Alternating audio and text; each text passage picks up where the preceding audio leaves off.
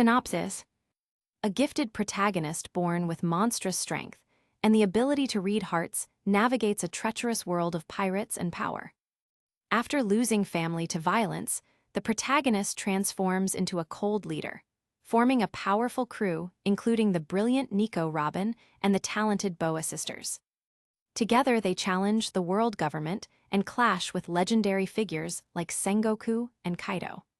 Moments of intense emotion arise as the protagonist rescues captives from slavery and guides them to become formidable warriors.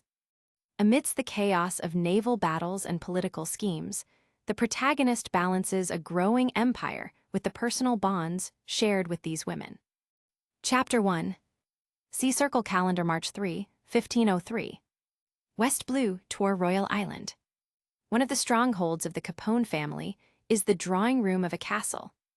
Sitting around the round table were the heads of the 5 West Blue mafia families, with Capone Bijé leading the meeting. They were discussing the only family not invited.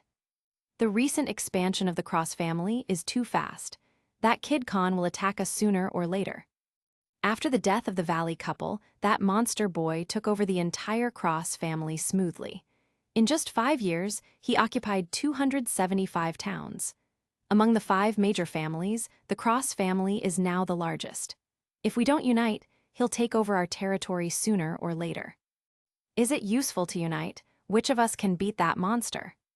Cross Kahn, it is rumored that he could stand when he was born, lift an adult with one hand before he was 1 year old, destroy a house with one punch at the age of 5, and has invulnerable skin. He took over the family at 6 and ate a zoan, dragon fruit, phantom beast, and dragon form at 10. How do we deal with him? It's just a rumor. Who knows if it's true? Even if exaggerated, it's true he has a mythical zoan. Otherwise, why would the Marine offer an 80 million bounty when he was 6 and 300 million berries last year? What are you afraid of? I bought some sea stone recently. As long as we trap him in a sea stone cage, even if he's called a walking disaster, he'll be a lamb to the slaughter. Capone Bijé, the initiator of the meeting, sneered secretly with a cigar in his mouth. As the 3 heads argued, the more aggressive one, who proposed to attack Cross Kahn, suddenly turned to Capone Bijé and asked, "Bijé, you initiated this meeting. Any thoughts or suggestions?" Capone Bijé took out a pocket watch, checked the time, and smiled. "My suggestion is the same as yours, Ken. Unite, subdue Khan with the sea stone net, lock him in a sea stone cage, and throw him into the sea. Even if he's an invulnerable monster like the rumors, he'll drown." "Ha ha ha, you're right. No matter how powerful Khan is, he's just a person with abilities." Ken burst out laughing. Among the families present, Capone Bijé and Ken, the most powerful, chose to take the initiative. The 2 weaker heads, not wanting to offend Cross Kahn, puffed their cigars thoughtfully. Cross Kahn was strong and a natural monster. Before entering the Grand Line, the Marine offered a 300 million bounty, setting a record for the highest bounty in the world. But this monster had weaknesses. Cross Kahn has abilities. As long as he has devil fruit power, he is cursed by the sea and fears seawater and sea stone. If they set up a sea stone trap, they might solve this walking natural disaster, the overlord of West Blue. Thinking this, the 2 heads stopped opposing and prepared to vote. Boom! The door to the conference room burst open. A young man in a suit ran in, shouting in panic, "Father, it's bad. We found a giant dragon in the sky outside the island." "What?" The faces of the 4 heads changed dramatically. The 3 heads glared at Bijé. Ken, who underestimated Cross Kahn, asked in shock and anger, "Bijé, what's going on? How does Cross Kahn know we're here?" "I want to ask you the same." Capone Bijé looked angry, suspiciously eyeing the 3 heads. "This meeting was secret. No one knew except my godson. Who's the mole?" Roar! Before they could accuse each other, a deafening dragon's roar exploded around them. The sound waves pierced their ears, making them cover their ears. Even the windows shattered from the sound waves. Boom! A loud thud echoed as something heavy hit the ground. "What are you doing? Run!" Capone Bijé yelled, and was the first to escape the meeting room. When the 3 heads rushed out, they found Bijé had already disappeared in the corridor. Boom! The entire castle shook violently. The ceiling didn't collapse, but was thrown out along with half the castle. When the ceiling vanished, the three heads looked up and saw a huge dragon head with narrow red eyes staring at them. The dragon's head was blue, and its eyes were narrow red vertical pupils. See Cross Kahn. Seeing the dragon head with a human-like, mocking expression, Ken, who had been so arrogant and confident, was the first to crumble, falling to the ground in fear and calling out the name of the giant dragon as big as the castle. "It's not easy, but I've finally caught you three old foxes," the dragon sighed. "Three?" Ken and the others were stunned for a moment. Then, their fear turned to anger. "That guy Bija was working for you." "You guessed right, you can die knowing the truth." The giant dragon nodded, then raised its enormous claw and slammed it down on them and the remaining half of the castle. The three heads couldn't even beg for mercy before the impact. Boom! Another deafening crash followed. The last half of the castle was reduced to ruins by the dragon's claw. The size of the dragon's claw wasn't particularly large, roughly the size of a small sailboat. Yet with just one strike, half the castle was blown away, and the remaining half was crushed to rubble. The sheer destructive power of the dragon's claw was terrifying. After burying the three heads and everyone else in the castle with one blow, the giant blue dragon, as tall as half the castle, began to shrink rapidly. In a short while, the huge blue dragon transformed into a young man. This boy appeared to be only 15 or 16 years old, but stood at 1.85 meters tall. Like the blue dragon, the boy had short blue hair and red eyes and wore a white suit. At this moment, his body emitted a faint blue light, his short blue hair moving as if blown by a breeze, and his entire body floated in the air. This young man, who had an 80 million Baileys bounty before entering the Grand Line and last year received a bounty of 300 million, was known as the walking natural disaster, the recognized overlord of West Blue, and the head of the Cross family, Cross Kahn. Chapter 2. Kahn is an incredibly lucky time traveler. In his previous life, he was a translator fluent in 3 languages. One day, Kahn woke up to find he had turned into a baby and had been transported to the world of pirates. But Kahn wasn't alarmed at all. When he first opened his eyes, he could hear his parents' voices. After being touched by them, he could read their memories. This ability revealed to him that he had traveled to the world of pirates. This power was natural observation haki, rarer than Conqueror's haki.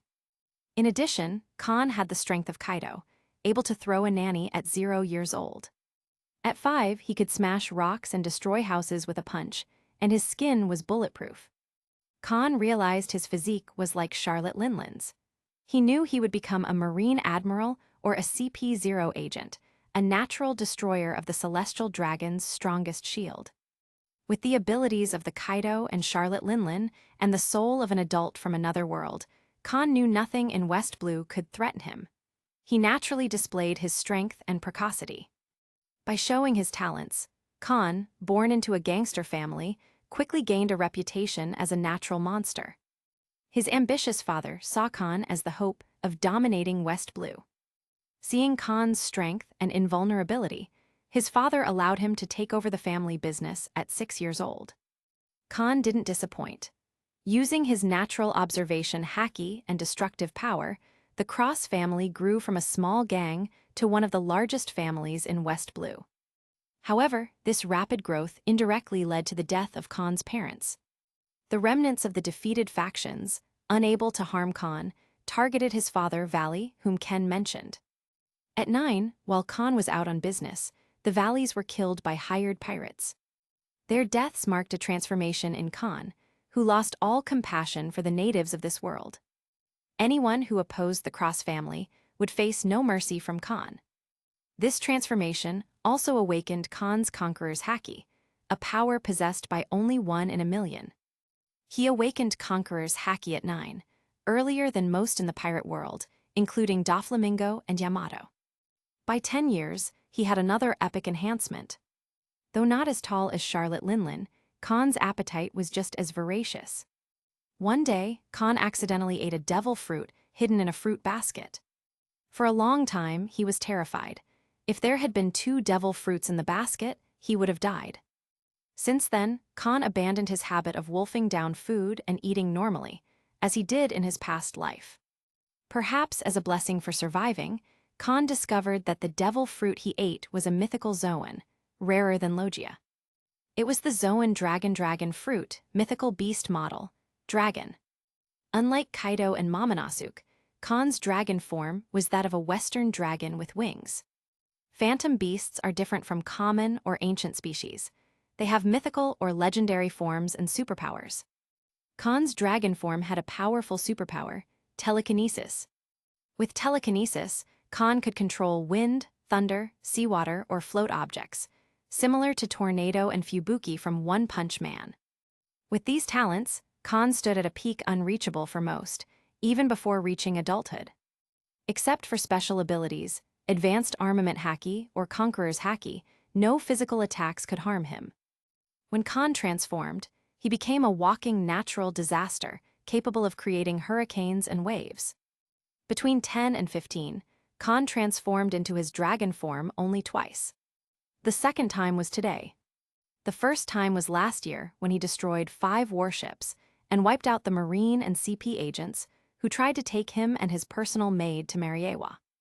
Though no one knew about this incident, it led to Kahn's second bounty, raising it to 300 million berries, breaking West Blue's bounty record. Before Kahn, no one in West Blue or even in the world had such an exaggerated bounty before entering the Grand Line. Even in the worst generation of the later Sea Circle calendar in 1520, excluding Blackbeard, a monster added later, only 2 supernovas, Luffy and Kid, had bounties exceeding 300 million. Kahn's bounty, even after more than 10 years, remains among the top 3 supernova levels. In this era, no matter when Kahn enters the Grand Line, he will be the number 1 supernova of his generation. When the Marines gave this bounty last year, it caused a sensation worldwide. Ace originally caused a worldwide sensation in the first half of the Grand Line before entering the New World. Kahn's impact was even more significant. Before entering the Grand Line, he caused a sensation globally. When various forces began investigating Kahn, they fell silent for a while. This included the Marine and CP organizations. If anyone else dared to wipe out 5 warships and a large number of Marines and agents, the world government and naval headquarters would launch a buster call against them. But since last year, Kahn hasn't been harassed by the Marine or CP. Although many people in his territory are undercover agents arranged by the CP organization, neither the Marines nor CP agents dare to fight Kahn. A natural-born destroyer like Charlotte Linlin, who also ate the Zoan dragon fruit mythical beast model. What kind of concept is this? It's well known that any devil fruit power relies heavily on physical strength. In the pirate world, physical strength is akin to chakra in the Naruto world. The physique of a natural destroyer is equivalent to the body of a sage in the Naruto world, and he was born with it. If the superpowers of mythical Zoans are the forbidden techniques in the Naruto world, then Kahn, who has the body of a sage, is like Uzumaki Naruto, using forbidden techniques as easily as eating. That means others need to grow, but Kahn doesn't. Against a monster that can fly, create hurricanes with telekinetic power, and cause massive waves, unless an admiral is dispatched, sending more troops will only increase unnecessary casualties. Even if an admiral is dispatched, catching the flying dragon might be impossible. In this era, admirals are still Zephyr and Sengoku. The next 3 admirals are just vice admirals. So, even though Kahn has become a significant threat, the Marine and CP organizations didn't dare to continue attacking him. And this is just what the Marine and CP organization know, that Kahn has a physique like Charlotte Linlin and ate a mythical Zoan, rarer than Logia. They didn't know that, besides the templates of Charlotte Linlin and Kaido, Kahn also had abilities similar to that of Red Earl, Eat the Bat Fruit, Model, Vampire, and Natural Observation Haki. Moreover, this Natural Observation Haki, after being fused with telekinesis, makes Kahn's observation haki, like Enel's, the only one of its kind. In addition to hurricanes and waves, Kahn actually has a stronger hidden trump card. This is a monster that has caused headaches for the overlords of the sea before even entering the Grand Line. Chapter 3. Rumbling. Kahn, who was floating in the air, raised his right hand, emitting a blue light. The ruins in front of him suddenly shook violently. Pieces of gravel, large and small, were wrapped in a layer of blue light and then floated up, defying gravity. After a while, several men, their entire bodies protected by blue masks, floated out of the ruins. When their feet touched the ground, the blue masks on their bodies disappeared. These men in suits were Capone, his godson, and his personal guard. "Boss." Approaching the floating Kahn, Capone bowed his head respectfully and greeted him. "Thank you, Bajeh." With his hands in his pockets, Kahn said to Capone, "Those 3 old foxes are dead, and their family will be leaderless in the future. This is the best time to take action against them, and it is also my final test for you. I'll be leaving the West Blue soon, and hopefully, next time I come back, you've unified the West Blue gangs. I won't let you down, boss." Capone looked up at Kahn with determination in his eyes. "Good." Kahn nodded, then took out an envelope and threw it to Capone, continuing, "Our relationship is unknown, and there are a large number of undercover agents in the territories where I've planted flags. Among them are many CP agents from the world government. They can't get onto my ship, so they pretend to be weak on those sites and collect information about me while paying the protection fee. The list in this envelope contains the names and identities of those undercover agents. I will announce my entry into the Grand Line when I get back. After you lead the Capone family to take over the territory where the Cross family left off, if you find these undercover agents still there, you can keep an eye on them. Try not to expose our relationship. If you encounter unsolvable problems, you can use the Den Mushi to contact me." Capone nodded seriously. "Yes, boss." "Be careful, don't die." After leaving those final words, the blue light on Kahn's body suddenly became dazzling. Then a blue streak rose into the sky, and Kahn flew away from the island. Capone, a member of the original Worst Generation. Kahn recruited him when he was 6 years old. That year was C Circle Calendar 1494, and Capone was still a 14-year-old boy. To ensure someone would protect his parents after he left West Blue, Kahn decided to raise Capone secretly. After his parents were killed, Kahn did not stop training Capone. However, the subsequent training was different from before. Initially, the training was to make Capone the bodyguard for his parents. Later, the training aimed to make Capone his money-making machine. Apart from Kahn's personal maid, only Capone godson and 2 personal guards knew of their relationship. Kahn, who can read people's hearts, also knew that Capone, his godson, and his personal guards were trustworthy. Even if Capone loyalty deteriorates in the future, Kahn can get rid of him as easily as a sigh of relief. Since the death of his parents, he had no ties to the sea area. When he reached the Grand Line, Kahn planned to develop the Cross family to a level far beyond the Dunquixote family. After flying dozens of nautical miles from Tor Royal Island, Kahn saw a sailboat on the sea and landed immediately. This sailboat was blue and white, with a blue dragon head on the bow, and was a medium-sized 2-masted vessel with a Tianlong flag. This sailing ship was the main ship of the Cross family, the Grantine. It was also the headquarters of the Cross family. Since the death of his parents, Kahn had left the island where he grew up and embarked on a journey of planting flags everywhere.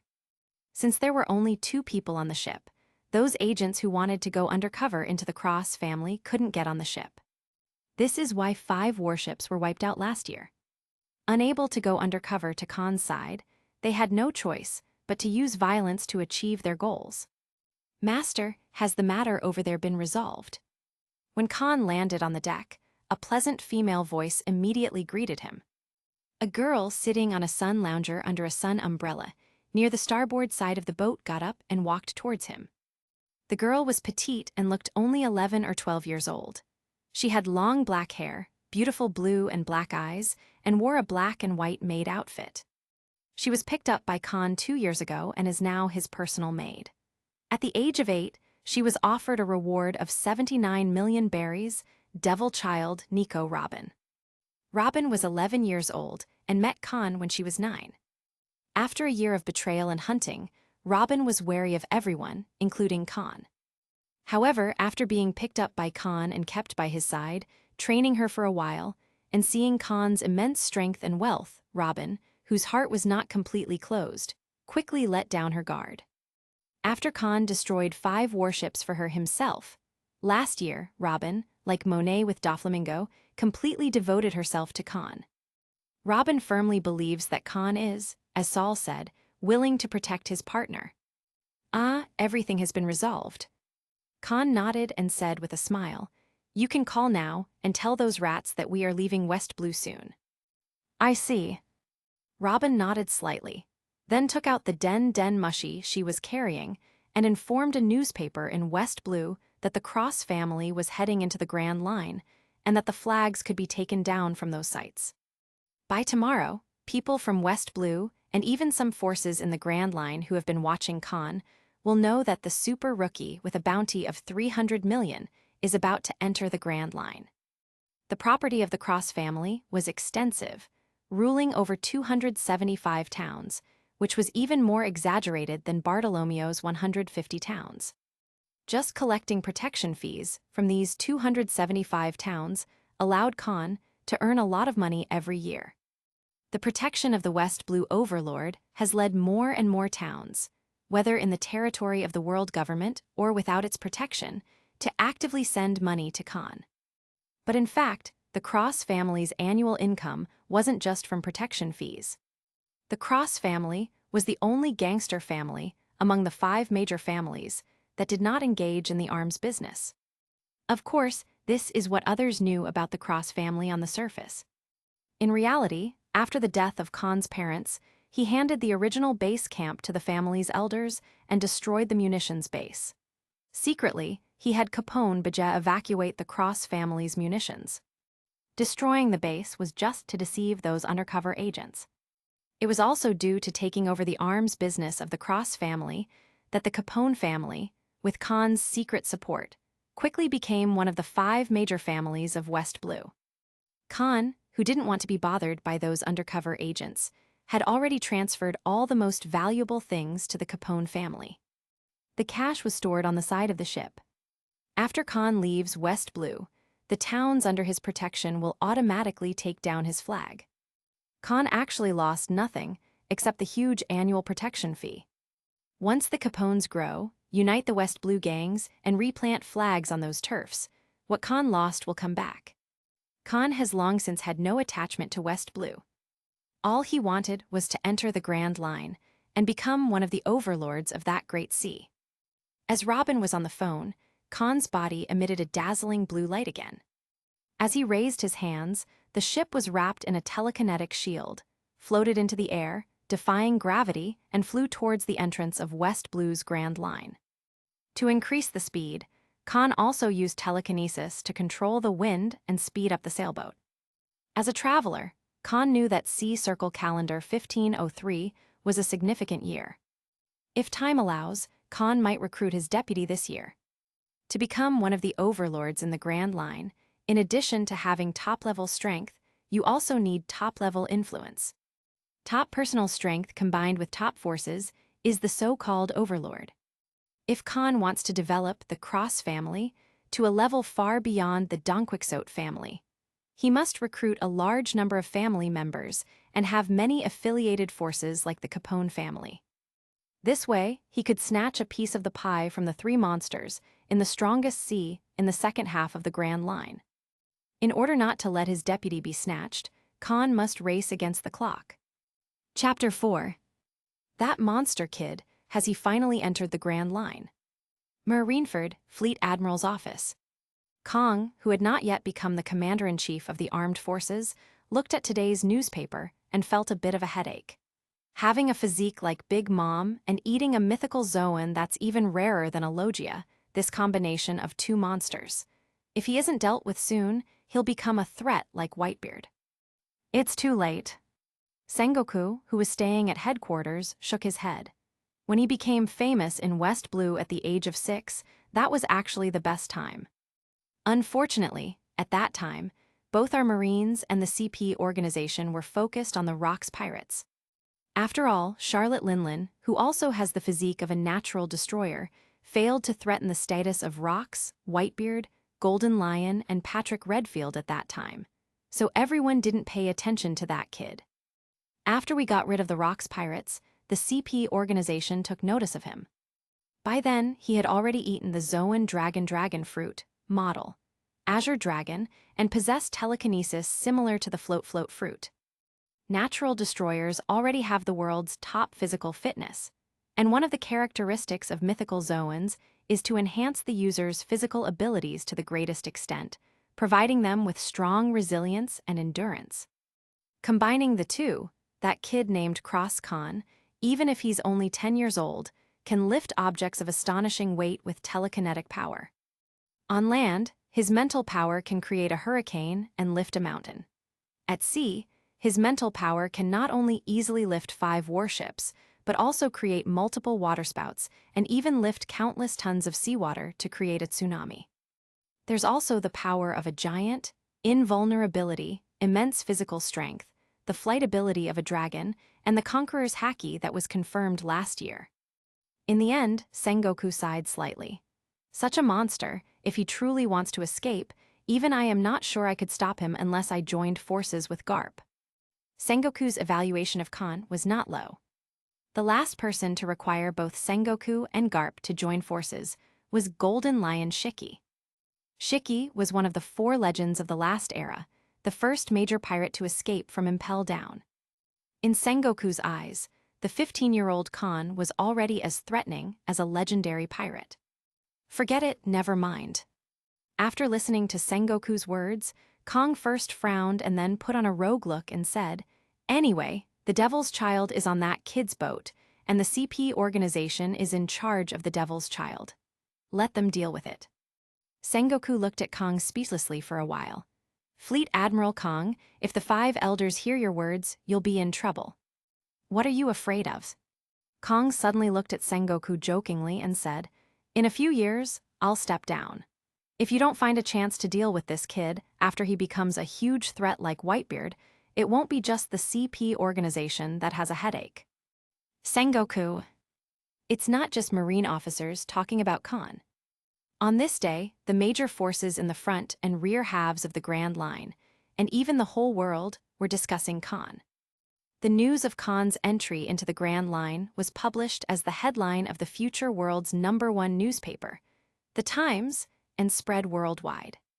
Anyone who bought today's Times would see a bold headline on the front page, which read, "The strongest supernova in history, the man with 2 monster templates, walking calamity, Cross Kahn." The cover image of the headline is a photo of 3 people. They are Walking Calamity, Cross Kahn, Big Mom, Charlotte Linlin, and Beast King Kaido. Underneath the photo is text that takes up an entire page. These texts describe Kahn's rumors in detail and introduce all his abilities, except observation haki. Those who read the news discovered that the boy who caused a sensation in the world last year was a born monster. He was able to stand at birth, lift an adult before he was 1 year old, and by the age of 5, possessed infinite strength and invulnerability. He started to take over the family's gangster business at the age of 6, ate a mythical Zoan fruit rarer than a logia at the age of 10, and ruled more than 200 towns in West Blue by the age of 15. Moreover, his characteristics of infinite strength and invulnerability were the same as the long-famous pirate queen, Big Mom, Charlotte Linlin's. His fruit ability was also the same kind of mythical Zoan as Beast King Kaido's. With such potential, it's no wonder this boy was offered a bounty of 300 million berries before he even entered the Grand Line. Cross Kahn, who has 2 monster templates, will, as long as he does not die while growing up or is not captured, sooner or later become a pirate as formidable as Big Mom, Charlotte Linlin, and Beast Kaido. With the death of Rox D. Zebek, Shiki's withdrawal from the world's strongest stage, and the arrest of Patrick Redfield, Whitebeard is already the king of the sea in this era of great pirates. After Whitebeard, the two most prestigious pirates are Charlotte Linlin and Kaido. At their current rate of development, Charlotte Linlin and Kaido will become Yonkos on par with Whitebeard in a few years. At that time, the new world will enter a three-way struggle for dominance. As for Cross Kahn, a super rookie with the potential to be a Yonko, once he fulfills all his talents, he will definitely be a future Yonko of the seas. They are witnessing the future pirate Yonko, officially starting his voyage around the Grand Line. Under the praise of the times, Kahn, who has just entered the Grand Line, has become the most dazzling supernova. Chapter 5. The strongest supernova in history. On the lawn deck of the ship, Kahn was lounging on a single sofa, holding a cup of black tea made by Robin in one hand and today's newspaper in the other. After a casual glance at the headline, Kahn tossed the newspaper aside, grumbling, "That bird brain will write anything for sales. Isn't he afraid of offending two people at once?" Kahn knew he didn't deserve the title of the strongest supernova in history. Before he crossed over, One Piece had just started its final chapter. At that time, the strongest supernova in history was the pirate queen Big Mom, Charlotte Linlin. She had a bounty of 50 million berries when she was 6 years old, which rose to 500 million berries a few years later. A few years typically means more than 3 years but less than 10. So, when Charlotte Linlin's bounty reached 500 million berries, she was no older than 15, maybe even younger. Kahn is also 15 years old this year, but his 300 million bounty in West Blue is nothing compared to Charlotte Linlin's 500 million bounty in the New World. Morgan's exaggerated praise can easily offend people. If it weren't for the time when Charlotte Linlin became famous, which was when the Rocks pirates hadn't reached their peak, this would be a different story. But now, not only is the Rocks era over, but so is Rogers. Morgan's newspaper would not only offend Charlotte Linlin and Kahn, but it would also be ridiculed by the world. As it stands, the newspaper only offends Charlotte Linlin and also makes Kahn a target. Kahn could already imagine that as soon as he landed on an island, those seeking fame would do everything they could to assassinate him. The reasoning is simple. If I kill the world's strongest man, I become the new world's strongest. Similarly, if I kill the strongest supernova in history, then I become the new strongest supernova in history. Unless Kahn proves himself on the Grand Line, those idiots will keep coming after him. Of course, fame has its perks. Kahn only needs to go to a crowded place, raise his arms, and he could quickly form a large crew of thousands. But he won't do that. Feeding thousands of people every day costs a fortune. And a large fleet, like Don Krieg's 5,000-man fleet, is vulnerable. If they encounter a powerhouse like Hawkeye, he could decimate them with a few swings of his sword. "Master, here are the items." Just as Kahn finished complaining, Robin approached with a small wooden box in both hands. Taking the box, Kahn opened it. Inside were 10 glass balls, 3 ordinary log pose and 7 eternal pose. West Blue, North Blue, and South Blue are different from East Blue, which is the weakest sea. The former sees a large number of pirates entering the Grand Line every year, while the latter fears the Grand Line, calling it the graveyard of pirates. In East Blue, a bounty of 30 million berries would break records. In the other 3 seas, pirates with bounties over 50 million or even nearly 100 million appear every year. Therefore, the Grand Line is not a mysterious place for those from West Blue. After his parents' death, Kahn decided to enter the Grand Line. If it weren't for training Capone, Bijet, and Robin, he would have ventured there alone at the age of 10. These 10 glass balls were also bought by Kahn when he was 10 years old. Now was the time to use them. Taking out one of the glass balls, Kahn placed it on the tea table in front of him and then waved his hand. Whoosh! As the blue aura of his thought power emerged, a gust of wind suddenly filled the open sails. The ship, which had been moving slowly, suddenly increased in speed, advancing rapidly like an arrow piercing through the air. The capital of Waters, Water 7. "Master, are we going to remodel the ship?" Robin asked curiously, glancing at the letters on the eternal pose. "No, we're heading to the Sabyati archipelago," Kahn replied. I'm choosing the Water 7 because it's one of the islands closest to Sabyati. Hearing this, Robin nodded in understanding. She didn't ask Kahn what he planned to do at Sabyati Archipelago, but instead picked up the teapot and refilled Kahn's cup with black tea. Then, standing behind him with her hands crossed in front of her chest, she used her Hana Hana no Mi fruit powers to create several arms that appeared out of thin air on the sofa, helping Kahn by massaging his shoulders, legs, and head. Kahn closed his eyes, enjoying Robin's massage skills. After their lunch break, Kahn began guiding Robin in her training. In his previous life, he had been a hopeless maid connoisseur. After taking Robin under his wing, he was determined to train her to be an all-around maid. As one of the brightest women on the sea, Robin did not disappoint Kahn. In 2 years, she had become an exceptional maid. The ship is a medium-sized brig over 100 meters long, with 5 cabins, 3 below deck and 2 above. Cleaning such a large ship took a lot of time, but Kahn didn't hire anyone else. He and Robin managed all the housework. Psychic power, natural observation haki, and the Paramecia Hana Hano no Mi fruit allowed Kahn and Robin to sit on the deck and chat while cleaning the entire ship. In addition to being skilled in all household tasks, Robin's strength had surpassed her original self. At 11 years old, she was stronger than her 28-year-old self from the original story. This dramatic change in just 2 years was thanks to Kahn's guidance. Being a time traveler is Kahn's secret, as is his natural observation of haki. No matter how close he was to someone, Kahn never revealed his identity as a time traveler. Similarly, he would never reveal his natural observation of haki, which had the ability to read minds unless discovered. Reading minds has 2 abilities. One is reading memory. By touching the target's body, he can read their memories. The more memories read, the more haki is consumed. This is an active skill. The second is seeing through people's hearts. All targets in Kahn's vision and perception range, no matter what they are thinking, will have their thoughts read by Kahn. This ability consumes very little haki, making it a passive ability that is always on.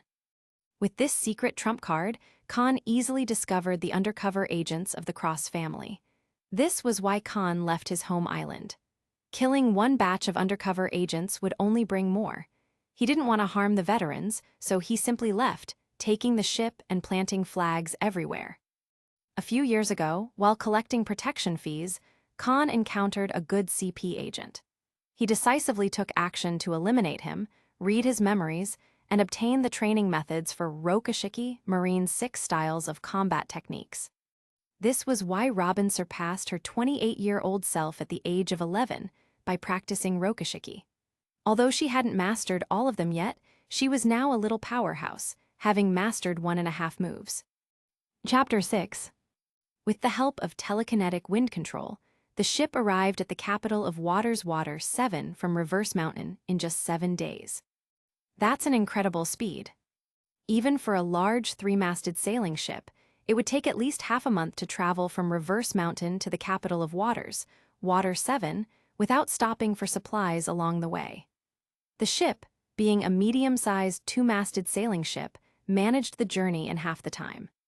This demonstrates just how fast the ship can move. In this age of sail, the power of the wind is crucial. Among Logia devil fruits, the Logia wind fruit would be considered one of the top devil fruits. Robin, go see if there's a black market stronghold on this island, Kahn instructed. After docking the ship, Kahn and Robin rented a bull and made their way to the central street of the capital of waters. To train Robin, Kahn did not use his unique observation, haki, and instead relied on Robin, who was carrying a metal box. Yes, master, Robin responded, nodding slightly. They arrived at the most luxurious hotel on Central Street and secured the most exclusive suite. After placing the metal box in the suite, Robin left to gather information. Kahn sat on the balcony sofa, releasing his innate observation of haki combined with telekinesis. Similar to Enel's mantra, it could not only eavesdrop on conversations, but also read the perceptions of the heart, enveloping the entire capital of waters. Furthermore, Kahn, like a deity, could use telekinetic power to control all objects within his perception range. If someone tried to sneak aboard the ship, Kahn could lift the thief with just a thought or use telekinesis to eliminate air friction and launch a stone at sniper speed to incapacitate the intruder. This is why Kahn felt secure in breaking down the ship and leaving Robin to gather intel alone. As long as he didn't encounter a super strong opponent, Kahn was confident he could protect the ship and Robin from afar. Over the past 2 years, Robin had gained a good understanding of Kahn's abilities, except for his mind-reading observation haki. She also knew Kahn would secretly protect her. However, Robin didn't rely on Kahn's ultra-long-range protection.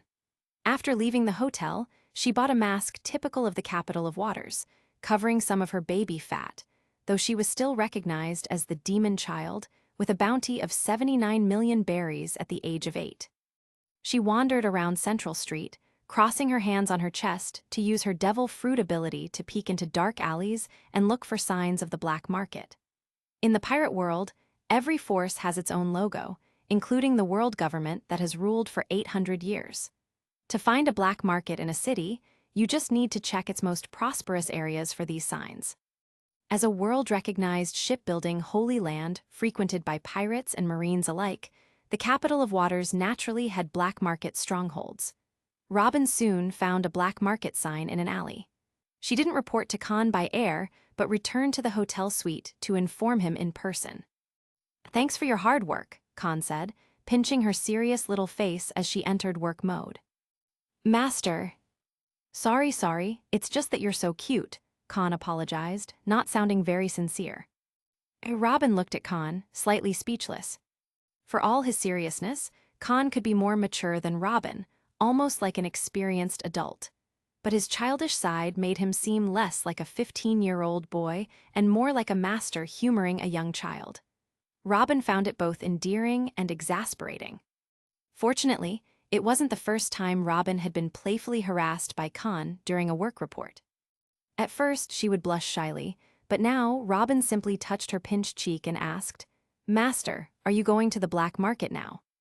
"Yeah," Kahn nodded, standing up. "I hope the black market here has a little surprise for me."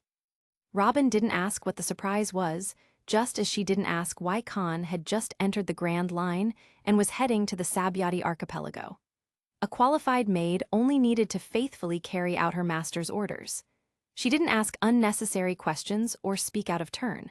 When her master wanted to share something, she would know. Robin's smart mind and calm personality would have made her an elite in any profession. In just 2 years, she had become the perfect maid Kahn had envisioned in his previous life. Leaving the hotel, Kahn and Robin approached the door marked with the black market sign. Knock, knock. The door quickly opened to reveal a fat middle-aged man in a black suit. The man carefully examined Kahn and Robin, a look of astonishment flashing in his eyes before his attitude became enthusiastic. "Welcome, distinguished guests, please come in." He gestured for them to enter, clearly recognizing Kahn's identity. Kahn, reading the man's mind with his heart-piercing observation haki, led Robin inside without changing his expression. The middle-aged man then looked around, took down the black market sign at the door, locked it, and guided Kahn and Robin to the living room on the 2nd floor. Each black market has its own style. They aren't uniformly dark and dirty or smoky places. This particular black market was a residence with a simple exterior and lavish interior, with only the middle-aged man present. Without the sign at the door, no one would know this was a black market stronghold.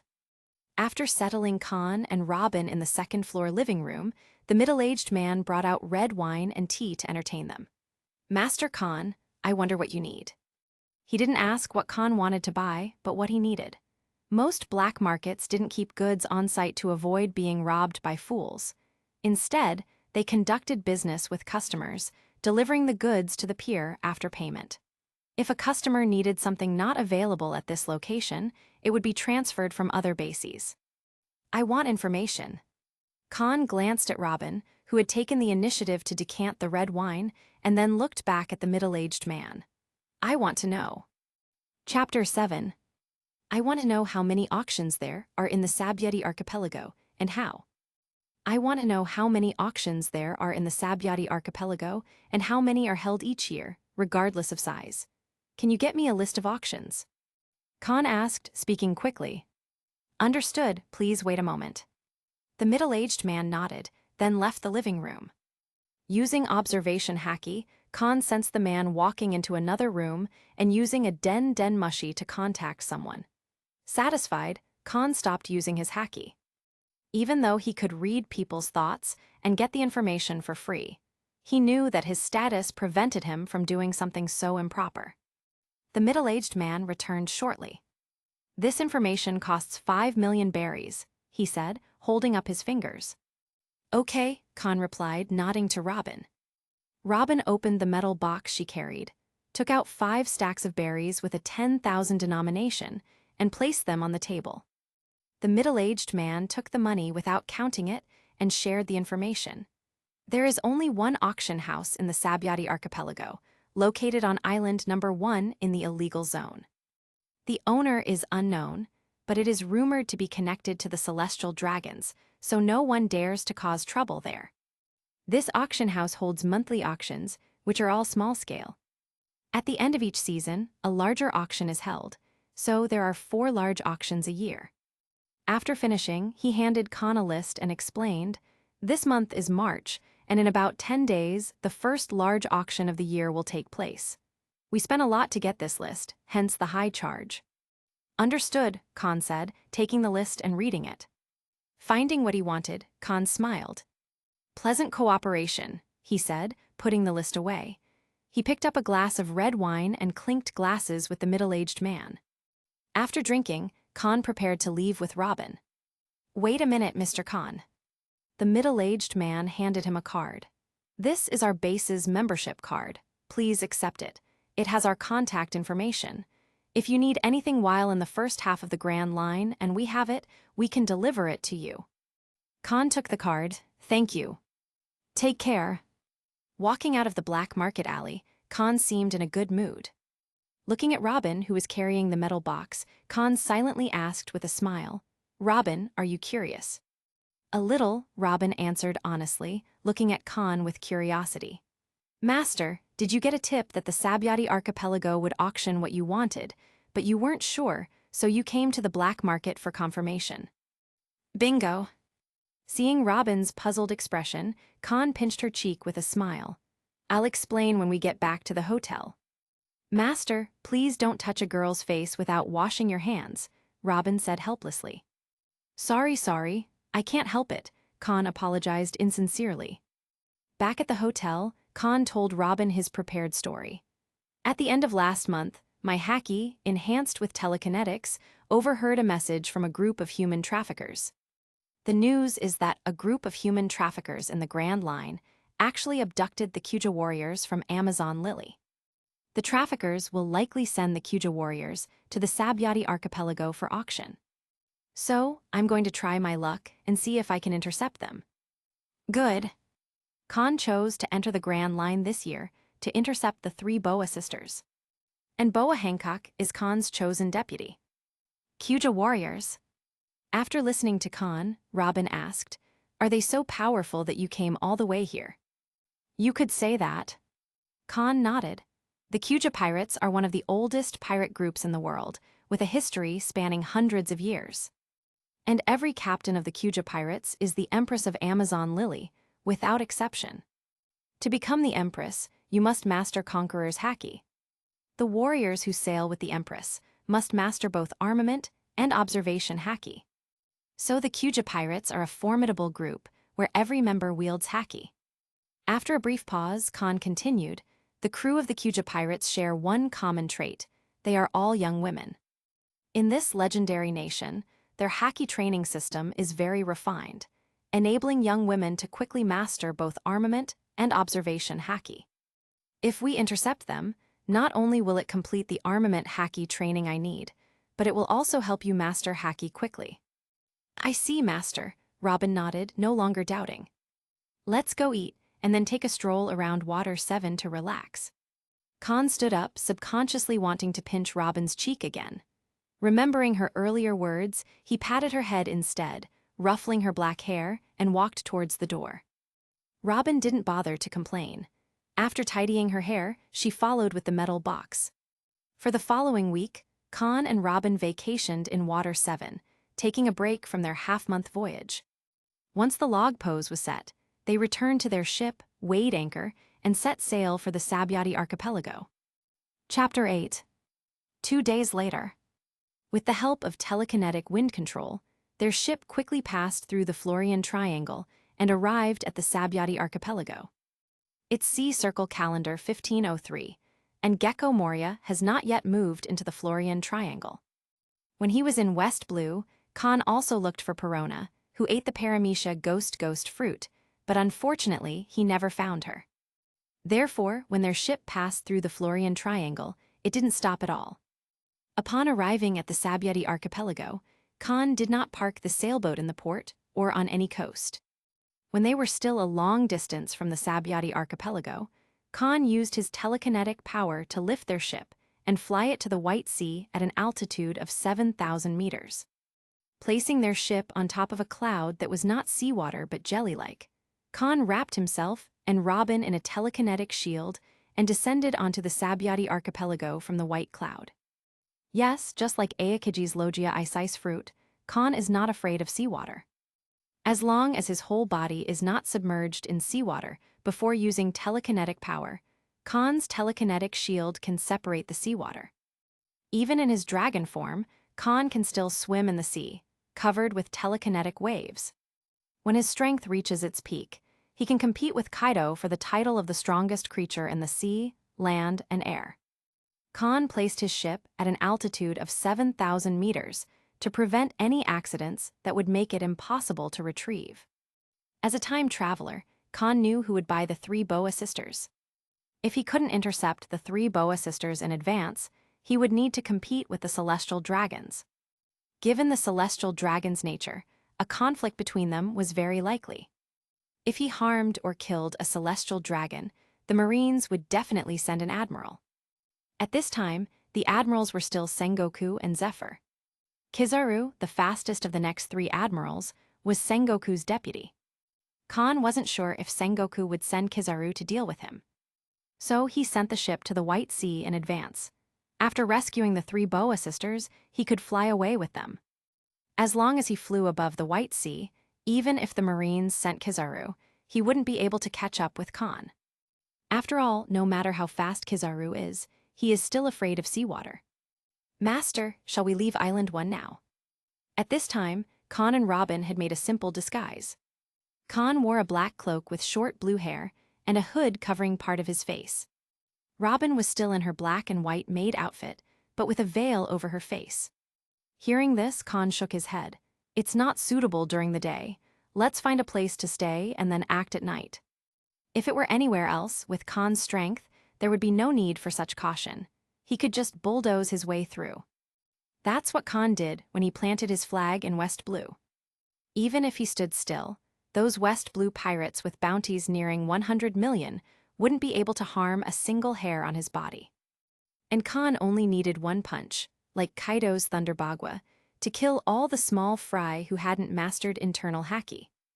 But the Grand Line is not West Blue, and the Sabyati archipelago is a very special place. On it is the world government that has ruled the world for 800 years, and next to it is Marine Headquarters, which maintains the order of the sea and represents justice. There are very few people in this world who can hurt Kahn, but in these 2 places, there are at least a dozen who can break through the defenses of Kahn's natural destroyer body.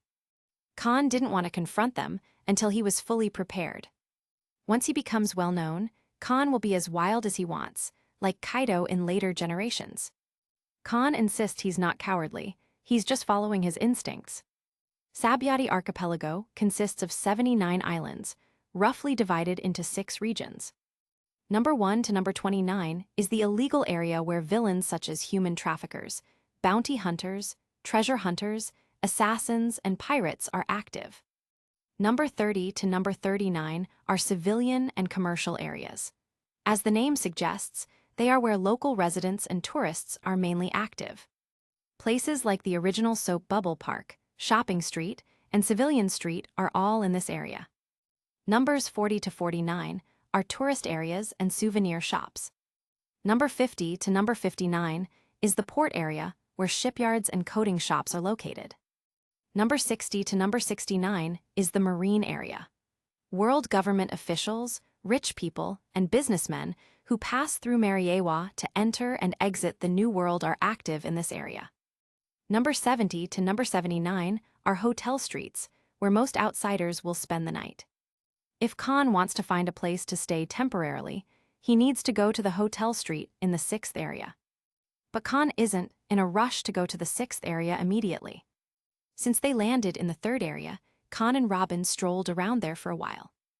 They rented a 2-person bubble car and went to the specialty stores in the 4th area to buy some necessities.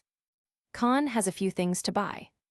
One is the material for making vivre cards, which is one of the specialities of the New World. The first half of the Grand Line can only get them at Sabyati Archipelago and Fishman Island. The second is coral bubbles, a speciality of Sabyati Archipelago and Fishman Island, which can create a bubble similar to a telekinetic hood. Unless it's physical damage, even the deep-sea pressure below 10,000 meters can't crush these bubbles. The third is the material for making an eternal pose. Just like the vivre card, the eternal pose can also be made. Members of the Roger Pirates once secretly made an eternal pose to Raftel, which was discovered by Roger and thrown into the sea, later found by Douglas Bullet in the stomach of Sea Kings. After Kahn finished buying these 3 items, night had already fallen. Kahn drove Robin in a bubble car to the hotel street in the 6th area and booked a suite in a relatively luxurious hotel. When it was early morning, Kahn, having eaten, drunk, and played cards with Robin in the room, finally started his mission. He and Robin simply disguised themselves and left the hotel with the metal box. After reaching a deserted area, Kahn used telekinetic power to support Robin, and they flew at a low altitude in the night, reaching island number 1 in the 1st area within half an hour. "You wait here, I'll be back soon." Landing under a towering tree, Kahn instructed Robin. Robin nodded slightly and stepped into the shadow of the tree hollow. Kahn's figure disappeared like a ghost. When he reappeared, he had infiltrated a large, dark building.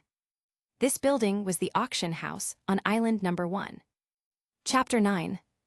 Just like the auction house held by Doflamingo in later years, this auction house also mainly deals with slaves. Nobles, whether small-time or celestial dragons, have a fondness for slaves. Their status is often measured by the quality and number of slaves they own. As a result, the Sabyati Archipelago, the celestial dragon's backyard, has the highest concentration of human traffickers. There are even more human trafficker groups than bounty hunters. When bounty hunters can't make a living, they often turn to human trafficking. This makes the 1st area's illegal zone extremely dangerous for pretty girls, who risk being kidnapped by human traffickers or bounty hunters and sold at the auction house or elsewhere. Marines turn a blind eye to these activities due to the influence of the celestial dragons. With only a few days left before this season's auction, most items have already arrived at the auction house. The slaves set to be auctioned are fed well during these days to ensure they fetch a good price, as malnourished slaves don't sell as well. The auction house likely operates under the celestial dragon's protection. Despite many strong captives, there are no guards to keep them in line. Using his unique perception, Kahn quickly found the 3 boa sisters locked in a cage, causing his red pupils to shrink in anger. Boom! An invisible wave of energy erupted from Kahn, sweeping through the auction house. In an instant, everyone except the 3 boa sisters fell unconscious, no matter their strength.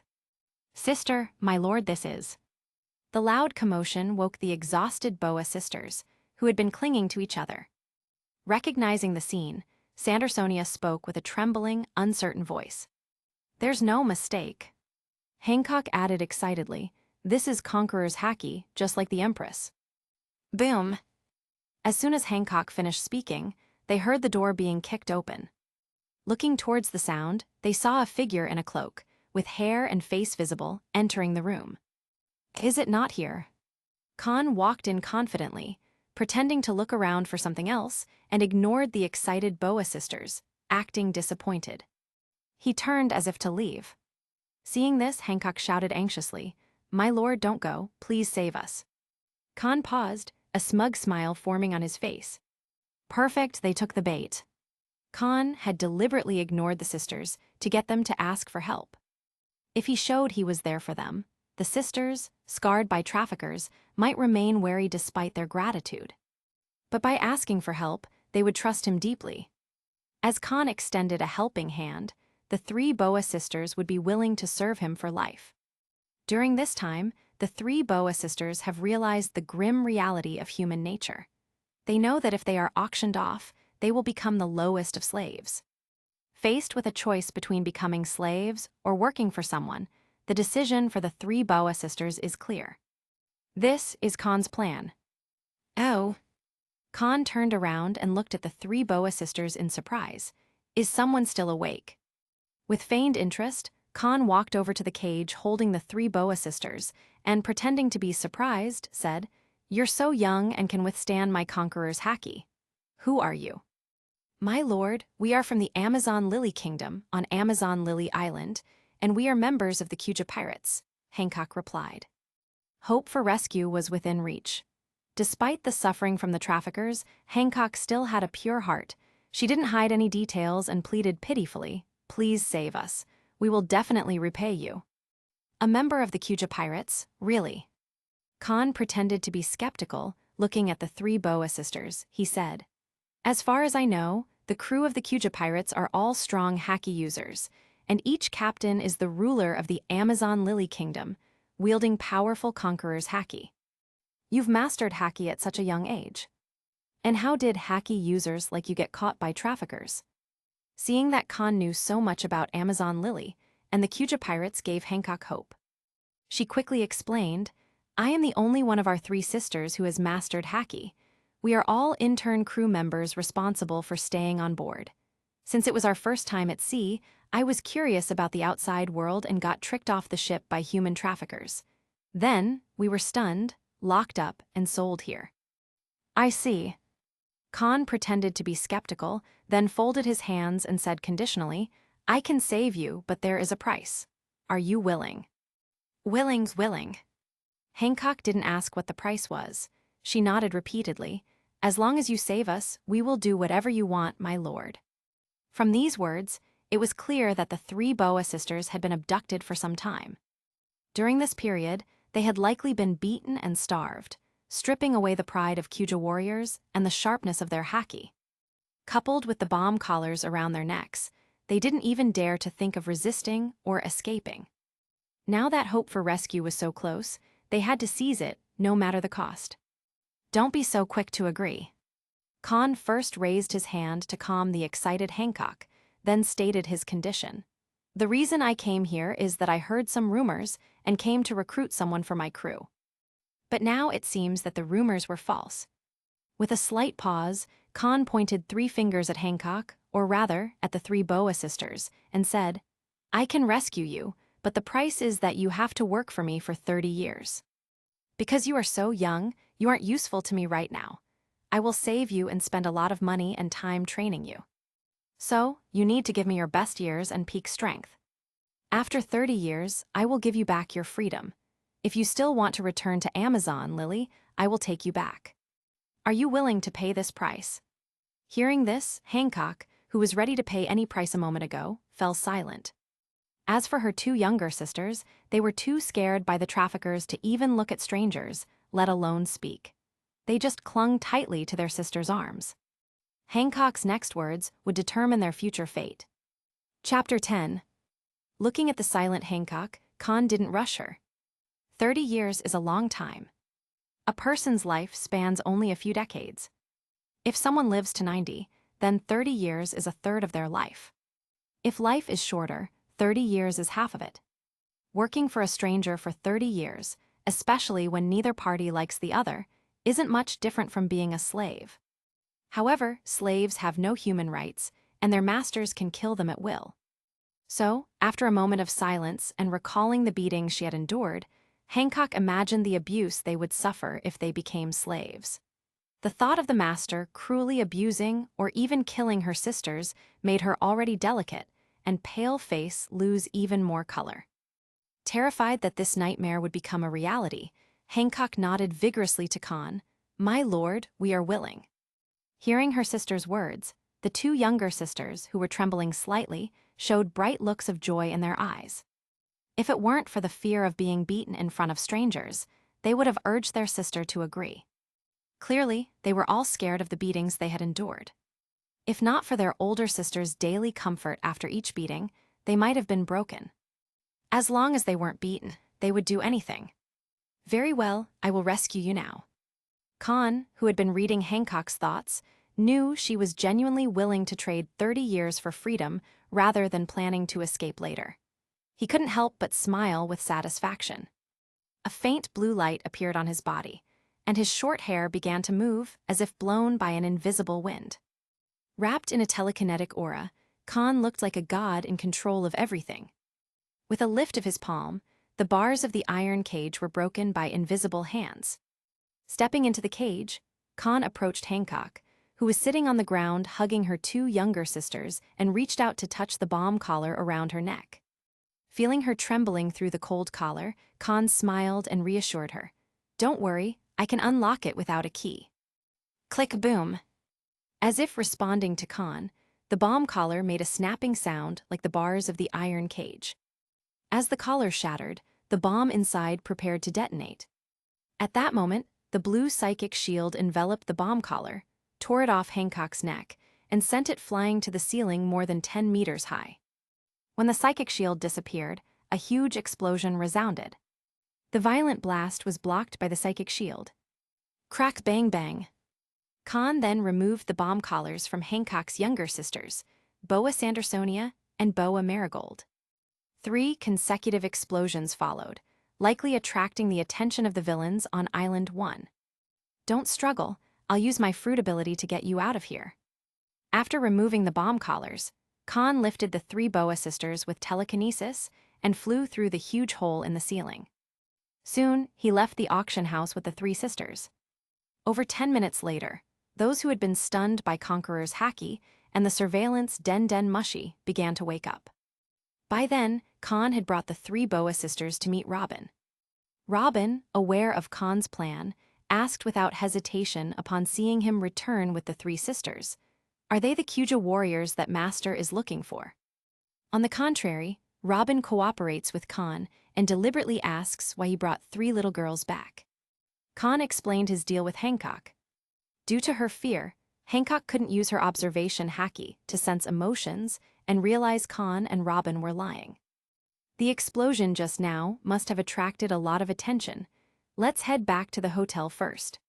Before Robin could introduce herself to the 3 Boa sisters, Kahn lifted them with telekinesis and flew towards the hotel street. Using his unique perception, Kahn avoided everyone along the way and smoothly returned to the 6th area. "Everyone, please introduce yourselves." After returning to the suite, Kahn asked the Boa sisters to wash up in the bathroom. Once they had showered and changed into maid outfits provided by Robin, Kahn looked at them and introduced himself with a smile. "My name is Cross Kahn. This is my personal maid, Nico Robin. How about you?" "My name is Boa Hancock," she replied. Because her 2 younger sisters were still shy and withdrawn, Hancock introduced them. "These 2 are my younger sisters. The one on the left is my second sister, Boa Sandersonia. You can call her Sonia. The one on the right is my third sister, Boa Marigold. You can call her Mary." "Got it." Kahn nodded slightly and said, "For the next 30 years, you will be my maids like Robin. From now on, you will be under Robin's guidance, and you will call me Master like she does." "I understand, Master," Hancock replied timidly. "Don't be so nervous. I won't beat you like the traffickers." Seeing Hancock become tense due to the change in address, Kahn smiled and comforted her. "If I intended to treat you as slaves, I wouldn't have removed your bomb collars. And with my strength, even if I wanted to harm you, you wouldn't be able to resist, right? Stay close to Robin and learn from her. Once you recover, I will teach you powerful physical skills and help you improve your strength. Only by improving your vision and strength can you avoid such situations in the future." Looking at Kahn with a gentle smile, Hancock seemed to sense his sincerity. Her tense body slowly relaxed. Her delicate and beautiful cheeks, now clean and free of stains, showed a forced smile as she repeated from the bottom of her heart, "I understand, master." Seeing Hancock's reluctant smile and her sisters clinging to her arms, Kahn and Robin exchanged a silent look. "They're in your hands, Robin," Kahn said ambiguously. "Leave it to me, master." Robin nodded slightly, understanding Kahn's meaning. The three Boa sisters were deeply traumatized. Even with their newfound freedom, these shadows wouldn't disappear quickly. It was up to Robin, their senior, to help them through this. Chapter 11. Robin is definitely an expert when it comes to overcoming psychological trauma. At just 8 years old, everyone who was kind to her died, and a bounty of 79 million berries was placed on her head. She spent every day either running or preparing to run. Compared to Robin, whether it's Nami, Hancock, or even Shirahoshi, their tough childhoods seem easier. They at least had family members and people who loved them by their side. Robin, on the other hand, would have continued living that way for 20 years if she hadn't met Kahn. As a seasoned survivor, Robin is confident she can help the three Boa sisters overcome their shadows. The next day, Kahn entrusted the training of the three Boa sisters to Robin. He donned his cloak and returned to the lawless area. Using his unique perception, he searched for human traffickers and bounty hunter groups scattered across the islands in the illegal zone. Once he located the villains, Kahn stunned them from a distance with his conqueror's haki. Then, he approached them, read their memories using his observation haki, and began gathering information. Reading people's hearts is undoubtedly a magical skill. Even if Kahn had never watched One Piece or had forgotten all its plot points, he wouldn't worry. Collecting intelligence by reading people's hearts every time he visited a new island had become his habit. After reading the villains' memories, Kahn confirmed one thing: Rayleigh and Shaki had not yet settled in the Sabyati archipelago.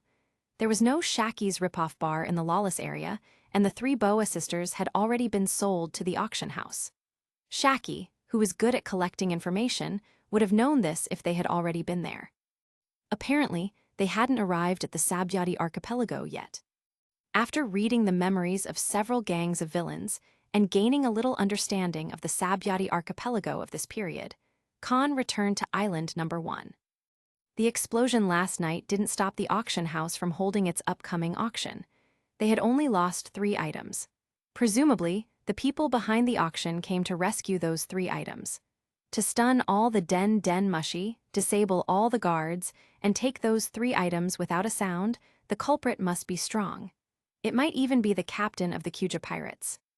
Even the Marines have been unable to handle the Kuja pirates for centuries. The culprit didn't release or destroy other goods, which was already quite merciful. So, after sending someone to repair the hole in the auction house, calm was restored. After sensing the auction house and not finding anyone with significant influence, Kahn decided to wait until the auction was over before leaving the Sabyati archipelago with Robin and the others. Kahn didn't free the other slaves because, first, he wasn't a saint, and second, he didn't want to disrupt the auction.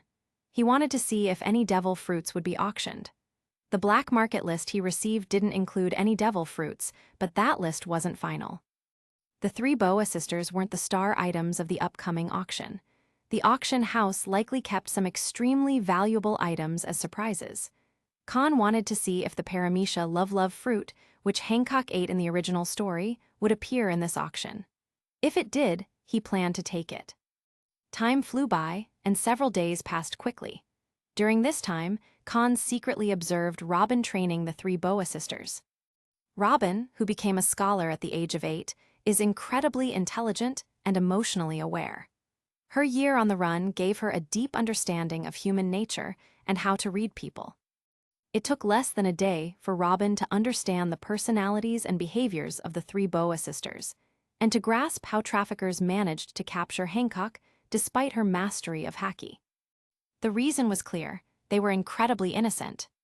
Robin realized that this innocence was common among the Kuja pirates and the people of Amazon Lily. This purity allows them to focus intensely on whatever they do, making their haki training remarkably effective. Helping such pure-hearted people overcome their trauma was easy for Robin. what had made the Boa sisters withdrawn and shy was their first encounter with evil. To counteract this, Robin knew she just needed to let them experience the good within themselves. So, Robin didn't act sternly, but instead was as gentle as an older sister. She chatted with the three Boa sisters to build a connection, sharing her own experiences to resonate with them. Early the next morning, Robin took the three Boa sisters to the business district, found a large clothing store, and bought them a lot of clothes. In just one day, Robin established herself as a kind, gentle big sister in their eyes. Innocent Hancock quickly regarded Robin as a friend, while Sonia and Mary saw her as an older sister and began to talk to her more. The friendship among girls can be that simple. Kahn watched Robin's approach with approval. Entrusting the training of the three Boa sisters to her had been the right decision. As the bond between Robin and the three Boa sisters strengthened, the auction for the first quarter of the year finally began. To avoid triggering the Boa sisters, Kahn attended the auction alone, leaving Robin and the sisters behind. When Kahn arrived, the auction was about to start. He found a seat in the back, near the entrance. These seats were elevated, giving Kahn a clear view of the floor below, where the celestial dragons sat isolated from everyone else. One celestial dragon, a skinny middle-aged man, caught Kahn's eye. Kahn didn't recognize him from the original story, indicating he was an unimportant character. With just a glance, Kahn turned his attention back to the stage, where the host was about to begin the auction. Chapter 12. An hour later, Kahn walked out of the auction room, slightly disappointed. His expression made it clear that the celestial dragons hadn't bought the three Boa sisters or the paramecia love fruit at this auction. The love fruit might not have been available in the auction, perhaps given to the celestial dragons by someone else or won by them in a bet with other celestial dragons. Kahn felt a bit regretful about not obtaining the love fruit. However, Kahn quickly calmed down after leaving the auction house. Even if he had managed to get the love fruit, he likely wouldn't have given it to Hancock. While Hancock has high compatibility with the fruit, which, combined with her charm, petrification abilities, and conqueror's haki, would make her a formidable pirate, second only to Charlotte Linlin, Kahn had different plans for her. Kahn aspired to train Hancock to be as strong as Silver Rayleigh, Ben Beckman, or Roranoa Zaro, one of the strongest lieutenants, nearly as powerful as the captain or just slightly weaker. If he found the devil fruit, he'd keep the love fruit to train a regular crew member later. If he couldn't find it, he'd give it to Hancock, letting her growth path mirror the original story. But now, with the hope of getting the love fruit almost gone, Kahn had only one choice left.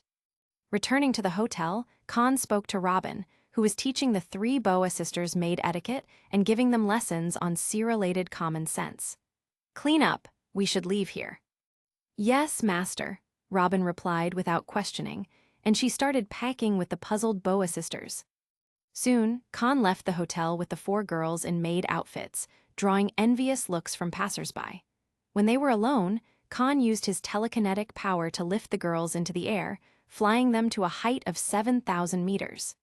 10 minutes later, they passed through the sea of clouds and returned to the blue sea. Using wind control to accelerate the sailboat, Kahn navigated back to Water 7. He didn't stay long but headed straight for Long Ring Long Land, the next stop after Water 7. However, between Long Ring Long Land and their destination, Skypia Island was another island. The legendary Sky Island, the other half of Jaya Island, now known as the Island of the Gods. Kahn's next destination was Skypia, specifically Burka, another island in the Skypia region. Kahn had set his sights on the Logia Rumble fruit, considered the strongest among Logia fruits, for Hancock. He believed that a powerful devil fruit in the hands of a strong individual like Hancock would make her a monster in terms of strength. If Hancock consumed the Rumble fruit, her template would resemble Kizaru, but with Conqueror's haki. Kahn envisioned her as an admiral-level player, and once she mastered the advanced use of Conqueror's haki, she would become a superpower on par with the pirate emperors. Kahn had high hopes for Hancock, aiming for her to become a legendary figure akin to the Pirate King's right-hand person. There was a saying in his previous life, "No one can single out two admirals." This means that no matter how powerful you are, you cannot defeat a combination of two admirals.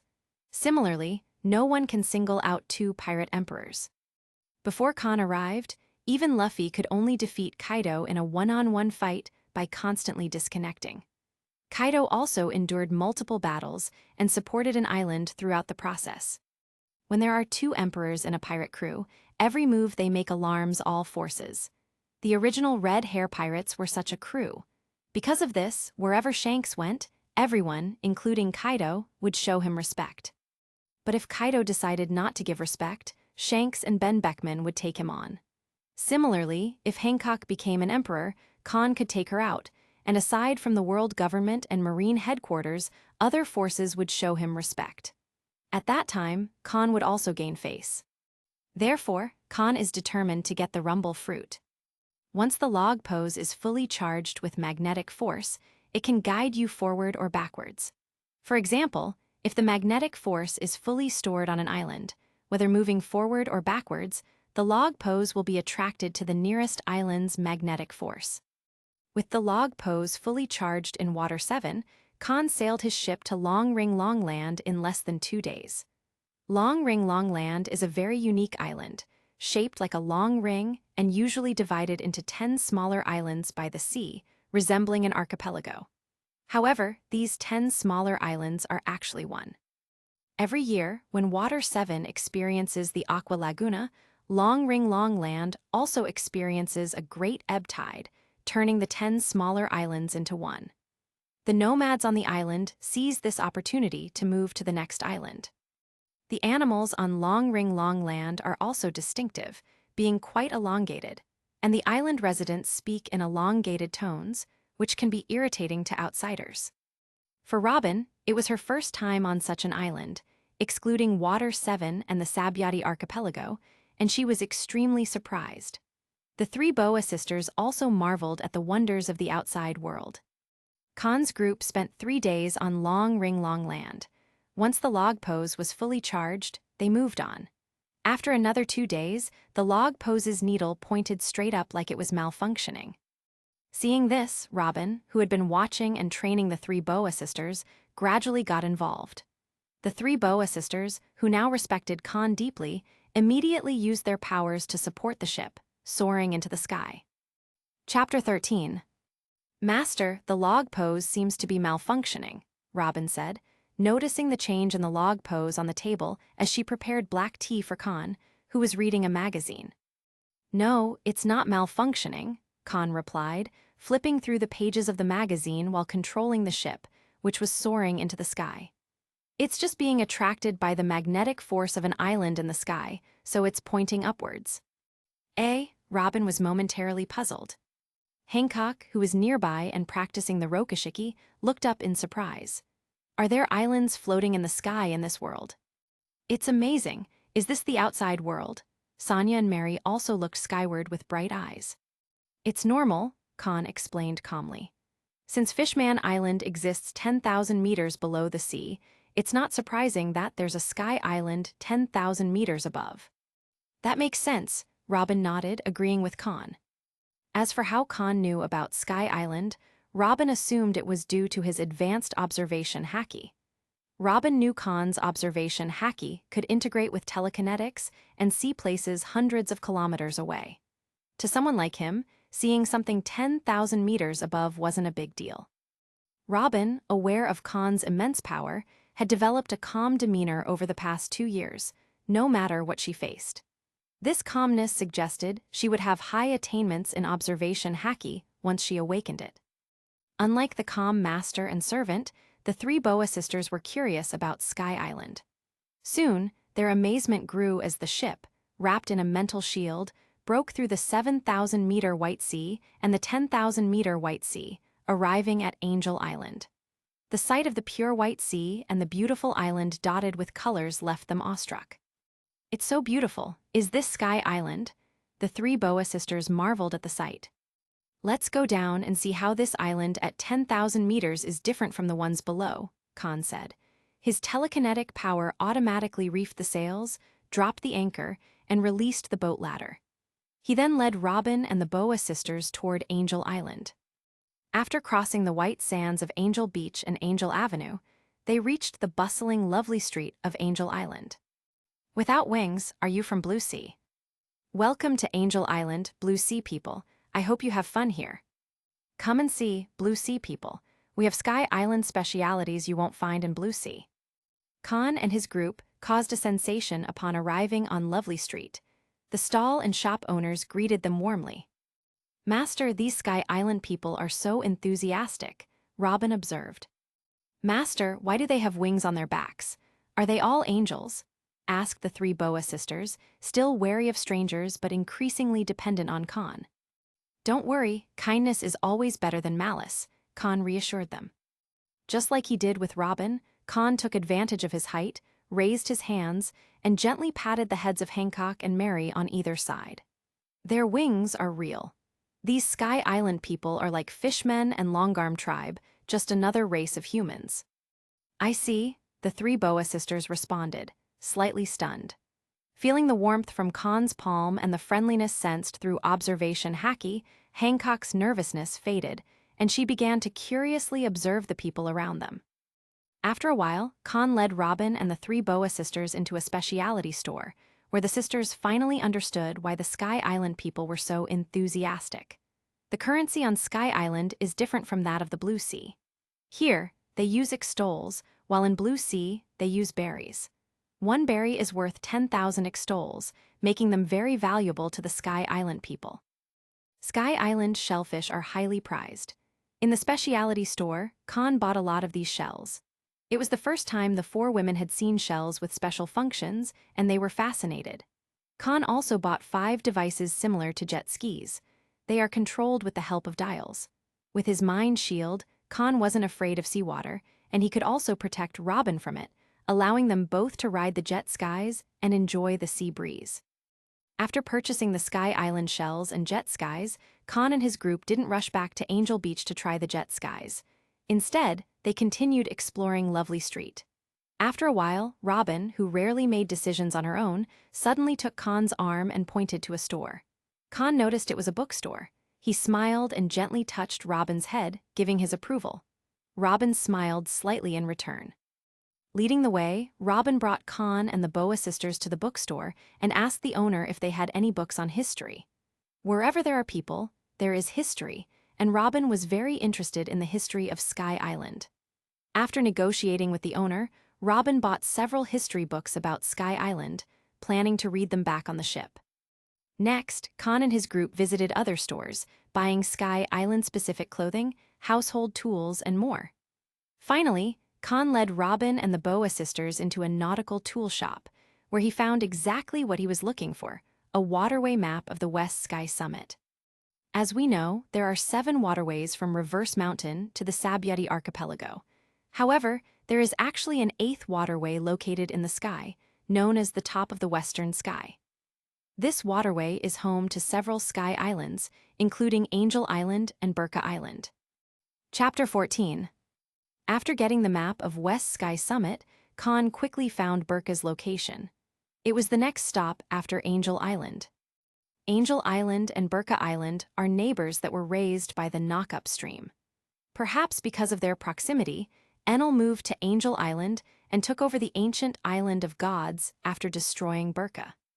Let's go have some fun here for a few days before we visit the other Sky Islands, Kahn said, smiling at the 4 girls. In this world, luck and fate play a significant role. For instance, the Paramecia Reiki no Mi fruit, lucky fruit, and the Nika fruit are prime examples. Without Kahn's presence, the next host of the Logia Rumble fruit would likely be Enel. Enel is 20 years old this year, an age when his personality and physical strength are well developed. However, it's possible that he hasn't eaten the Logia Rumble fruit yet. If he had, a person bullied for having no wings would seek revenge immediately, not wait for years. In the Sea Circle calendar year 1514, 11 years later, Enel destroyed Burka. Given his personality, he wouldn't have waited that long if he had the Rumble fruit's power. So, it's likely Enel hasn't eaten the fruit yet. Kahn decided to enjoy Angel Island with Robin and the 3 Boya sisters for a couple of days before visiting Burka under the pretense of exploring other Sky Islands. After buying Sky Island specialities, Kahn didn't use his telekinetic power to carry them, but asked the shop owners to deliver them to the ship.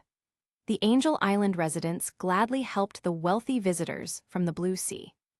Afterwards, the three Boya sisters tried out the Waver, Skypian jet ski for the first time. They were fascinated by the small boat and eager to learn how to use it. Robin relaxed under a parasol on an open-air sofa, eager to learn about Sky Island's history. Kahn, meanwhile, kept an eye on the Boya sisters using observation haki while dismantling his Waiba to study its structure. He planned to visit Angel Island to find an extinct jet dial shell for his Waver. The Waver equipped with a breath dial shell can only sail on water, whereas one with a jet dial shell can travel on land, too. The speed difference between an electric car and a motorcycle is like that between an electric car, and Kahn wanted the faster option for his jet ski. Telekinetic power, combined with observation haki, is a versatile ability. Unlike Enel's heart network, which only perceives and eavesdrops, telekinesis can control everything within perception, including people. Although it can't directly attack inside the human body, it can restrain opponents and use surrounding objects as weapons to attack targets from a distance. If you can't break free from the shackles of Kahn's telekinetic power, then everyone trapped will inevitably perish. In addition, telekinesis is a god-tier skill in daily life. Kahn doesn't need to get up to do housework or fetch things, he just thinks about it, and it's done. The same applies when he disassembles the Waver. With telekinesis, Kahn quickly disassembles the Waver, letting all the parts float in the air. He finds the position of the breath dial shell and then puts everything back together. Then, he disassembles it again, takes out the breath dial shell, and reassembles it. The Waver, without its breath dial shell, becomes a mere decoration. Kahn reassembles it once more, reinserting the breath dial shell. After twisting the accelerator and seeing that the Waver regained its kinetic energy, Kahn nods in satisfaction. Wrapping his body with a telekinetic shield, Kahn starts playing in the sea with the Waver. The four Waver vehicles circle around their ship. During this time, the three Boya sisters fall into the sea many times due to unskilled operations. However, they quickly resurface and, with Kahn's telekinetic help, continue riding the Waver, chasing each other or simply enjoying the sea breeze. Meanwhile, Robin is immersed in her books. When the four return, Robin is still reading. So, Kahn acts as a rare deacon, making a pot of black tea for Robin and preparing some snacks. Seeing this, the three Boya sisters feel guilty. As maids, they realize they are relying too much on Master and Robin without contributing. In Amazon Lily, Kuja warriors value strength and beauty. From a young age, they learn swordsmanship, gymnastics, archery, and haki, dreaming of joining the Kuja pirates and sailing with their empress. Life skills like these are usually scorned among the Kuja warriors. But now, the three Boya sisters feel they should change. Besides improving their strength, they also want to learn life skills from Robin. Kahn, who inadvertently reads their thoughts, can't help but laugh. Unexpectedly, his actions as a deacon have inspired the three Boa sisters to take the initiative and change themselves. Chapter 15. Master, this Sky Island isn't easy. At dusk, Robin finally emerged from her book-filled world, her face full of amazement.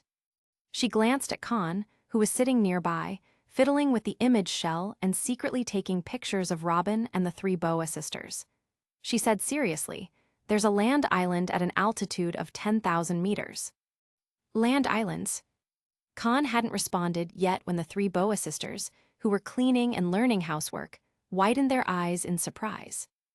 Mary, looking at the pure white sea and the white Angel Island, asked in a daze, "How does land grow at a height of 10,000 meters? Stupid, how can there be land growing in the sky?" Hancock rolled her eyes at her sister and complained, "This is basic common sense." "That's right, that land island actually came up from below Blue Sea." Robin nodded slightly, pointing down. "Below Angel Island, where we are, there's a massive water column that rises into the sky every year. This water column, known as the sky current, varies in intensity. Some years it reaches 7,000 meters, other years over 10,000 meters. And the land island that appeared at 10,000 meters was washed up hundreds of years ago." Robin pointed in a direction and continued. That's where the land island is located, now called Island of the Gods Shandara by the Sky Island people. As the name suggests, it's the residence of the god of Sky Island, the ruler here. Exactly. Kahn nodded and said, when I first came to Sky Island, my haki detected that island. Rest tonight, tomorrow we'll explore it. Kahn chose to stay on Angel Island for a few days to prepare for the trip to Shandara. His goal was the Golden Bell and the Golden City. Despite their ship's lower cabins being filled with treasures, Kahn wanted to raid the Golden City for more wealth. To become a top power in the New World, you need a strong base camp, which requires a lot of money. Even though there were many treasures behind their ship's treasure room, it was nothing compared to the Golden City.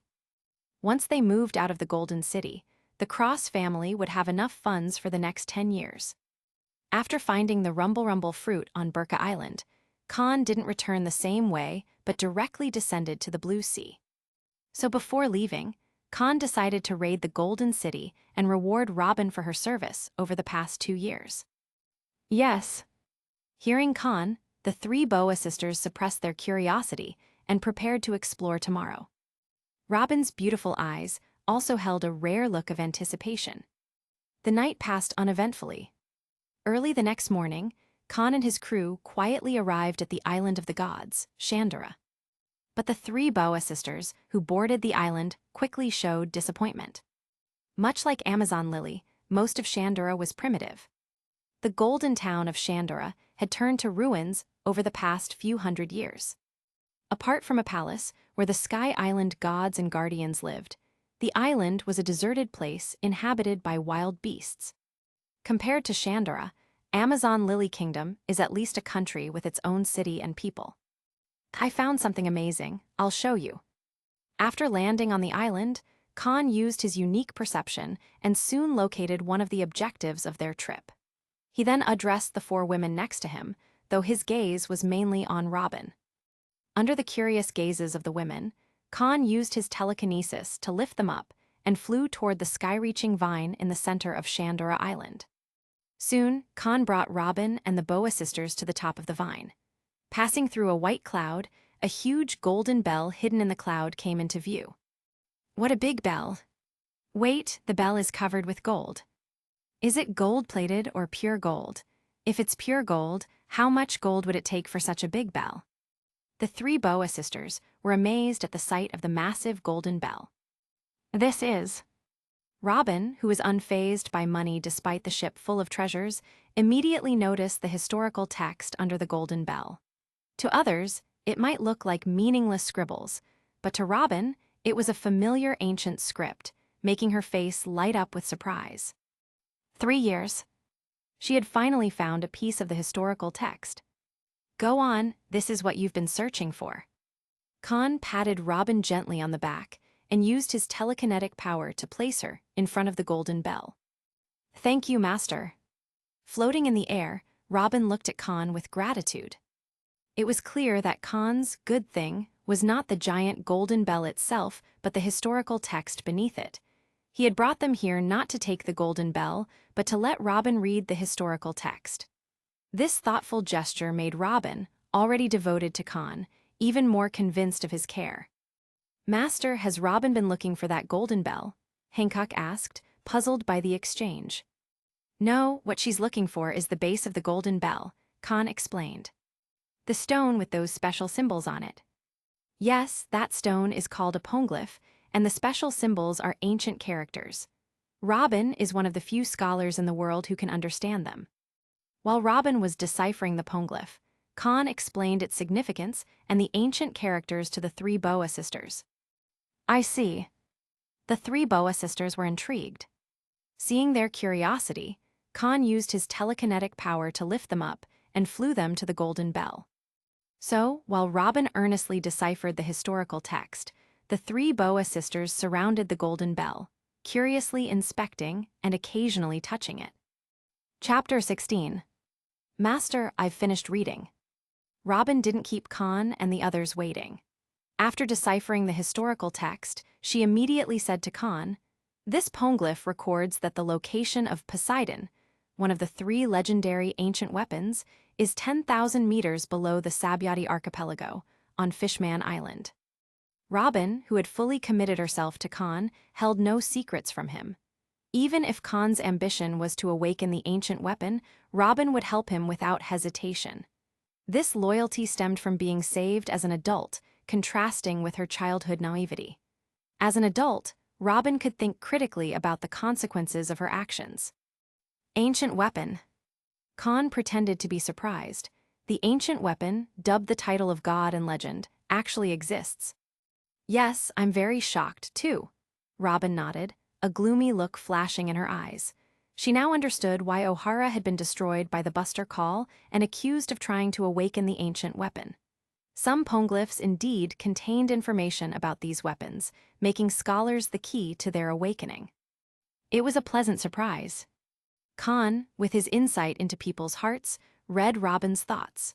However, he didn't explain that the world government had also eradicated Ohara to suppress knowledge of the blank century, fearing it more than the awakening of ancient weapons.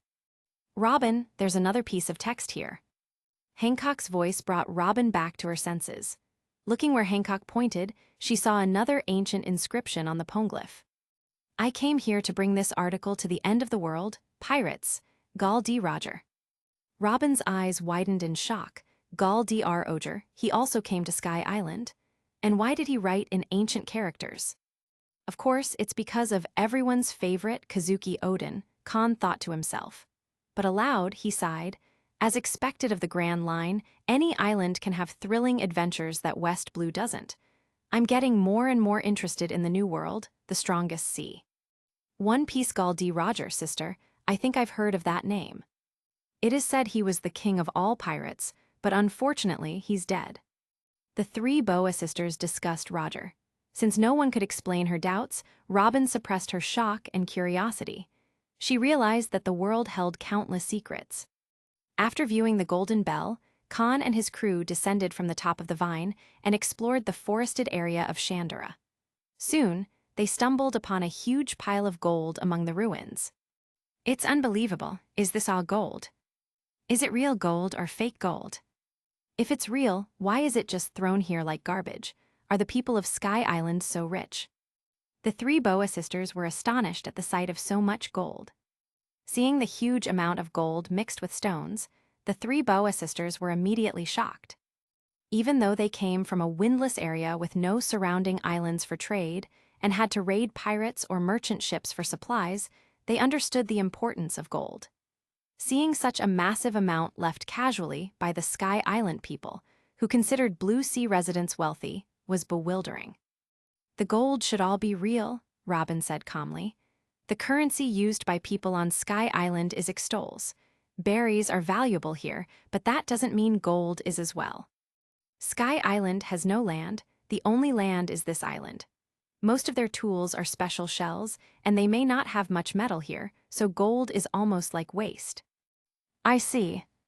The 3 Boa sisters were stunned for a moment, and then Mary's eyes lit up. Since the gold is real, aren't we getting rich? Exactly, Kahn smiled and nodded. As long as we take this gold, we won't have to worry about money for at least 10 years.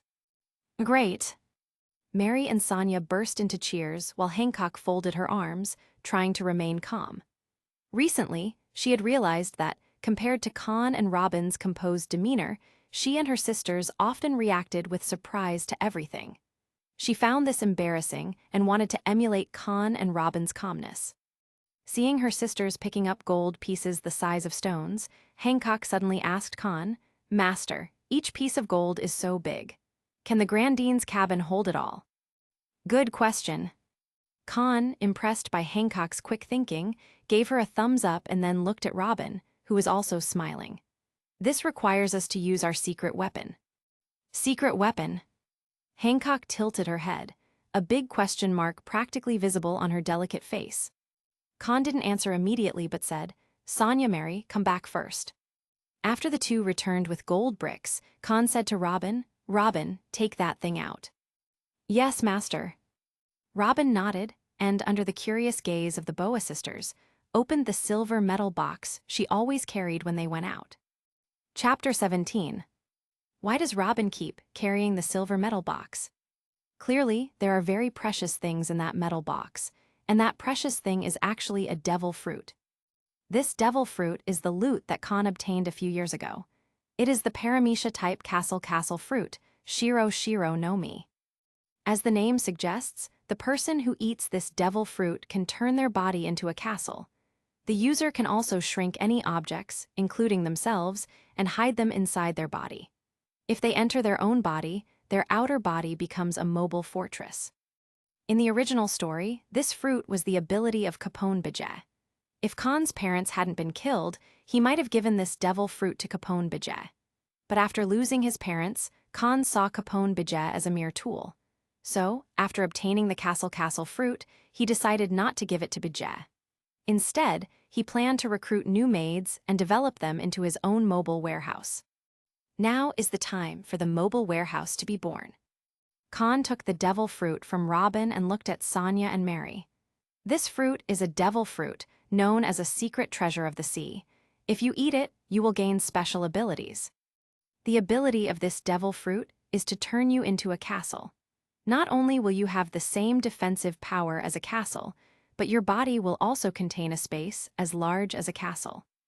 If you eat this devil fruit, you can easily carry away all the gold here. But only one person can eat this devil fruit. Sonia, Mary, which of you would like to eat it? Hearing this, Sonia and Mary, along with their older sister Hancock, surrounded Kahn. Looking at the devil fruit in Kahn's hand, Mary asked in surprise, "Is this the devil fruit that Sister Robin mentioned?" Sonia was also curious. Is this the same type of fruit that gives Sister Robin her special ability? If I eat this devil fruit, will I have the defense of a castle? Hancock pondered Kahn's words for a moment and then said to Mary, "Mary, aren't you focusing on mastering armament haki? Then you should eat this devil fruit." "Me, you want me to eat it?" Mary pointed to herself, then glanced at her sister next to her. Sonia nodded. "Yes, Mary. If you combine this devil fruit's power with your armament haki, you'll become incredibly strong and be able to carry all this gold." Mary looked at the devil fruit, then at her sisters and Kahn. Finally, she nodded. "All right, I'll eat it." Kahn handed the devil fruit to Mary. "Good choice. With this power, you'll be able to help us a lot." Mary took the fruit, bit into it, and grimaced at the horrible taste. But soon after, she felt a surge of power within her. "How do you feel?" Kahn asked. "I feel different. Stronger," Mary replied, looking at her hands as if expecting them to change. Kahn smiled. "Good, now let's see what you can do. Try storing some of the gold inside you." Mary concentrated, and soon, the gold pieces around her began to shrink and disappear into her body. The others watched in amazement as Mary effortlessly stored large amounts of gold. "It's working," Sonia exclaimed. Hancock smiled proudly. "Now we really are rich." Robin observed quietly, pleased to see Kahn's plan coming together. With Mary's new abilities, their group was stronger and more resourceful than ever. "I also believe so," Sonia nodded in agreement. For their 9-year-old sister Mary, both Hancock and Sonia were particularly worried. Hancock, in particular, felt an immense guilt for involving her younger sisters in her own curiosity. As a result, she wanted to give the best opportunities to her sisters, especially the youngest, Mary. Understanding their thoughts, Kahn handed the paramecia castle fruit to Mary with a smile. "In that case, Mary will be our mobile warehouse from now on." "I won't let you down, Master." Mary glanced at the smiling Kahn and Robin, as well as her 2 older sisters, feeling a surge of warmth in her heart. As a warrior of the Kuja tribe, she had shed her psychological shadows. With determination, she put down the gold brick she was holding, took the devil fruit from Kahn, and resolutely bit into it. Immediately, Mary's face turned purple from the taste. She made a gagging motion, wanting to spit out the pulp, but Kahn quickly reminded her, "Don't spit it out. Just take a bite, devil fruits taste like this." A gulp. Hearing Kahn's words, Mary swallowed the fruit with difficulty. She then looked at the remaining pulp in her hand, gasping, "Ha, what kind of fruit is this? It tastes awful." "Is it sour?" Hancock and Sonia asked curiously. "It's not sour. It's a mix of many indescribable flavors." Remembering the taste, Mary's face turned purple again. She felt unwell just thinking about it. Kahn and Robin, who had experienced this before, didn't laugh at her. Kahn changed the subject. Mary, do you feel any changes in your body? Hearing this, the three Boa sisters' attention shifted. Mary's face first showed doubt, then joy. I can feel it. My body has changed a lot. Master, sisters, look at this. Due to her limited vocabulary, Mary couldn't fully describe her changes.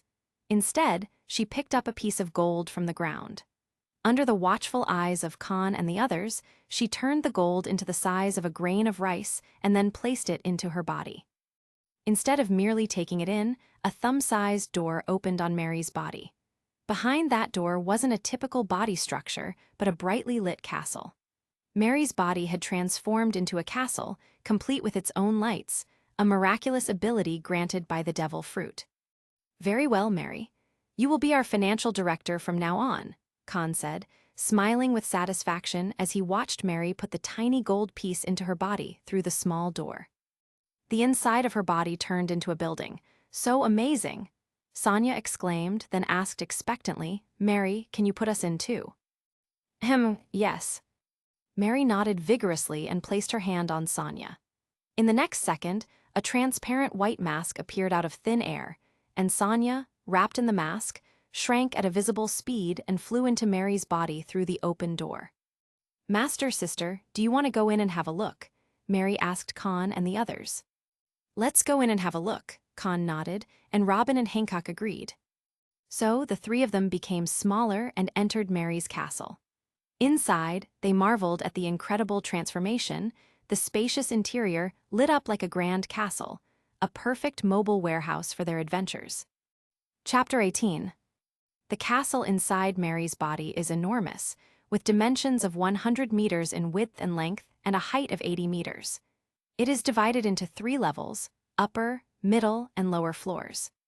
Interestingly, the castle has no generator, yet it is equipped with lights. The power supply for the entire castle is derived from Mary's physical strength. The more electricity is consumed, the more physical strength Mary expends. Additionally, Mary has the unique ability to modify the interior design of the castle according to her wishes. For example, if she believes the castle's 3 floors and many rooms are excessive, she can, with a single thought, transform the 3 floors into 1 or more, or make other rooms disappear. Essentially, the Paramecia castle fruit grants her control over an alternate space with the given dimensions, which she can manipulate freely. There is uncertainty about whether this alternate space will expand as the ability of the user becomes stronger, or if it will always remain the same size. This question may need to be answered in the future. The only downside is the limitation of height to 80 meters. If it were 100 meters, it would allow enough space for Mary to store their entire ship. Robin brought the 3 Boa sisters to discuss the renovation of the castle.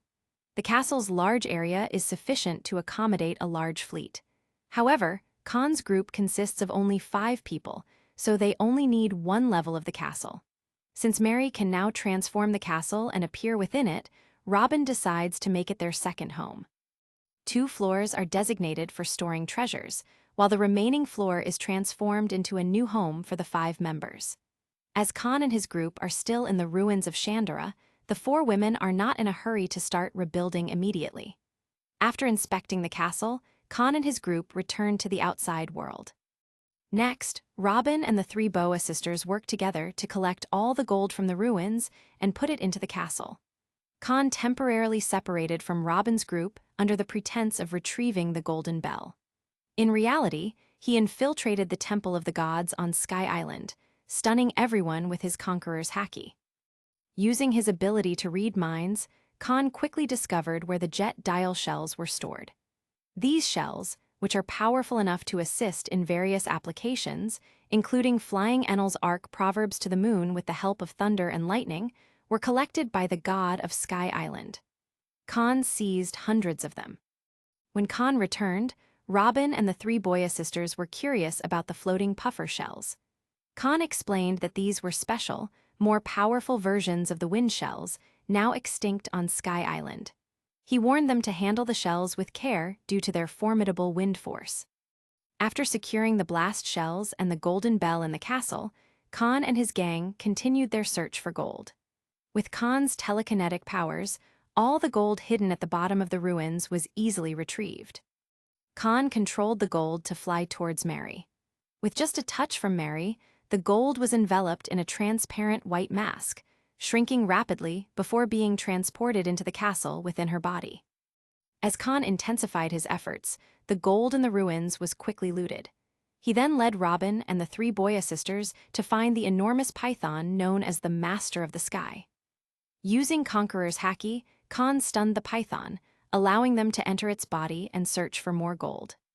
After emerging from the python, Kahn swiftly located the original Sky Island residents who intended to gift gold to the Straw Hat Pirates, but had their golden pillars taken by Bellamy for Doflamingo. These golden pillars were also shrunken down and stored in the castle. By dusk, Kahn and his team had collected all the gold. As another day came to an end, they returned to their ship and sailed away from Chandra. While Robin and her sisters prepared dinner, Kahn navigated the sailboat along a cloud path, gradually distancing them from Angel Island and Chandra. This cloud path connected to the next island, Burka Island, situated at the top of the western sky. "Master, are we not circling the island?" Mary asked while serving dinner. Using her fruit ability, she enlarged the dinner from the castle and set it on the open-air dining table. Angel Island and Chandra are not very large. We've already explored them over the past 2 days. It's time to move on to the next island and see if there are any other Sky Island specialities, Kahn replied. Satisfied with the explanation, Mary returned to the cabin to continue helping. Robin and the others, after finishing their dinner, didn't inquire about their next destination, having likely discussed it in the kitchen. Robin, familiar with the nautical map, knew that their next stop was Burka Island. Robin looked forward to exploring the next Sky Island, but her expectations might be disappointed. Unlike Angel Island, with its legendary Golden Town, historical texts, and a message from Gall D. Roger, Burka Island's unique features include the Ark Proverbs design drawings and the cultivation method for observation haki, known as the HeartNet. The presence of observation haki training methods suggests that Burka Island's rulers and guards are likely stronger than those on Angel Island. Chapter 19. The next morning, Robin and the three sisters woke up very early. When they finished washing and came to the deck, their master was already deep into his daily morning training. Seeing Kahn, as powerful as a monster, practicing hard every day, the four maids of Kahn felt admiration and were filled with motivation to practice. Even if their master worked so hard, they must not hold back and become a burden to him. So, Robin and the other three sisters quickly warmed up and started their physical training. First, they worked on physical fitness, then flexibility. After igniting their bodies, they began practicing the Rokushiki 6 styles. By the way, Hancock had learned 2 of the 6 styles, which deeply shocked Robin. These 2 moves are Iron Body and Paper Arts. Since Kahn and his group left the Sabyati archipelago, it has been less than half a month. It took Hancock less than half a month to learn these 2 moves. What kind of concept is this? You know, Robin started practicing the 6 styles 2 years ago, but now she has only mastered 1 move, finger pistol. In other words, Hancock surpassed Robin's 2 years of hard work in less than half a month. Witnessing Hancock's use of Tekai and Kamiyi, she finally understood why Kahn traveled thousands of miles from West Blue to the Sabyati archipelago to rescue the 3 Boa sisters.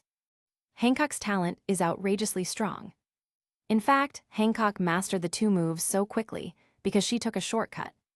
Among the 6 styles, Tekai and Kamiyi are semi-finished forms of armament haki and observation haki. Hancock mastered armament haki and observation haki at the age of 12, making it very easy for her to practice these 2 6 styles. As for the other 6 styles, Hancock can't master them as quickly, because her physique is not strong enough.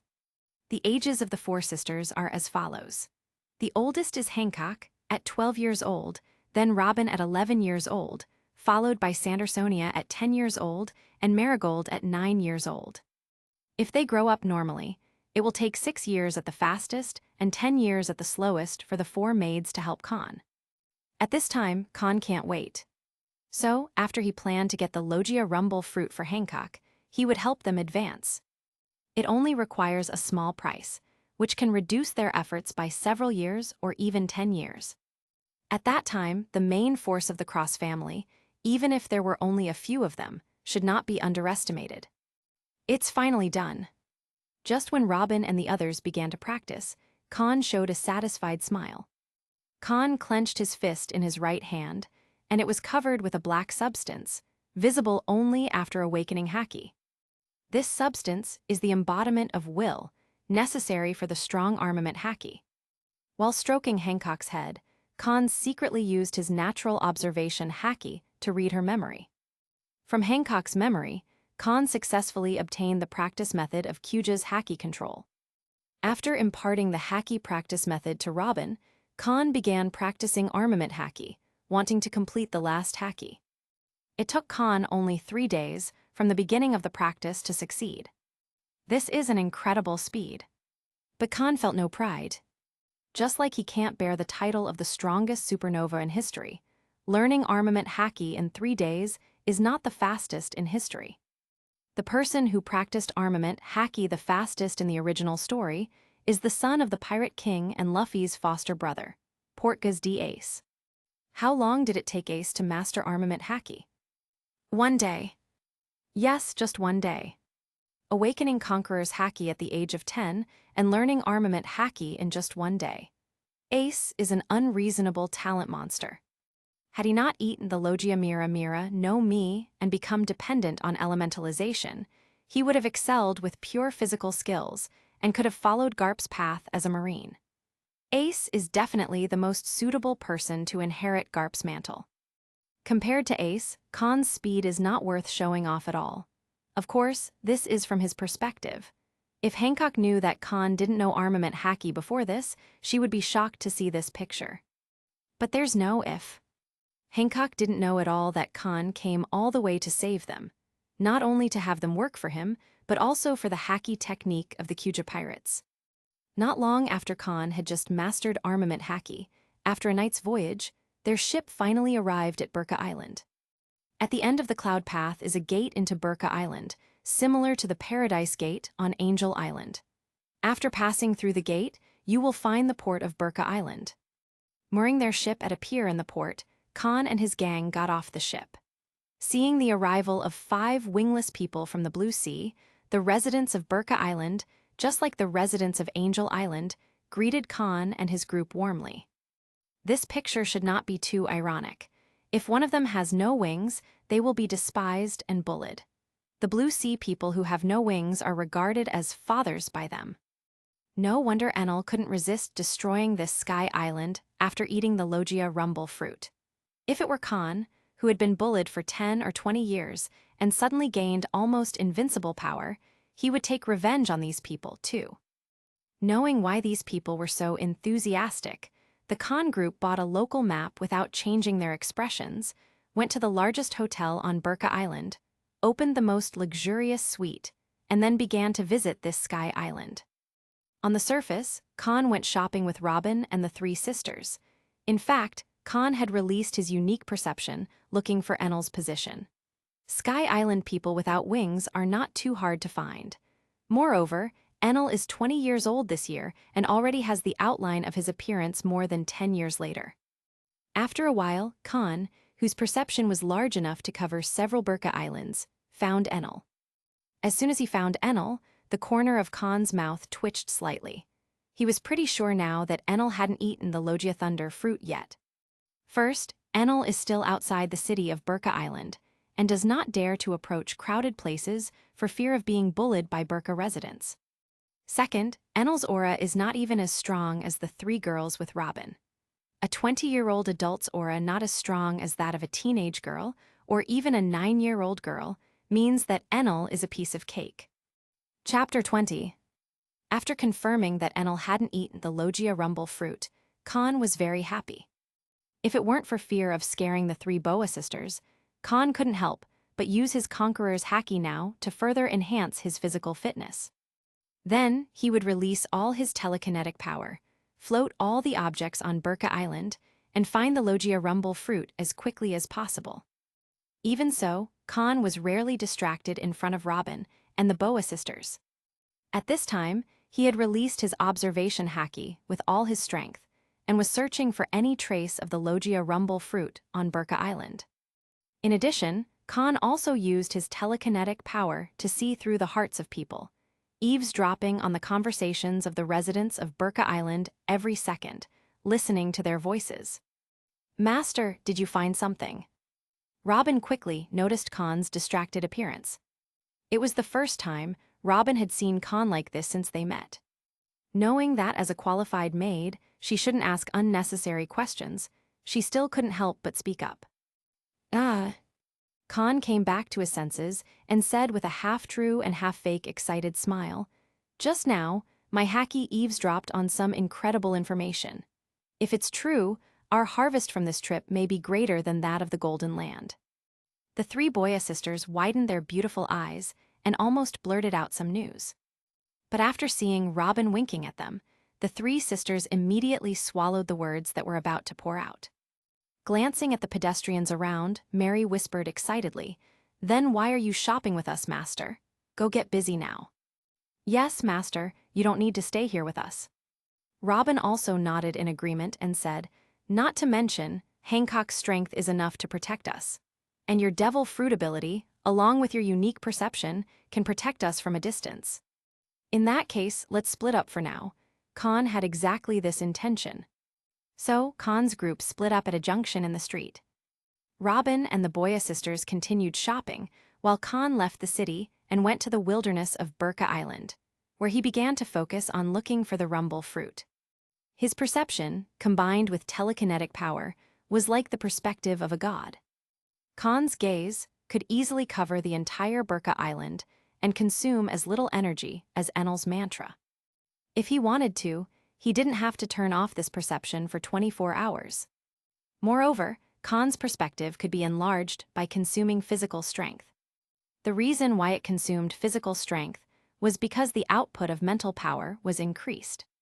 With haki and physical strength exhausted, Kahn's eyes were mainly focused on the wilderness of Burka Island, looking for any place where a fruit could be hidden. His gaze turned clockwise, starting from the northern part of Burka Island. After passing a sky island tree with a tree hole, if he couldn't see inside the dark tree hole, Kahn would increase the output of telekinetic power and pull the whole tree out of the cloud from a super long distance. If his gaze passed through some ruins with large gaps, Kahn would move the whole ruins up. Wherever his gaze passed, either the tree was uprooted, or the ruins rose up into the air, or a cloud with cracks was torn apart by invisible hands. This supernatural phenomenon scared countless Sky Island beasts, causing them to flee one after another. Even some of the guards patrolling outside were quite frightened. This included Enel, who happened to be hiding in the northern wilderness. Since Enel was the next likely Logia Rumble fruit user, he was also the most hopeful person on Burka Island to find the Logia Rumble fruit.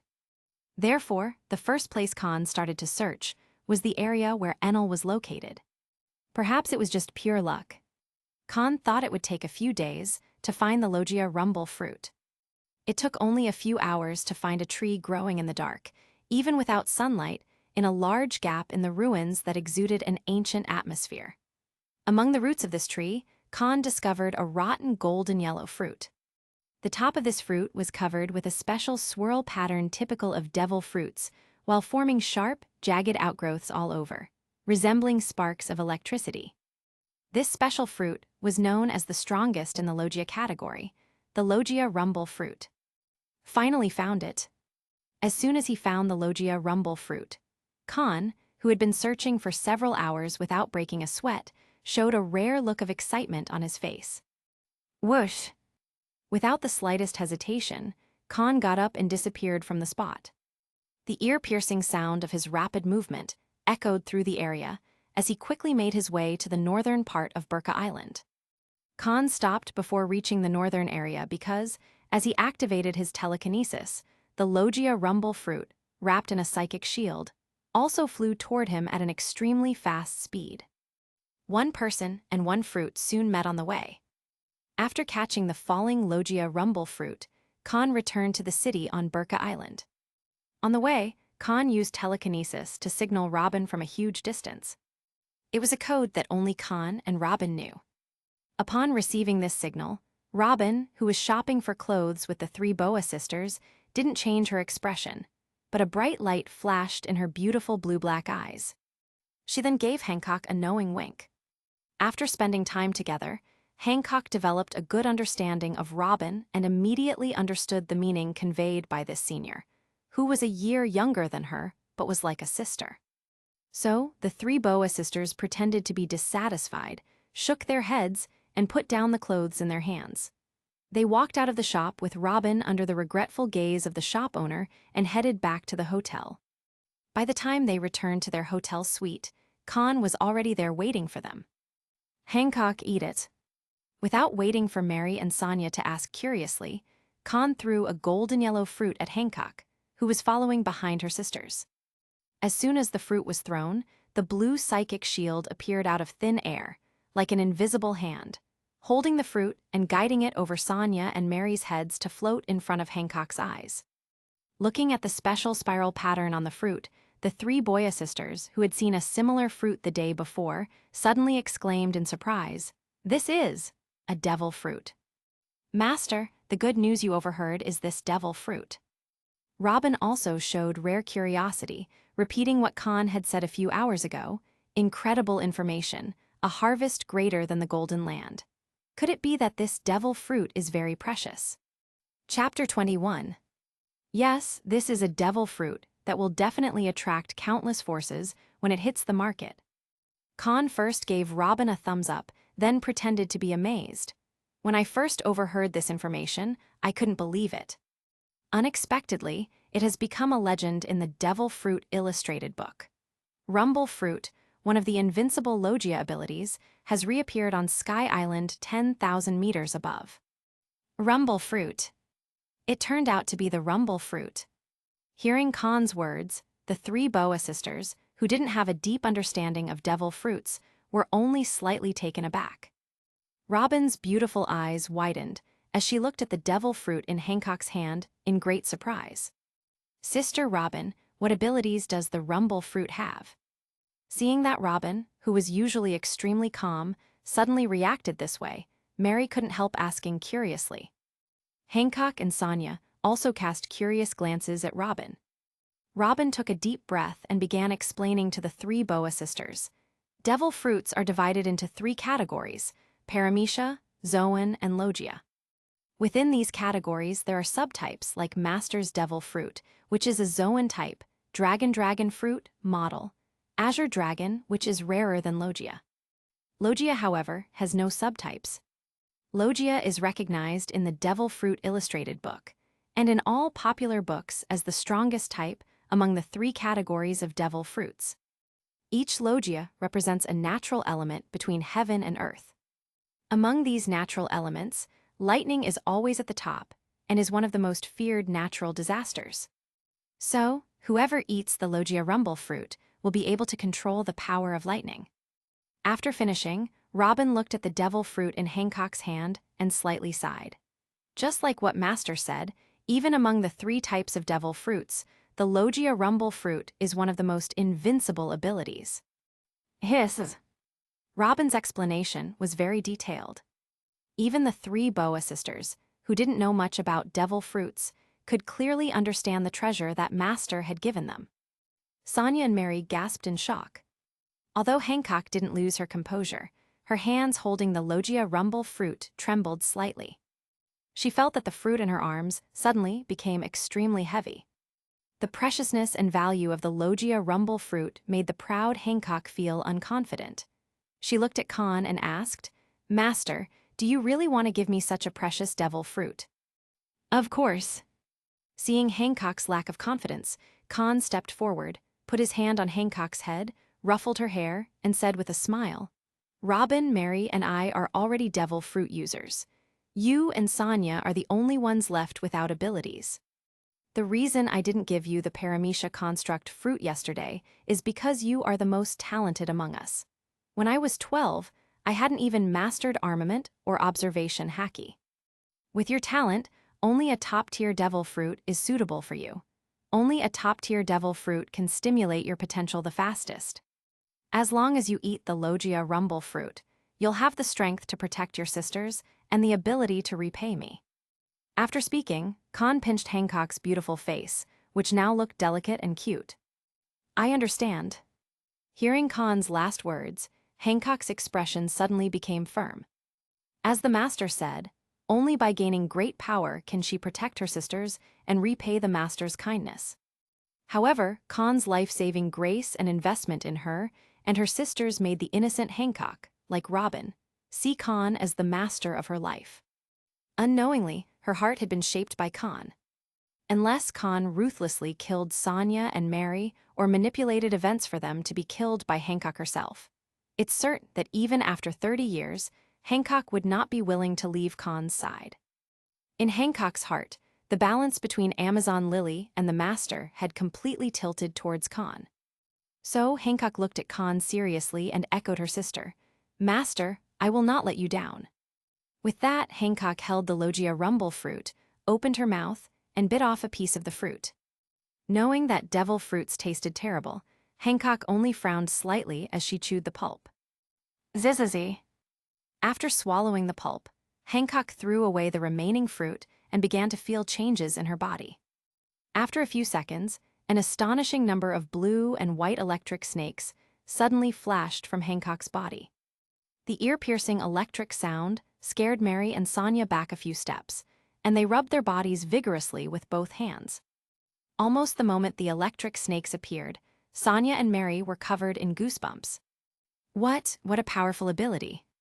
Hancock, whose body was shining with blazing electric light, was also full of shock at this time. She raised her hands, first looking at the palms surrounded by electric snakes, then at the balcony of the suite, trembling as she said, "Is this the Logia rumble fruit, the invincible ability?" "Sister, what is your ability?" Hearing this, Sonya and Mary subconsciously wanted to step forward and ask. But when they saw the lightning around Hancock, they stopped immediately, choosing to stand behind Kahn, looking at Hancock with surprised faces, and asked. Pulled back to her senses by her sister's voice, Hancock said excitedly, "I haven't figured out the specific abilities yet, but the range of my observation haki has skyrocketed countless times in an instant. And my observation haki can now eavesdrop on external conversations like the master, with negligible energy consumption." Hiss. Both Sonya and Mary were too shocked to speak. Robin said calmly, "It seems that the Logia rumble fruit also possesses an invisible power similar to telekinesis, which greatly enhances observation haki." "Ah, I read the Devil Fruit Illustrated book when I was a child, and this should be one of the rumble fruit's basic abilities, electric wave." Kahn nodded. Chapter 22. Rumbling. On the vast white sea, in the cloudless sky, a sudden thunderbolt echoed, audible even to the residents of Burka Island not far away. However, when the residents of Burka Island looked up, the sky remained sunny without a single dark cloud. It was like a thunderbolt from a clear sky, almost like an auditory hallucination. But it wasn't an auditory hallucination. If someone were on the coast of the southern area of Burka Island at this time, they would see a blue and white light appearing out of thin air above the sea, forming a huge light cluster. On the surface of this blue and white light group, numerous electric arcs of varying sizes and thicknesses were constantly crackling. If you looked closely, you would see that this blue and white light group was formed by lightning. The thunder just now was the sound effect produced when the blue light group turned into a huge blue-white beam of light and blasted towards the pure white sea. Boom! Under the deafening thunder, the beam of light blasted a huge hole in the endless white sea. This hole was large enough for a 100-meter-long medium-sized sailboat to pass through smoothly. After the huge hole appeared, a blue and white medium-sized two-masted sailing ship defied gravity and fell, passing through the hole and landing in the white sea at an altitude of 7,000 meters. This sailing ship is Kahn's ship. The blue-white beam of light just now is Hancock's masterpiece, which is also Enel's best move in the original story, God's judgment. What terrifying destructive power! Is this the power of a logia? Looking up at the huge hole in the sky, both Sonia and Mary were amazed.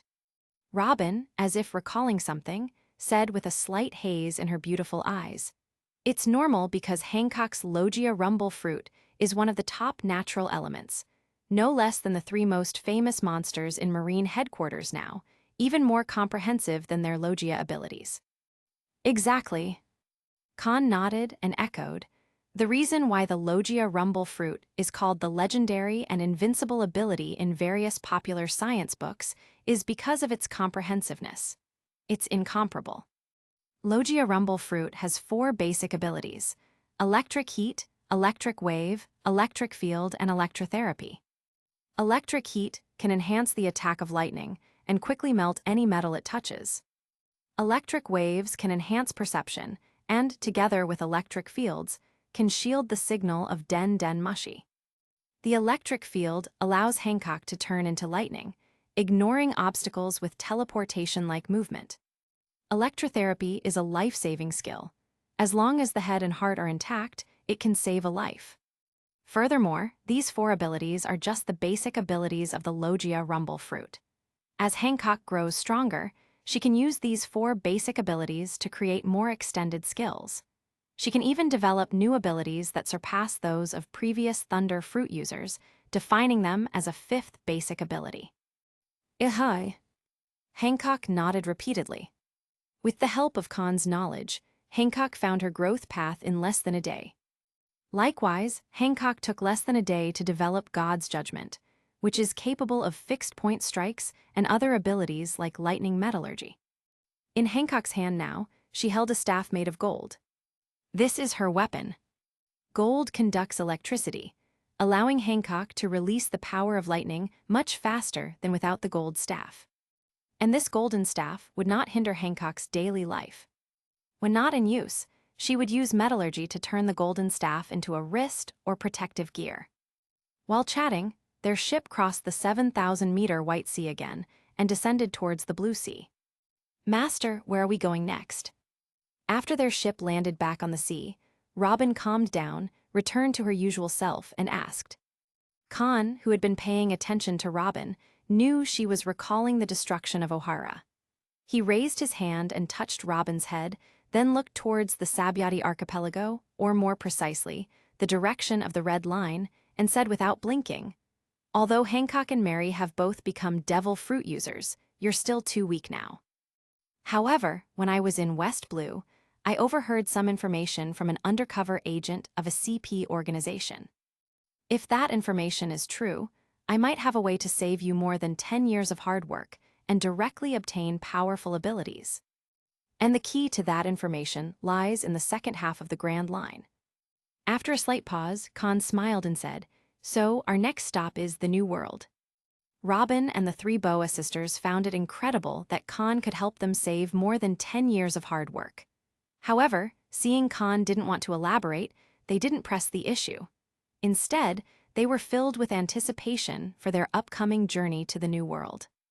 So, after returning to the Blue Sea, their ship headed straight for the Red Line.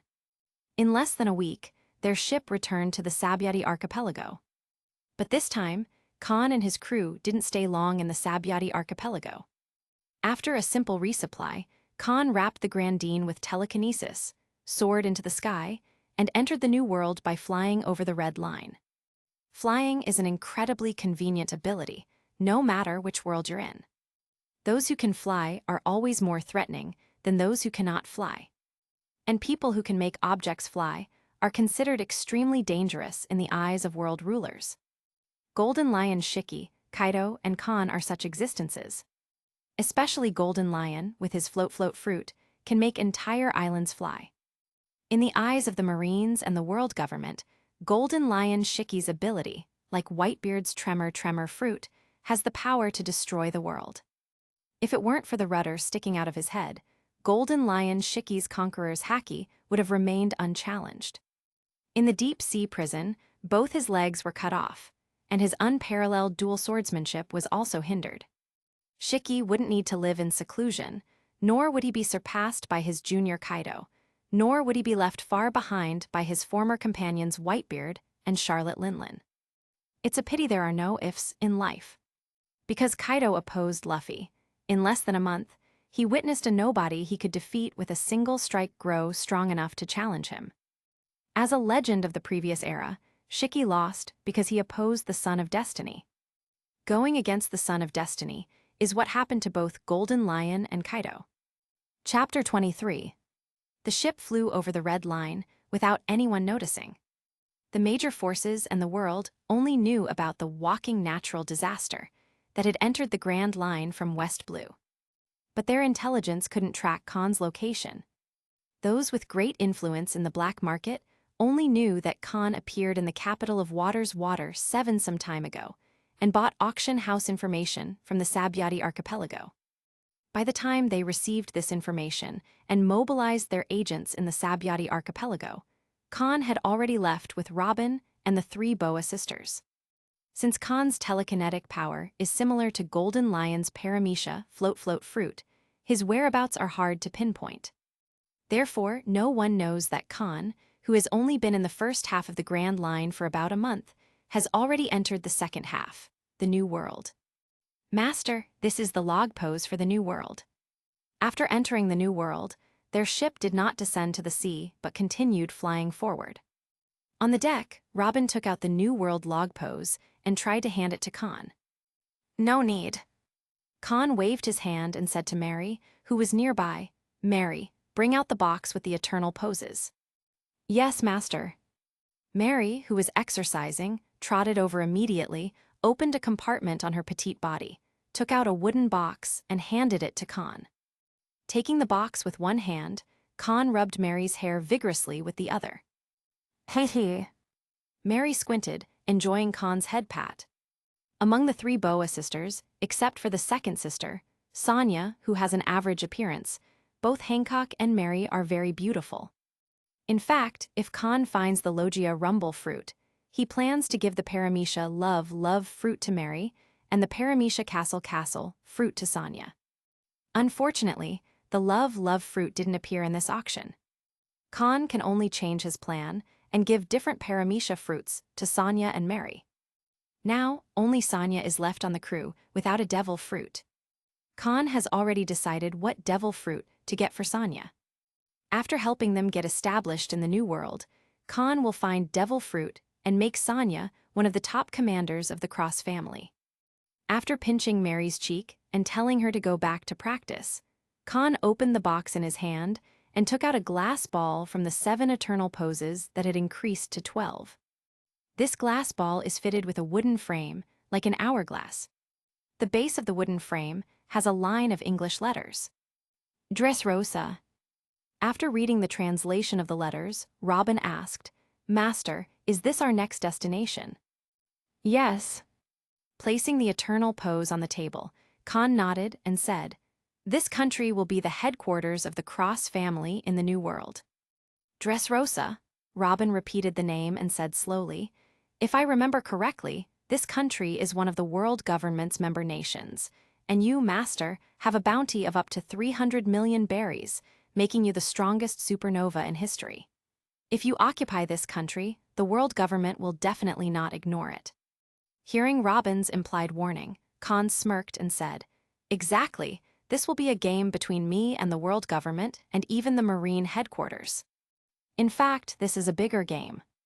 As a time traveler, Khan doesn't have a deep understanding of the New World. The few islands that impressed him the most were Punk Hazard, Dressrosa, Zoo Island, Whole Cake Island, Wano Country, where the Straw Hat Pirates had arrived, and Egghead Island, which is still unknown.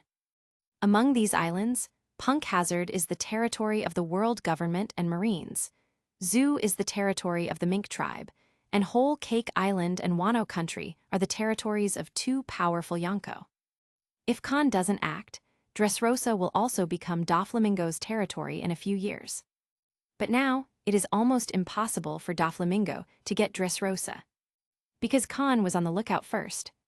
Khan is not ignorant of the islands beyond those the Straw Hats visited.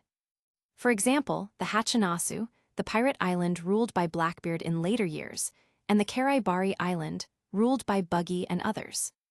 But Kahn had no interest in those islands at all. The reason he will focus on Dressrosa is because this island has two treasures he wants.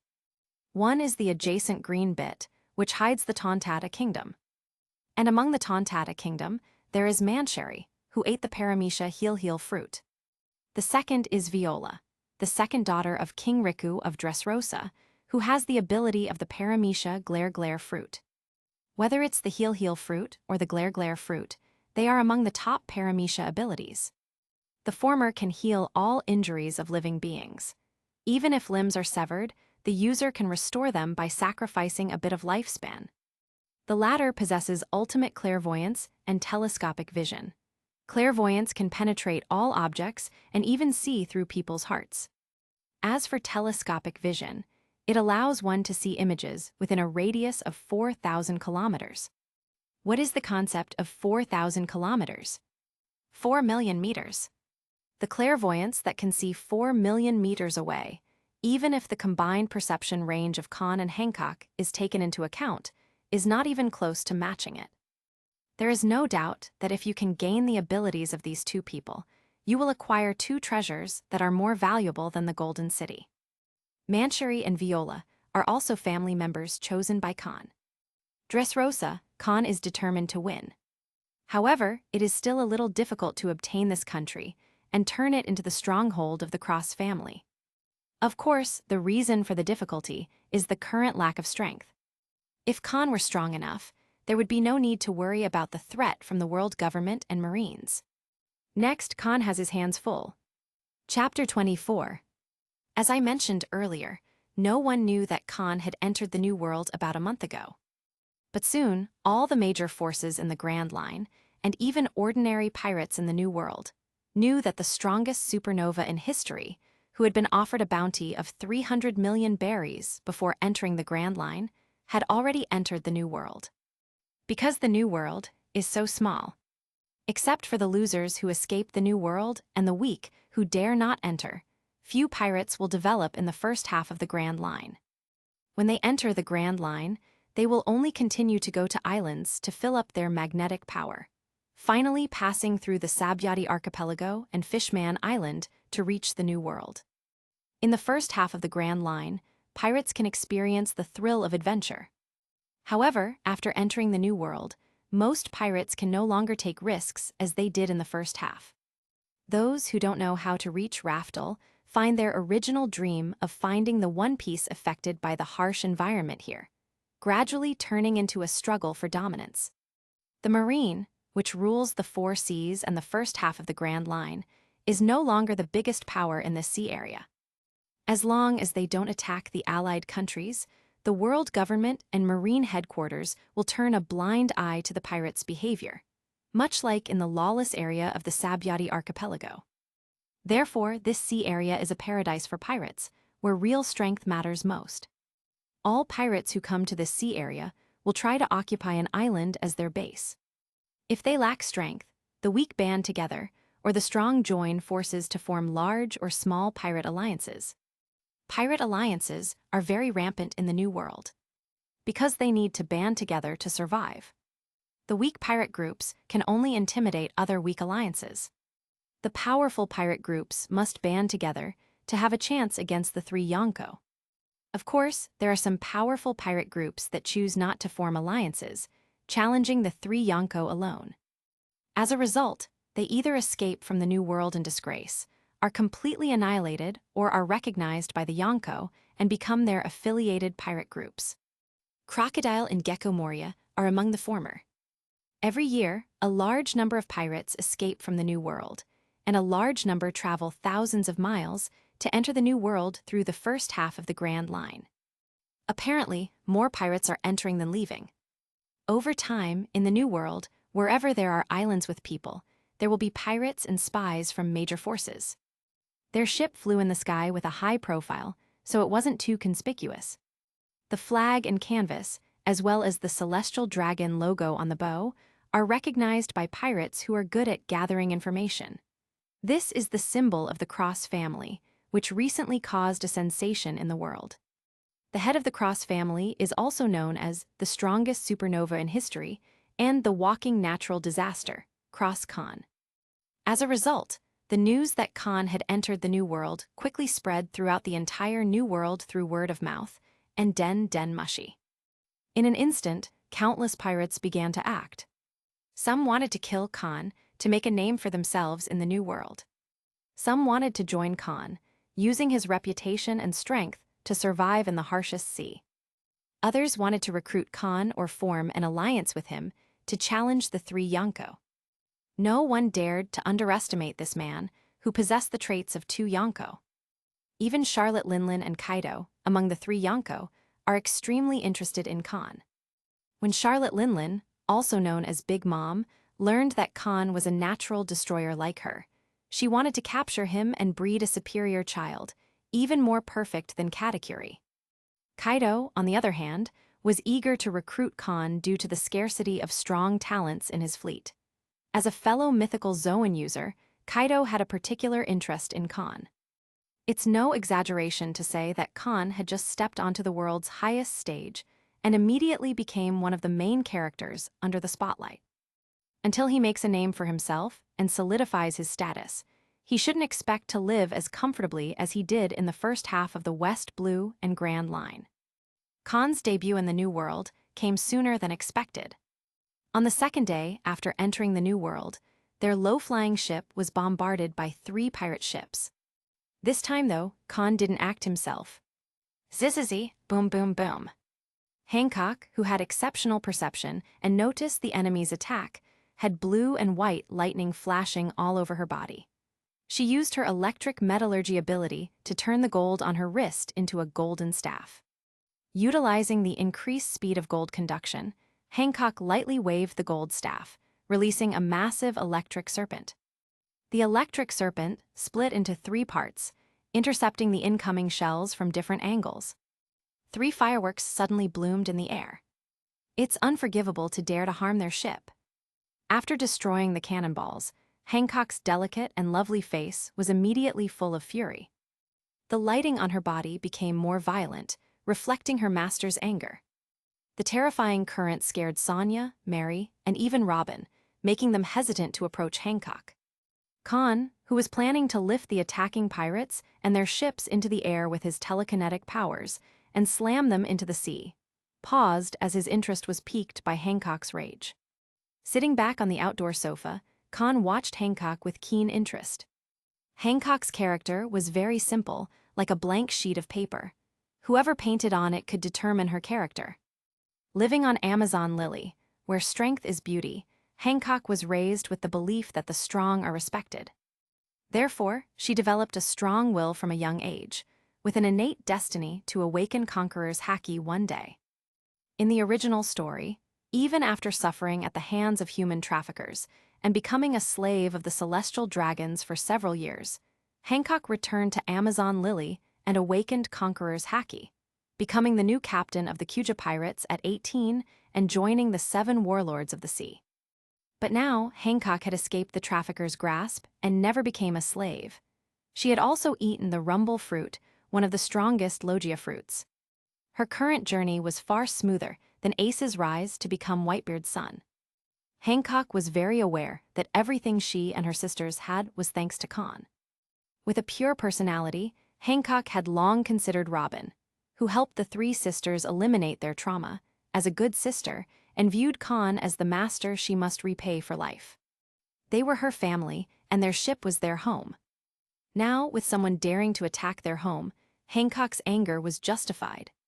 At this moment, Hancock's expression mirrored her rage during the Summit War when she saw Luffy being abused by Smoker. Whether it was due to her anger or her talent, Hancock's next move made Kahn's eyes brighten. Chapter 25. I saw the angry Hancock, the electric light on her body becoming more intense. The terrifying electric heat turned the lightning between her hands into high-voltage electricity. A large amount of heat energy melted the gold that was turned into a stick again, forming a stringless golden bow. Then Hancock jumped onto the railing of the ship's side, looking down at the 3 pirates below. Zizzizy. With the sound of a piercing electric current, Hancock actually used lightning to build the bowstring and then posed to shoot arrows downwards. Under the speed increase of gold conduction, the blue and white electric light quickly condensed and then formed a lightning arrow. Call out. No sooner had the lightning bolt formed than Hancock shot it. The arrow shot down like a shooting star. In just a blink of an eye, the arrow hit one of the 3 pirate ships. Hancock aimed not at the people on board, but at the hull below the bow. In addition, the speed of the lightning was so incredible that the people on board didn't even have time to react, let alone defend. Boom! The arrow was not big, but after hitting the pirate ship, it burst out a huge explosion no less than Kizaru's laser. It can be seen that this lightning arrow, like Kizaru's laser, is a product of the compression of the power of lightning. With the sound of the explosion, the terrifying electric energy and electric heat instantly flooded the entire pirate ship, igniting the shells, gunpowder, and other flammable materials in the cabin, creating a small sea of flames on the sea.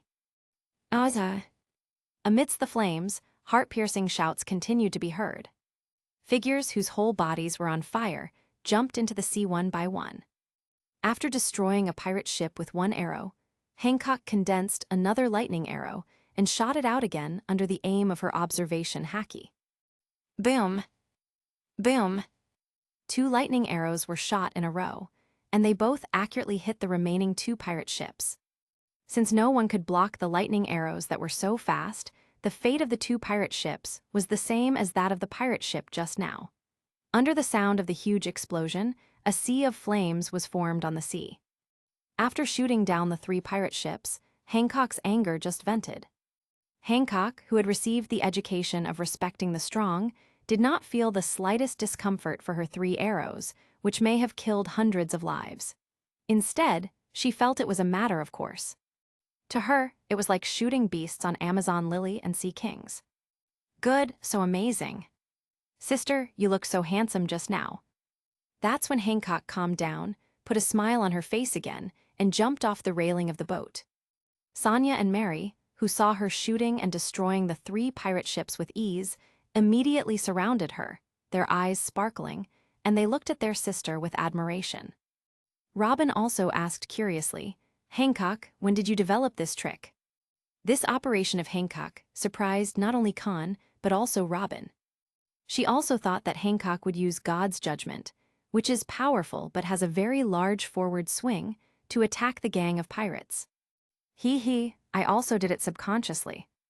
Enjoying the admiration of her sisters, Hancock was not shy at all but a little complacent. She, who only felt that she was super beautiful now, explained with a smile. We warriors of the Kuja pirates have learned haki, archery, physical skills, and fencing since childhood. Among them, haki and archery are the main ones. Because we Kuja warriors need to raise snakes from when we were young and cultivate them into our partners and weapons. Because we were abducted by human traffickers, our partners stayed on the boat, so I haven't practiced archery for a long time. After finishing speaking, Hancock raised the golden bow in her hand and continued to smile. But after eating the rumble fruit, I can use lightning metallurgy to change the shape of gold. Just now, I subconsciously turned it into a golden bow in a fit of anger. I see, Robin was slightly taken aback. Excellent operation, the move just now can be named Indra's arrow. At this time, Khan's voice of appreciation came from far to near. I saw Khan stepping up, putting his hand on Hancock's head, messing with her hairstyle, and saying with a smile, only a rich imagination can surpass the predecessors of all generations. It seems that the Logia Rumble Fruit and Hancock are very compatible. In the future, you should give full play to your imagination and try boldly. Hi. Khan's praise and head patting filled Hancock with a sense of accomplishment, making her feel elated. It's great to finally be able to help Master. Seeing the joy in Hancock's eyes, Khan also felt a sense of accomplishment at this time. At this moment, Khan finally understood why both Orochimaru in the Naruto world and Doflamingo in this world took in children to be raised. Because at this age, it is really easy to influence them. Especially orphans whose families are broken and have no relatives. Just treat them a little better, and they will work hard to help you throughout their lives. A casual compliment can make them feel full of accomplishment and be happy all day long. Hancock was just like that. After destroying the 3 unknown pirate ships, their ship continued to fly towards Dressrosa at low altitude. Along the way, Kahn and his crew were attacked by 2 groups of fools. The only ones who dare to attack Kahn's crew are those crazy for fame. Anyone with a bit of sense would not do this. Daring to engage in naval battles with a flying sailboat means seeking death, unless one also has the ability to fly. Obviously, these idiots were not only uneducated, but also lifeless. For their suicide missions, Hancock showed no mercy. 1 arrow per ship took away the lives of most of the people on board. Those who survived by jumping into the sea would also be disabled in the future. Hancock's performance was also noted by Morgan's, who sent a newsbird to secretly take pictures of them after Kahn entered the New World. However, because Hancock's information was unknown and her ability was only seen as using the lightning arrow, Morgan's did not report Hancock's record. Nevertheless, Hancock's performance of 1 arrow per ship and her appearance as an extremely young girl, underage like Nico Robin, made Morgan's see a dazzling star in her. This beautiful and lovely girl might grow up to be the greatest helper of walking disaster, Cross Kahn, in the future. Chapter 26. Sea Circle Calendar, April 10, 1503. Kahn's group, having dealt with several obstacles on their way, finally arrived in Dressrosa. At this time, Dressrosa isn't yet the resort island known as the country of love, passion, and toys. It will become in later generations. On the contrary, this is a very poor island among the member countries. The treasury can only collect the heavenly tribute each year, without even an extra 10 billion berries. In the original story, King Riku fell into Doflamingo's trap because he couldn't gather 10 billion berries, leading to his overthrow by Doflamingo. Currently, the island is most famous for its bullfighting arena and delicacies. Without these 2 attractions, Dressrosa wouldn't even be able to gather the heavenly tribute each year and would have been kicked out of the list of franchise countries by the world government. Among the more than 170 member countries, Dressrosa ranks near the bottom. At the World Summit held every 4 years, Dressrosa isn't even among the 50 invited countries. Even so, Dressrosa is in the New World, and no pirates dare to provoke her. Of course, this refers to powerful pirates. The weaker ones can be dealt with by Dressrosa's permanent army. Powerful pirates, able to survive in the New World, have realized the balance maintained between pirates, the world government, and marine headquarters. Anyone who dares to upset this balance will face the wrath of the world government and marine headquarters. Therefore, even the 3 major overlords won't attack the franchise countries. It is this protection that drives many weak countries to wage wars and rob other countries' wealth, people, and territories in order to gather enough heavenly tribute and become a member of the franchise countries under this balance protection. It's very difficult to occupy a franchise country as your own base. Even if Doflamingo, the former celestial dragon, wants to reclaim the territory that his ancestors once ruled, he must first obtain the legal pirate status of Shichibukai, then tarnish King Riku's reputation, and finally seize Dressrosa with his ancestral glory. If power cannot be obtained legitimately, then when other member countries learn that one of their own has been taken over by pirates and the world government does nothing, they will wonder why they are still squeezing their people to pay the heavenly tribute. If the member countries don't pay the heavenly tribute, the international organization world government will cease to exist. The world government has no income, and marine headquarters has no military funding. Therefore, the member countries are the bottom line of the world government. However, the real bottom line is that the 100-year blank history was deliberately erased by the world government. Anyone who dares to touch these 2 bottom lines will face the wrath of the world overlord. Of course, compared to the blank 100-year history, the bottom line regarding the franchise countries has loopholes. And now, Kahn is here to exploit this loophole.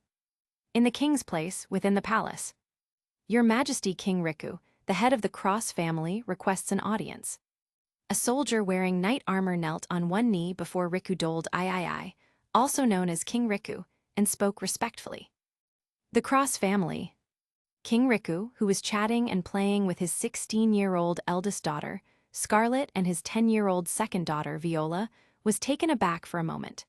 He then subconsciously looked at his most trusted subordinate, the captain of the Royal Army, Kairos, and asked, "Does our Dressrosa have such a family?" "I don't know, but I seem to have heard this name somewhere." The 25-year-old Kairos frowned. "The Cross family, do you mean the Cross Kahn family?" Scarlet, still lively and full of youth, suddenly looked at the soldier with bright eyes and asked, "Yes, your Royal Highness." The soldier, who was about to remind King Riku, suddenly stopped and nodded vigorously. "Cross Kahn." King Riku repeated the name, gradually revealing a look of surprise. It turned out to be him from West Blue, Walking Calamity. Kairos, full of vigilance, said, "The Walking Calamity, the strongest supernova in history. Why is this big pirate with a bounty of 300 million berries in Dressrosa? Your Majesty King Riku, should we contact the Marines?" "For what reason?" Before King Riku could speak, Scarlet, who had no good impressions of Kairos and resented him for always preventing her from going out to play, snapped, "The other party just wants to meet father. It's not like he's here to harm him. Besides, didn't you read the newspaper last month? With Cross Kahn's record and abilities, does he need to go through such effort if he wanted to harm father or the country?" "Understood, your Royal Highness." Kairos, scolded by Scarlet, looked embarrassed for a moment and then bowed his head respectfully. However, this submissive appearance made Scarlet even more upset. If Kairos had argued back, behaving differently from other soldiers and knights, Scarlet might have found him interesting. But now, in her eyes, Kairos was just a nuisance who had somehow tricked her father into making him the army commander. No matter what Kairos did before proving himself a hero, Scarlet would look down on him. Scarlet is right. Hearing his eldest daughter's words, King Riku, initially worried, relaxed, said to the soldier, kneeling before him, "Invite Cross family head Kahn to the reception hall." "Yes, your Majesty King Riku." The soldier bowed respectfully, then stepped back and left. "Father, can I go with you?" Scarlet grabbed King Riku's arm excitedly. It's rumored that Cross Kahn could stand at birth, lift an adult with one hand before he was 1, crush rocks at 5, and has an invulnerable defense. He took over the family business at 6, and after his parents' deaths at 9, it took him only 6 years to develop the Cross family into the largest mafia in West Blue. And this year, he's only 15, a year younger than me. I want to meet this legendary figure who's my age. Looking at his eldest daughter's sparkling eyes and anticipation, King Riku hesitated for a moment, finally nodded, and made a decision he would be grateful for the rest of his life. "In that case, let's go together." Chapter 27. When King Riku brought Scarlet and Viola, his 2 daughters as well as Kairos, to the palace reception hall, he noticed a young man who was only 15 years old yet had already grown to 1.85 meters. Dressed in a white suit and blue tie, with 4 young maids standing behind him, there was a look of amazement in his eyes. Despite his youth, Kahn had already become the head of the Cross family at the age of 9, ruling as the mafia godfather of West Blue. At first glance, Kahn seemed like a noble son from a distinguished family. His strength, confidence, and aura derived from his haki made Kahn the most dazzling presence in any setting. Scarlet, who was already full of curiosity about Kahn, held her sister's hand and followed behind King Riku, her beautiful eyes fixed on Kahn without blinking. 16 years old is the stage of adolescence. Boys and girls of this age are most curious and rebellious, and it is also when their hearts start to flutter. 12-year-old Hancock, 11-year-old Nico Robin, 10-year-old Sonia, and 9-year-old Mary are not yet at the stage of opposite-sex attraction. So their relationship with Kahn is like that of siblings, with their love for him being pure and innocent. Even if there was some romantic love in this affection, they did not realize it. On the other hand, Scarlet was different. She had already seen Kahn's bounty poster on the cover page of the newspaper and knew what this legendary figure looked like. After seeing Kahn in person, Scarlet's heartbeat suddenly quickened. Even Viola, who was only 10 years old, thought the young man, who was as tall as her sister, looked very handsome. But because of her young age, Violet didn't have the same romantic feelings as her sister. After a few glances at Kahn, Viola's attention shifted to the four maids behind him, particularly to Mary, who was 1 year younger than her.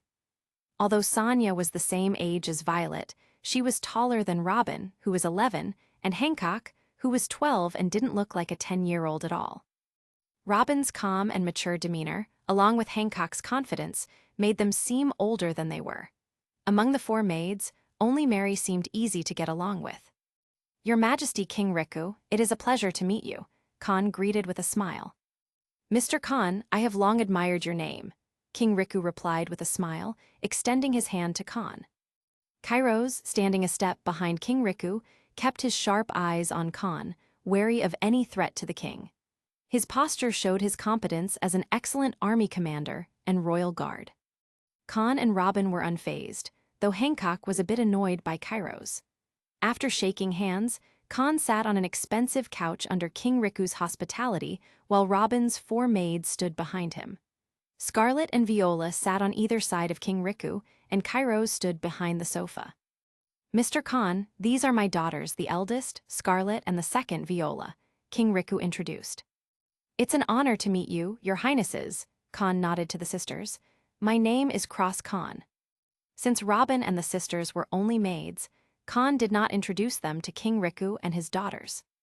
King Riku also did not introduce Kairos. "It's an honor to meet you too, Mr. Kahn." Scarlet, usually lively and active, restrained herself, showing the reserved demeanor of a princess. She smiled at Kahn, then got up to fetch red wine and tea, taking the initiative to serve. After the brief introductions, King Riku got straight to the point. "Mr. Kahn, you came to Dressrosa and wanted to meet with me specifically. What is the matter?" "I'm here to discuss a business opportunity with you, your Majesty," Kahn replied. He crossed his elegant legs, interlaced his fingers, and looked at King Riku with a smile. "I hope to establish a long-term partnership with Dressrosa." "Oh," King Riku's interest was piqued. "What kind of business does Mr. Kahn want to conduct with our country?" Kahn didn't answer immediately. Instead, he asked, "Does your Majesty know about my abilities?" "Of course," King Riku nodded. "Anyone who read the newspaper last month would know of your abilities, Mr. Kahn."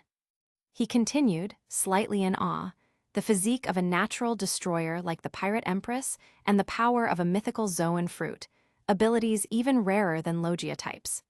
You've achieved what countless people dream of but can never reach. If nothing unexpected happens, the strongest seas will soon recognize your name."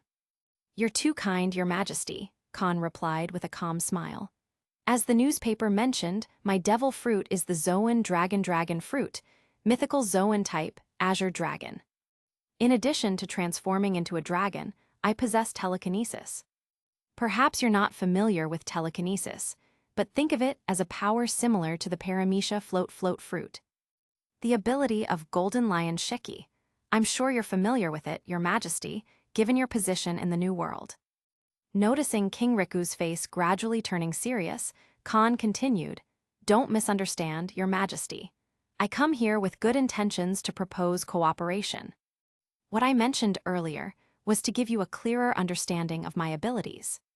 As I said, my telekinesis is similar to the paramecia float fruit. What the Golden Lion can do, I can do too, though perhaps not as perfectly. So, my telekinetic power can lift an island. This time, I seek to hire people from your country and ask for your assistance in recruiting additional workers from another nation to help build the headquarters of the Cross family." Chapter 28. Entrust us. King Riku was slightly taken aback and subconsciously asked, "Which country do you want us to help you hire?" When he said this, King Riku almost automatically thought of the Kingdom of Prudence, which clearly has a relationship with neighboring countries, rather than the Kingdom of Tontata, outside the suspension bridge north of Dressrosa. After all, after the Donquixote family moved to Mariewa and the Riku family became the new royal family, their ancestors had already apologized to the Tontata people, liberated their slavery, and used the legend of fairies to prevent humans from disturbing them. Except for a few people, no one knows the existence of the Tontata kingdom, let alone that it is located on the uninhabited island beyond the suspension bridge north of Dressrosa. Khan's next sentence changed King Riku's face. I want to entrust His Majesty King Riku to help me contact the little people of the neighboring Tontata kingdom. I want to hire them to help me build the headquarters of the Ross family. Mr. Khan, you must be joking. Looking at the smiling Khan, King Riku looked very uncomfortable and wanted to refuse subtly. Have you heard of the legend of the fairy in our country? In fact, that legend is false. Your Majesty King Riku, don't be nervous. Khan raised his hand to calm King Riku's emotions and said, I've already said I came to cooperate with you with goodwill and sincerity. Let me introduce you, this is my maid, her name is Boa Hancock. When the subject changed, Khan suddenly introduced Hancock to King Riku and the others, and said something that made both King Riku and Kairo's faces change drastically. By the way, she is a Logia Rumble fruit user, and her electric waves can enhance observation haki to sense the entire Dressrosa, including the uninhabited island beyond the North Suspension Bridge. Rumble fruit user. Looking at Hancock, who is only slightly less beautiful than his eldest daughter and maybe even more beautiful when she grows up, King Riku said with a horrified look. That legendary ability actually appeared in this era. Zizizi. Observation, Haki seemed to sense certain emotions of King Riku, and Hancock very cooperatively transformed her physical strength into lightning power, her whole body shining with dazzling blue and white lightning. Seeing this, King Riku no longer had any doubts. At the same time, his heart grew heavy. Zoan, dragon fruit, phantom beast, dragon form, which is rarer than Logia, and thunder fruit, known as the strongest in Logia. As one of the kings of the New World, King Riku knew very well what such a combination meant. If it weren't for the young age of Khan and Hancock, to be precise, if they were already in their prime, they wouldn't need to lower their stance to meet him. They could just send someone to notify him. Even if they forcibly occupied Dressrosa, the world government would not come to rescue immediately, but would find a way to manipulate public opinion or kick Dressrosa out of the list of member countries with trumped-up charges. Because the cost of going to war with Khan and Hancock would be too high. Dressrosa is just a low-level member country, and the benefits it brings to the world government are not worth offending Khan and Hancock at their peak for its sake. At this time, Khan had clearly told King Riku that he knew the Tontata kingdom was located on the uninhabited island north of Dressrosa, but instead of using his power to seize the island, he went to King's Heights to ask King Riku for help. This showed his goodwill and sincerity. Language is indeed an art. These few words of Khan not only displayed his strength, but also the future potential of the Cross family, making King Riku feel both sincerity and a subtle threat. King Riku realized that Khan was giving him a multiple-choice question. Do you choose to accept the favor of a future overlord, or do you choose to refuse and offend him? Is this West Blue's youngest mafia godfather? Looking at Khan, whose smile was still as gentle as a breeze, King Riku suddenly understood that Khan became the overlord of West Blue at a young age and the biggest mafia godfather, not only because of his monstrous strength, but also his power. What a dreadful young man. King Riku sighed slightly in his heart, but on the surface, he bowed his head softly and said, Mr. Khan, I would like to ask, what do you want to hire the Tontata kingdom to do for you?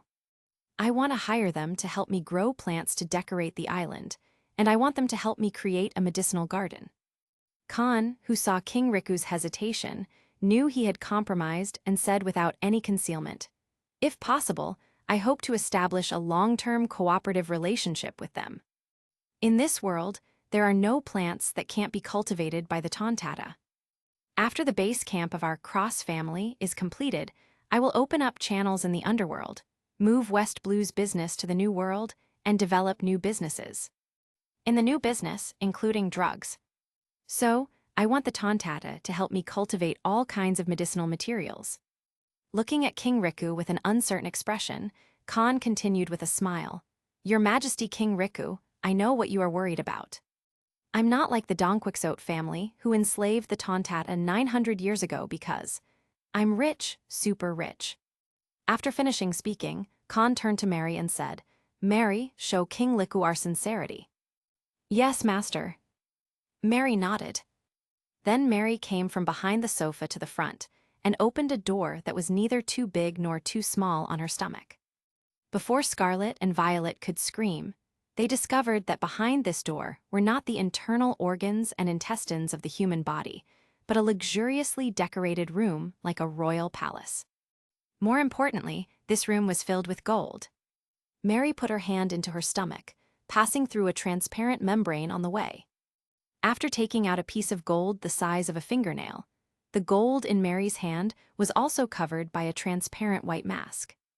When Mary lifted the transparent white mask on the gold, the fingernail-sized gold suddenly turned into a gold nugget half the size of Mary and fell heavily to the ground. Boom! The sound of the heavy object falling to the ground seemed to tell King Riku and the others that this was not an illusion or an auditory hallucination. This is Paramecia Castle fruit. King Riku only glanced at the gold nugget on the ground and then back to the vault in Mary's stomach. Being well informed, he quickly recognized this ability and said with a dry throat, Such a small piece of gold turning into such a large gold brick.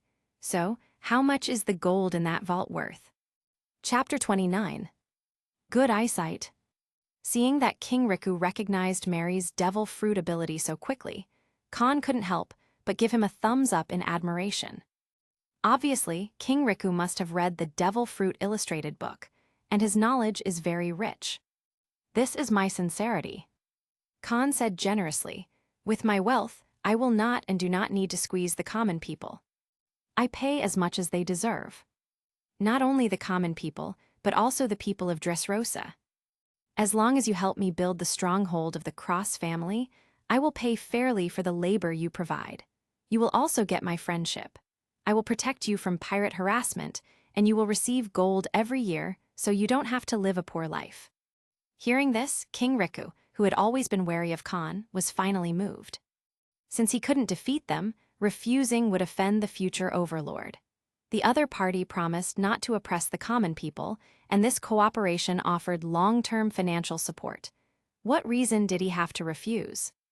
Okay, I promise you. Without hesitating for long, King Riku nodded and said, I will go to the kingdom of Tontada in person to help convince the little people. Pleasant cooperation. Kahn stood up, took the high-heeled cup from Scarlet, and clinked glasses with King Riku, who also stood up. After drinking a small amount of red wine, Kahn pulled Robin over and said to King Riku, This is one of my personal maids, and she is also my head maid. Her name is Nico Robin. I hope His Majesty King Riku will bring her with you when you go to the kingdom of Tontada, because she has a gift for the little people. I believe they will like my gift very much. Nico Robin.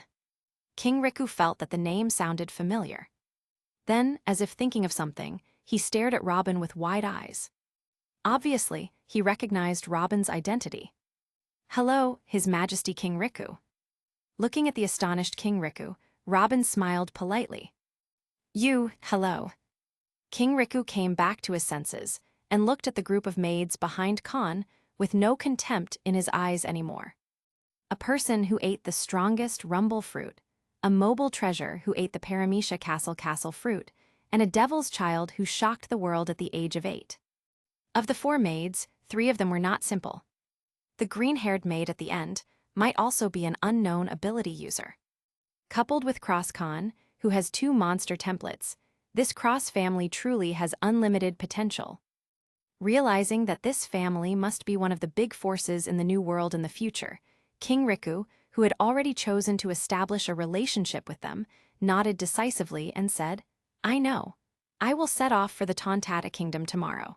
Head maid Robin can come with me when the time comes. Thank you for your help.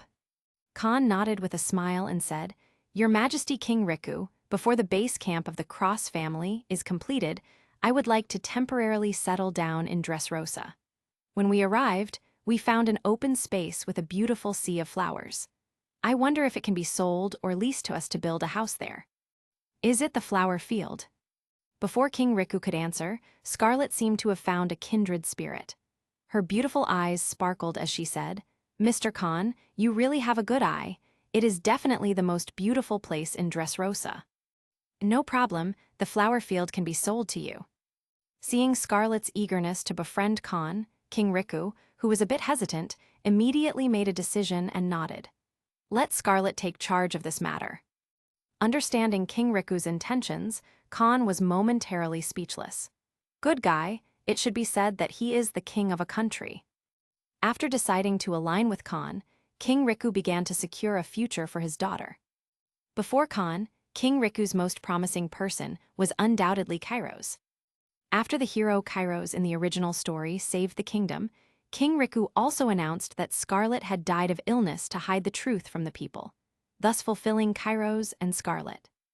But now, Kairos had no hero moment, and Scarlet had no affection for him at all, even hating him. At this time, Kahn suddenly appeared. Scarlet wanted to befriend this legendary figure, and now King Riku, who raised Scarlet as the heir to the kingdom, immediately wanted to help her. If Scarlet could become friends with Kahn, Dressrosa would have the pirate overlord as a backer in the future. Even if he died of old age or accident, there would be no need to worry about Scarlet and Viola being in danger. Although Kahn felt speechless for King Riku so quickly thinking about what would happen after his death, he had to admire his courage. So Kahn nodded to Scarlet with a smile and said, "Then I will trouble you, your Royal Highness." "Hee, no problem, leave it to me." With her hands behind her back, Scarlet resisted the urge to cheer and smiled reservedly at Kahn. Looking at Scarlet, who had been watching Kahn the entire time, Kairos, standing behind King Riku, felt bitter. He had not spoken from the beginning and was not qualified to.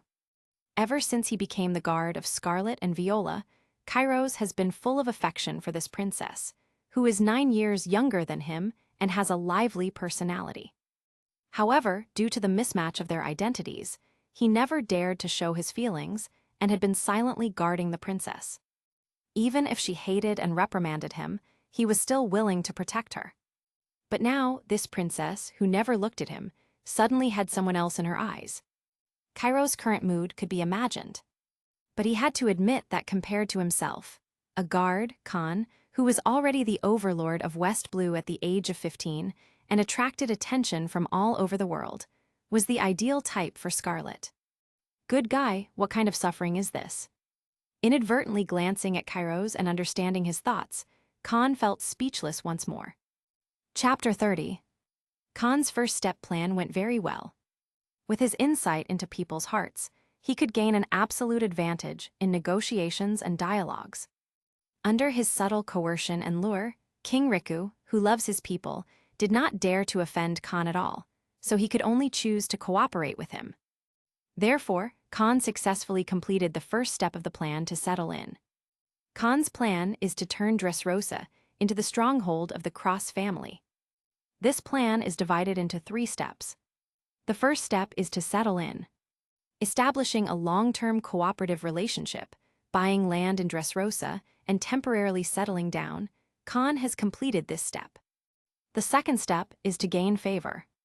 With Kahn's strength and King Riku's eagerness to care for his people, Kahn can use the well-being of Dressrosa's citizens to pressure King Riku and Viola to work for him.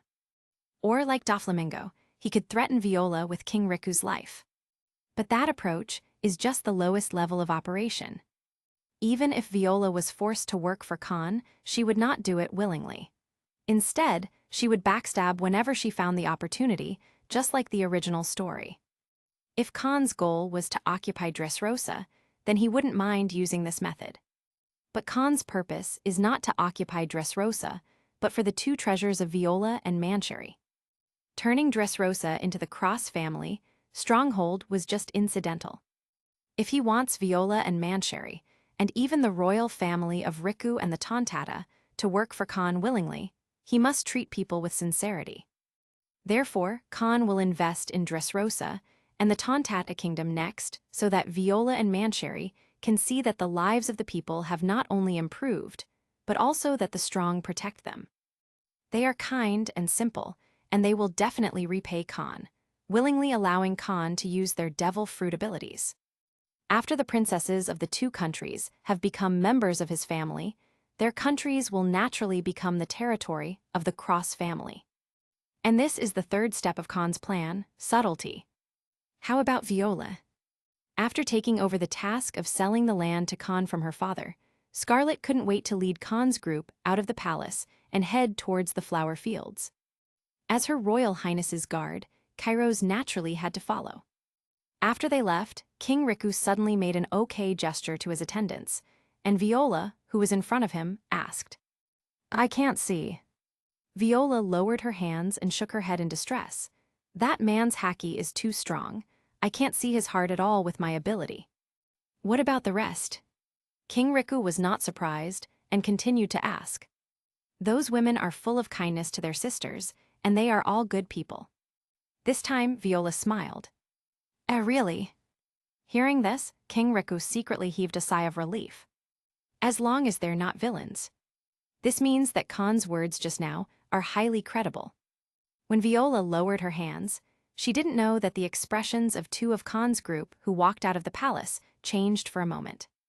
These two people are Khan and Hancock. The only perception overheard was the conversation between Viola and King Riku. Hancock wanted to remind Khan. However, she was one body behind Khan, but she saw Khan's right hand and shook his index finger indistinctly. Hancock, who understood Khan's meaning, immediately stopped the words rushing down her throat, her heart full of doubts. Born observation haki read Hancock's heart. Khan shook his head helplessly. That's why he only told Robin about his plan, not the three Boa sisters.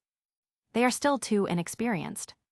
If they had known their plans in advance, they would have cheered in their hearts when they saw Khan's first-step plan was successful.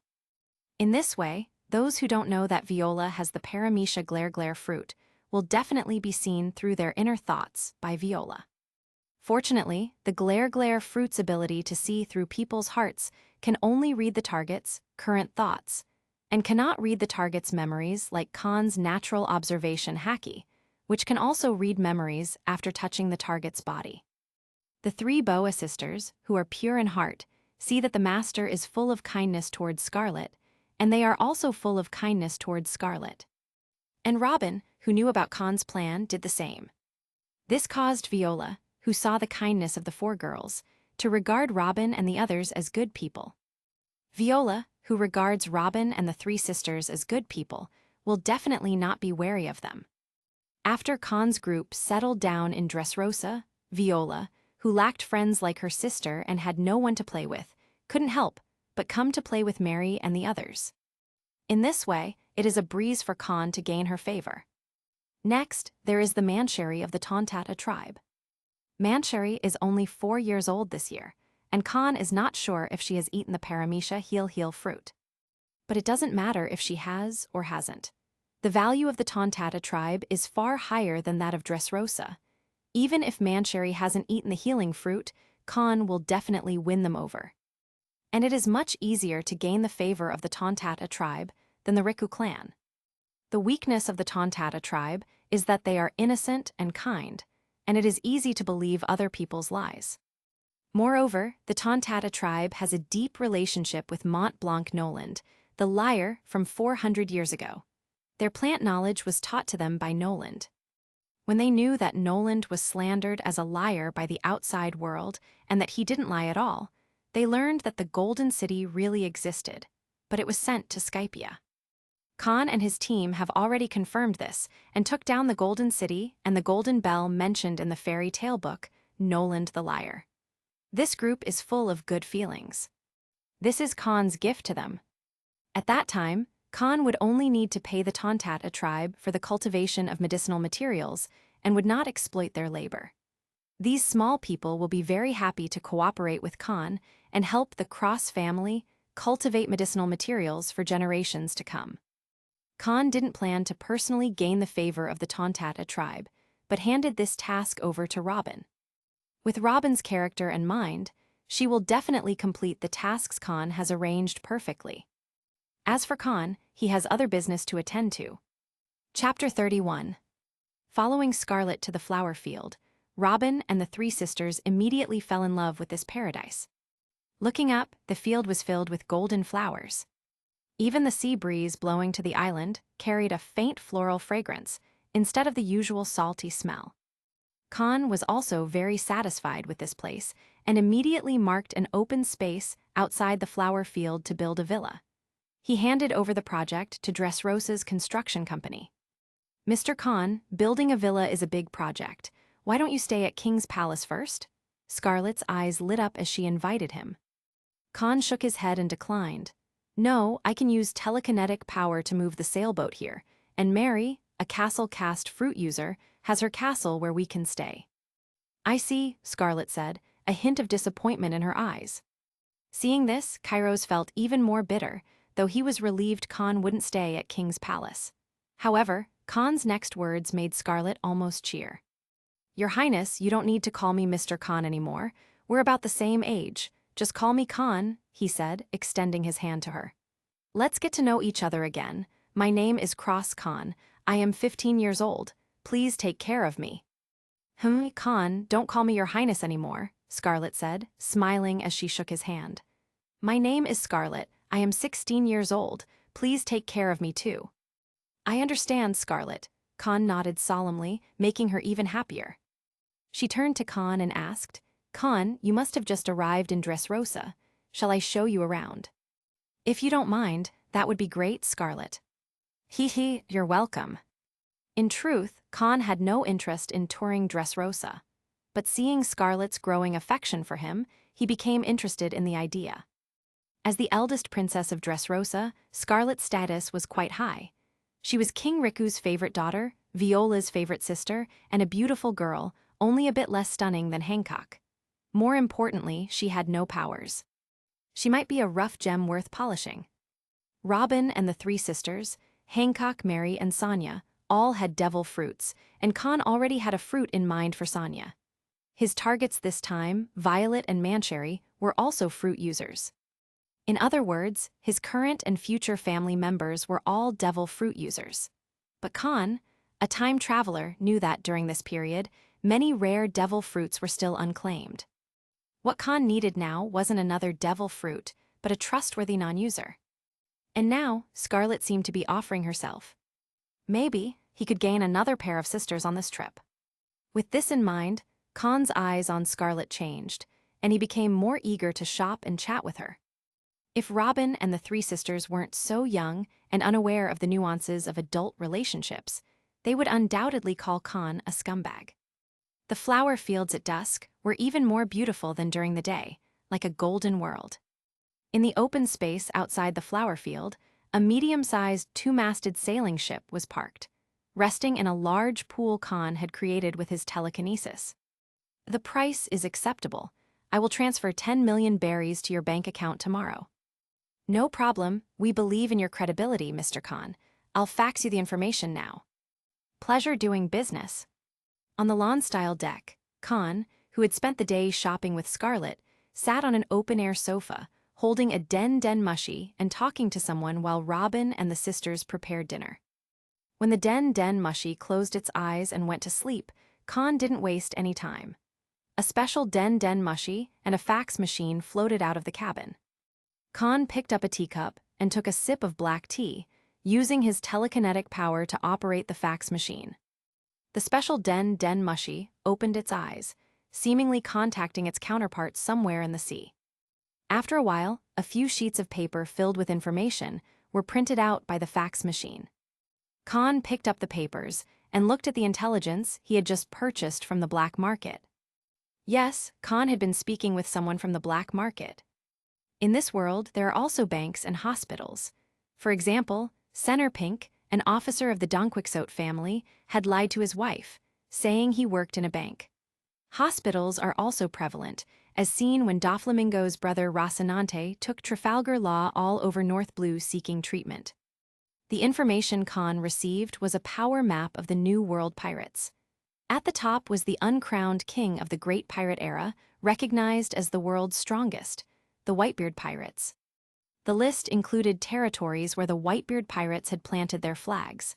Unlike other crews, the Whitebeard pirates didn't have a single base camp. Their territory, protected by their flags, spanned numerous towns across the New World. This was an incredible number. Kahn had managed to plant flags in over 200 towns in West Blue because it's one of the 4 largest sea areas in the world and has the most islands. The Grand Line, by contrast, is just a route between the 4 seas and the Calm Belt, and the New World makes up half of this route. In this vast area, the Whitebeard pirates truly earned their reputation as the world's strongest pirates. Their numerous flagged towns represented a significant portion of the New World's territory, a huge piece of cake. Whoever could take this territory would instantly become the new uncrowned king, the strongest overlord of the New World. Chapter 32. Ranked below the Whitebeard pirates, there's the Pirate Queen, who is widely known in this era. In fact, she was on the same ship as Whitebeard and was also the original companion of the Whitebeard, known as Big Mom, also known as Charlotte Linlin. The base camp of the Big Mom pirates is the Tato Land Kingdom.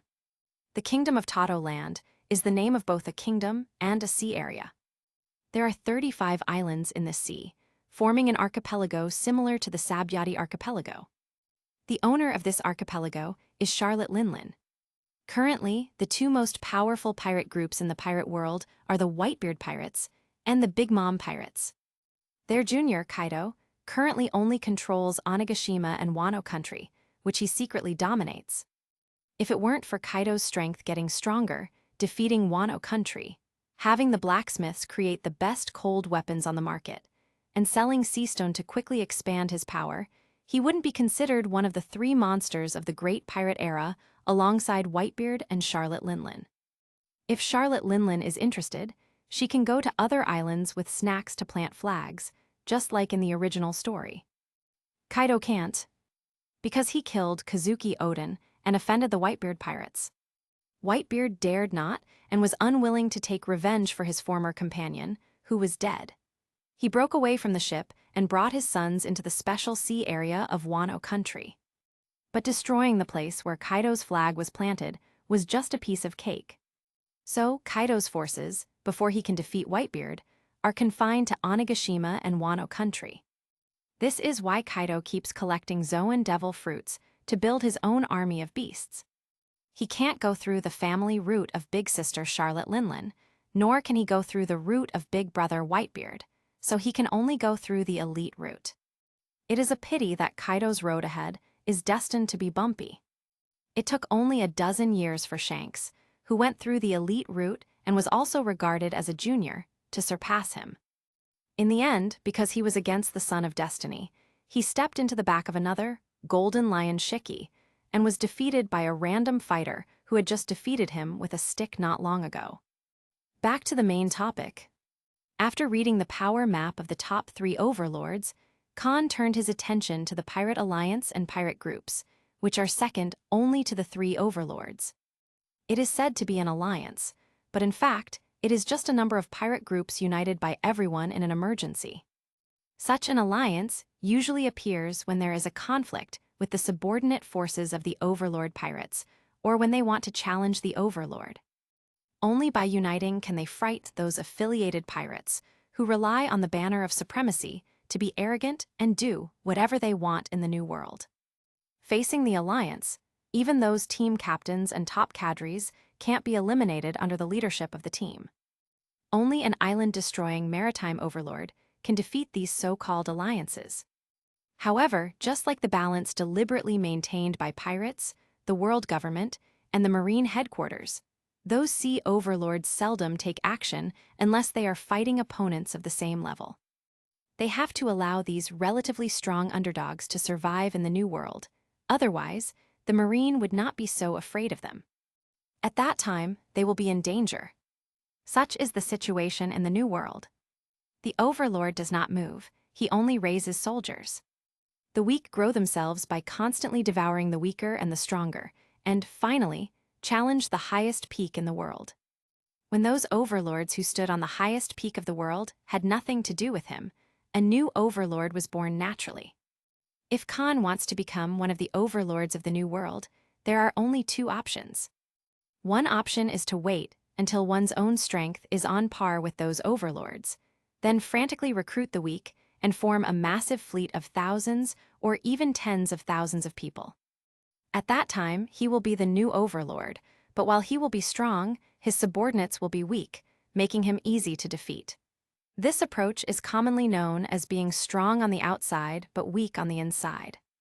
Of course, after Kahn forms such a large fleet, he can also spend a lot of time cultivating trustworthy cadres from scratch to improve the foundation of the fleet. This is how the Whitebeard pirates and Big Mom pirates rose to power. The second option is to form a pirate group with fewer members, but with a very high average strength, making it an impregnable wall, similar to the Red Hair pirates, which is the elite route. Kaido, on the other hand, exists somewhere between the troop route and the elite route. Kahn's choice, of course, is the elite route. He is different from that unlucky Kaido, whose precious mythical Zoan fruit was eaten by an unfilial daughter. After the unfilial daughter became incredibly strong, she even turned against him and directly took down a commander stronger than the king. The most precious mythical Zoan fruit was wasted, and the subordinates are all ancient species, common species, and even artificial Zoans. It's no wonder the Beast's pirates were surpassed by the Red Hair pirates. If Kaido is super unlucky, then Kahn is super lucky. Even Roger and Luffy, the two sons of destiny, are far inferior to how much luck Kahn has. Even without training like Charlotte Linlin, he will become a sea overlord by the Sea Circle calendar year 1520. Moreover, he will be a sea overlord stronger than Charlotte Linlin. Because while Charlotte Linlin is a natural destroyer, Kahn, after using the ability of the mythical Zoan, becomes a real-born destroyer due to the mythical Zoan's characteristic of maximizing the physical fitness of the ability user. This is not comparable to Charlotte Linlin, who ate a paramecia. In addition, Kahn also possesses innate observation haki, which is no less than listening to the voice of all things, a trait only the chosen can have. These three cheats doom Kahn to become someone beyond Charlotte Linlin, even if he squanders his talents. If Kahn works hard and doesn't waste his talents like Charlotte Linlin, becoming the strongest creature in the world is almost certain.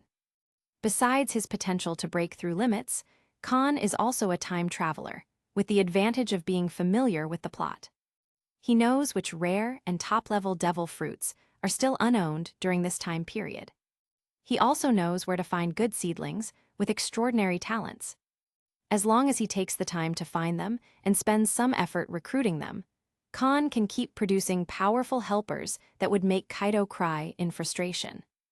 With such advantages, Kahn can raise his left hand even without gems in his hand and shout, "I am the destiny." Chapter 33. Morlake's Island is a pretty typical uninhabited island in the New World. It doesn't have a special shape, unique climate, or any famous local food that could sell well globally. From this perspective, it seems like just another ordinary uninhabited island in the world. However, such an ordinary island is a tempting target for forces just below the overlords of the New World. The pirates of the New World, as well as the kings of the underworld, all want a piece of this island, including some pirate groups allied with the three emperors. This is because the island hides underground treasures. These treasures aren't gold, silver, or jewels, but minerals. In the war-torn New World, minerals are more valuable than gold. Those who want to claim this gold mine and plant their flag on the island must have great strength and a wide network of contacts. The pirate group that planted its flag on this island is one of the giants in a certain pirate alliance. Their name is as simple as the Straw Hat Pirates. They are called the Strong Fist Pirates. The pirate flag features a white skull and a huge fist. From the name and logo, it's clear that the captain of this pirate group is a powerful fighter. And indeed, he is. The captain of the Strong Fist Pirates made a name for himself in the New World with his fists. He formed an alliance with other powerful individuals to create a group that even the kings of the underworld and allied pirate groups under the emperors hesitated to provoke. It is through this alliance and his own strength that the Strong Fist Pirates hold the island. The captain of the Strong Fist Pirates is the one who ate the paramecia Ricky no Mi fruit, strong fruit, and has a bounty of 800 million berries. Super Strong Fist, Omar. Kahn doesn't remember this pirate from the original story. But he does recognize the devil fruit. The Paramecia Riki Riki no Mi fruit is the same ability that fighting champion Jesus Burgess of the Blackbeard Pirates has. Kahn wonders if, when Blackbeard later took the Paramecia Riki Riki no Mi fruit, it was from this Omar guy or the next user. Kahn suspects it was the next user. Because he's here. On this day, the Strong Fist Pirates were mining as usual. Of course, the miners were all minions, while the captain and cadres were drinking, eating meat, gambling, and enjoying themselves in the camp. When pirates couldn't find a way to raftle, they began to doubt the existence of the legendary One Piece treasure. With their dreams of treasure hunting turning into ambitions for power, they could only satisfy their empty spiritual world with such a lifestyle. Even Blackbeard, after becoming one of the 4 emperors, became similarly depraved. Roar! Just as they were having a great time, a deafening roar suddenly sounded from the sky. What's that sound? What's happening? Is there a problem in the mine? Captain, look at the sky. A dragon, it's a giant dragon. The roar was so loud, it felt like it was exploding in their ears. The invisible sound waves stung their ears and woke up some pirates who had been drinking heavily during the day. Before they could figure out where the loud noise was coming from, a certain cadre suddenly pointed to the sky and said in a trembling voice. Looking in the direction pointed by the cadre, they saw a black shadow covering the sky, moving at an incredibly fast speed. This shadow was a huge blue dragon, 100 meters long, with 2 wings and 4 legs. Its body glowed a dazzling blue, falling like a massive blue meteorite. Seeing the blue dragon growing larger before their eyes, Omar's face changed dramatically, and he shouted, "Get out of here quickly. It's falling towards us." Hearing this, the cadres, terrified by the sight of the giant dragon descending, quickly snapped out of their shock and fled in a panic, completely losing their composure. Some cadres who had been playing with women abandoned them without hesitation, leaving behind those who were too weak to run. Omar didn't run away. The cadres fled because they would be killed if the dragon fell on them. Omar, however, felt confident he could save himself and even counterattack. Casually tearing his jacket like thin paper, revealing his strong muscles, Omar assumed a stance, preparing to unleash his powerful punch. Boom! After charging up, Omar immediately launched his famous punch towards the giant dragon in the sky. A transparent white air cannon shot up instantly. It was larger than Lucci's Sai-Dai-Rin, Rokuogen, like a giant's mighty attack, heading straight for the dragon. However, the expected scene of the dragon being blasted away didn't happen. Instead, the air cannon was blocked by a blue barrier that appeared out of thin air.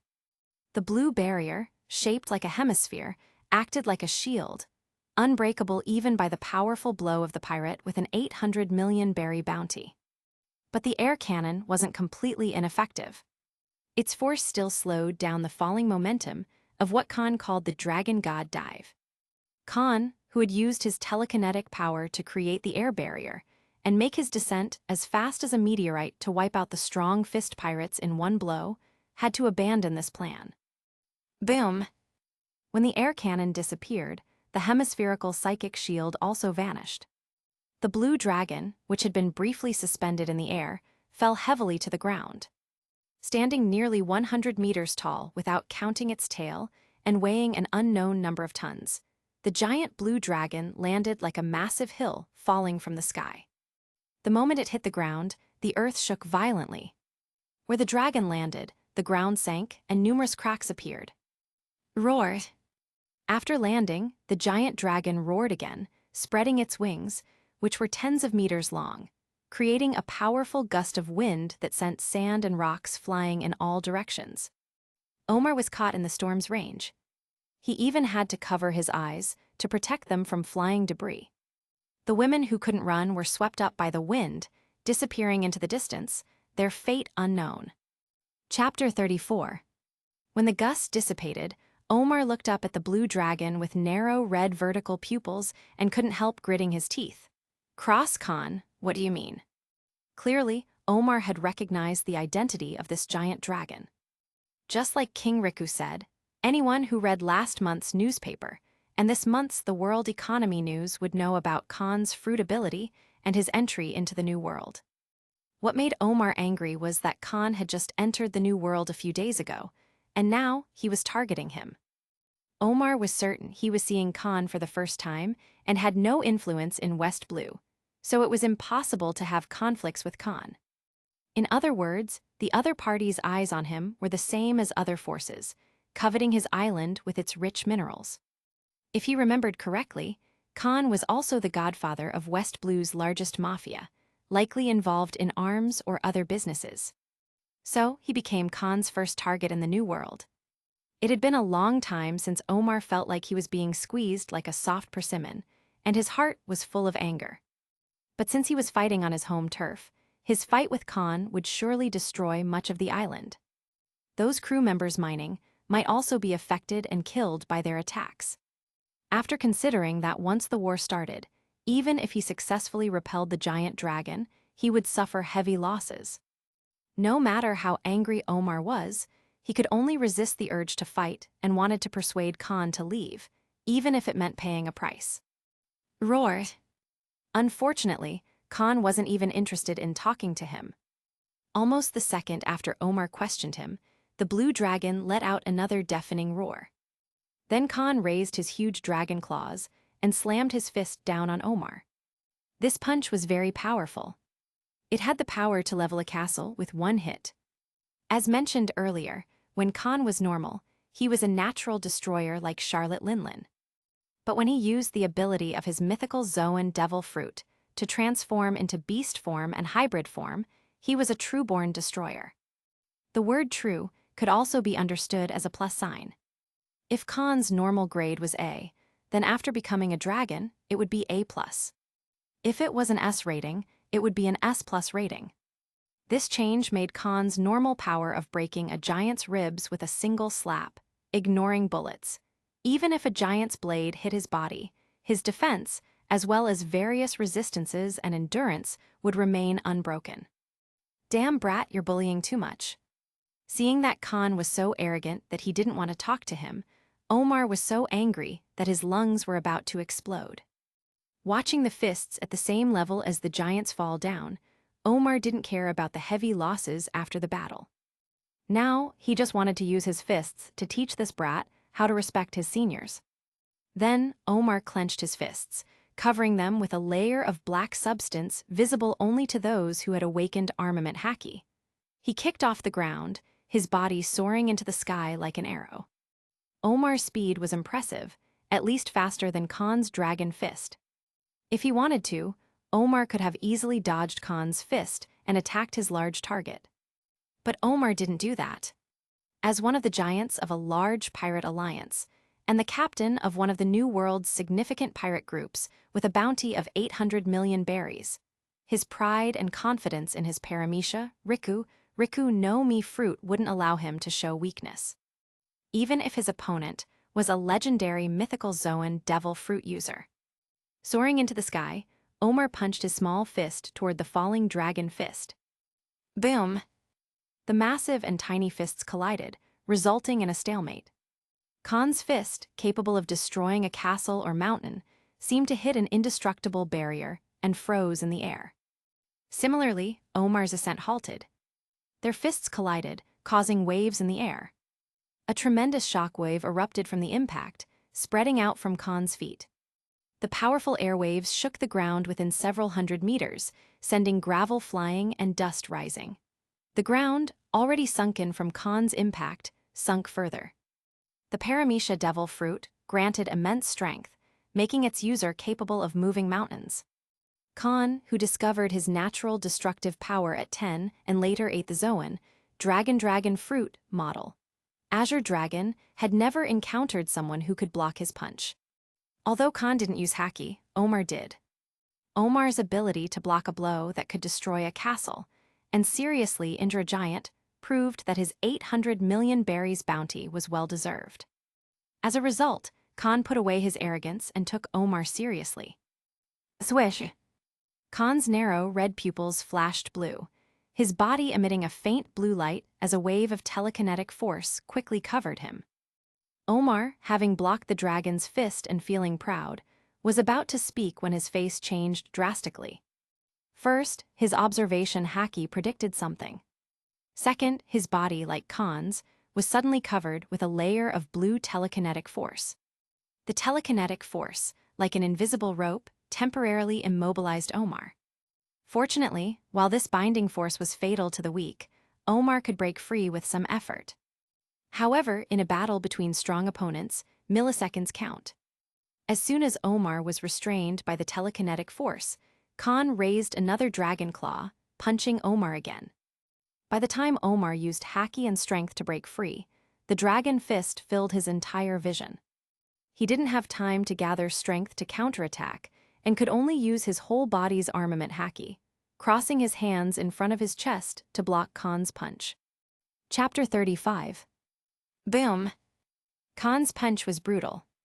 After hitting Omar head-on, the surrounding air rippled in circles. The astonishing air wave erupted again. Omar, who was hit by the dragon's fist, turned into an afterimage and fell from the sky to the ground like a kite with a broken string. When he landed, the whole earth trembled, and there was an astonishingly loud explosion. A large amount of gravel and dust formed a huge dust cloud, which filled the air. From this, it was clear how much power Omar carried when he fell to the ground. Just by looking with the naked eye, no one could tell if Omar was alive or dead. However, those who possess observation haki would notice a light that was as dazzling as the sun suddenly dimmed from noon to sunset in the dust cloud. It was evident that even though Omar was fully armed with armament haki, he was seriously injured by Khan's punch. If he had been in the air or broken free from the shackles of the telekinesis wave a second or two earlier, he could have bought himself time to accumulate energy and possibly counteract much of Khan's punch. However, Omar was tricked by Khan, who could read people's hearts. His skills in armament haki were only enough to fully arm himself. He hadn't mastered the techniques of external and internal destruction.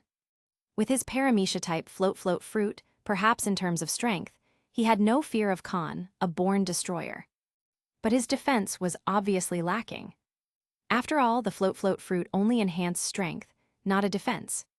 Just as he could easily kill enemies with weak defenses in seconds by relying on his power to move mountains, Omar now experienced the same helplessness. After the dust dissipated, a larger crater appeared. As for Omar, his entire body was embedded in the ground, his hands shattered, and he was bleeding heavily. Despite receiving a punch that even the giants from Khan couldn't bear, he didn't die on the spot. Omar truly deserved his reputation as a big pirate with a bounty of 800 million berries. Sensing that Omar had lost the ability to fight, Khan, who was about to deliver a decisive blow, let the telekinesis wave that shone all over his body slowly dissipate. Immediately, Khan's long, narrow, red vertical pupils flashed blue light again. A gust of wind appeared out of nowhere, blowing away the dust cloud from the bottom of the crater. The blue telekinesis wave once again covered Omar's whole body like an invisible big hand, pulling him out of the ground and lifting him up into the air. Forgive me. Floating in front of Khan, Omar, with blood continuously dripping from his mouth, pleaded with a desperate tone, I am willing to present the banner of the Strong Fist Pirates. Please spare my life. Presenting the flag represented surrender. Omar was willing to bring the Strong Fist Pirates under Khan's command. This kind of submission to save one's life was very common in the New World. Generally, when faced with such a request, the winner would choose to agree. Even the three monsters would be tempted by an extra thug with a bounty of 800 million berries. However, Khan raised his huge dragon claws, made a gesture of snapping his fingers at Omar, glanced at the blue sky, and finally said, Sorry. If it was a few years later, I might have been tempted, but now, your death is more important to me. With that, Khan snapped his fingers lightly. Under the wind control of telekinesis, Khan unleashed a huge wind blade. Puff! The size of the wind blade was even more exaggerated than a flying slash from a sword hero. It split Omar's body in two instantly and flew several thousand meters away, cutting off a mountain on the island. Roar! After killing the New World big pirate with a bounty of 800 million berries with a snap of his fingers, Kahn didn't change back to human form. Instead, he let out another deafening roar. Then, the wings on his back spread, and the 100-meter dragon soared into the sky. Flying several hundred meters into the air, Kahn watched a pirate ship sailing away from the island and slowly opened his mouth. Swish! The blue light, representing the power of telekinesis, shone again. His entire body emitted a blue light, and the blue sky dragon, with its own special effects, gathered white light waves in its wide-open mouth. This white wave of light was the power of the wind. Under the control of telekinesis, the wind power from all directions gathered in front of Kahn's dragon mouth and compressed into a white light wave. After charging up, Kahn unleashed a huge white beam of light toward the pirate ship sailing away from the island. This move was the breath of the heavenly dragon, also known as the roar of the heavenly dragon. Boom! The power of the wind was swift, and the speed of the wind beam was even faster. Kahn wasn't targeting the pirate ship directly, just the waters around it. When the beam of light hit the sea, it burst into dazzling white light, engulfing the pirate ship nearby. A hemispherical white mask, like a mushroom cloud, rose from the sea. Hoo-hoo! Kahn heard the sound of howling ghosts and wailing wolves from a distance, making it extremely harsh. In that sea area, it was as if a hurricane had passed. The island of Lakes, close to the coast, experienced violent waves, and all the trees on the island bowed down. After the white mask disappeared, a huge whirlpool appeared in that sea area. As for the pirate ship, it had completely vanished. Whether it was caught by the whirlpool or smashed into powder by the force of the wind was unknown. After destroying the strong fist pirates with overwhelming power, Kahn flapped his wings and flew back toward Dressrosa. Rumbling. At the same time, the island of Lakes below shook violently. After a while, this island, considered a prize by the major forces in the New World, broke free from gravity and floated into the sky. The island flew at a low altitude, closely following the heavenly dragon. This scene was captured by a news bird hovering in the sky. After freezing the image of the island and the dragon flying together, the news bird put the camera back into the letter box it carried and flew in the opposite direction. The strongest supernova in history raided the island of Lakes, where the strong fist pirates flew their flag and killed super powerful fist Omar with a bounty of 800 million berries in an almost instant kill. The big news that the strong fist pirates were destroyed and Lakes Island was taken away as a trophy would soon spread throughout the New World and even the entire world. And this was what Kahn meant when he told Omar, "Your death is more important to me." Because Kahn desperately needed a reputation right now, a reputation of savagery. Chapter 36. The next day. Before Kahn returned to Dressrosa with Lakes, the news about his team destroying the strong fist pirates had already spread worldwide. The destruction of the mighty fist pirates, the first battle of walking disaster, Cross Kahn in the New World. It's still in the newspaper, and it's still in the headlines. This time, the news headlines, photos, and content took up 2 pages. In other words, today's news headlines are equivalent to half of today's news content.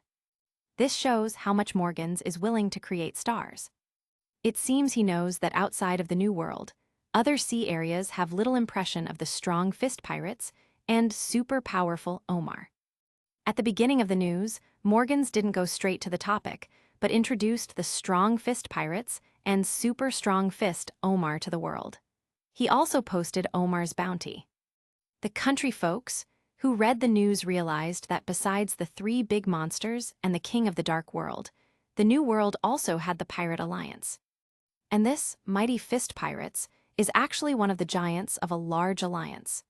The captain even ate the Paramecia Riku no Mi fruit and had a bounty of 800 million berries. However, such a big pirate was actually killed by Cross Kahn, who had just entered the New World and had a bounty of only 300 million berries in 3 moves. When reading this, many people who think a high bounty equals strength subconsciously became suspicious.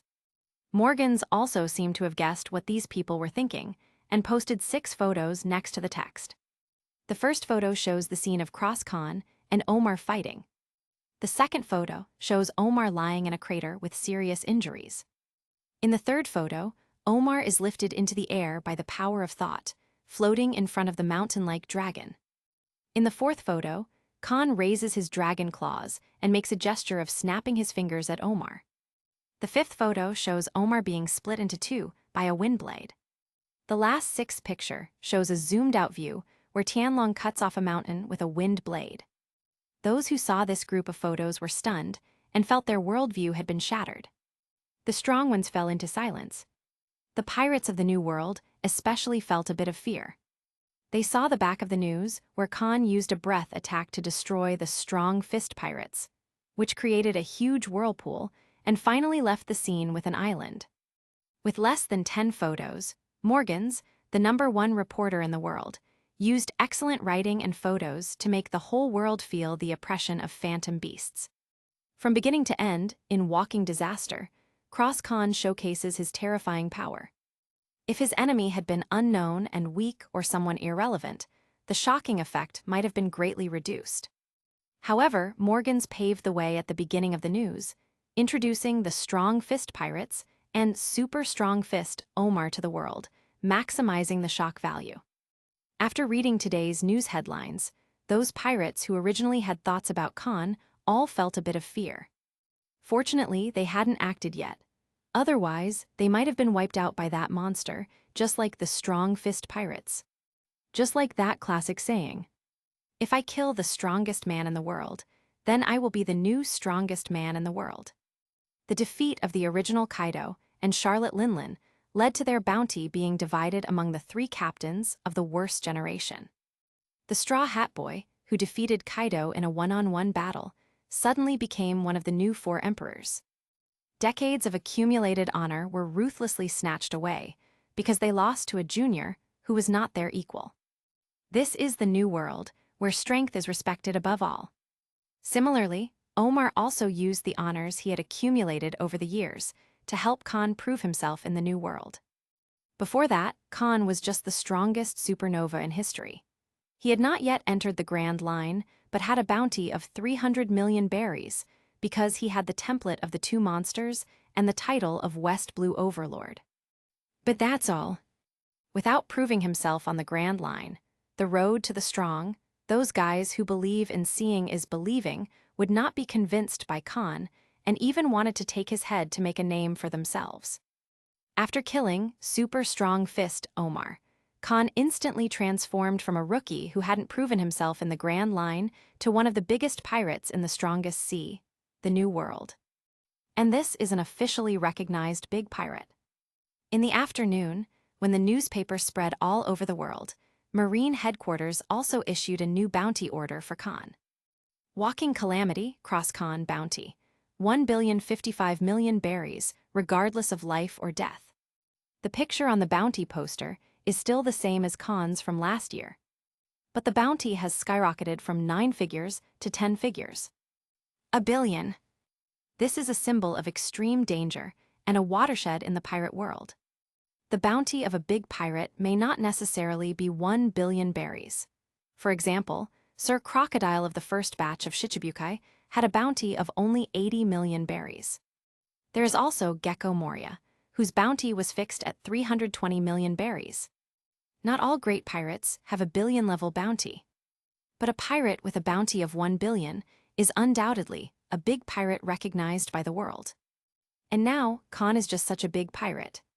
He killed the big pirate with a bounty of 800 million in an almost instant kill, destroyed the mighty fist pirates with his breath, and then took the island where the mighty fist pirates flagged as a trophy. This kind of strength and threat made Kahn's reputation spread all over the world with the help of Morgans. As the first to know that Kahn had become popular, Marine headquarters was very clear that Kahn's strength warranted a 10-digit bounty. In the eyes of Kong and Sengoku, 1 billion might even be too little.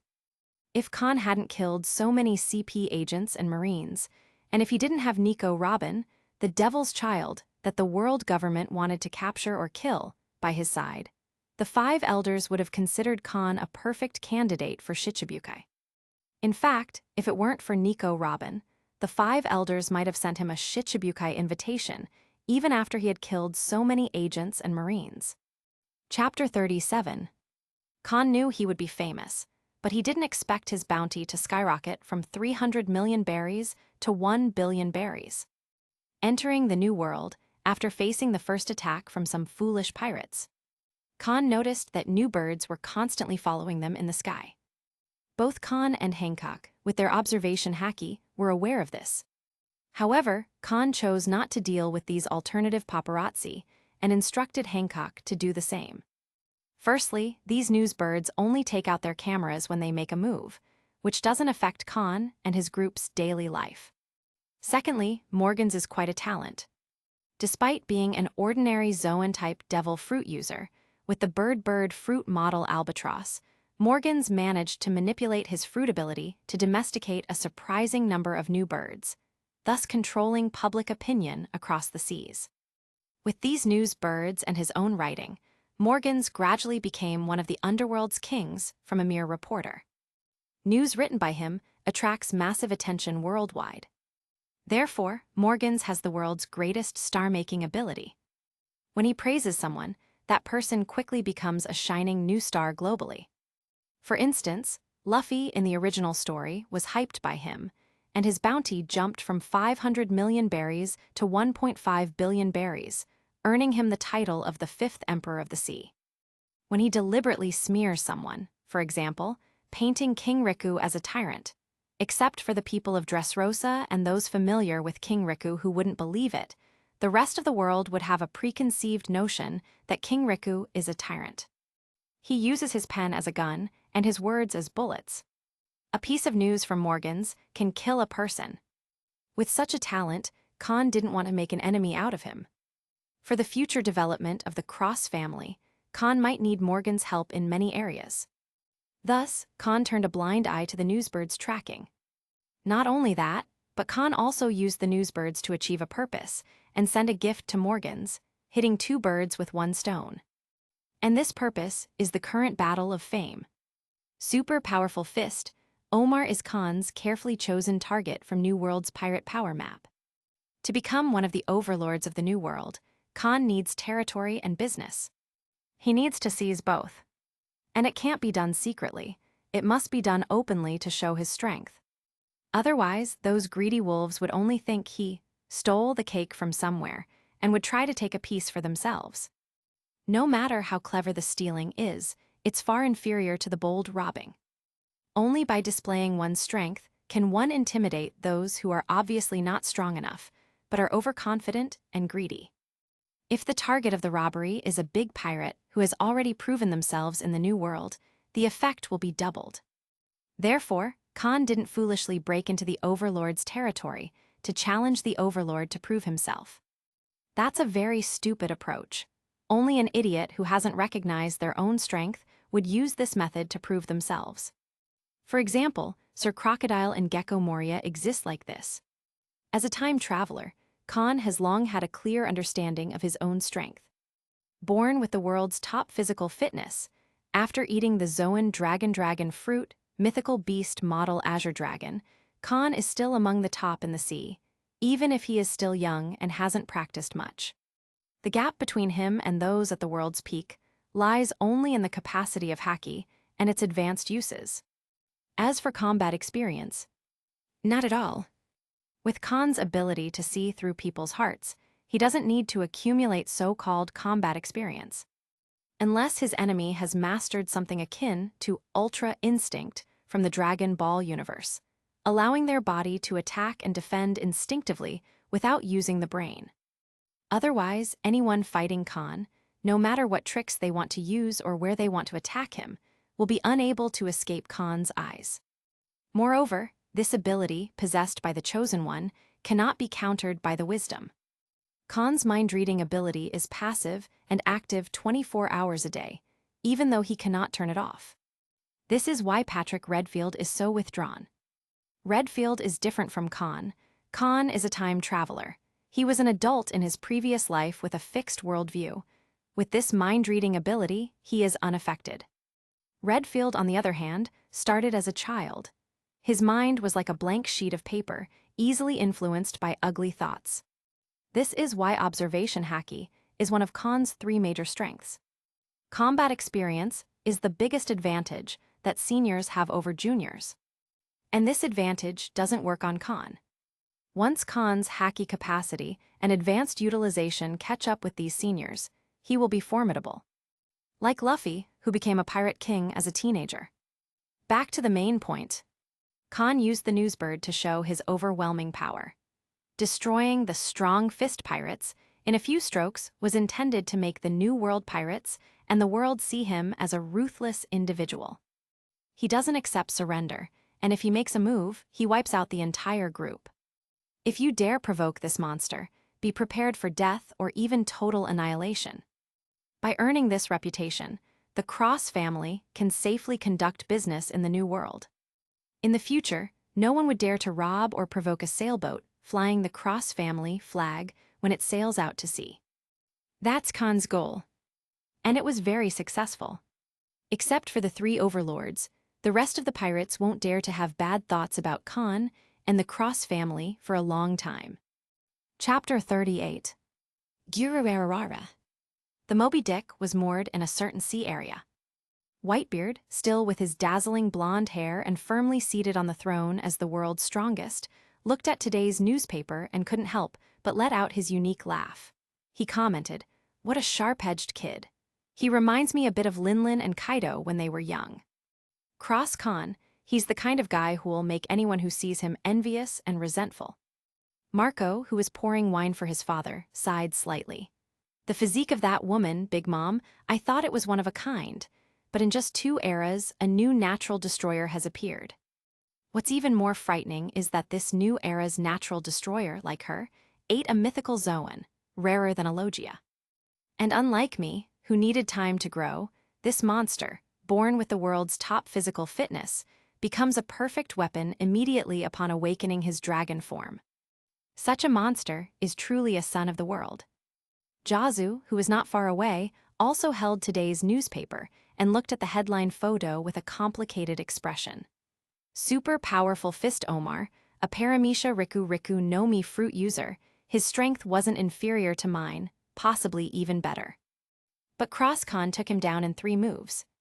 The natural destroyer of the new era, his strength is far above mine. And without armament haki at the level of internal destruction, or Dad's fruit ability that can ignore external defenses and directly hurt the inside, no one can break his defense. This guy, I fear it won't take many years before he becomes a monster on the level of Big Mom and Kaido. Not only the officers of the Whitebeard pirates, but also the rest of the crew were discussing Khan. Most were filled with envy, jealousy, and hatred towards Khan. Especially those who had experienced many battles and gained their current strength through hard work. They wished they could trade places with Khan. If they were born with the world's top physical fitness and ate a mythical Zoan when they were young, they believed they would be more successful than Khan. This is because they only knew Khan had the physique of a natural destroyer and the form of a mythical dragon. If they knew that, besides these 2 advantages, Khan also had the same natural observation haki as Patrick Redfield, they would go crazy with jealousy. Mama hahaha, isn't it natural for someone with such a physique to achieve such feats at such a young age? In the Cake Island of the Tato Land Kingdom, Charlotte Linlin looked at today's newspaper, first laughed proudly, then said with a little regret, "If it weren't for my mother, I would have been the one with that devil fruit, not Kaido." In this world, the ability that best matches our natural destroyers is a mythical Zoan. I really want to have a baby with him. Warororaro. Well done, this is the kind of pressure a mythical Zoan brings. On Onigashima, Kaido praised, holding a newspaper in one hand and a wine gourd in the other, with a drunken blush on his face. In his words, he made no secret of his admiration for Khan. If he didn't know that people like Khan would never submit to others, and if he wasn't absolutely certain he could take Khan down, Kaido would have already transformed into a dragon and tried to capture Khan as his vice-captain. Woo woo woo. Thinking of this, Kaido immediately covered his face and burst into tears. Such behavior left his subordinate speechless. After more than a month, Kahn once again caused a sensation all over the world. This time, even the three major overlords participated in the discussion and gave Kahn very high praise. Even the Yonkos paid attention to Kahn, not to mention other pirates. In just one battle, Kahn not only established himself as a formidable villain, but also solidified his status as a great pirate of the New World. For a long time to come, no self-assured idiots would bother Kahn's crew. This also gave Robin and her group time to develop, allowing them to gradually strengthen the Cross family. Once they mature and no longer need Kahn to do everything himself, the Cross family could expand, challenge the highest peaks in the world, and become another overlord standing at the top. The next day, Kahn finally returned to Dressrosa with more lakes. The floating islands did not cause panic in Dressrosa. After all, with the news spreading worldwide yesterday, King Riku had also seen the photo of Kahn leaving with an island. He knew this island was to be the future headquarters of the Cross family. Therefore, King Riku informed the citizens in advance that Dressrosa would establish a long-term cooperation with the Cross family. Walking disaster, Cross Kahn would pay and hire Dressrosa to help build the island. If people had no money or felt their salary was low, they could join the national construction team for training. Hearing this news, the citizens burst into cheers. But what they cheered for wasn't just the opportunity to make money. They were thrilled that their king had established a long-term cooperative relationship with such a great pirate. Doesn't that mean that, until their collaboration ends, Dressrosa would be under the protection of Cross Kahn, the walking disaster? Officially, they have the protection of the naval headquarters, but secretly, there's also the protection of the Cross family. Isn't that too safe? This news soon reached the ears of the Marines and even the world government. The Marines and the world government just turned a blind eye to the cooperation between a member country and pirates. The Marines have no right to interfere in their own business. They can't even build a marine base in the capital of a member country. Otherwise, the pirates wouldn't dare to visit the island for trade. Even if the Marines enter a member country, if there's no prior notice, they can't even actively capture pirates.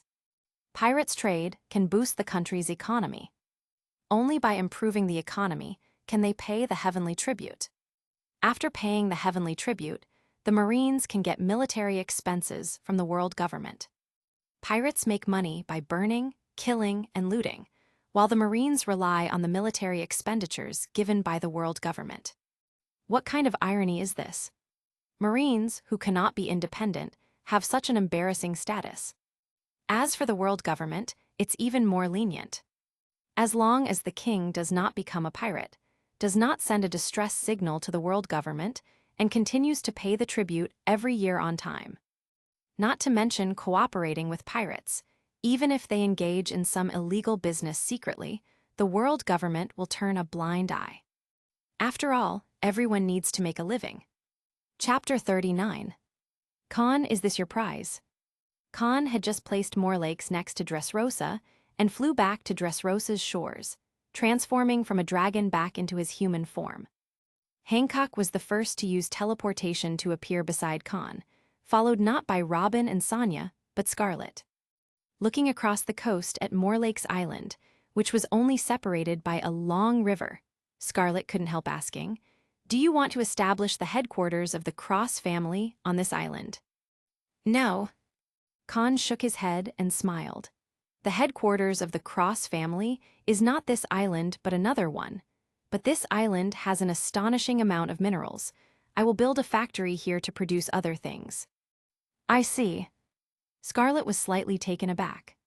Not long after, Robin and the others rushed over from the flower field. "Master, welcome back."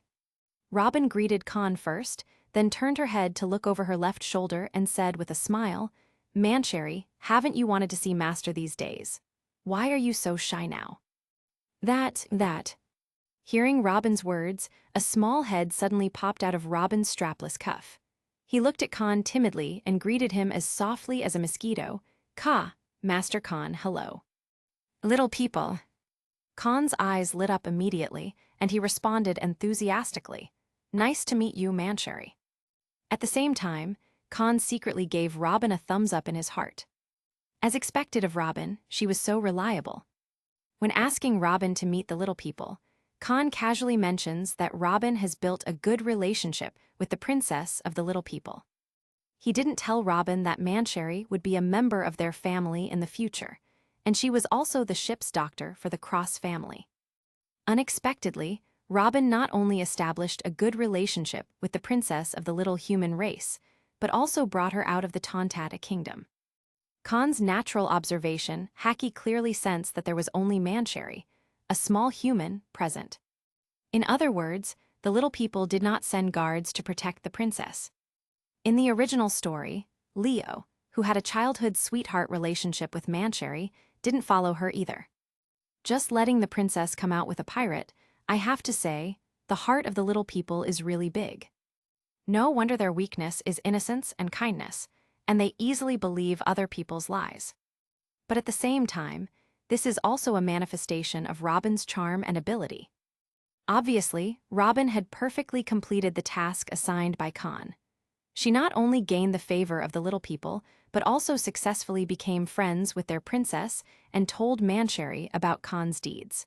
4-year-old Mancherry was full of curiosity about Kahn. Looking at the smiling Kahn, Mancherry seemed to feel his kindness, and her inner tensions slowly dissipated. After learning that Kahn, like Robin, is a kind and gentle person, Mancherry lost her shyness and looked at Kahn carefully. Kahn also came over and chatted with Mancherry with a gentle smile. After a few words, Kahn managed to touch Mancherry's head with his fingers under her timid gaze. Then, seeing through the movement of the heart, Kahn immediately read the memories of the few years that Mancherry had just come into this world. Soon, Kahn grasped Mancherry's interests and hobbies and knew how to get along with her. Meanwhile, Kahn also received good news. Mancherry and Leo, when they were 3 years old, had already become devil fruit users. They didn't know that what they ate were devil fruits and just called their healing and sewing abilities thaumaturgy. But now, Mancherry knew she was a devil fruit user. The reason she became friends with Robin so quickly was because she adored Robin. Robin's gentle and calm personality, rich knowledge, and wonderful experiences made Mancherry admire her greatly. Like Scarlet, she was also looking forward to exploring the world. In the past few days, Mancherry had been pestering Robin, asking her to tell stories about the outside world and their adventures. It was through Robin's narration that Mancherry became full of curiosity about Kahn, the hero who saved Robin and proved that Kahn was not the villain he was made out to be. After digesting this information, Kahn knew how to quickly gain Mancherry's favor. Of course, he wasn't in a hurry to act immediately. The little people were easy to win over. As long as he treated them sincerely, Mancherry would become part of the family in no time. During their chat, Kahn and his group returned to their ship in the flower garden. Then Scarlet asked if Kahn knew he made a big splash again. By reading her mind, Kahn immediately understood, but on the surface, he showed a hint of doubt to play along. Seeing this, Scarlet immediately looked excited, took out the newspaper and bounty poster, and handed them to Kahn. 1,055,000,000 berries. Kahn glanced at the brand new bounty poster and slightly raised the corner of his mouth. This amount should scare those idiots, right? Then I can leave the new world temporarily with peace of mind. Hearing this, Scarlet's eyes lit up and she asked, Kahn, are you leaving the new world? Yes. Kahn nodded. I'm going back to West Blue for a while to arrange some things and maybe go to other sea areas. Then can you take me with you? Scarlet asked expectantly. Mancherry, who was sitting on Robin's shoulder, also looked at Kahn with her beautiful eyes shining slightly. No problem. Kahn had already considered this. As long as your father agrees, you and your sister can come with me and Mancherry too. With those words, Kahn smiled at Mancherry on Robin's shoulder. Great, then I'll go back and convince my father now. Scarlet cheered, then got up to say goodbye to Kahn and his group and walked down the boat ladder with the hem of her skirt. Seeing Her Royal Highness getting off the boat, Kairos, who had been protecting her from a distance, reappeared. Master, are we going to West Blue? After Scarlet left, Mary, who hadn't been to Kahn's hometown yet, asked with shining eyes. Yes. Kahn nodded and then said with a meaningful smile, "I'm going back to West Blue to move some things over, but I'm not in a hurry for now. I'll help you improve your strength first." Chapter 40. Wano is a country located in a unique sea area. There are no open sea coasts here, only cliffs and waterfalls. Entering or leaving is a huge challenge. Thanks to this natural environment, even the world government and marine headquarters, aware that most of the world's seastone originates from this country, dare not send troops to attack it. Yes, they dare not that they won't. Hundreds of years ago, countless pirates and the world government tried to occupy this country known as the Golden Country. But there was one person who, with a single black sword, repelled all the invaders. That person was Shimitsuki Ryuma, regarded as the sword god and dragon-slaying warrior. With his black sword and unparalleled swordsmanship, Ryuma made the whole world recognize the samurai of Wano. Like Amazon Lily, which is located in a windless zone, Wano has natural environmental protection, a very complete haki system, and a large number of swordsmen. Even though the country has been closed for hundreds of years, Wano remains one of the world's recognized powers. In the previous era, a samurai from this country boarded the Moby Dick and the Oro Jackson, becoming a main force of the Whitebeard pirates and Roger pirates, convincing the world of their strength. Of course, few people know this. Wano, one of the most powerful countries in the New World, is already a territory secretly controlled by Kaido. As one of the three monsters with the least strength and the weakest background, Kaido managed to catch up with the likes of Big Mom and Shanks by occupying this vast treasure trove. A huge amount of seastone and other minerals, as well as cold weapons produced by world-class swordsmiths, have made Kaido immensely wealthy. Even after being exploited by Kaido for 20 years, this country has not been drained dry. Furthermore, it's rumored that Pluton, one of the three ancient weapons, is hidden on this island. The title Golden Country is indeed fitting. With the death of Kazuki Oden, Wano began 2 decades of hell on Earth. On this day, a few noticed that a few outsiders had quietly arrived in this hellish land.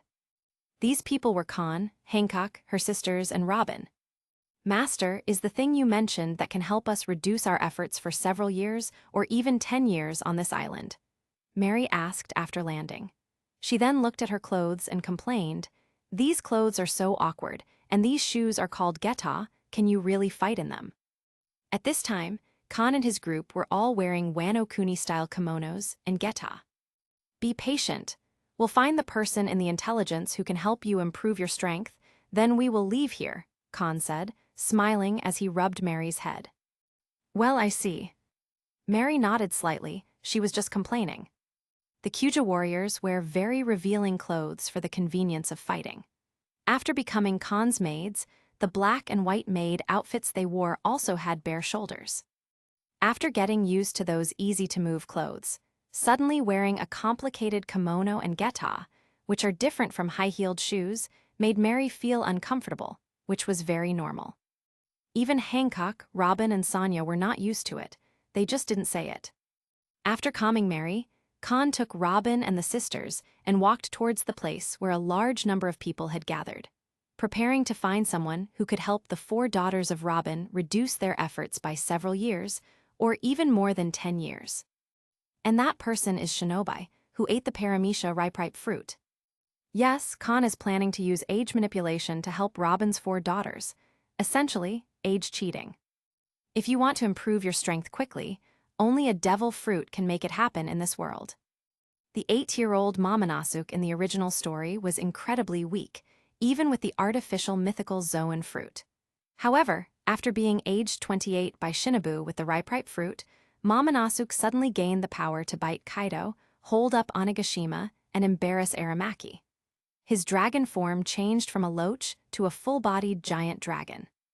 In a short while, Momonosuke, whose strength was once negligible, sacrificed 20 years of his life to gain the strength of a new world monster. Is it worth it? In the peaceful age of Kahn's previous life, it might have been a huge loss, but in this dangerous pirate world, it is very worthwhile. For the weak, even breathing is a sin. How much blood and tears do you need to pay to become strong? For Momonosuke, It was his retainers and the Straw Hat Pirates who bore the brunt of the suffering. If you can exchange 20 years of youth for monster-level power, it's a great deal. Similarly, for Robin and the three sisters, sacrificing a few years of life for corresponding strength is definitely worth it, especially with Kahn by their side. If this world didn't have ways to achieve eternal youth or immortality, Kahn would rather let them grow naturally than sacrifice their lives for strength. However, knowing that there are immortals and abilities that grant eternal youth or immortality, Kahn is willing to use age manipulation. To achieve those things, Kahn needs the help of Robin and the sisters. However, he won't force them to age prematurely. If any of them don't want to sacrifice their life for strength, Kahn won't push them. This trip isn't just about giving them a shortcut, it's also to offer a choice. On the way to an unknown city in Wano, Kahn explained everything to Robin and the sisters. The ability to ripen people and increase their biological age. The three sisters and Robin were stunned. They knew devil fruits had strange abilities, but the ability to age someone from a child to an adult or even an elderly person, and that it was irreversible, was mind-blowing. "So what's your choice?" Kahn asked with a smile. "Of course I would." It wasn't Robin who spoke first, but Hancock. She nodded without hesitation and said excitedly, "I can't wait to grow up now so that I can share the burden with you, Master." Chapter 41. Hancock's words are completely sincere. After reading the news a few days ago and spending time with him recently, I gradually learned from Robin about the future direction of the Cross family. Hancock trains herself every day. Despite undergoing electrotherapy, no matter how hard she practices, her body won't develop hidden ailments, but it will take at least a few years for Hancock to assist Kahn. In other sea areas, Hancock, known as the strongest rumble fruit user in Logia, could now share the burden for Kahn. In those regions, Hancock, who can become an element and teleport regardless of obstacles, is the overlord. In the New World, the strongest sea, Hancock, doesn't have that much advantage. With her teleportation abilities, Hancock may still be invincible, but there aren't many who can harm her. There are countless people she can't beat at this stage. It's like how Mamanasu couldn't harness the power of an artificial Zoan at the age of 8 and could only become a loach. Hancock, who is 12 years old this year, can currently produce lightning up to tens of millions of volts at most, and she can't generate lightning over 100 million volts. How many volts is natural lightning? The minimum is 100 million volts. That means the lightning Hancock currently produces with all her strength isn't as powerful as the weakest natural lightning. In the New World, there are too many people who can block or even defeat her thunder. Kahn is someone Hancock feels she must repay in this life. During this time, her dream is to become stronger to help her master share the burden and earn his appreciation. After waking up with a smile, Hancock feels both regret and motivation to practice again. But now, hearing from Kahn that there are devil fruits that can exchange life for power surprises Hancock. As long as one gains great strength, sacrificing the joy of growing up and a bit of lifespan is nothing. "Master, I am willing too." "Me too." Almost immediately after Hancock spoke, Mary also raised her hand. Robin and Sonia did the same. The four women showed no hesitation. Clearly, they've all been transformed into Kahn's loyal followers. As long as it helps Kahn, a bit of lifespan isn't worth mentioning at all. Kahn, with his observation haki, saw all the inner thoughts of the four girls and felt a sense of accomplishment. These are the allies he cultivated himself. Instead of aiming to become the strongest creature in the world, Kahn feels he's more suited to be the world's #1 cultivation master. Feeling proud, Kahn asked with a smile, "Then how old do you want to be?" 18 years old. The four girls looked at each other, then, as if connected, said the same number in unison. It seems we all have a tacit understanding. Kahn couldn't help giving a thumbs up, grinning, "I think so too. 18 is a very good age." How good is it? People at this age are not only teenagers, but also young adults, even reaching early adulthood. At the same time, this age is the number that Kahn concluded after several days of thinking would bring the greatest improvement and benefits to Robin, Hancock, Mary, and Sonia. In the original story, Hancock also became the empress of Amazon Lily, the captain of the Kuja pirates, and the youngest warlord of the sea at 18. At that age, Hancock, with her Paramecia-type Miro Miro no Mi and Conqueror's Haki, had a bounty in the New World, definitely reaching the Billionberries level. She was also a top officer and the Emperor's right hand in the Overlord pirates. In this life, although Hancock did not have the powerful Paramecia-type Miro Miro no Mi, Love Love fruit, she had consumed the immensely destructive and versatile Logia-type Goro Goro no Mi, Rumble Rumble fruit, which completely surpasses the Miro Miro no Mi. After reaching the age of 18, even though Hancock lacks an awakened Conqueror's Haki compared to the original story, her overall strength is far greater than her original self. The same applies to Robin, Mary, and Sonia. Once they reach the biological age of 18, with the Kuja Pirates' method of cultivating Haki, the three girls will soon master armament Haki and observation Haki. Their practice of Rokushiki will also become more effective. After Kahn finds a devil fruit for Sonia, she instantly becomes the second strongest among the four women, just below Hancock. At that point, besides their leader, Kahn, the Cross family will have two powerhouses. Cultivate another powerhouse, and Kahn will have the three giants necessary for a powerful pirate crew. Then, by training some senior officers or even the fourth and fifth giants, in a few years, the Cross family's strength will far surpass that of the weakest of the four emperors, the Beast's pirates. Additionally, 18 is the safest age. Kahn has the idea of helping Robin, Hancock, Mary, and Sonia age rapidly because he knows the legendary pure gold, which is said to be able to buy the whole world, is real. And that pure gold is inside a lanternfish. Once the Cross family has established itself in the New World, Kahn will go hunting for the lanternfish. If he can't find it, he will continue looking. If he still can't find it, Kahn will wait until 19 years later and ask the main characters of the future to help him. 19 years later, Robin and Hancock will be only 37 years old. This age is considered the prime of life, an absolute golden age. Shanks is also 37 years old when the story begins. Kazuki Oden was only 36 years old when he died, and he was in his prime. Even Shakyaku, who is 64 years old, looks youthful and vibrant. As long as Robin and Hancock don't overuse their powers like Mary and Sonia did in the original story, 37 will still be the peak of their appearance. Moreover, the mature temperament at this age will make them incredibly attractive and enviable. Therefore, 18 is the best age for Robin, Hancock, Mary, and Sonia. Chapter 42. After learning that Kahn helped them improve their strength by using a devil fruit's ability to increase their biological age, Robin, Hancock, Mary, and Sonia were filled with anticipation for their 18-year-old selves. Next, Kahn and his crew began their journey to find someone specific. Capable of draining, the blood Kaido has been sucking for 20 years without being drained dry. Wano is clearly a large island. On this island there are 6 cities: Kuri, Ringo, Hakumai, Udon, Kibai, and the capital of Wano, the flower capital. These 6 major cities have many small towns and villages in their regions. If you don't know the appearance and information of the person you're looking for, but only know they exist somewhere in Wano, it would take a lot of time to find them, even for Kahn and Hancock, who have unique perceptions. Fortunately, Kahn is a time traveler and knows Shinobu's current location. The death of Kazuki Oden and the time when Momonosuke traveled through happened last year.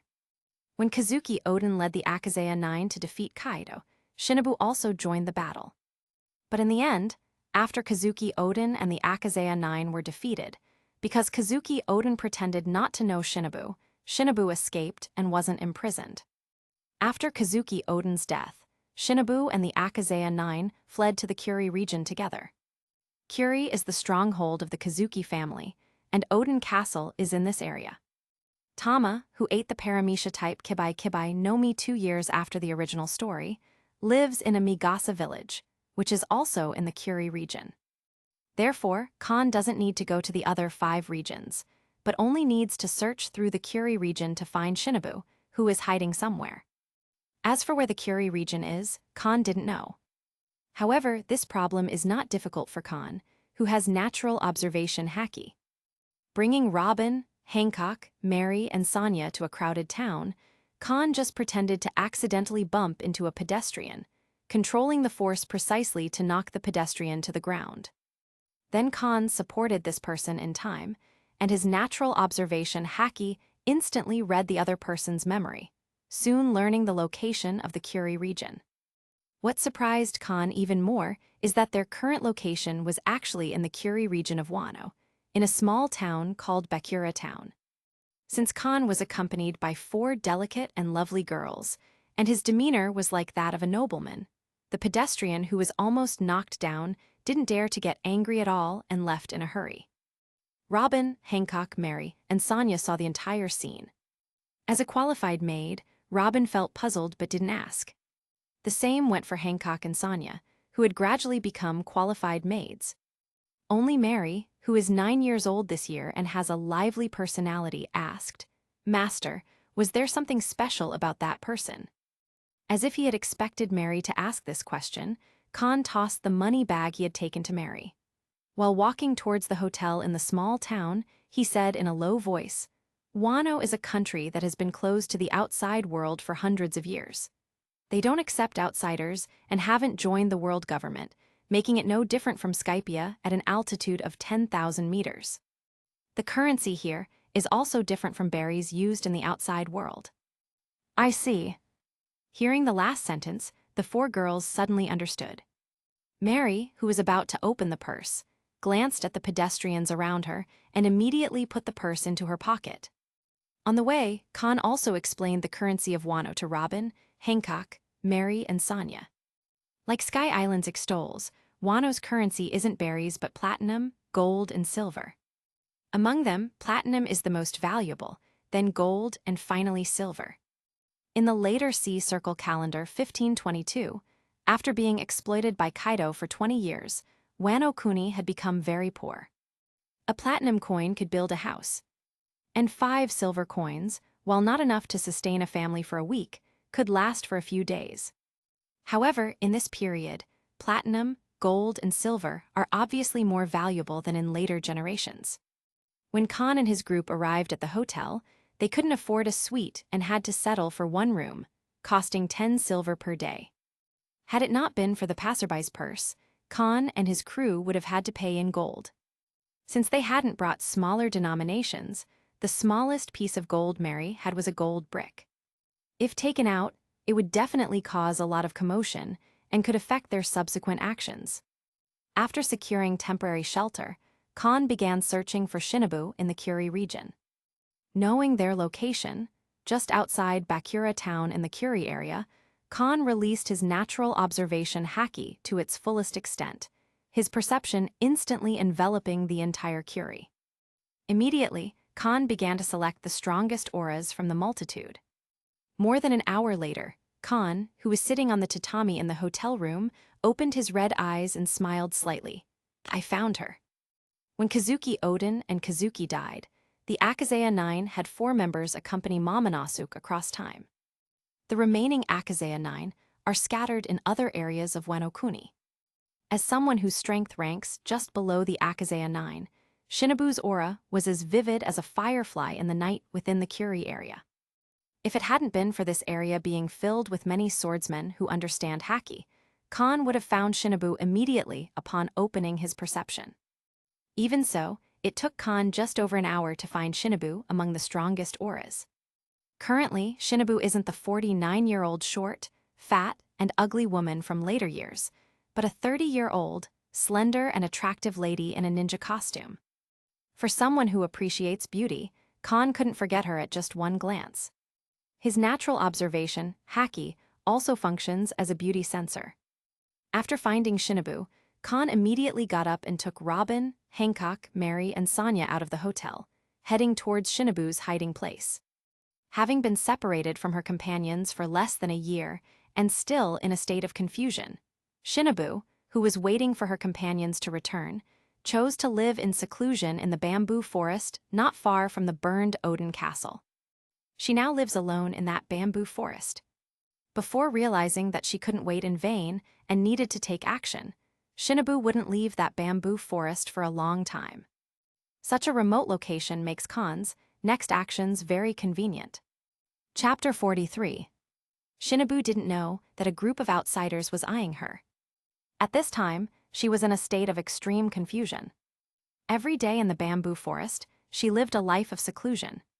Sometimes, she would leave the bamboo forest to look at the burnt Odin castle from a distance, thinking about the people she once knew. In the beginning, she recalled the beautiful scenes of Lord Odin, Lady Toki, and the 9 Akazeya every day. Now, she didn't know what to do other than wait for her companions to return in the future. It might be because of this confusion and failure to find a direction or goal that Shinobu experienced a life of self-defeat during the long 20-year wait, causing her weight to skyrocket.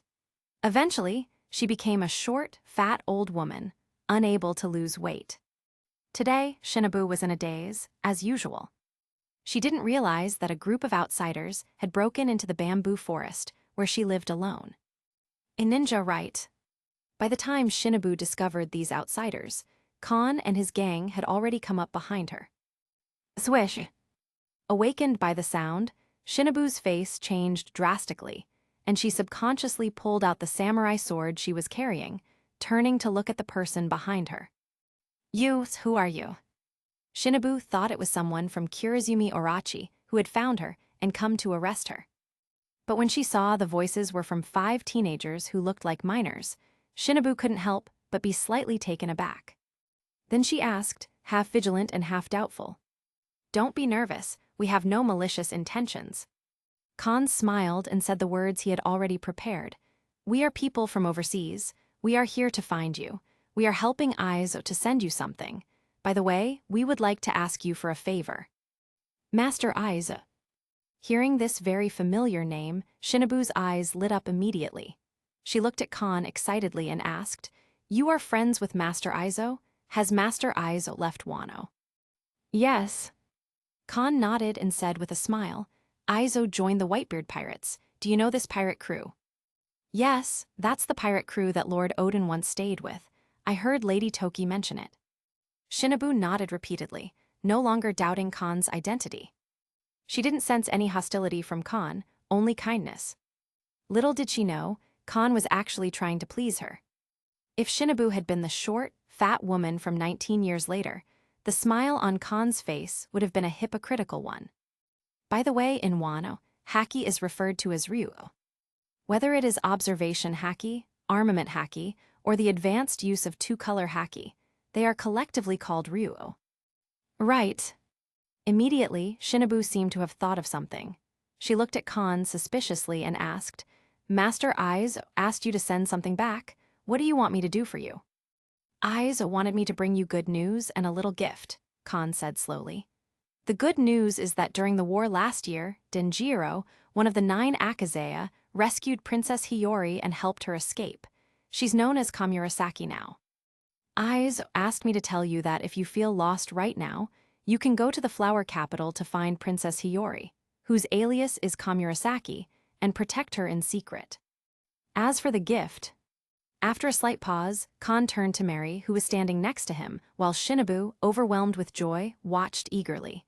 "Mary, take out that gift." "Yes, master." On the way here, Mary had learned part of the plan from Kahn. She nodded obediently, opened a small compartment on her person, and took out a piece of gold the size of a fingernail from the treasure vault of the castle. When the gold passed through the transparent membrane, and the mask covering her body disappeared, it immediately expanded from the size of a fingernail to a large gold nugget half the size of Mary. This is. Seeing Mary use special ninjutsu to conjure a huge piece of gold, Shinobu, who had finally found a direction and goal, was momentarily stunned. "Don't be surprised, this is the power of a devil fruit." Noting Shinobu's reaction, Kahn explained with a smile, "There are special fruits in this world. After eating one, you gain magical abilities but become unable to swim. This is why we came to ask for your help." "I see." Shinobu seemed to recall something and suddenly said, "Is my lady's enchantment technique, because I ate that fruit back then." "Wait a minute." Shinobu realized something. He looked at the extremely young Kahn and his group and asked, "Do you want me to help you mature your biological age?" "Yes."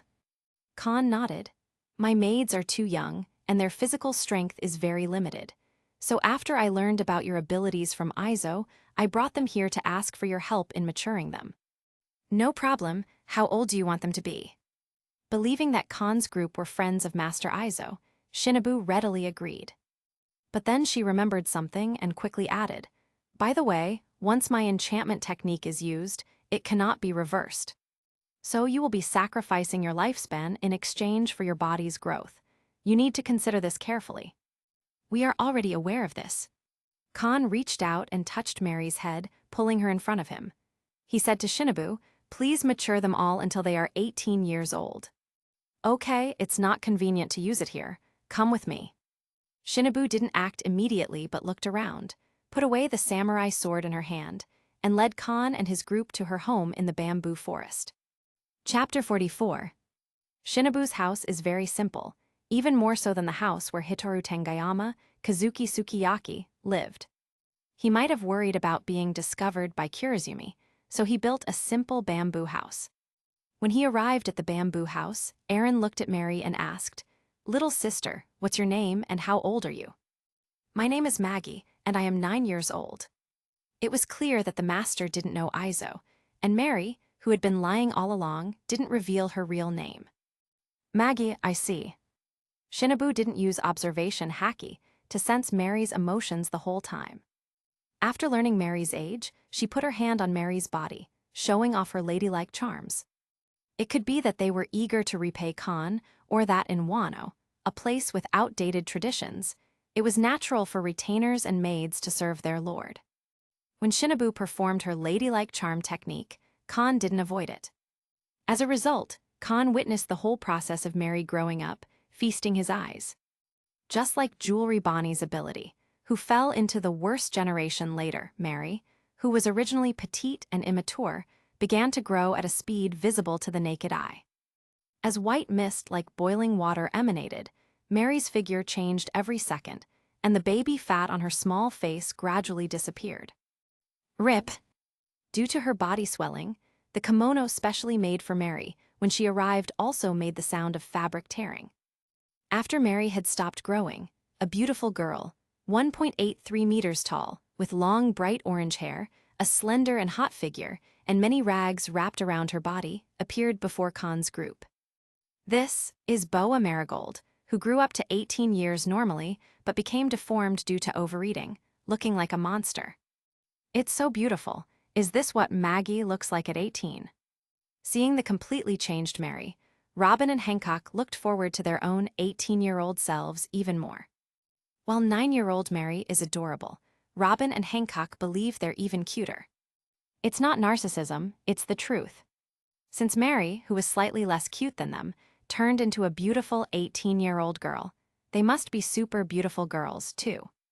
The only one lacking self-confidence is Sonia, who is the average-looking one among the 3 Boa sisters and still a big-headed baby. Sonia, who is a year younger than Hancock, is 3 heads taller than Hancock, almost equal to Master's 1.85 meters. With such an exaggerated figure at the age of 10, at 18, she must be a little giant. "Master, I've grown up. What do I look like at 18? When the white mist dissipated, Mary felt her body stop growing. She first looked at her hands, which had enlarged several times, then glanced at her chest, which was no longer flat but had become quite full. Then she looked at Kahn, whom she no longer needed to look up to and could see at eye level.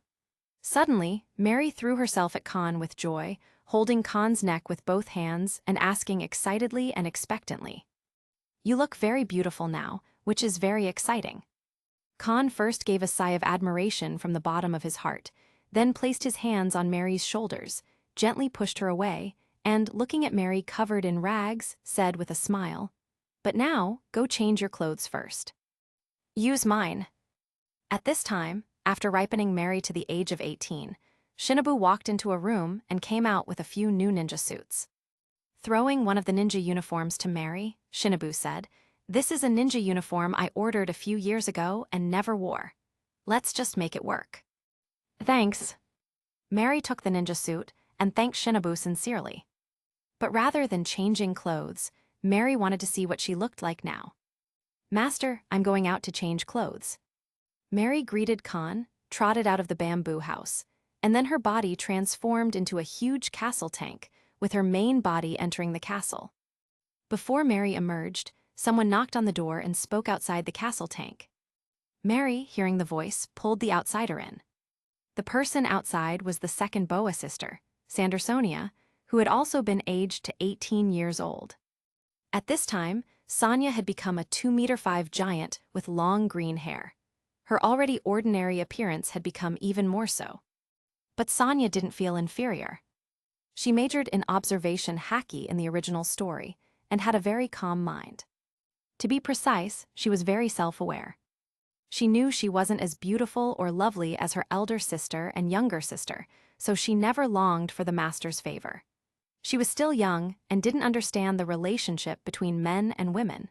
She just wanted to grow up quickly, gain strength, and repay the master for saving her life. And now, Sonia felt extremely excited. As an enhanced human, Sonia also had the advantage of superior physical abilities. After cultivating haki, her capacity would be greater than that of her peers. Once Kahn found a devil fruit for Sonia, her strength would skyrocket. While the two sisters changed their clothes, they excitedly communicated.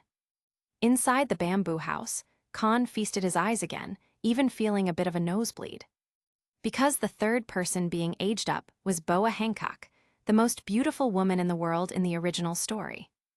Just like Robin, who changed from 28 to 18 years old in the theatrical version after being hit by Shinobu's ripe fruit, the 18-year-old Hancock looked exactly the same as her 29-year-old self in the original story. Her height soared to 1.91 meters, 6 centimeters taller than Kahn's 1.85 meters. Her body, as flat as Mary's, also achieved an impressive jump from 0 to J. Her originally delicate and lovely facial features grew into extreme beauty. Her forehead was smooth and flat, the corners of her eyes slender and delicate, her nose was high and small, and her lips were ruddy without any wrinkles. Her fair skin and long legs added to her allure. The only difference between Hancock at this time and her 29-year-old self in the original story was her temperament. In the original story, Hancock, who ate the Paramecia Miro no Mi, had a charming temperament even when expressionless. Anyone who looked at her would feel their heart beat faster. Once Hancock showed a shy look, lustful men would feel like they'd been struck by Cupid's arrow, their eyes turning red and their hearts pounding, losing their minds. However, Hancock in this life had no such charm, but instead exuded a coldness that the original did not possess. When she opened her beautiful dark blue eyes, and blue-white lightning flashed in her gaze, this coldness was even more domineering. The current Hancock's temperament was more fitting for the title of Empress than the original. Chapter 45. Master, how do I look now? Hancock, also wrapped in rags, had given Kahn a lot of benefits, but didn't immediately notice the changes in her body. Instead, she brushed her long, smooth black hair and smiled beautifully at Kahn, and her voice sounded more pleasing than ever. The growth in her biological age had allowed Hancock's voice to fully mature. Beautiful, super pretty. Hearing this, Kahn immediately gave a thumbs up and spoke from the bottom of his heart. How do I compare to Scarlet? Hancock asked. Prettier than her. Kahn answered without a moment's hesitation, making Hancock's heart burst with joy. At this time, Hancock's appearance was indeed better than Scarlet's. Because Scarlet, who is 16 years old this year, was still very immature. Moreover, she, being weak, was now just a pretty face without the bonus points brought by Hancock's strength. Both were proud, but Scarlet's pride came from her status as a princess. And Hancock's pride came from her confidence in her strength. Comparing the two, of course, the latter was more confident. I'm going to change clothes. Hancock, who received a satisfactory answer from Kahn, tore off the awkward rags on her body, revealing a large expanse of holy light, and walked out of the bamboo house with the ninja suit under Kahn's wide-eyed gaze. Kahn's gaze followed Hancock's footsteps. Master, your nosebleed is coming out. Once Hancock walked out of the bamboo hut and entered Mary's castle, A faint voice brought Kahn back to his senses. Really? Kahn, who hadn't fully recovered, touched his nose subconsciously and found that there was no nosebleed. Looking sideways, he saw Robin looking at him expressionlessly. That indifferent look was just like Ai Hayasaka in Kaguya-sama wearing a maid's vest. He was clearly the master, but at this moment, Kahn rarely dared to look directly into Robin's beautiful eyes. This shows how sharp Robin's eyes are now. Ahem, it's your turn, Robin. Kahn coughed lightly, then gave Robin a thumbs up, grinning as he said, "Go on, I'm looking forward to seeing your 18-year-old self. You'll be even more beautiful than Hancock." Since Hancock had entered the castle tank, she was in a different dimension and couldn't hear Kahn's words at all. Kahn no longer hid his scumbag nature. HMPH. Hearing Kahn's hypocritical words, Robin couldn't help but snort. But she still let him be. Coming to Shinobu, Robin said very politely, "My name is Nico Robin, and I am 11 years old. Miss Shinobu, please excuse me." "You're welcome." Looking at Robin, who was the most polite among the 4 maids, Shinobu was taken aback for a moment, then showed a beautiful smile, placed her hand on Robin's body, and performed the mature woman transformation technique again.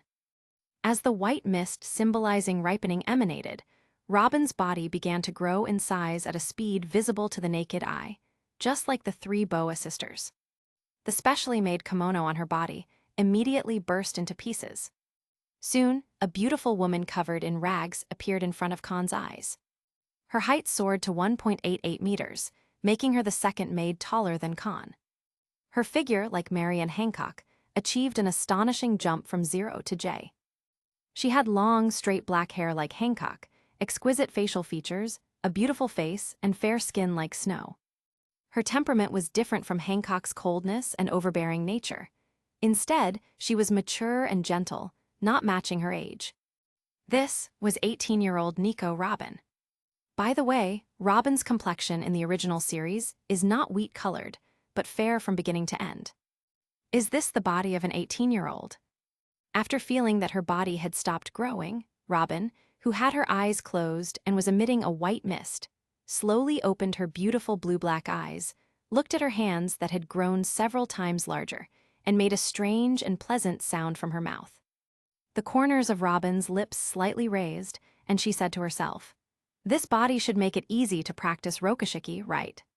Then Robin looked at Kahn, smiled softly, and said, "Master, how do I look now?" "Super beautiful, even more beautiful than Hancock." Kahn gave a thumbs up again, sticking to his answer while Hancock wasn't there. Ara. Robin covered her lips with a smile, rolled her eyes at Kahn, and said, "I don't mind Master's hypocrisy." After speaking, Robin, perhaps deliberately comparing herself to Hancock, casually tore off the rags on her body. Under Kahn's wide-eyed gaze, she picked up Shinobu's ninja suit and walked out of the bamboo house with a dazzling holy light. Hiss. His eyes followed Robin's footsteps, and when Robin walked out of the bamboo house, her presence disappeared, indicating she had entered a different space. Kahn couldn't help but gasp, rubbed his hot nose, and whispered, "Is it really this exciting?" "Master, thank you for the information you brought." At this moment, Shinobu's voice suddenly brought Kahn back to his senses. He saw the slender and hot ninja bow deeply to Kahn, thanking him sincerely. Because Robin and the other 3 girls all called Kahn Master, Shinobu, living in the somewhat backward Wano country with limited cultural understanding, thought that Kahn's name was actually Master. "Ahem, you're welcome." Kahn, feeling embarrassed again, coughed lightly and looked at Aaron, who was still bowing, and said, "Also, my name is not Master, but Carl." Kahn also did not reveal his real name. "Thank you very much, Mr. Carl." Hearing this, Shinobu put her forehead on the floor again and said loudly, "You're welcome." In case Shinobu would continue endlessly, Kahn suddenly changed the subject, with a look of anticipation in his eyes. "Aaron, I am 15 years old. Please ripen me to 18. "Yes."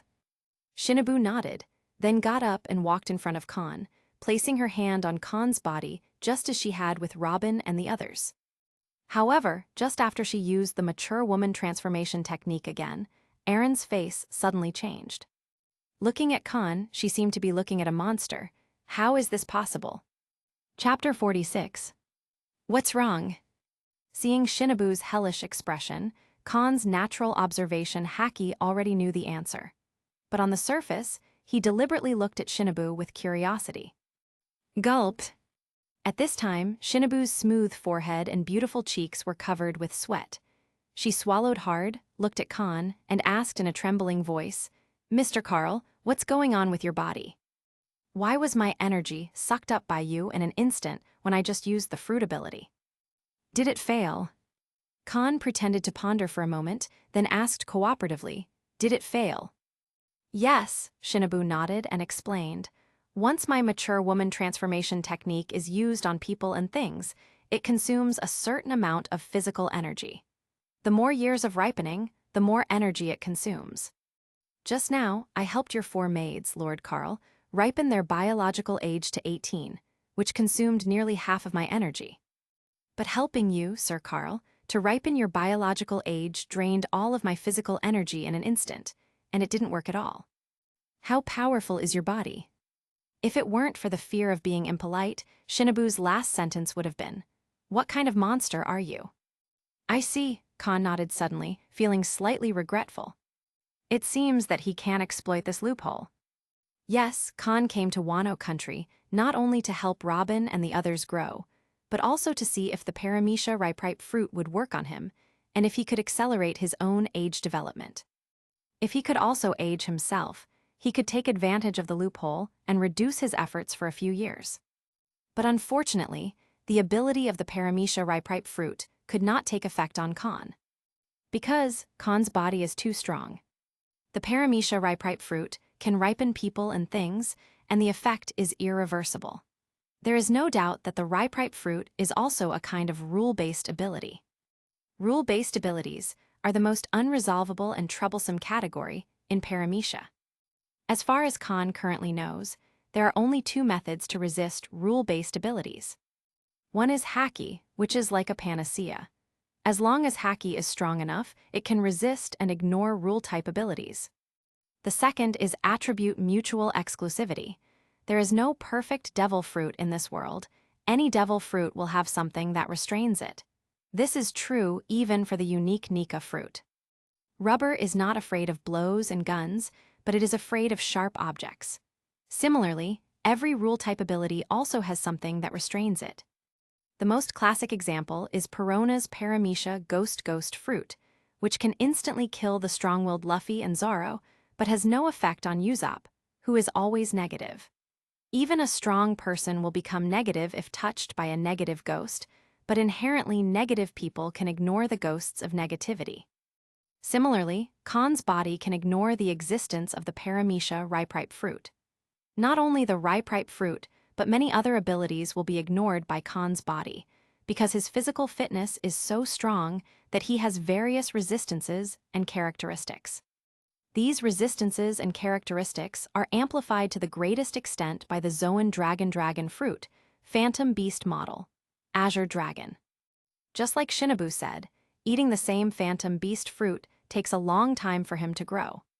As soon as Kahn ate the Phantom Beast fruit, he could immediately transform into a full dragon form. With the physique of a natural destroyer, every year of his growth marked a huge improvement. To make a monster whose physical strength itself is as vast as the sea becomes stronger would require something extraordinary. Unless someone like Charlotte Linlin or a giant ate the paramecia ripe fruit, it would have little effect on Kahn. In short, the ripe fruit wouldn't ripen Kahn. Returning to the matter at hand. Although Kahn felt a bit regretful that he couldn't accelerate his age, he quickly calmed down.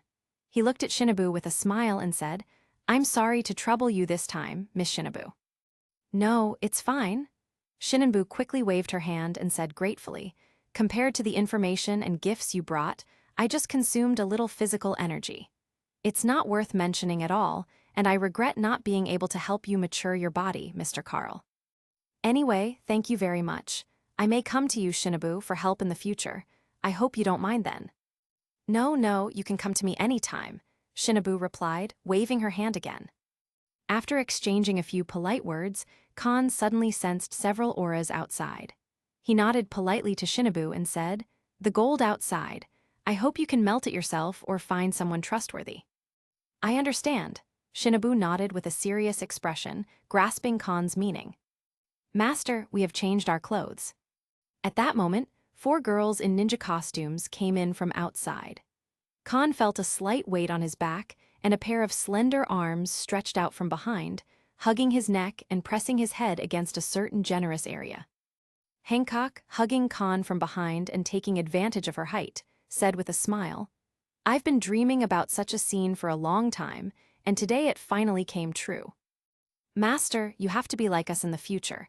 Drink milk obediently every day and grow taller." Ftihahata. Hearing this, the other 3 girls couldn't hold back and burst out laughing. Robin and Sonia covered their lips and snickered while Mary laughed outright, not caring about her image. Khan, who was enjoying the world's most beautiful pillow and feeling a sense of accomplishment, suddenly had a row of black lines on his forehead. He regretted letting the 4 girls mature to 18. He should have stopped at 16. Now, at 1.85 meters tall, he was only 2 centimeters taller than Mary, almost becoming the shortest in the group.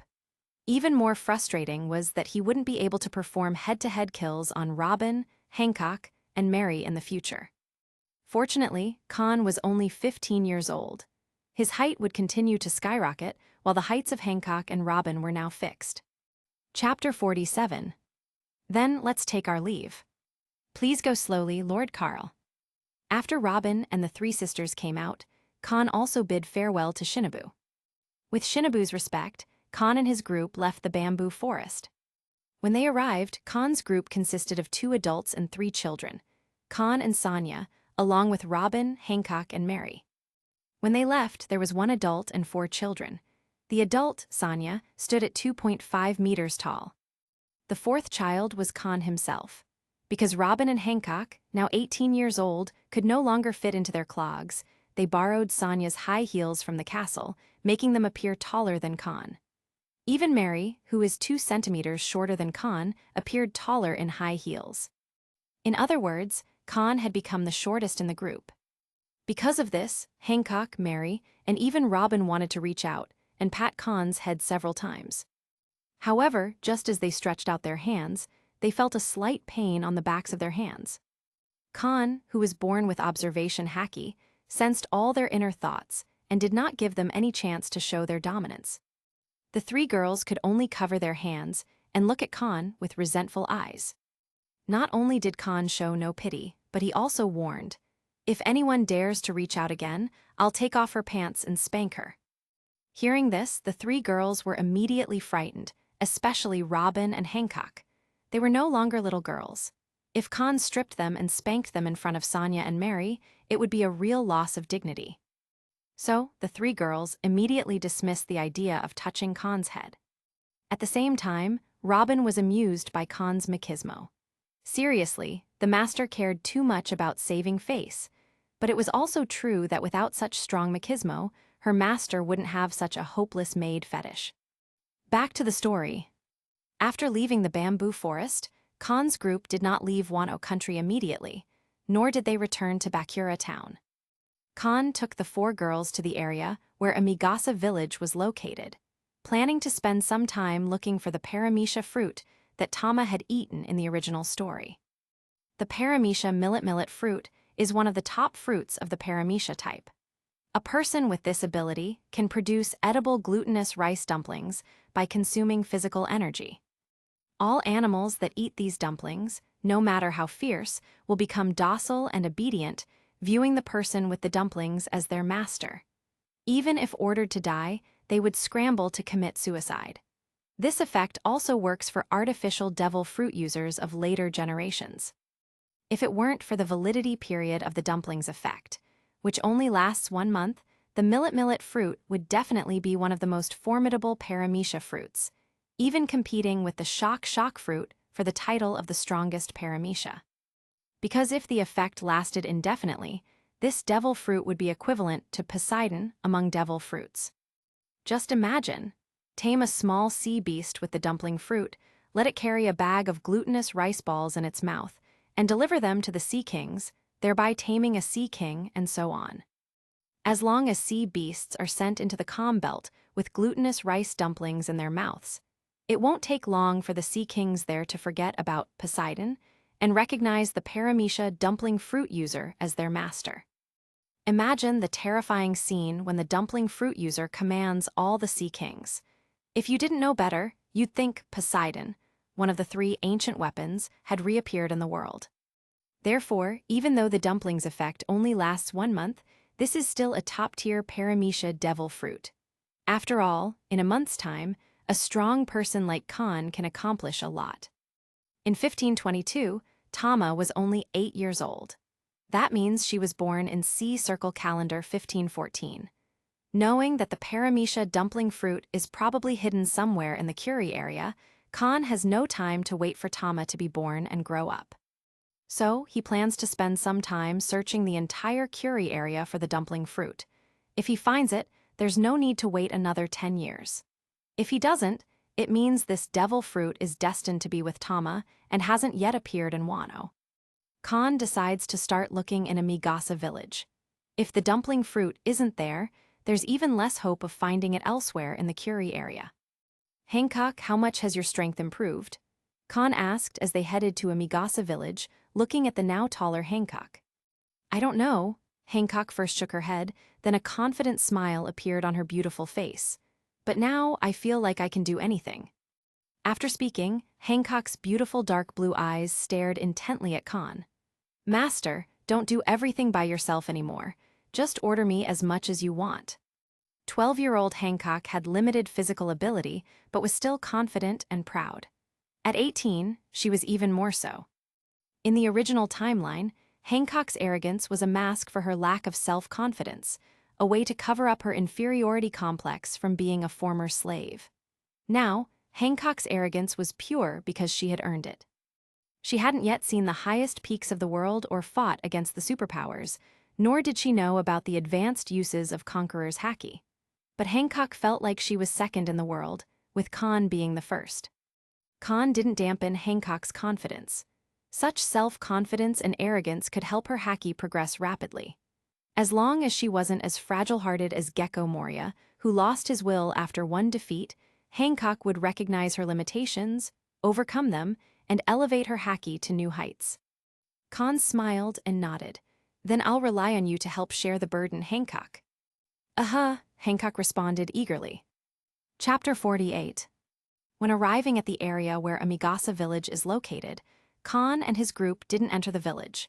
Instead, like Shinobu, they temporarily lived in a bamboo forest that can be seen everywhere in the Curie region.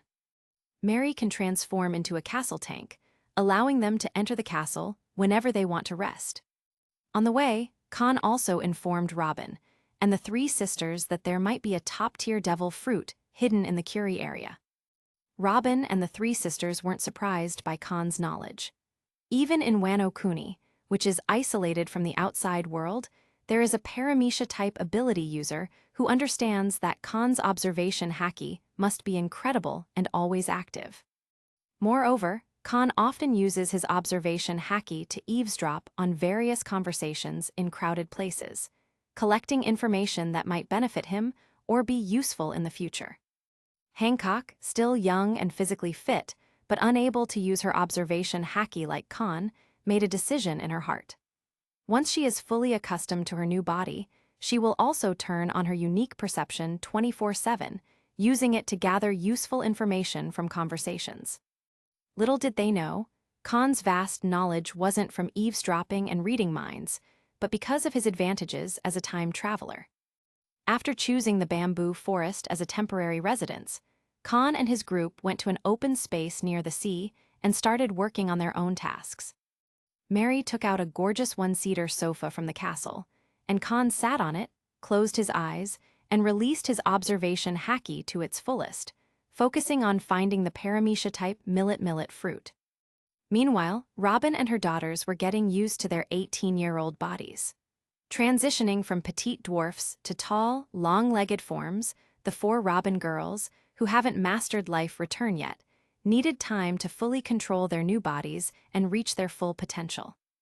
During this process, Hancock displays strength that leaves Robin and the two sisters speechless, even making Kahn open his eyes in surprise. Zizizi. At this moment, Hancock was surrounded by blue and white electric light.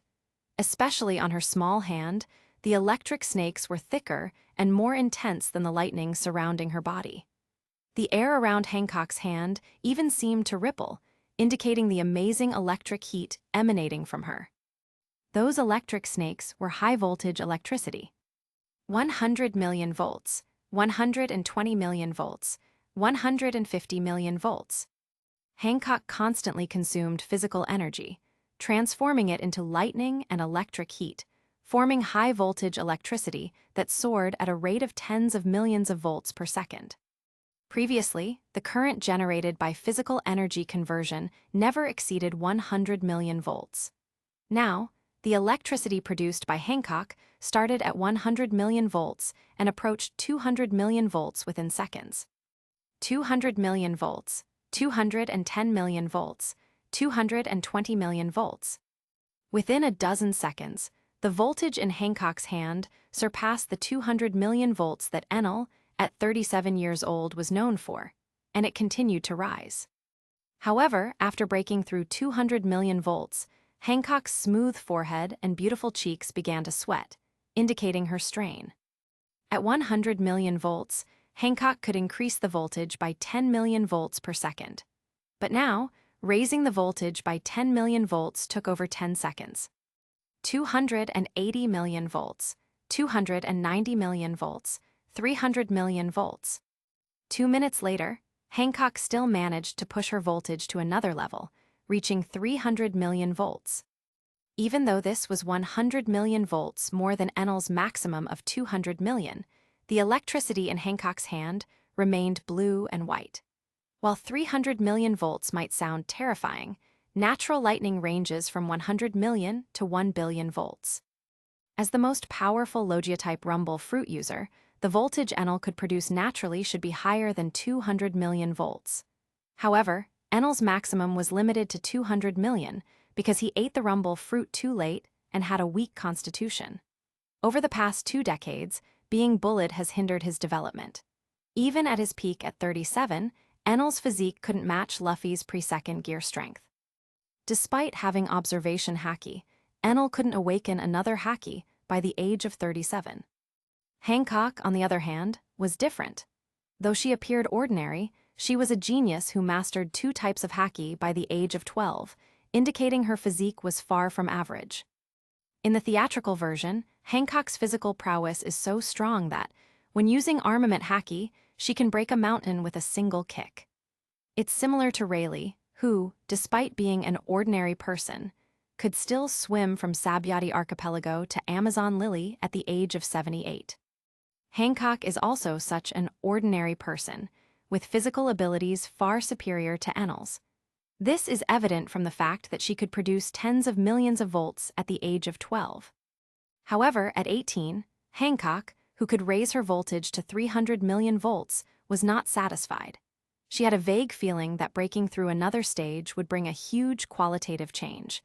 But even if Hancock converted all her physical energy into lightning, only the current amount and coverage area increased. The voltage remained stuck at 300 million volts.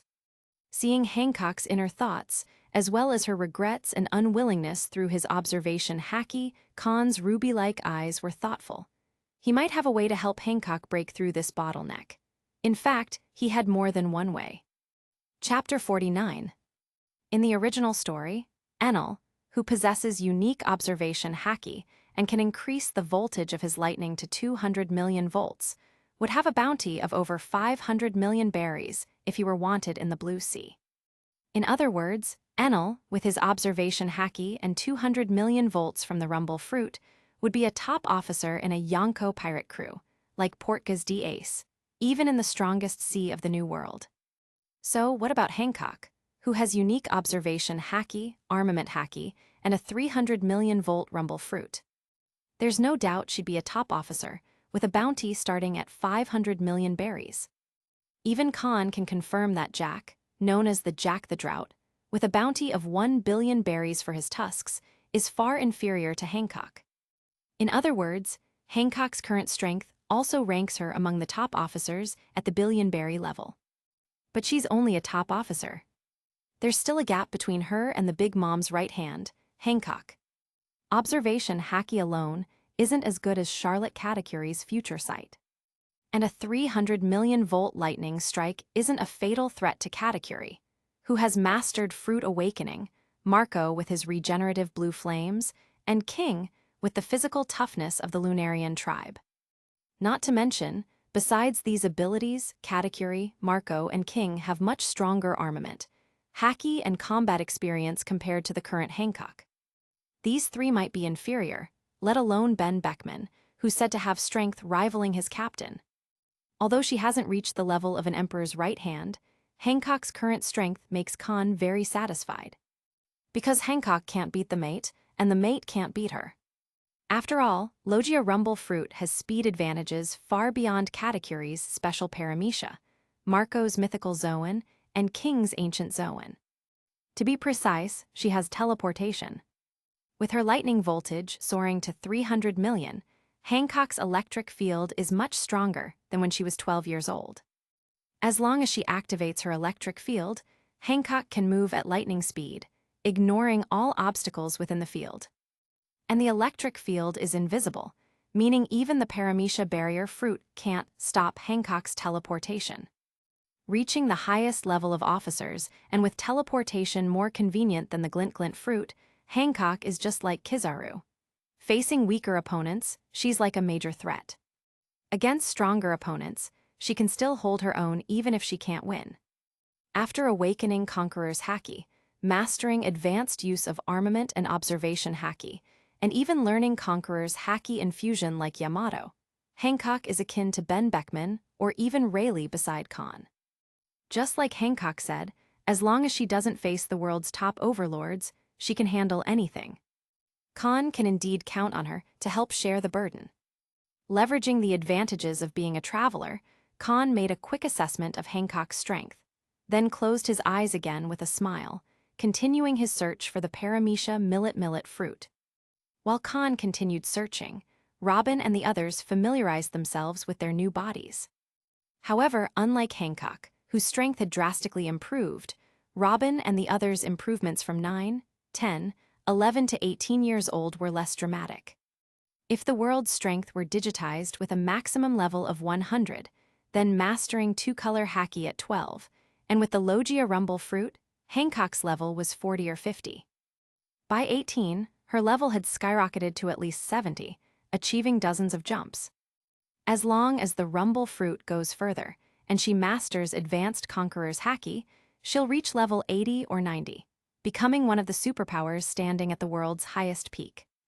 As for Sonya and Robin, if they were at level 10 and level 15 before, now they're only at level 20 or 30. Yes, when they were 18, they couldn't beat 12-year-old Hancock. Only Mary is an exception. Mary, with her paramecia castle fruit ability, can transform into an 80-meter tall castle. Even Kahn, at 15 years old, usually needs 2 or 3 punches to destroy her. For Hancock, it would take several 300 million volt lightning strikes to bring down the castle. Certainly, although Robin, Sonya, and Mary's current strength hasn't improved much, in the next few years, their strength will increase significantly. Because the age of 18 to 28 is the best growth period.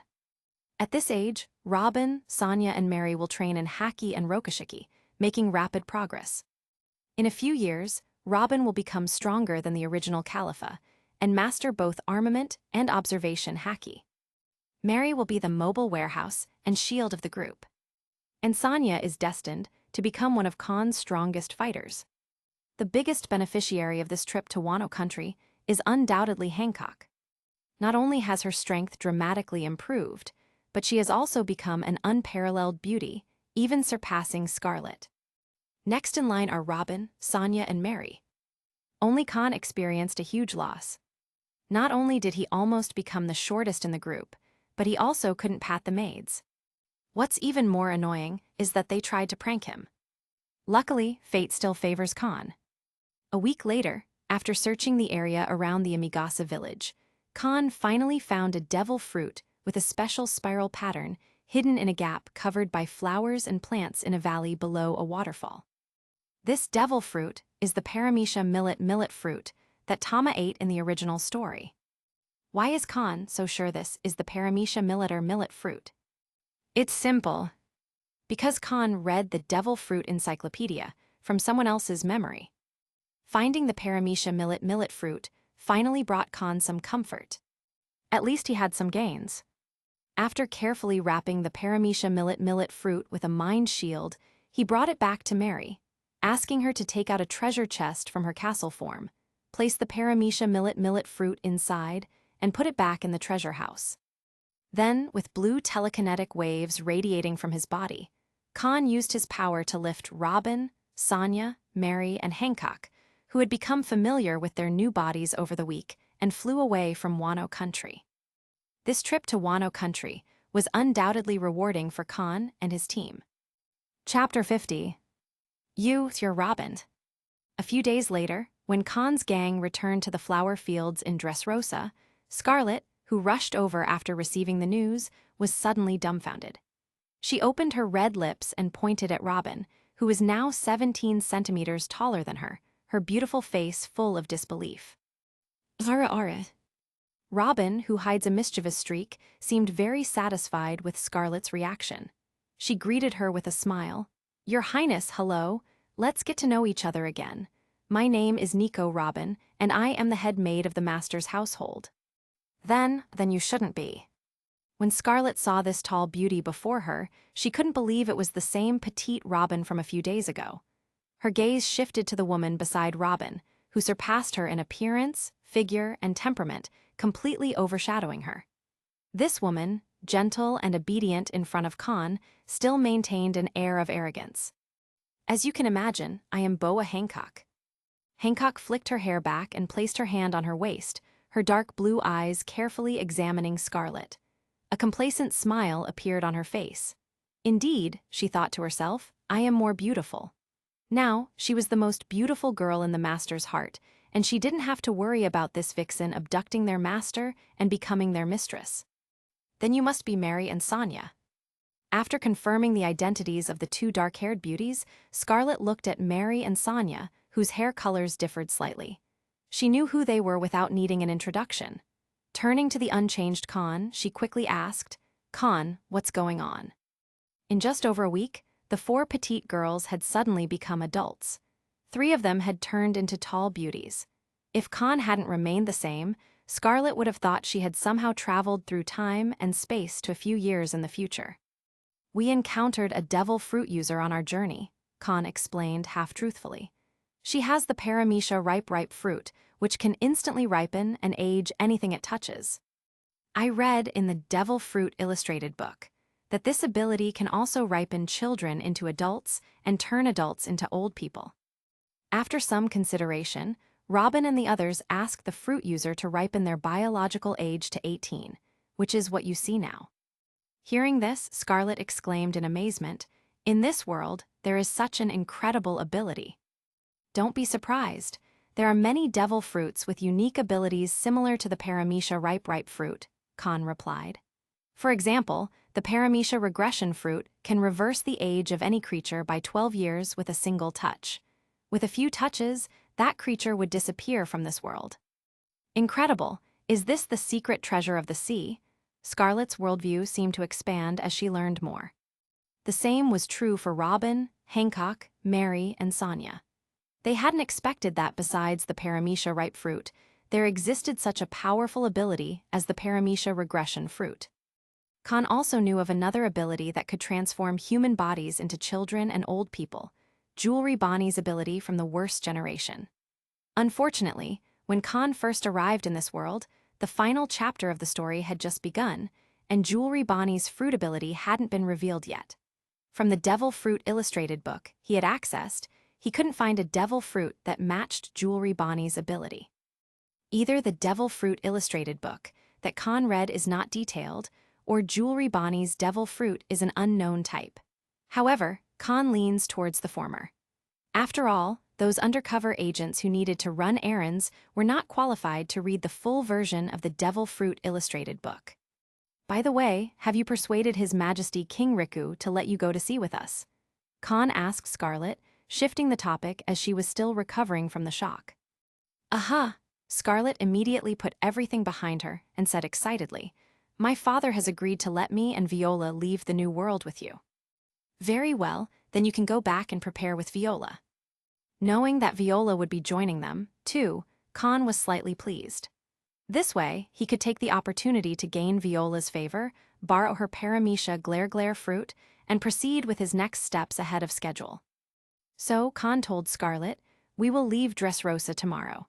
If you and Viola have things to take with you, you can ask Mary to go to the palace and help store them in the castle." I'll go back now and tell Viola the good news. Scarlet nodded repeatedly and was about to leave impatiently. Then, as if remembering something, she paused, turned around, came to Mary, held Mary's hand, and said with a smile, "Mary, come with me now. I have a lot of things to take away." "Yes, master." Seeing Mary look over, Kahn nodded. So Mary left their ship with Scarlet and headed for the king's palace. After the two girls left, Kahn said to Robin, "Robin, go to the Tontata kingdom and bring Mancherry here." "I see." Robin nodded slightly, stepped off the ship, and set off towards Greenbit. "Sonia, go make a cup of black tea for the master." "Yes, sister." With Mary and Robin gone, only Kahn, Hancock, and Sonia remained on the lawn deck. As a sister, Hancock let Sonia go into the cabin to make tea. Hancock then sat next to Kahn and, under his slightly wary gaze, stretched out her hands to hug his neck, placing her head on his shoulder. Imitating Robin's movements, Hancock gently massaged Kahn's head and smiled. "Master, is there anything you want me to do?" "No need. You are the head maid of battle, and you need to focus on improving your strength." Enjoying the massage, Kahn quickly relaxed, closed his eyes, and whispered, "There are advanced applications of armament and observation haki that I haven't learned yet, so I can't teach you. But you should master all the marine rokushiki techniques as soon as possible, and then I'll help you find the method for kami. As long as you learn kami, your control over your body will become more perfect.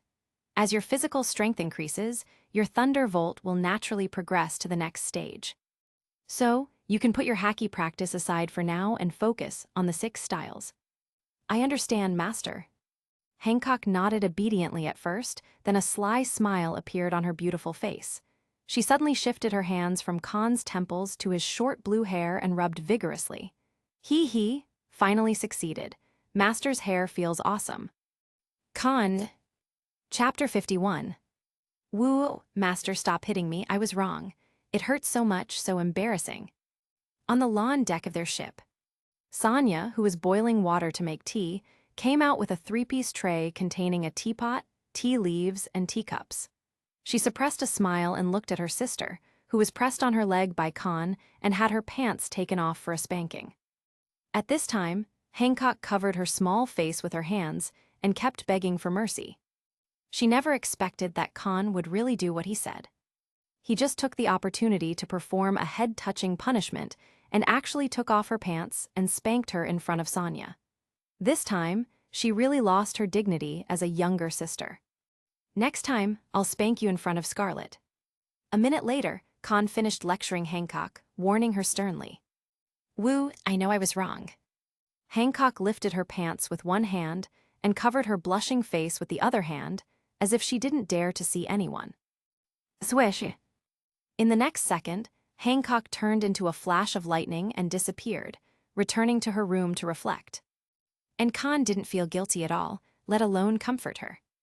At the age of 18, not only had her strength ushered in an earth-shaking change, but her beauty and figure had also made her the world's #1 Hancock, which indeed made her a bit arrogant. Even daring to challenge the authority of the master. If he didn't educate her, she would soon become so arrogant that she looked down on everyone except Kahn. And with Hancock's personality, if Kahn gave her the privilege of touching the master's head, it wouldn't take long for her to push further. Maybe she wanted to shed her maid status and become Kahn's mistress.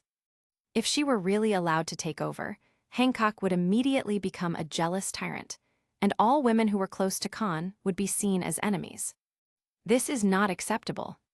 Kahn is not the type to give up an entire forest for just one tree. He is the man who will become the lord of the forest. The time came to the end of June of 1503 in the sea circle calendar. The terminus of the first half of the Grand Line, Sabyati Archipelago. On this day, a large number of bubbles suddenly appeared on the sea next to a small island in the Sabyati Archipelago. Then, like sea kings popping out, a 100-meter class medium-sized two-masted sailing ship, wrapped in a huge bubble, flew out of the sea. Snap! As the huge bubble burst, the sailboat hit the sea heavily, causing a huge splash. Is this the world-renowned Sabyati Archipelago? It's so beautiful, and it's much bigger than Fishman Island. On the ship's side on the deck, there stood a man and 6 women, to be precise, 1 man and 7 women. Because sitting on Robin's fragrant shoulders, if you don't look carefully, you might think it's a little human princess with a pendant. Looking at the Sabyati Archipelago, which is full of bubbles and looks more like a fantasy island than Fishman Island, Scarlet and Viola, who are wearing a white princess dress, are full of expectations for the next trip to the Sabyati Archipelago. Before they knew it, it had been more than a month since Kahn and his crew left Dressrosa. In order to win the favor of the 2 sisters, Scarlet and Viola and Mancherry, Kahn was not in a hurry to return to the first half of the Grand Line and West Blue. Instead, he visited the New World for a month, then used the method of coding to enter Fishman Island, and then returned to the first half of the Grand Line from Fishman Island. During this period, Kahn also took Robin to see the historical text of Fishman Island. If Shirahoshi hadn't been born yet, Kahn actually wanted to see this generation of Poseidon. After 3 months, Kahn and his group returned to the Sabyati Archipelago again.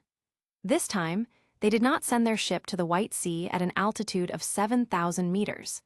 Instead, they released the only perception and then used telekinesis to control the ship as it sailed into the port of Island 44. This is the civilian entrance to the Sabyati Archipelago, and the area where the Thousand Sunny moored 2 years after the original. Because all the valuable things were put into Mary's castle. With Viola nearby, who can see a radius of 4,000 kilometers, Kahn and his gang were not afraid of someone stealing the ship. After the sails were furled and anchored, a combination of a man and 6 women, 7 with Mancherry, walked down the ship's ladder. As soon as they arrived, Kahn and his gang caused quite a stir in the port. A large number of hot, greedy, and covetous eyes were projected from all directions. Because the appearance of this group was too striking. Not counting the handsome young man Kahn, the only ordinary-looking Sonya, and Mancherly, who looked like a tiny pendant. Whether it was Hancock or Scarlet, Robin or Mary, or even the young Viola, they were all stunning beauties and young girls. Especially the grown-up Hancock, Robin, Mary, and Scarlet, whose figures were only slightly less impressive, but whose appearances were just as striking. These 4 super beauties attracted countless eyes. Those spies guarding the port, belonging to various groups of bounty hunters and human traffickers, seemed to see dazzling golden light on these 4 super beautiful girls. If they were caught and sold to the auction house, they would surely become rich overnight. Those aristocratic lords or rich people would definitely fight for these 4 beauties. Thinking of this, those spies immediately took out the den mushi, or left, to inform their bosses and superiors about the treasure appearing on Island 44. However, there were a few sensible ones who, as if they had discovered something, broke into a cold sweat. Hey, are you kidding me? Why did such a big shot appear in the Sabyati Archipelago? Walking disaster Cross Kahn with a bounty of 1,055,000,000 berries, shouldn't this guy be in the New World? Such a big pirate suddenly returned to the first half of the Grand Line, and there's no news at all. What are those gossip magazines and newspapers doing? When those sensible guys discovered Kahn's identity, they cursed inwardly. Those who were eyeing the 4 daughters of Hancock immediately dismissed the idea. Blue, blue, blue, blue. The thoughts of these idiots and sensible guys were all seen by Kahn's unique perception and natural observation haki. But he ignored it. It doesn't matter if you have ideas, but if you act on them, you have to be responsible for your actions. Just when Kahn was about to take Scarlet and the others to the specialty area and soap bubble park. Suddenly, the sound of a den mushy rang from Khan's body. Chapter 52. Few people know Khan's den mushy number. Even King Riku needs to call Scarlet or Viola to contact Khan.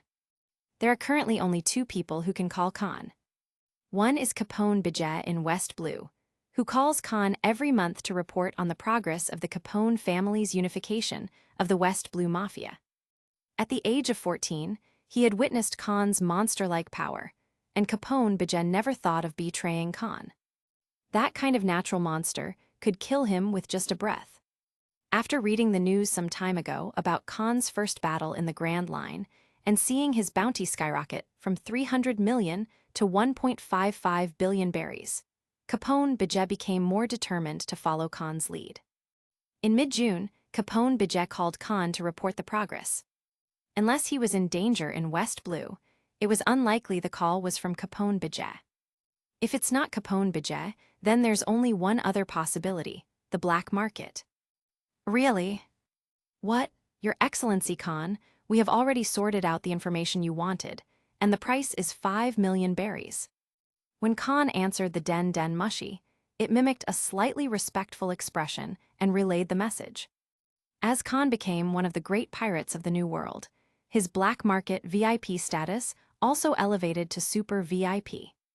Even the heads of these black market strongholds needed to maintain a respectful and flattering attitude towards him. Because such an influential person, even their big boss, had to be taken seriously. After Khan's status rose to a higher level, the people who contacted him were no longer the heads of these strongholds.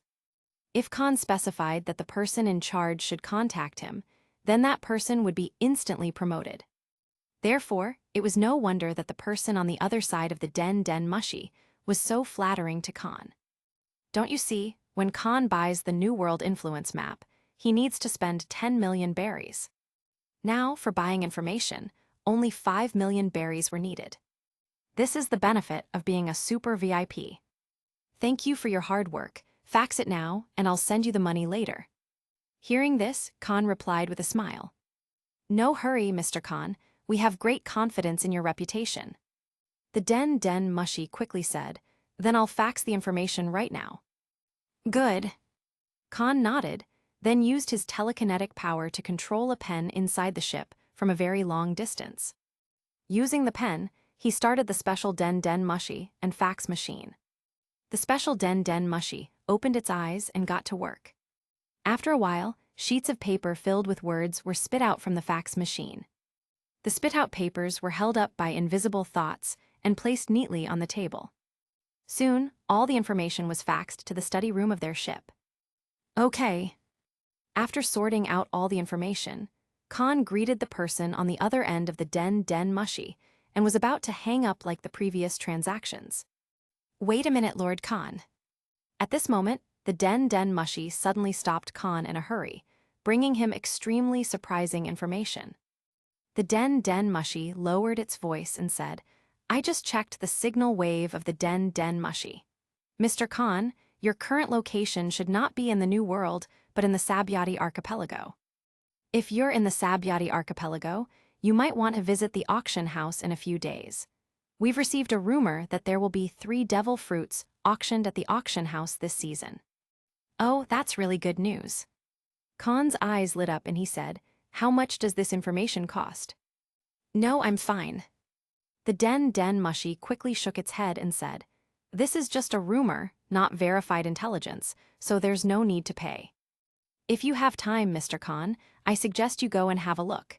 Maybe this rumor is true, and there will be a pleasant surprise. I will, thanks for the reminder. You're welcome, I won't bother you any further, Mr. Khan. Goodbye. Goodbye.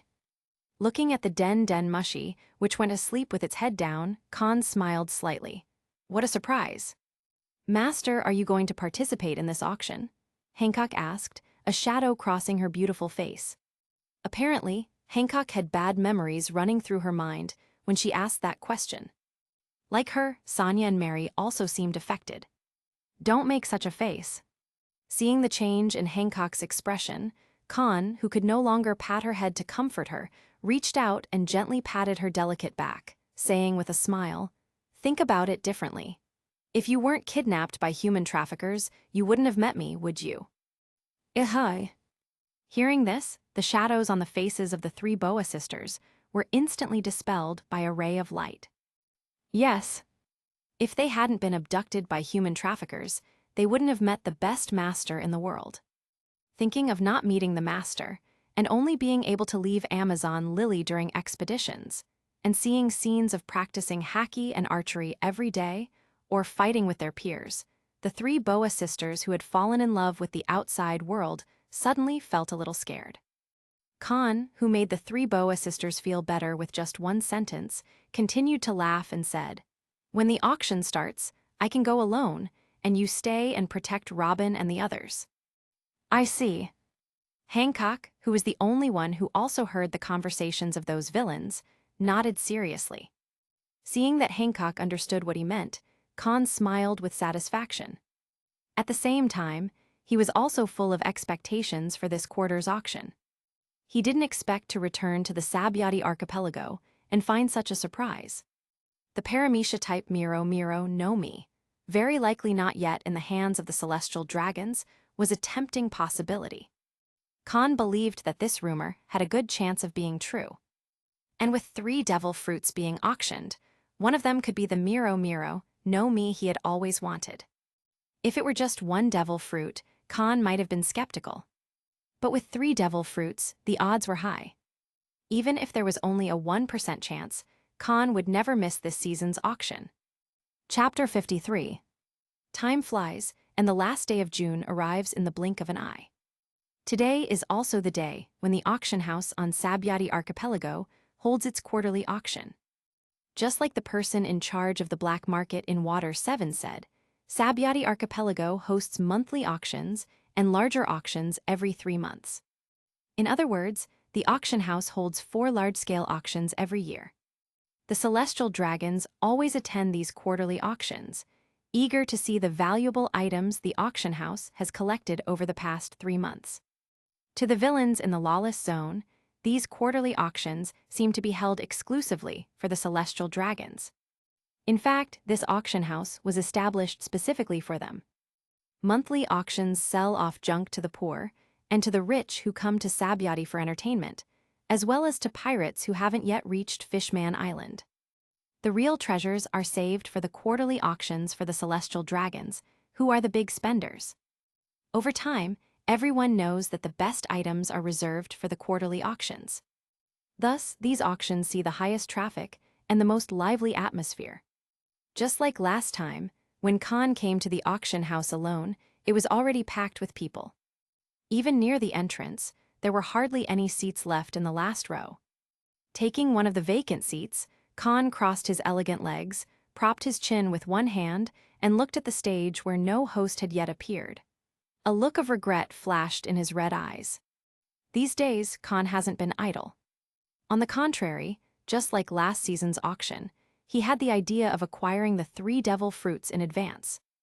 Unfortunately, the auction house's experience and caution foiled his plans.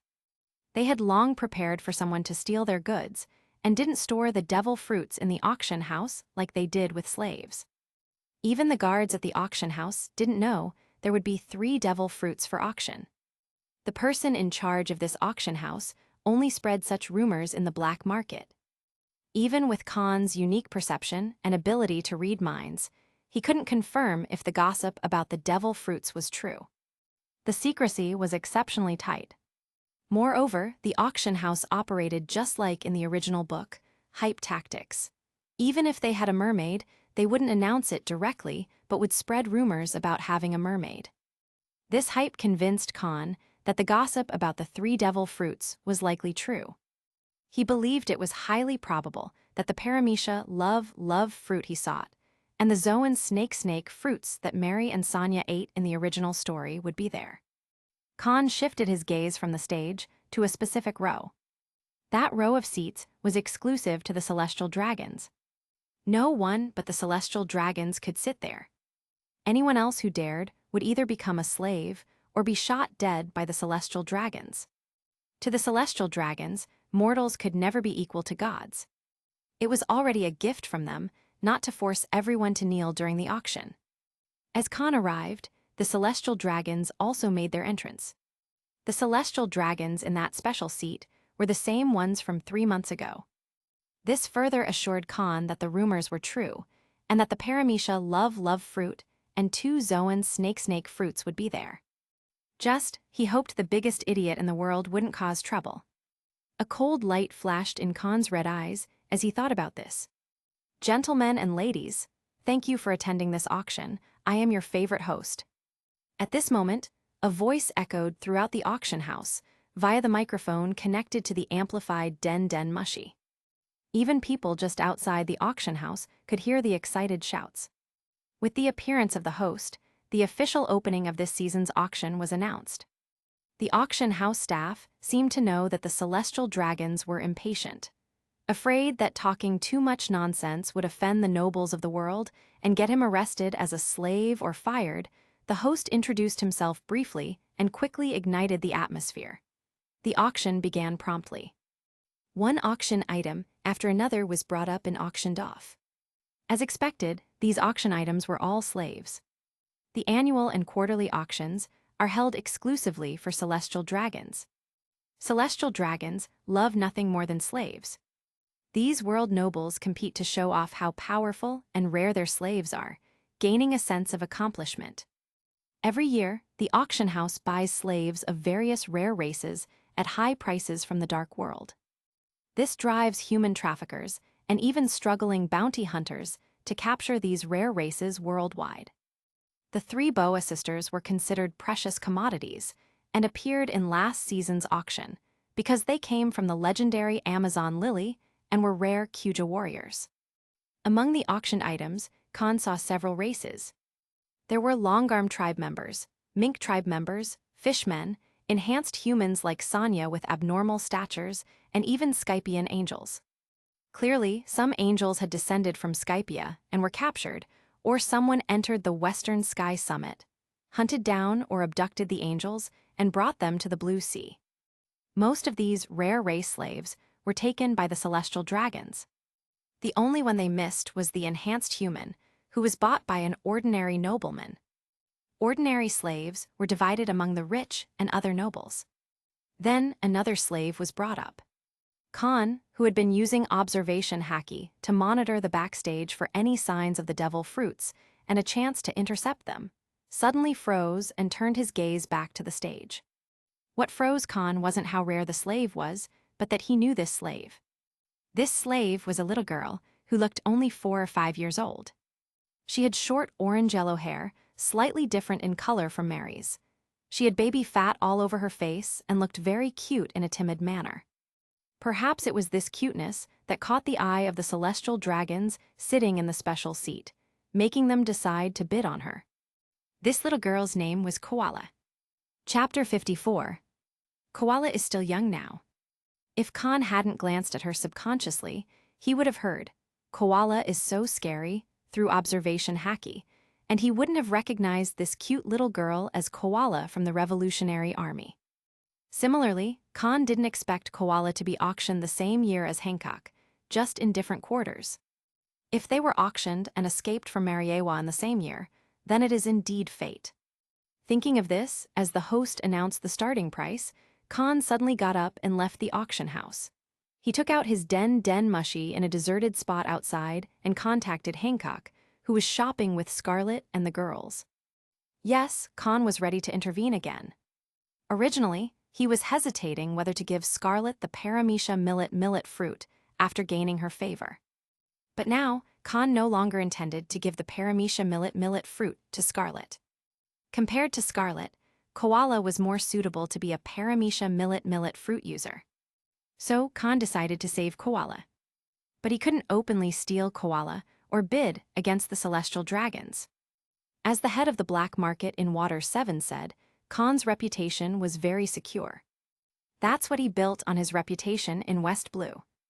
The big boss of this auction house must be a giant in the underworld or even one of the Dark Kings.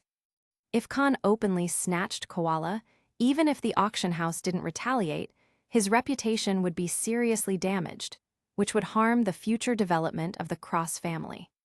He couldn't bid against the celestial dragons either. If this celestial dragon was an idiot like St. Charlos, it would probably mess up the auction later. If Kahn killed the celestial dragon, the auction would definitely not proceed. Those 3 devil fruits, even if they existed, would be used to apologize to the celestial dragon family or saved for a later auction.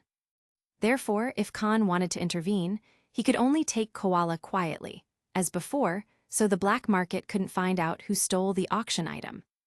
In Kahn's eyes, no one was better suited for this kind of work than Hancock. The electric field of the rumble fruit, combined with the radio waves, could interfere with the signals of the den mushi, making them close their eyes and go to sleep. Electric field teleportation could ignore all obstacles. As long as Hancock took Koala out and into Mary's castle, Koala could be taken away quietly. After instructing Hancock to bring Scarlet and the girls to Island 1, Kahn returned to the auction house. By this time, Koala had been auctioned to a celestial dragon for 30 million berries, and the auction was coming to an end. At last, under Kahn's slightly dazed gaze, a man in a suit sitting a few rows behind the celestial dragon suddenly stood up. Carrying a relatively large silver metal box, he came to the stage and whispered something to the host. The host's face showed a strong look of surprise. Kahn overheard their conversation. It turned out that even the host wasn't sure if the gossip was true. It wasn't until the auction was about to end that the person sent by the higher-ups delivered the devil fruit to the host. And the celestial dragon had to be there for them to take out the devil fruit. If the celestial dragon didn't show up today, that gossip would be false, and it would spread around the underworld next quarter, only becoming true when the celestial dragon was present. The caution of the auction house made Kahn admire the big boss behind it. At the same time, he understood their caution very well. Because a devil fruit is different from a slave, it is a secret treasure of the sea that can make people soar into the sky. The location of the Sabyeti archipelago is very special, where pirates who have opened up 7 waterways gather. Among these pirates, there are no shortage of rebellious lunatics. If they knew there were devil fruits in the auction house and that they were stored in the back, these lunatics would surely try to steal them. The back room isn't safe, only the celestial dragon's area is. So, from the beginning, the 3 devil fruits weren't in the back but kept near the celestial dragons. By auctioning the devil fruits in front of the celestial dragons, those lunatics would hold back even if they wanted to act. Otherwise, they'd face the Marines of the Sabyeti archipelago, or the highest combat power of the naval headquarters next door. Even Kahn dismissed the idea of intervening unscrupulously. Of course, what he fears isn't the celestial dragons or Marines, but for his own reputation. He can steal and rob as long as he's not discovered. Otherwise, unless the Cross family becomes a dominant force in the New World, they'd be a family without credibility, struggling to gain a foothold in the underworld. So, Kahn hoped the celestial dragons wouldn't do anything reckless. Gentlemen and ladies, this auction is about to end, and the next item is the last surprise of our auction house. They are called the secret treasures of the sea, the devil fruits. The host's shout brought Kahn back to his senses. The host opened the metal box handed over by the man in the suit. Inside were 3 fruits of different shapes and colors, all covered with special spiral patterns. The host held a microphone in one hand, pointed at the 3 devil fruits with the other, and announced, "These 3 devil fruits are treasures collected by our headquarters from all over the world after spending a lot of time and money. They are 1 paramecia and 2 zoans. The full names are paramecia love fruit, zoan snake fruit, model anaconda, and zoan snake fruit, model king cobra." As the last surprise of this auction, these 3 devil fruits will not be auctioned individually, but together. And the starting price is 300 million berries. I bid 1 billion. As soon as the host's words fell. Before the pirates who came specifically for the devil fruits could react, the celestial dragon in the special seat waved his hand and shouted a number that silenced the audience. There was no cheering, and the venue became completely quiet. Just as the host looked excited and was about to pick up the hammer to start the countdown. A voice that sounded from afar, but was extremely harsh in the silent venue, suddenly passed into the ears of everyone present. I bid 2 billion. Chapter 55. I offer 2 billion. Kahn's bid caught everyone's attention. The person making the offer was a young man in a white suit with short blue hair. Some people who didn't recognize Kahn cast pitying glances at him. Those who did recognize Kahn, however, had a slight change in their complexions, sensing an ominous premonition. This big shot wouldn't be so impulsive, right? This gentleman bid 2 billion. Is there anyone else who will bid higher than this gentleman? Even the eloquent host stuttered at Kahn's offer. Obviously, he didn't expect anyone to dare to bid against the celestial dragons. This guy, is he looking for trouble? The host, who also felt pity for Kahn in his heart, quickly regained his composure. He picked up the wooden hammer and began to strike, shouting loudly, 2 billion for the first time, 2 billion for the second time. 3 billion. Surprisingly, the celestial dragon didn't order his guards to arrest Kahn for provoking the world's nobles. Instead, he frowned slightly and then placed another bid. With just 3 bids, the auction price of these 3 devil fruits skyrocketed to 3 billion berries. If this auction concluded successfully, there was no doubt the owner of this auction house would make a fortune. 3.5 billion berries. As soon as the celestial dragon's new bid was made, Kahn raised the price by another 500 million. Even the paramecia apop fruit is only offered for 5 billion in the black market. The paramecia love fruit naturally isn't worth that much money. Even with 2 zoans included, 3.5 billion is already a premium. Even the hegemons of the New World wouldn't spend 3.5 billion on a devil fruit. They have too many people to support, and 3.5 billion is not a small amount in this era. But for Kahn, who owns a fabled gold country, an island full of minerals, and the backing of the largest gangster family in West Blue, such a small amount of money is insignificant. A mere 3.5 billion, compared with the rule-class paramecia love fruit, is not worth mentioning. As long as it doesn't exceed 10 billion berries, Kahn won't bat an eyelid. However, while Kahn doesn't care about the money, the celestial dragons do. There's no denying that the celestial dragons are rich. Every year, more than 170 member countries need to pay a huge amount of heavenly tribute to the world government, serving as a protection fee for the Marines and granting various privileges.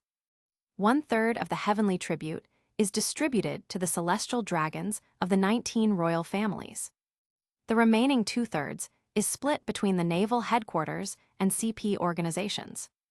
The final portion is given to Anai's lobby and impel down. Although 1/3 of the heavenly tribute is divided into 19 shares, each share is still an astronomical sum. But over the past 800 years, Mariewa has expanded countless times. The expansion of Mariewa is due to the increasing number of celestial dragons. After 800 years of reproduction, every royal family has many branches. For example, Don Quixote Doflamingo's father was just a member of one branch of the Don Quixote family. Inside Mariewa, there are many celestial dragons called Don Quixote. For example, the celestial dragon, who will be brought back to Fishman Island by Princess Ottoheim a few years later, is named Don Quixote M. Josgard. With more branches, the heavenly tribute obtained by each royal family is divided into countless shares and distributed to these branches. If those branches have children, the share is further split and distributed to their descendants. This has led to the relatively low status of some celestial dragons. Their pocket money for a month or even a year might only be a few 100 million or a few tens of billions. The celestial dragon bidding against Kahn is one of them. 1 billion can be obtained, 3 billion can be obtained, and even 4 billion can be obtained. But after spending it, this celestial dragon, who is used to spending money like water, would need to save for the rest of the year. Saving is something celestial dragons have never tried. Having someone bid against him, this celestial dragon faced a first. Therefore, the celestial dragon was very angry. Since he was angry, A mere human daring to provoke the descendants of the creators was unforgivable. At the same time, he was annoyed that, as a descendant of the creators, he wasn't as rich as a mere human. Simply unforgivable. Therefore, the enraged celestial dragon immediately ordered the 2 guards in black suits beside him, "Go and capture that damned human. I will make him my slave." "Yes, sir." The 2 guards nodded respectfully, then used the Saru technique together, disappearing from beside the celestial dragon. "Hey, why bother to find your own way?" Kahn, seeing the celestial dragon's impotent rage and his orders, shook his head helplessly. Swish! As the words fell, a faint blue light slowly emanated from Kahn's body. The 2 guards, who turned into afterimages that couldn't be caught by the naked eye, were rushing towards Kahn when they suddenly appeared in midair above the venue. It wasn't that they jumped into the air, but that when they passed through it, they suddenly lost control of their bodies, as if they had escaped gravity and just floated there. On their bodies, there was also a layer of faint blue light, similar to what covered Kahn's body. This middle-aged celestial dragon was obviously not of very high status. The guards arranged for him by the world government or his family were merely CP agents who mastered a few superhuman skills. Agents like this, Kahn had seen and killed many in West Blue. These half-hearted agents, after their bodies were covered by Kahn's telekinetic wave, couldn't break free with their own strength like stronger foes could. Therefore, their lives were held by Kahn's invisible hand. If telekinetic power could directly harm the human body, Kahn could crush the 2 agents to death with just a thought. Although he couldn't directly harm their bodies, Kahn had plenty of ways to use telekinetic power to kill these agents and the celestial dragon. Kahn then used the most common method, directly ending the lives of both agents and the celestial dragon. Whoosh, boom. Kahn's thought moved, and then he eliminated the air barrier, throwing the 2 agents floating in the air towards the celestial dragon sitting on the special seat at the speed of sniper bullets. As soon as the ear-piercing sound of piercing the air was heard, the special seat under the celestial dragon's buttocks was immediately torn apart. As if the ground had been hit by an invisible giant hammer, it was sunken in a large circle, with a large number of cracks appearing. 3 bright blood flowers then bloomed at the bottom of the pit. After the dust dissipated, the celestial dragon and the 2 agents had disappeared. Instead, there was just a mass of bloody flesh and tattered white spacesuits and black suits. The speed of the 2 agents and Kahn's attack was so fast that the ordinary people in the venue, and even most of the pirates, didn't even react. When they came back to their senses, they looked at the pit below and the bloody mess at its bottom. The silence in the venue was suddenly broken by a scream that pierced the eardrums. "Run away. The celestial dragon is dead. The Marine Admiral is coming. Hurry up and escape from this island. This lawless island is about to be cleansed. Get out of the way, don't get in my way. Move, get out of here quickly, you lowly peasants." As the screams broke the silence, everyone scrambled to escape from the auction house. Whether commoners, pirates, wealthy businessmen, or nobles who came to the Sabyati archipelago for entertainment or to curry favor with the celestial dragons, no one dared to stay here any longer. A stampede occurred in various places within the venue. Watching the frantically fleeing audience, the host on the stage dropped his microphone. Only the man in the suit responsible for delivering the devil fruits returned to the stage, intending to close the silver metal box and take it away. However, just as the man in the suit approached the metal box, the same blue telekinetic wave that had covered the 2 agents also enveloped his body, ruthlessly depriving him of control. Your Excellency Kahn." The man in the suit, unable to move his body, could only move his eyes. He looked at Kahn, who was floating towards the stage, and said with difficulty, This is against the rules." "I know."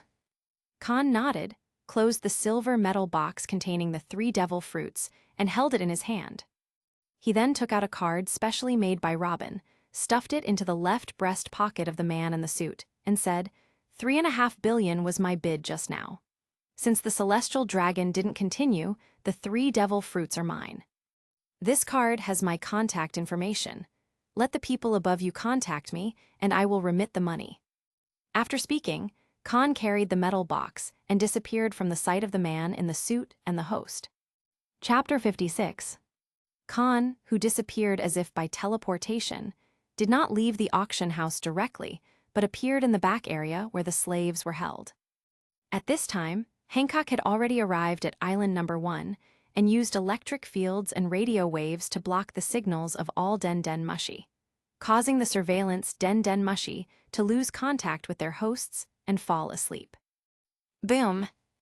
Kahn, seeing the situation, appeared in the back area and immediately released his conqueror's haki.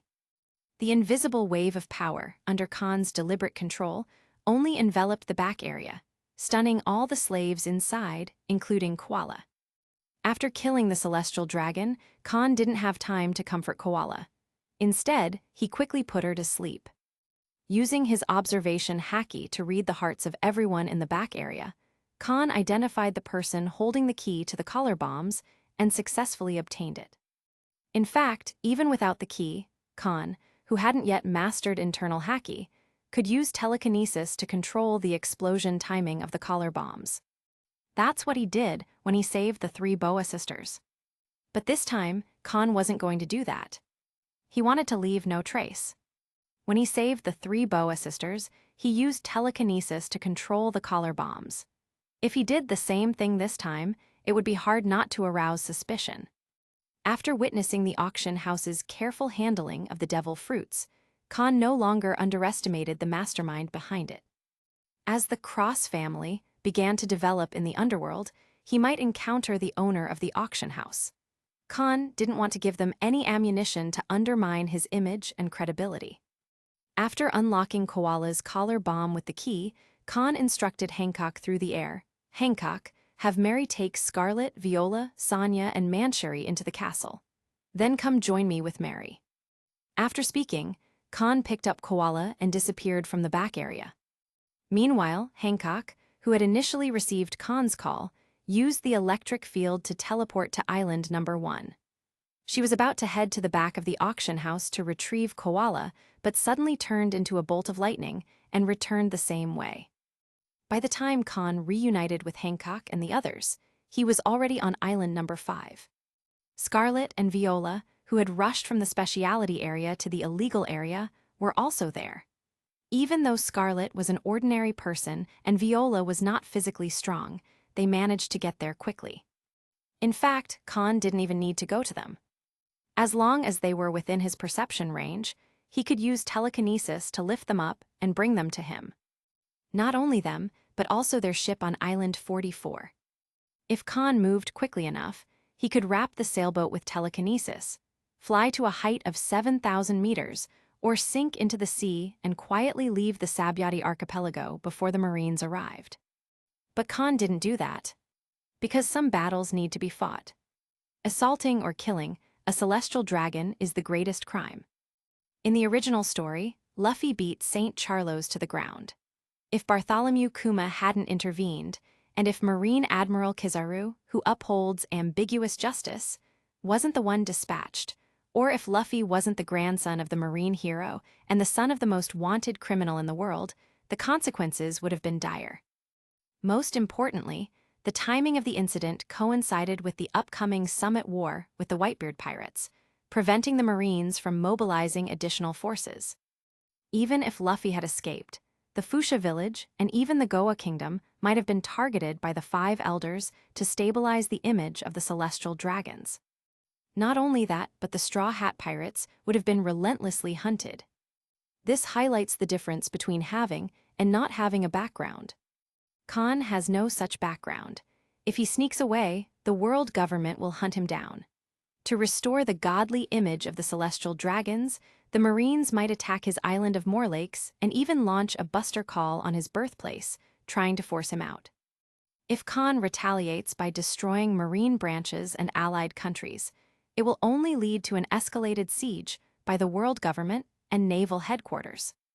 If Kahn really destroys marine branches and allied countries, he won't face just an admiral, but the strongest combination of admirals and marine heroes. At that point, in the eyes of naval headquarters, Kahn would be on the same level as an out-of-control lunatic like Douglas Bullet, and the most suitable place for him would be Impel Down. On the other hand, if Kahn chooses to fight instead of flee, the outcome will be different.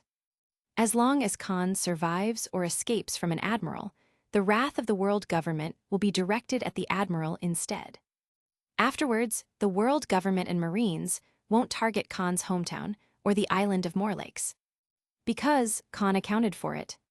The world government and naval headquarters cannot cover up the incident at the auction house or the killing of the celestial dragon.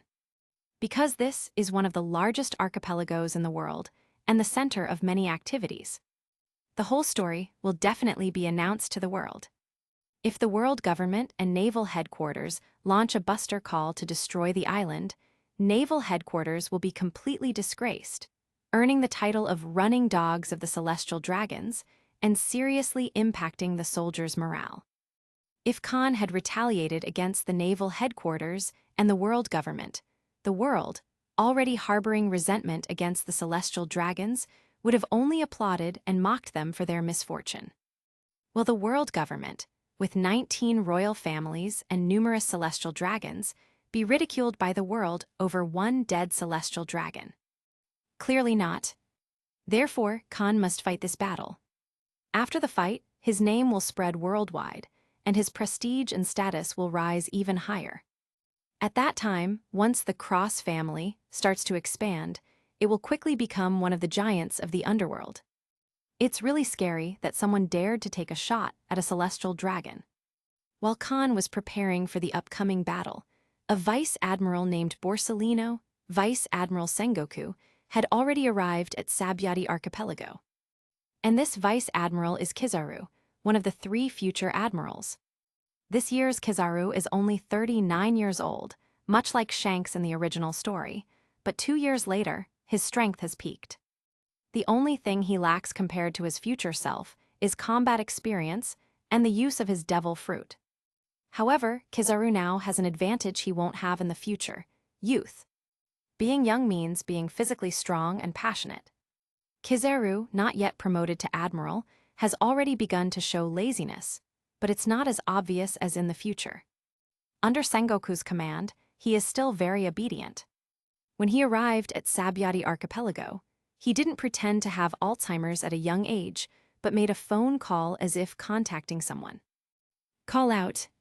Soon, Kizaru's body turned into countless golden photons and disappeared.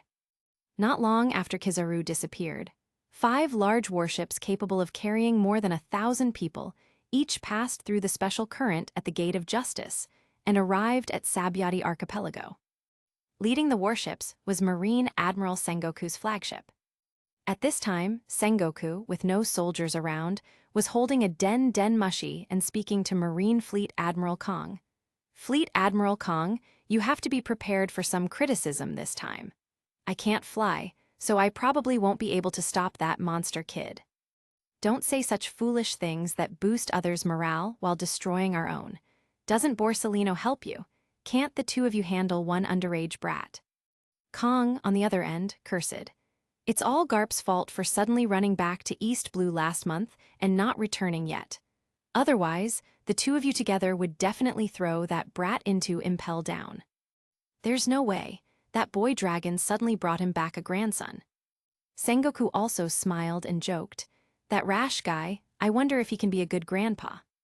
Stop the nonsense and go arrest that lawless brat, or I'll have to work for a few more years. I'm about to retire. Encountering such a thing is really bad luck. The den mushi imitated Kong's unhappy expression and then closed its eyes without saying goodbye, falling asleep with its head down. Clearly, the call had ended. Sengoku, forced to hold back his words, showed a very helpless expression. After putting away the den mushi, Sengoku took out another one, put on a serious expression, and ordered in a deep voice, "Begin the clearing operation immediately." Yes, Vice Admiral Sengoku, X4. The vice admirals in charge of the remaining 4 warships shouted in unison. The mission to wipe out the pirates and villains on the island was why naval headquarters sent 5 warships, 5 vice admirals, and more than 5,000 soldiers. Sabyati Archipelago has always been a major stain on justice. Since pirates have become the mainstream of the world, naval headquarters has been trying to eliminate this lawless island. But because this place is under the domain of the celestial dragons, the Marines, acting as their running dogs, like those stationed near allied countries, can only act upon receiving a rescue signal or if something happens to a celestial dragon. Everyone on the island knows this. That's why, after the incident with the celestial dragon, the villains were so terrified, desperately wanting to flee the Sabyati archipelago. Because after so many years, the Marines finally had an opportunity to cleanse the island. Capturing Kahn was secondary to Sengoku, and indeed to Kong. Successfully cleansing this lawless island would make them the biggest winners, even if Kahn escaped. If they could capture Kahn, it would be a double victory. If not, they would still be praised as the winners. Therefore, leaving a blank would be uncomfortable. Winning and still being scolded, what a headache. Chapter 57. Call out.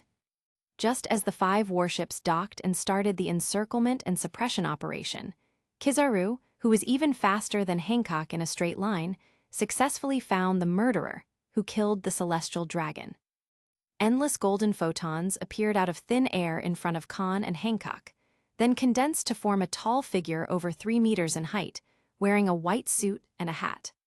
The person in this figure was Kizaru, killing a celestial dragon and still leisurely dating a maid, as expected of a big pirate with a bounty of 155 million berries. It's really scary. Kizaru, who blocked Kahn and Hancock's way, didn't confront them immediately. Instead, he slowly took out a pack of cigarettes, lit one, and put it in his mouth, his words and actions completely inappropriate for the situation. "Master, is this guy a Marine admiral?" Wearing a black and white maid outfit, Hancock, who seemed to be walking with Kahn, looked at Kizaru vigilantly and asked. Hancock, with her unique perception, had already detected Kizaru's presence. Facing this middle-aged man whose speed rivaled her own, Hancock felt a bit of pressure despite her usual confidence in her speed. However, Kahn's next words made Hancock restrain her arrogance and not underestimate anyone. "No, this guy is just a Marine Vice Admiral, Borsellino, known as one of the 3 marine monsters." Looking at Kizaru, who was smoking in front of him, Kahn said with a smile, "He will also be one of the 3 admirals in Marine's new era. It's an honor to be remembered by a big man like you." Kizaru flicked his ash and said with a nonchalant face, "So, I don't know if Kahn can cooperate and put on seastone handcuffs to make the trip to my headquarters smoother. Master, let me teach this rude guy a lesson." Looking at Kizaru, who didn't seem to pay attention to Kahn, Hancock, unaware that Kizaru was the most annoying of the 3 future admirals, was filled with anger and asked Kahn for permission. "Go ahead, you need an opponent to test your strength." Kahn nodded. He had sent Mary and their ship away from the Sabyati archipelago with telekinesis, keeping Hancock by his side to deal with Kizaru, who was likely to come. After all, in this era, there were only 2 of the 3 admirals left, and one was in a semi-retired state. Today is May 5th, the day Luffy was born again. Garp was definitely not at naval headquarters now. And Garp, who refused promotion because he hated the celestial dragons, wouldn't come to capture Kahn even if he were at naval headquarters. Even if Garp had come, he would likely have been more relaxed than Kizaru in the original story. So the Marine Admiral coming this time must be Sengoku. And Sengoku's Vice Admiral, Kizaru. If Hancock hadn't had the age limit, Kahn would have fled the Sabyati archipelago without a second thought upon encountering such a combination. Even with 3 major cheats, it would be impossible to defeat the previous era's titans, such as Sengoku, Whitebeard's rival, and Kizaru at his peak. If he didn't flee, he would face imprisonment in Impel Down and various executions. But Hancock had grown to 18, and that changed everything. Just as the Mira Mira fruit and Smoke Smoke fruit couldn't determine a winner quickly, Rumble and Light wouldn't be able to either. As long as Hancock held off the most annoying Kizaru, Kahn could definitely handle Sengoku one-on-one. This was an opportunity to see how far he was from the world's top powers. As a time traveler, Kahn knew one thing. Nothing leveled up Haki faster than fighting against stronger opponents, evenly matched foes, and in life-or-death battles. 2 years of painstaking practice couldn't compare to a life-and-death battle with a super-strong opponent. Kahn, who had been beating weaker foes for 15 years, had long wanted to fight a super-strong opponent. Unfortunately, there were only a small number of superpowers in this world. Among them, the New World superpowers were either lone wolves Kahn couldn't find or powerful overlords. Challenging them would be like starting a war. Now, the combination of Sengoku and Kizaru was the perfect opponent for Kahn and Hancock to test their strength. Zizizi. What Kahn thought, no one knew. After seeing Kahn nod, Hancock's body suddenly shone with fiery blue and white light. Then an invisible electric field opened up, and her 1.92-meter-tall figure, wearing high heels, turned into a bolt of lightning and disappeared. This is... Seeing this, Kizaru's expression instantly turned to horror. In the next second, Kizaru's observation Haki seemed to detect something. His body, over 80 centimeters taller than Hancock, turned into a dazzling golden light and pulled back, avoiding Hancock's sweeping long legs. At the same time, Kizaru saw Hancock's white safety pants as her maid's skirt lifted. Normally, Kizaru would have commented on this sight, pretending to be regretful. But now, Kizaru, who had not yet reached his peak in terms of state of mind and strength, looked at Hancock, whose body was shining with blazing electric light. Her movement just now was indeed similar to his teleportation. He slightly exclaimed, "The legendary Logia Rumble Fruit. I didn't expect it to appear in this era, and the new generation of Rumble Fruit user is someone else's maid. What a terrifying combination." The last sentence was still Kizaru's mantra, but this time, he truly meant it. Zoan devil fruits are categorized clearly. Ordinary animals are divided into strong and weak. Ancient rare animals are also divided into strong and weak, and even mythical beasts have their own hierarchy. And Khan's dragon form is undoubtedly one of the top abilities among the mythical beasts. Now, besides this dragon, there was also the strongest thunder fruit user from the Logia class as his vice. This combination resembled a young version of Admiral Sengoku and himself. Thinking of this, Kizaru felt a headache. When he arrived, he thought he only needed to deal with Kahn and hold him until Admiral Sengoku came. Then, the two of them could easily capture Kahn together. But with Hancock unleashing her Logia Rumble fruit abilities, Kizaru now shared Sengoku's sentiment. Fleet Admiral Kong would definitely scold us. "You ugly bastard, you talk so much nonsense." Hancock didn't know what Kizaru was thinking. Hearing his words, she thought he was trying to provoke the master-servant relationship between her and Kahn, and her face darkened. Zizizi. The thunder and lightning around Hancock seemed to react to her anger, growing larger and deeper in color. The terrifying electric heat caused ripples in the surrounding air. In the next moment, Hancock's love turned into lightning, and she disappeared again. She teleported in front of Kizaru, kicking out once more.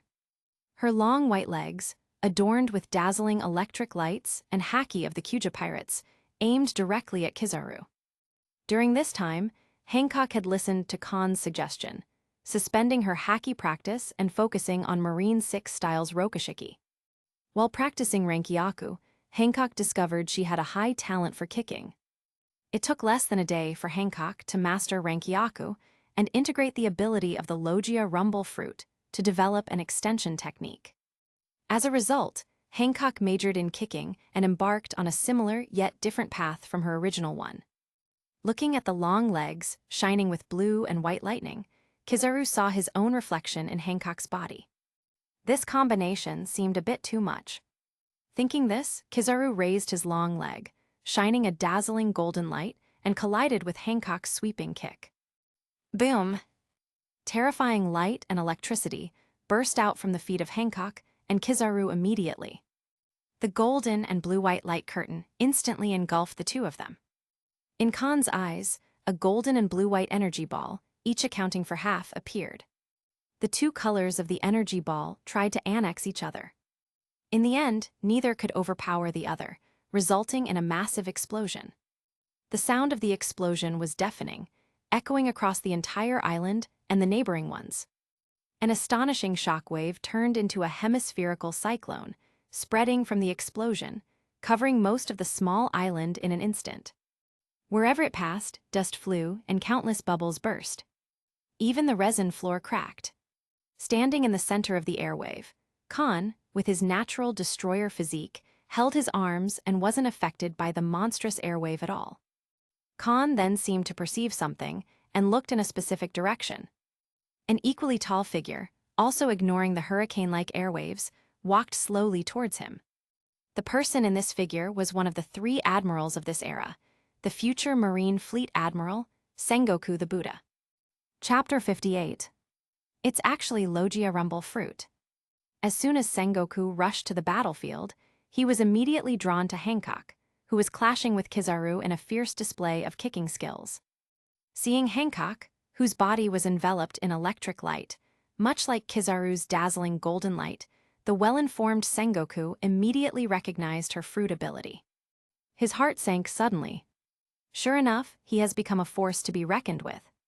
As a mythical Zoan user, and someone who has dealt with pirates on the front lines, Sengoku knew better than anyone the power of a natural destroyer, coupled with the advantages of a mythical Zoan. Charlotte Linlin and Kaido, each possessing one of these traits, became overlords in the era of great pirates. With both advantages, Kahn was even harder to kill than Kaido once he passed through his weakest stage. Such a monster, even as a Lone Ranger, could become as formidable as Patrick Redfield. And now, beside this monster, there was the legendary Logia Rumble Fruit user as a helper. This combination reminded Sengoku not of himself and Kizaru, but of the legendary partnership of Roger and Rayleigh. If they didn't seize this chance to kill them before they reached their peak in their 30s, the pirate world would surely enter an era ruled by this pair. Thinking of this, Sengoku immediately yelled at Kizaru, "Borsalino, stop being lazy. Give it your all and arrest that woman." Swish. After shouting, Sengoku's body began to emit a dazzling golden light. In the dazzling light, Sengoku's already 2.78-meter tall body began to grow rapidly, soon transforming into a golden Buddha over 10 meters high. Boom! In his giant Buddha form, Sengoku kicked off the ground, crushing the resin floor under his feet. He leapt tens of meters into the air with surprising speed for his size, descending toward Kahn. During the descent, Sengoku raised his golden palm, which was covered with a layer of transparent white light waves similar to those from the shock fruit. This light wave was the superpower accompanying the Zoan human fruit, model, Buddha, the shock wave. It was this shock wave that made Sengoku a match for Whitebeard, as it could block Whitebeard's shock waves without consuming haki. Similarly, this shock wave could ignore external defenses and directly damage the internal body, like Armament Haki's internal destruction and Conqueror's haki infusion. This shock wave was one of the few abilities capable of breaking through Kahn's natural destroyer defenses. Sengoku didn't hold back, just as Kong had instructed him. If Kahn wasn't dealt with soon, in a few years, when Kong abdicated and Sengoku took over, Kahn would become a headache. In more than 10 years, Sengoku would no longer be at his peak, while Kahn and the Logia Rumble Fruit user would just be entering theirs. The thought of dealing with such monsters in his old age made Sengoku's scalp tingle. Thus, Sengoku wanted to eliminate this threat now. Observing Sengoku's inner thoughts with his observation haki, Kahn felt speechless for a moment. Good grief, thinking about the future already. Is this the famous resourceful general? At the same time, Kahn's body began to emit a dazzling blue force wave. Then his body expanded at a visible speed, transforming from a human to a huge blue sky dragon. Boom! In the process of growing, Kahn also raised his huge dragon claw, clenched his fist with a layer of blue telekinetic force wave, and met Sengoku's Buddha palm. The dragon fist and Buddha's palm collided, but unlike the clash between Kizaru and Hancock, no special effects burst forth. Instead, a blue energy wall and a transparent white energy wall expanded from their hands. Much like the Conqueror's haki and fusion clash, the fists and palms of the dragon and Buddha didn't physically touch but collided in the air. Astonishing shock waves and telekinetic waves surged out from the hands of the dragon and Buddha. At that moment, the dragon and Buddha, whose size gap was becoming increasingly obvious, seemed to be holding two shields of different colors, wrestling with each other. The final result was the golden Buddha, over 10 meters high, being pushed back by the sky dragon. The gap was too large. Originally, Sengoku was above Kahn, but after Kahn transformed into his nearly 100-meter full-body form, he was on top, and Sengoku was below. Kahn, having reached his full form, saw his comprehensive strength evaluation rise from a to A+, or S to S+. The skyrocketing comprehensive strength allowed Kahn to shift from passive to active. By increasing the consumption of physical energy and converting it into an astonishing wave of mental energy, Kahn won this contest. As a mythical Zoan, Sengoku's normal state was far inferior to Kahn's natural destroyer physique, and the gap in physical fitness was even more pronounced. So, the speed at which he converted physical energy into shock waves couldn't match Kahn's. Roar! After pushing Sengoku away, the sky dragon let out a deafening roar. The terrifying sound waves, combined with telekinetic power controlling the wind, turned into a huge cyclone, spreading in all directions. Even Kizaru and Hancock felt pain in their ears and had to stop fighting temporarily, turning their heads to look at the blue sky dragon like a hill. "Is this the full body of the master?" Hancock marveled.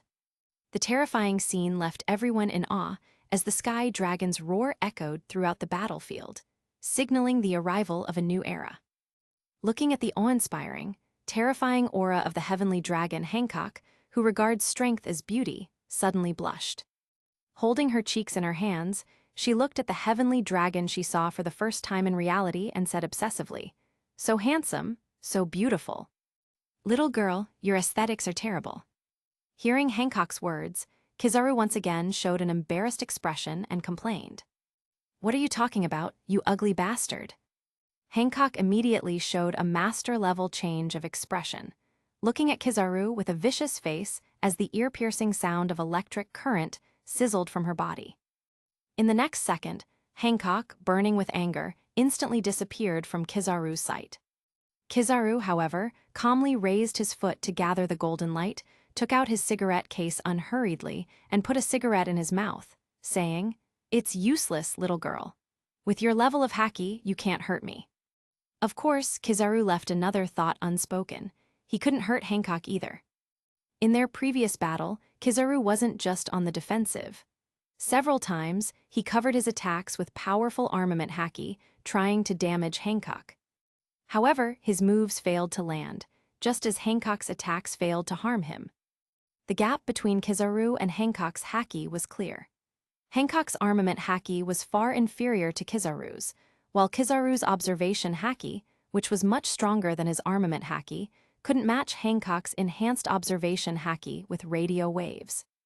Unless one of them had future sight or exhausted the other's haki and stamina, the duel between thunder and light, like Aokiji and Akinu's duel of ice and magma, would be a very long and protracted battle. Just as Kizaru used practical actions to calm the furious Hancock, accepting the fact that he couldn't hurt this monstrous opponent, another battle continued to rage. After transforming and letting out a roar to vent his soaring strength, Kahn, now a giant dragon, seemed infected by Zoan's wildness. His blood boiled with fighting spirit. After roaring, the heavenly dragon took heavy steps, each one leaving huge dragon claw footprints on the resinous earth as he charged towards the golden Buddha. At the same time, the heavenly dragon clenched his dragon claw into a fist, covering it with a layer of blue telekinetic wave. But this time, the blue light wave on the dragon fist gradually turned into a transparent white color, similar to the shock wave of the great Buddha, at a speed visible to the naked eye. Witnessing the color change, Sengoku's observation of haki and their battle experience told him he was in danger. "Never let this wave of light touch your Buddha body." Sengoku raised the Buddha's palm again, condensing a transparent white shock wave. He then leapt into the air, like a huge golden arrow, aiming for the dragon's head. Seeing that Sengoku's target was his head, the heavenly dragon immediately punched. Boom! The speed of the dragon's punch didn't match his massive body size at all. Sengoku, also surprisingly fast for his size, couldn't dodge in midair and swung his Buddha's palm to collide with the dragon fist that condensed the transparent white light waves. When the two transparent white light waves burst out their energy, Sengoku realized why the telekinetic wave changed from blue to transparent white. It contained the power of the wind. Hu kai kai kai kai kai kai kai kai kai kai. The whistling sound of howling wind reached the ears of Sengoku, Kizaru, and Hancock, and even spread throughout the entire island and the neighboring ones. A cyclone formed by a hurricane spread out from the dragon's feet, covering half the island in mere moments. The terrifying gust of wind not only blew everything away, but wind blades appeared out of thin air, leaving slashing traces on the resinous ground and the red mangrove trees. Some mangrove trees were split into pieces by the wind blades. The sound of tearing cloth resounded continuously. Clang clang. The battle between Kizaru and Hancock was interrupted again, their bodies cut into photons and electric currents by the invisible wind blades. On the other hand, Sengoku's indestructible Buddha body resounded with constant metal collision sounds. A series of wind blades appeared in the hurricane. Then, under Kahn's telekinetic control, they avoided the energy wall formed by the shock wave and struck Sengoku's body from different angles. Unfortunately, the light wave that compressed the power of the wind didn't burst from Sengoku's body. Most of the energy only destroyed the island's terrain. Such minor wind blades couldn't break Sengoku's Buddha body defense, even without armament haki. Seeing this, a blue light flashed across Kahn's long and narrow red vertical pupils. He was about to enter full power mode. Chapter 59. How powerful is Kahn's full power mode? Even Kahn himself doesn't know. Before activating his full power mode, Kahn instructed Hancock, who couldn't harm Kizaru and was just wasting energy, "Hancock, leave this island quickly. It's best to stay 2 or 3 islands away from me." "Yes, master."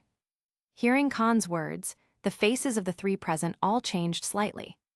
Hancock, who blindly worshipped Kahn, nodded seriously, summoned all her strength, turned into a bolt of lightning, and quickly fled the island. "Borsellino, let's do this together." "It's really scary. I actually felt a long-lost sense of suffocation from that reminder." Sengoku didn't let Kizaru chase Hancock, but took advantage of her departure, planning to join forces with Kizaru to quickly capture or even kill Kahn.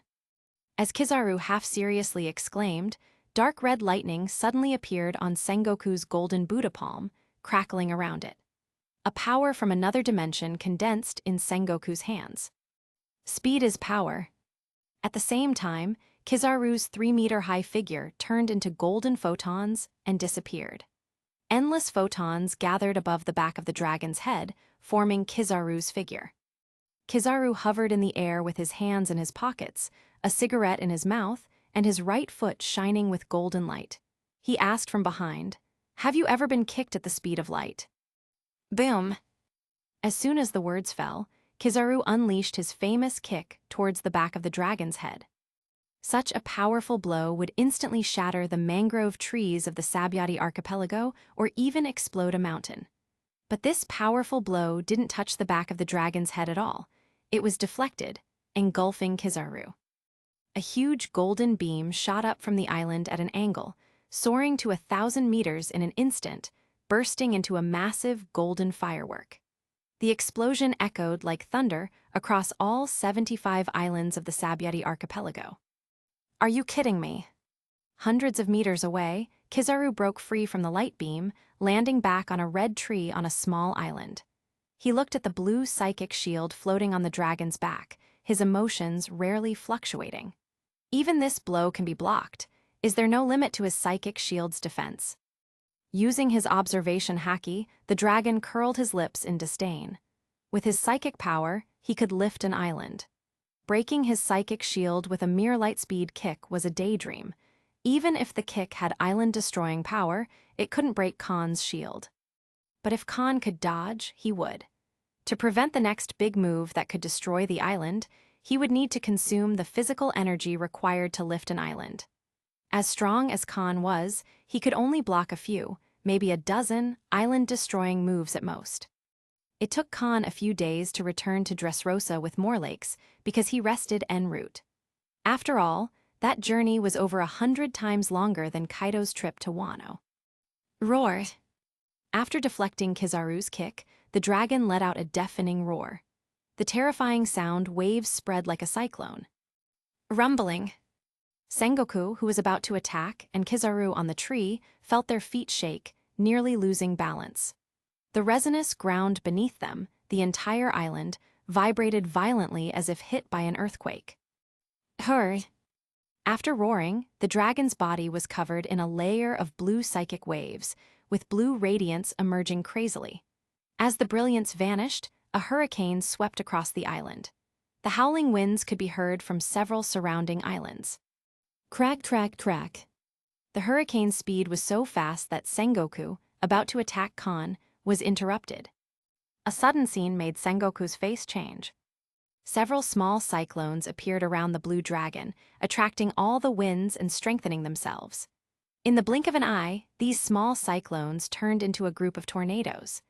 The suction grew stronger, lifting mangroves, flowers, trees, and even buildings from the ground, pulling them toward the tornado group. Even Sengoku and Kizaru were affected. The giant Buddha's body moved uncontrollably toward the tornado group. Kizaru, if he hadn't turned into endless photons in time, would have been pulled by the horrible suction. Borsalino, let's do it together.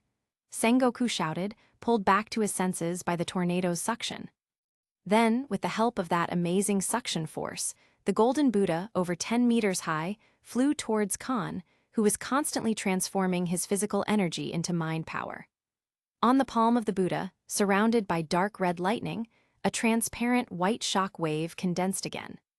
Shock wave plus Conqueror's infusion, this is undoubtedly the ultimate move. Fleet Admiral Sengoku hadn't used such a big move for many years since Roger's era ended, and Whitebeard became the recognized uncrowned king. The last time it was used was with Vice Admiral Garp to deal with the Golden Lion. Today, Sengoku used such a big move again after many years, but the target changed from Whitebeard to Kahn. Looking at Sengoku's palm full of power, Kahn, who was casting a spell, also felt the strongest sense of danger since birth. Just like Sengoku's thought before, so was Kahn's thought. Absolutely can't be hit by this move head-on. So Kahn had an idea. Several tornadoes around Dragon, which had grown from small cyclones to 100 meters in size and were still growing, moved towards the blue dragon one after another and revolved around it. Looking at Kahn, who used the tornadoes as a wind wall defense, Sengoku urged loudly, "Borsalino." Light speed kick boom. Not wanting to be reprimanded by Admiral Kizaru later, he quickly kicked out a huge golden light beam, flew not far from Sengoku, and hit a tornado. The terrifying explosion sound immediately created a huge mushroom cloud. But just after the mushroom cloud emerged, Sengoku and Kizaru's faces soured again. Normally, the mushroom cloud created by kicking at the speed of light on the land would last at least 10 minutes before disappearing. But now, the mushroom cloud had just emerged and hadn't even fully formed yet. The smoke and flames were all sucked away by a terrifying suction force. Immediately, a huge fire tornado came into the eyes of Sengoku and Kizaru. Kizaru's lightspeed kick just now destroyed a tornado and broke a corner of the wind wall. But in the next second, the broken corner was repaired again. What made up this corner were the flames created by Kizaru's lightspeed kick and the strong wind that swept across the island.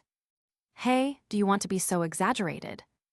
At this time, Kizaru, who hadn't had time to marvel at the world-class, unique existence, only short of observation Haki's range of perception and predicting the future, suddenly looked up at the sky as if he had seen something. Like him, there was also Sengoku, who couldn't break through the tornado group and had to prepare to use condensed, different-dimensional means to break through the wind wall. When the two looked up at the sky, their pupils shrank involuntarily. Regarding the title given to Kahn by the CP organization and the intelligence department, the two felt it extremely appropriate at this moment. Here it is, the walking disaster Cross Kahn. Profound truth great, disaster, change. At the same time, the blue dragon, which was surrounded by tornadoes and tightly protected, also let out a dull, thunderous roar. With the roar of the dragon falling, Boa Hancock, who had already used the electric field to teleport away from the island, and the people of the entire Sabyati archipelago, just needed to look up to see the end of the world. Chapter 60. Hey, what's that? Is it raining? Wait, why is the rain blue? What are those red lights? Is it the sunset? It's dusk already. Time flies today. No, that's the great flood and meteorites. You're kidding. Why is there a big flood in the sky? Are those red ones all meteorites? Could it be a meteor shower? It's really a flood and a meteor shower. Run away quickly. It's over. The end of the world is coming. At this moment, not counting the battlefield where Khan and the others were, the civilians, wealthy businessmen, nobles, villains, pirates, and marines on the other 78 small islands all stopped what they were doing. They all seemed to forget to avoid, hide, escape, resist, and chase. They all looked up at the sky. The originally blue sky turned red like a sunset. In this red sky, red dots like stars could be seen, zooming in at a visible speed. But before they could see what these red dots were, a blue sky appeared above the Sabyati archipelago again, catching everyone's attention before the red dots above. It turned out that this blue sky was a huge flood formed by countless tons of seawater. As for where the great flood came from, even the well-informed Marine Vice Admiral responsible for capturing pirates and cleaning the Sabyati archipelago couldn't figure it out at all. Before they could think about how the great flood appeared, those red dots caused countless people to widen their eyes in panic and fear. Because those red dots were indeed meteorites, burning red and braving flames. In this world, there are gods that are more terrifying than the Great Flood, and one appears every year in the capital of 7 waters.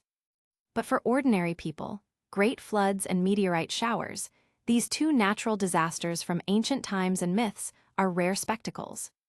But now, these two kinds of natural disasters appeared at the same time. Some people with weaker nerves were so frightened by such a scene that their legs trembled, and they sat on the ground, paralyzed. Some women were even more frightened and fainted on the spot, just when everyone thought their life was over. After the flood and the meteorite shower fell to a certain height, they suddenly seemed to be attracted by an irresistible force, falling towards a small area of the Sabyati archipelago. That small area consisted of 3 small islands centered on the battlefield of Khan and the others. Among them, the small island where Khan and the others were located was the main target of the Great Flood and meteorite shower. First was the Great Flood.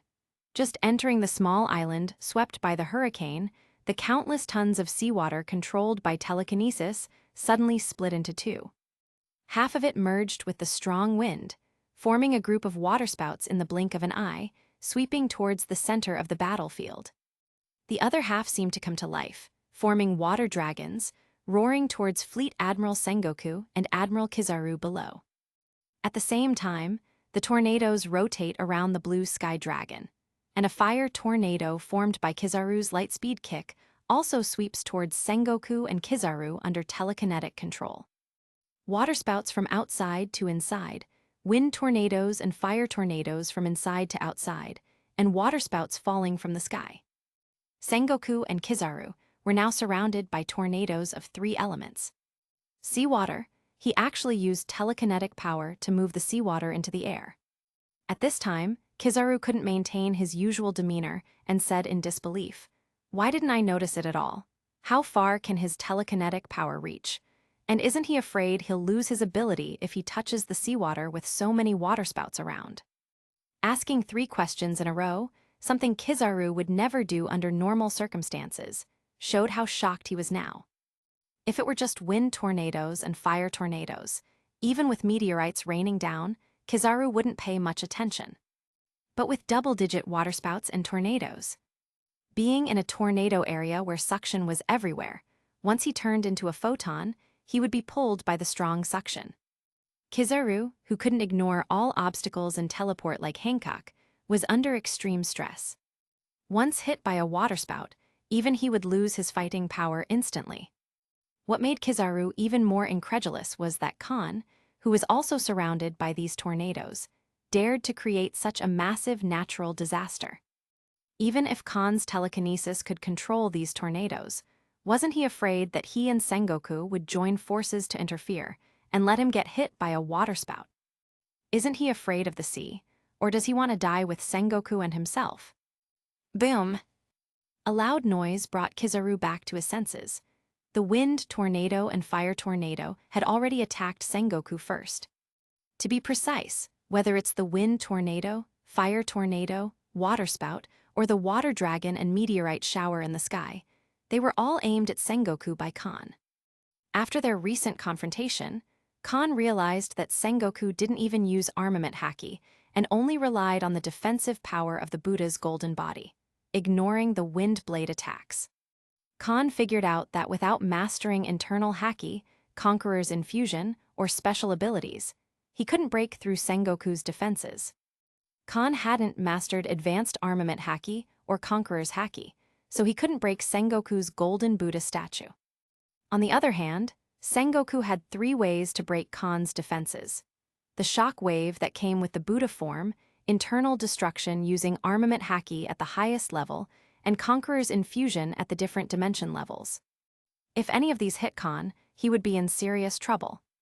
Though Kahn's telekinetic power could protect him in all directions, reflecting even Kizaru's lightspeed kick, it consumed a lot of energy.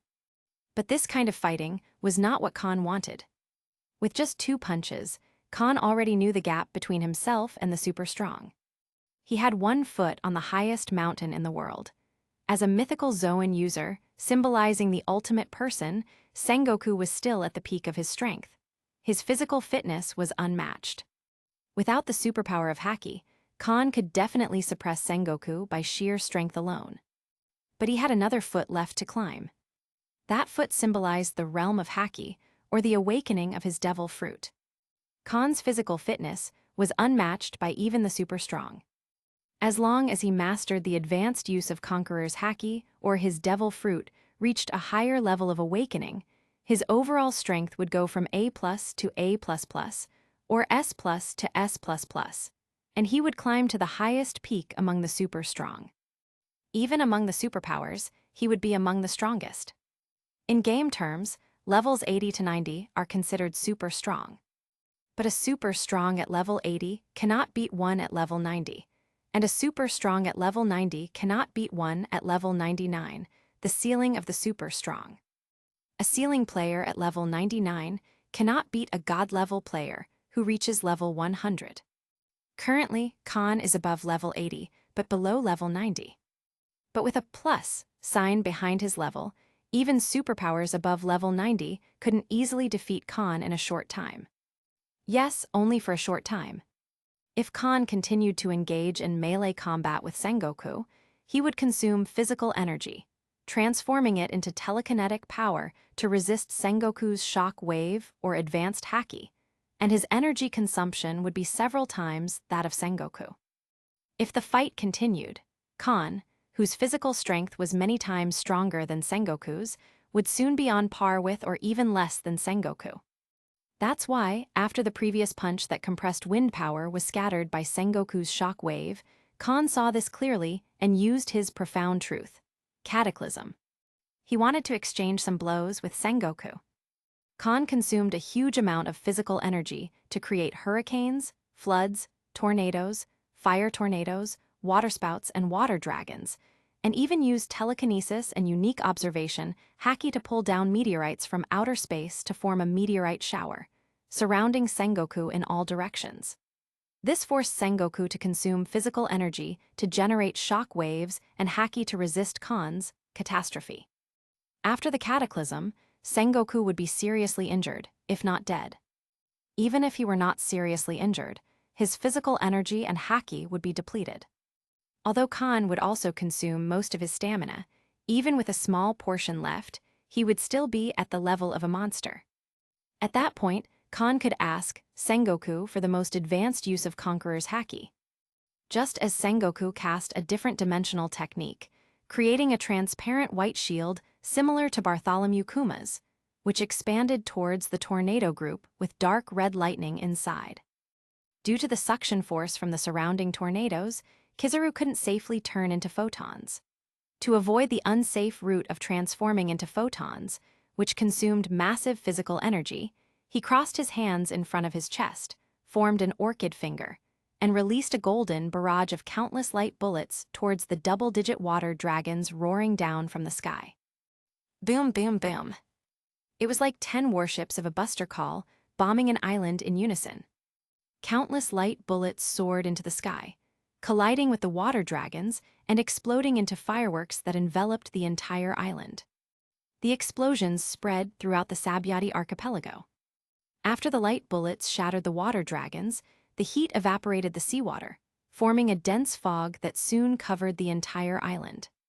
At the same time, an astonishing amount of meteorite rain, under telekinetic control, fell like Akinu's meteor volcano, crashing into the dense fog. Boom, boom, boom. A series of explosions echoed throughout the Sabyati archipelago once again. Even the naval headquarters next to the Sabyati archipelago could faintly hear the sounds of cannon fire. The explosions caused a violent shock. Perhaps due to the intensity, the other 78 small islands were all affected by the shock waves of the explosions. Chapter 61. The sound of the explosion reached naval headquarters next door, creating an earthquake that affected the entire Sabyati archipelago, which consists of 79 small islands. This shows how powerful the meteorite shower was. Similar to Hancock's observation haki, which combines radio waves, Kahn's observation haki combines telekinesis, making it unique. Kahn's perception range is much stronger than Hancock's because he is a natural observation haki user, born with extremely powerful haki. Fujitora's observation haki can pull down meteorites from outer space with the Paramecia prespress fruit. Kahn's observation haki can do the same with telekinetic power, and it's more convenient, pulling down more meteorites due to his incredible physical strength. The meteorites Kahn pulled down were as large as those Fujitora summoned in Dressrosa, and their explosive power was many times stronger than Buster Call shells. The shells equipped by 10 warships can destroy a small island like Ohara. When most of the meteorite rain, under telekinetic control, fell on the small island shrouded in white mist, it triggered a series of shocking explosions. The white mist expanded several times in a short period, quickly covering several nearby islands. Inside the white mist, where Hancock's perception couldn't see, huge flames continued to bloom. The terrifying heat made those on neighboring islands and those who hadn't escaped feel as if they were trapped in a volcano, with their throats dry and bodies rapidly losing moisture. The deafening explosions lasted for 10 minutes. When the last explosion stopped, the people of the Sabyati archipelago could see a huge mushroom cloud rising to an incredible height. It would take at least another half hour for this mushroom cloud to dissipate naturally. Roar! At that moment, a dragon's roar that shook all spirits came from the mushroom cloud. A gust of wind appeared out of thin air, sweeping away the mushroom cloud as large as a small island. When the mushroom cloud dissipated, the area of the Sabyati archipelago shrouded in white mist finally reappeared. From the perspective of an outsider sailing towards the Sabyati archipelago, nothing seemed to have changed. But from above, it was clear that the illegal area of the Sabyati archipelago, with trees numbered 1 to 29, had changed. The island with the number 6 tree had disappeared. Instead, there was a huge lake filled with seawater. Previously, people could pass through this area to reach island number 5 or island number 7. Now, there are only 2 ways to get to these islands, taking a long detour or using a small boat to cross. In the future, this huge lake will definitely become one of the biggest attractions in the Sabyati archipelago. Pirates who manage to reach the Sabyati archipelago through the 7 waterways upon seeing this huge lake will have their worldview shaken. Those who haven't yet entered the New World after learning about this lake will surely remember the name Walking Disaster, Cross Kahn. In addition to the disappearance of number 6 island, the number 5 and number 7 islands were also affected by the meteorite shower. The ground closest to number 6 island was covered with scorched marks and some large and small craters. If it weren't for Kahn's telekinesis concentrating the meteorite firepower on number 6 island, the nearby number 5 and number 7 islands might have disappeared or been mostly destroyed. Now, they were only partially affected, which was already fortunate. After using telekinesis to blow away the mushroom cloud, Kahn, in his dragon form, fanned his enormous wings and floated above the lawless area. He used his unique observation haki to search for Sengoku and Kizaru. Soon, Kahn sensed 2 powerful auras. Looking in their direction, he saw 2 tall figures sitting on the shore of number 7 island, panting heavily. They were Admiral Sengoku, the Buddha, and Vice Admiral Kizaru, Borsellino, 2 of the Marine's strongest. But at this moment, the future Marine Fleet Admiral and future Admiral looked quite battered. Sengoku had reverted to his normal state, standing at 2.78 meters tall. His justice cloak and suit jacket were gone, likely reduced to ashes in the explosions. Despite the destruction around him, Sengoku's bare upper body was unscarred, unlike Whitebeard's, which was covered with battle scars. Even the massive explosions had only stripped him of his clothing, which was already quite embarrassing for an admiral. Kizaru, however, was in even worse shape. Unlike Sengoku's relatively unscathed condition, Kizaru's light speed movement wasn't as versatile as Hancock's electric field teleportation. To move at light speed, Kizaru had to turn into photons and then burst out. This transformation required charging, making him vulnerable if someone attacked with a haki-infused weapon. Furthermore, Kizaru was susceptible to strong gravitational or suction forces similar to the dark fruit. These forces could interrupt his light speed movement. In the tornado area with strong suction, surrounded by waterspouts and water dragons, Kizaru's light speed movement was completely restrained. If he tried to escape using light speed movement, he could easily hit a waterspout and be incapacitated. While Kizaru could have escaped by blasting and vaporizing the water dragon in the sky, he chose to stay and help Sengoku, resisting the falling meteorites. In the dense white mist, Kizaru focused on shooting the meteorites, but neglected the surrounding waterspouts and the interactions between the meteorites and waterspouts. As a result, Kizaru, without armament haki's defense, suffered extensive scald marks from the seawater steam. Before this event, Kahn had never seen Kizaru injured. But now, he personally broke Kizaru's record of invincibility, leaving a mark that might become a permanent reminder if marine medical care wasn't adequate. In the future, when Kizaru saw Kahn, he would no longer display his usual unflappable demeanor. Chapter 62. You two are really lucky. Hovering in the sky, Kahn, in his dragon form, looked down at Sengoku and Kizaru on the 7th island, sighing. Sengoku first glanced at the disappearing number 6 island, then looked up at the dragon above, gritting his teeth. Cross Kahn, you wicked brat. No way, the opponent is a legend from the previous era like you. Gazing at Sengoku, who showed no signs of breath disorder but had taken a few breaths, Kahn's long, narrow red pupils flashed with a strange light. Half-truthfully, he exclaimed, as expected of a top candidate for the next Marine Fleet Admiral. Even my most powerful secrets can't hurt you in the slightest. So let's call it a day. After some hesitation, Kahn didn't land. Instead, he took a deep look at Sengoku and then glanced at Kizaru, whose face was marked with scalds and who showed a rare expression of anger. Kahn suddenly turned his head and shouted in one direction, "Hancock, it's time to go." After speaking, under the watchful eyes of Sengoku and Kizaru, Kahn flew towards the red line, his wings creating a powerful gust of wind. Swish! At the same time, a blue-white lightning appeared above Kahn, forming the figure of Hancock, who landed on the back of the dragon. Using telekinesis to eliminate the air barrier, Kahn flew away from Sabyati Archipelago at an incredible speed, disappearing in a few blinks of an eye. Watching Kahn leave, neither Sengoku nor Kizaru made a move to stop him. Because it didn't make any sense. In a battle between the strong, you can judge if the opponent's haki is running out by sensing the strength of their breath with observation haki. If Kahn's aura had been extremely weak, even with a powerful ally like Hancock, Sengoku, and Kizaru would have used all their strength to bring him down. However, Kahn, despite having unleashed multiple natural disasters, still had an aura as strong and vibrant as the sun. Kahn's monstrous physical strength made both Sengoku and Kizaru suspect he could perform his catastrophe again. Additionally, only Kizaru's speed could match Kahn's flight, while Sengoku's moonwalk couldn't keep up with Kahn's air barrier elimination.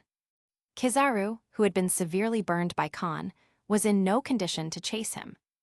Reflecting on the earlier waterspouts and water dragons, Sengoku began to understand the source of the Great Flood. Kahn's telekinetic power not only enhanced his observation haki, but extended its range to incredible levels. His telekinetic power could control anything within his perception range. The Great Flood came from the sky because Kahn used telekinesis to control the seawater outside the Sabyati archipelago, beyond the range of Sengoku and Kizaru's observation haki, and brought it into the air to await his command. So, Sengoku didn't dare let Kizaru go after Kahn. If Kahn repeated his previous tactic with tornadoes or waterspouts from the sea, Kizaru, the future Marine Admiral, might be lost. Marine isn't a CP organization, and Sengoku isn't merely a shield for the celestial dragons.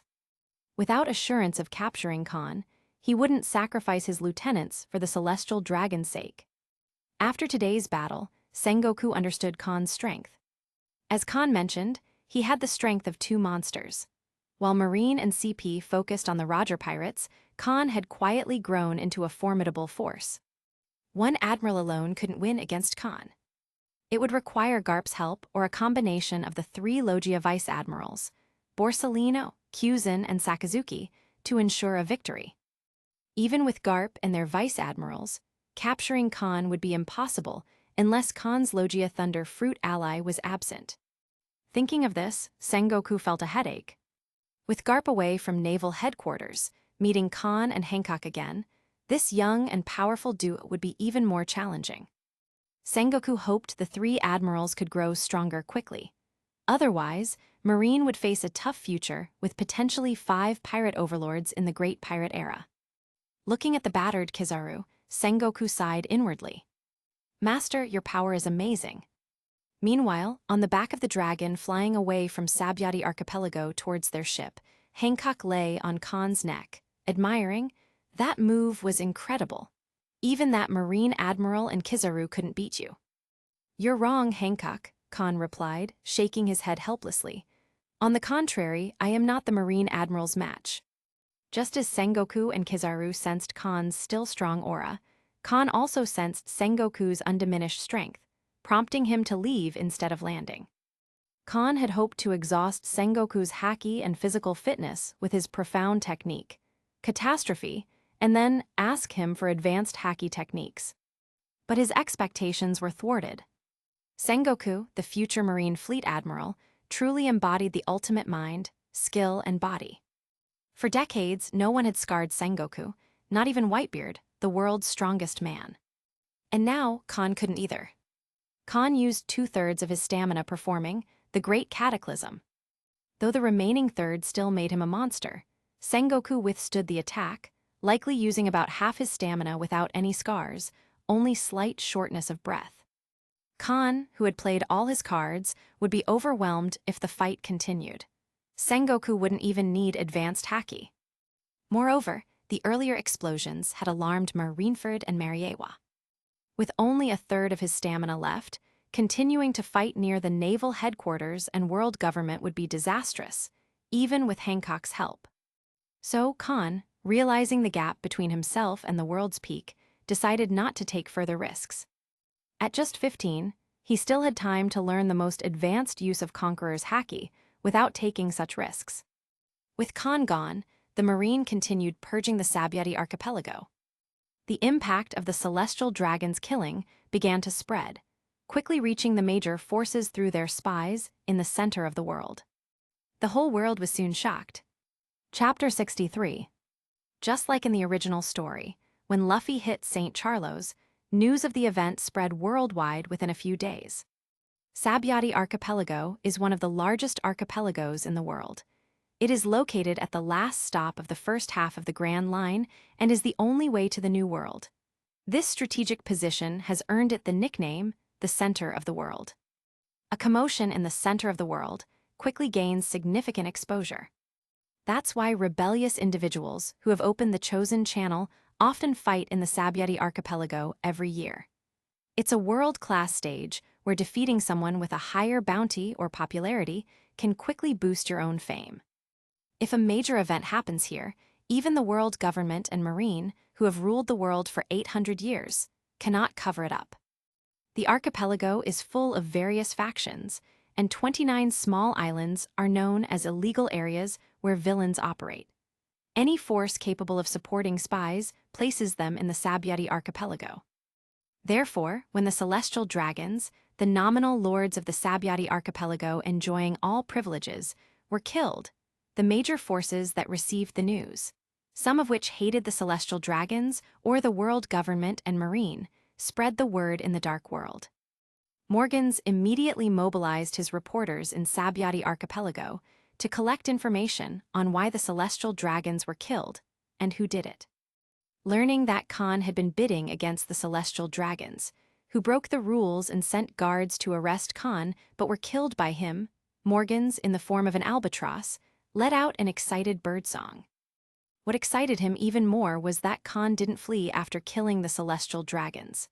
Instead, he stayed in Sabyati archipelago and had a great battle with Sengoku, one of the highest combat powers of naval headquarters and the best candidate for the next Marine Fleet Admiral, and Kizaru, one of the 3 marine monsters. In this top-level battle, the background of the Cross family was finally exposed. It turned out that Cross Kahn didn't form a large ship group, but only took his maid group to sea because his maid group was not simple.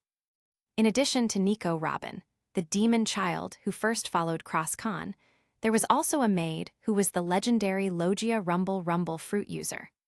Phantom Beast Azure Dragon versus the Great Buddha, Logia Rumble Fruit versus Logia Light Fruit.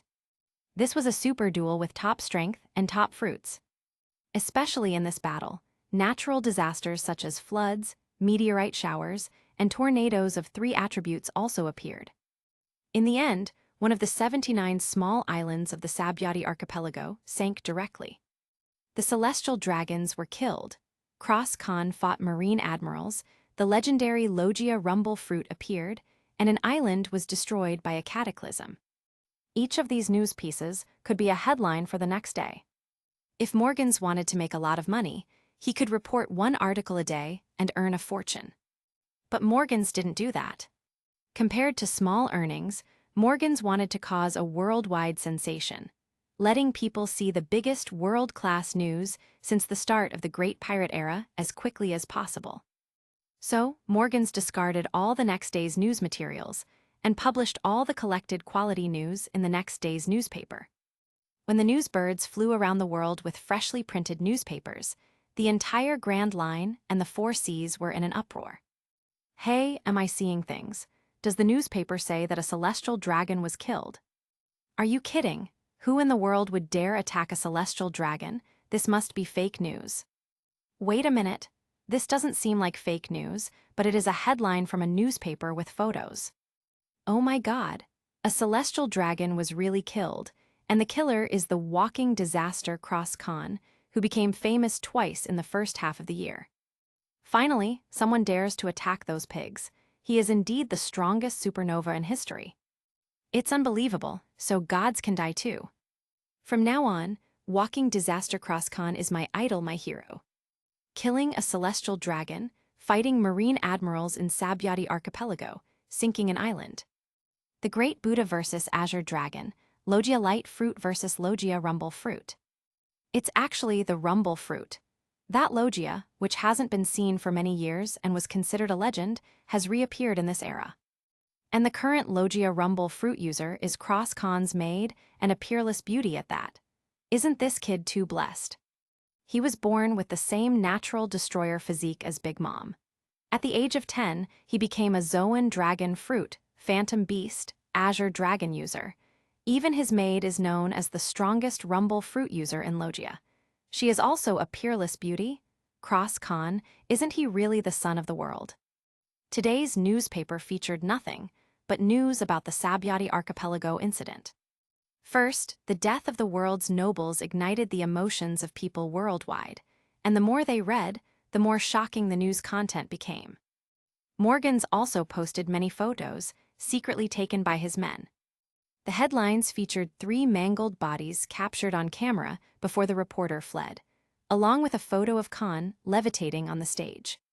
The second edition showed photos of the Great Flood and meteor shower, as well as the earthquake that spread throughout the Sabyati archipelago, causing many ordinary people to fall to the ground.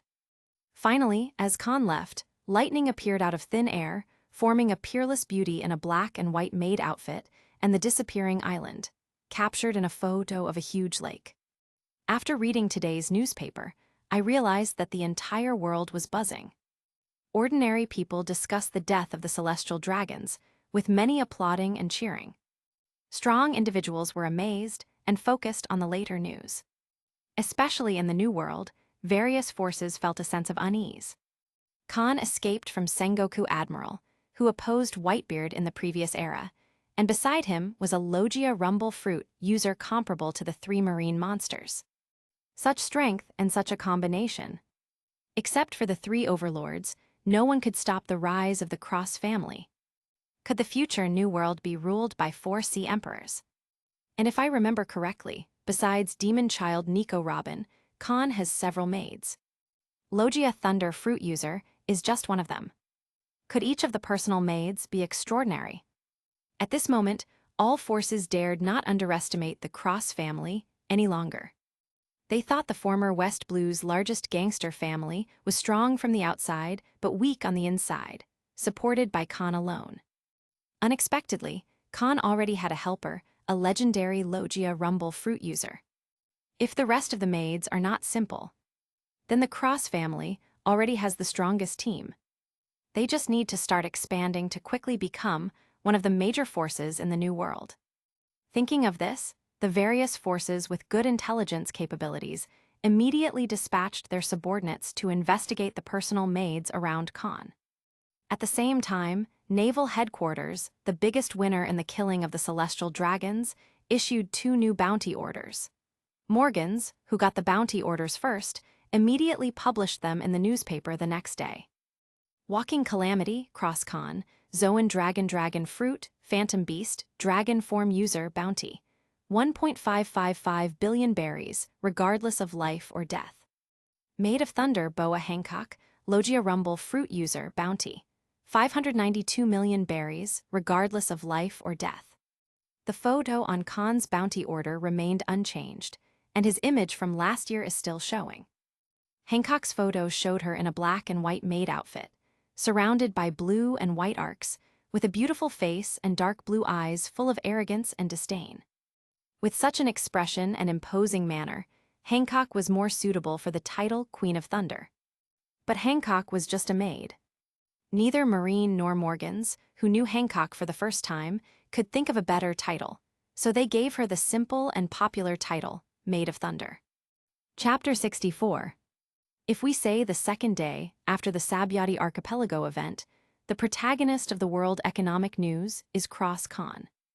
Then, on the third day after the Sabyati Archipelago event ended, the protagonist of world economic news was Boa Hancock. While other forces mobilized their intelligence capabilities and were investigating the identity of Kahn's personal maid group, Morgans had discovered a big secret that few people knew. The big secret is that this peerless beauty who ate the Logia rumble fruit was a pirate ship's maid who shot an arrow some time ago. But because it was not confirmed whether the other party was a Logia rumble fruit user, Morgans did not report it. In just 2 or 3 months, this little maid has transformed from a young girl into a peerless beauty. Obviously, the Cross family has a devil fruit power that can affect the age of creatures. Or Cross Kahn has found someone with the ability to affect the age of creatures, allowing the other party to use the ability of a devil fruit to help his maid group develop ahead of time. This operation shows that Morgans admires Kahn's ingenuity and focuses all his attention on him. Some time ago, the little maid, even if she is a Logia Rumble fruit user, is absolutely impossible to be the opponent of Borsalino, one of the 3 marine admirals. But after developing ahead of time and becoming the adult she is now, she is completely worthy of facing Borsalino. A fruit ability that can affect the age of creatures has turned the Cross family, which had to be carried by Kahn alone, into a large force with an unknown background, and only the tip of the iceberg is revealed.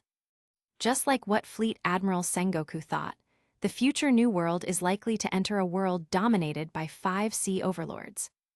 Morgans saw in Hancock, second only to Kahn, the starlight that could become the ruler of the sea. An invincible ability, so as long as the person who eats it is not a waste, they will definitely become an invincible person who cannot be beaten by others, and others will definitely not be able to beat them. The Logia Rumble fruit is one of the invincible abilities among the 3 series of devil fruit. With Kahn's support, it is almost certain that Hancock will become a monster in the New World, or even become a superpower.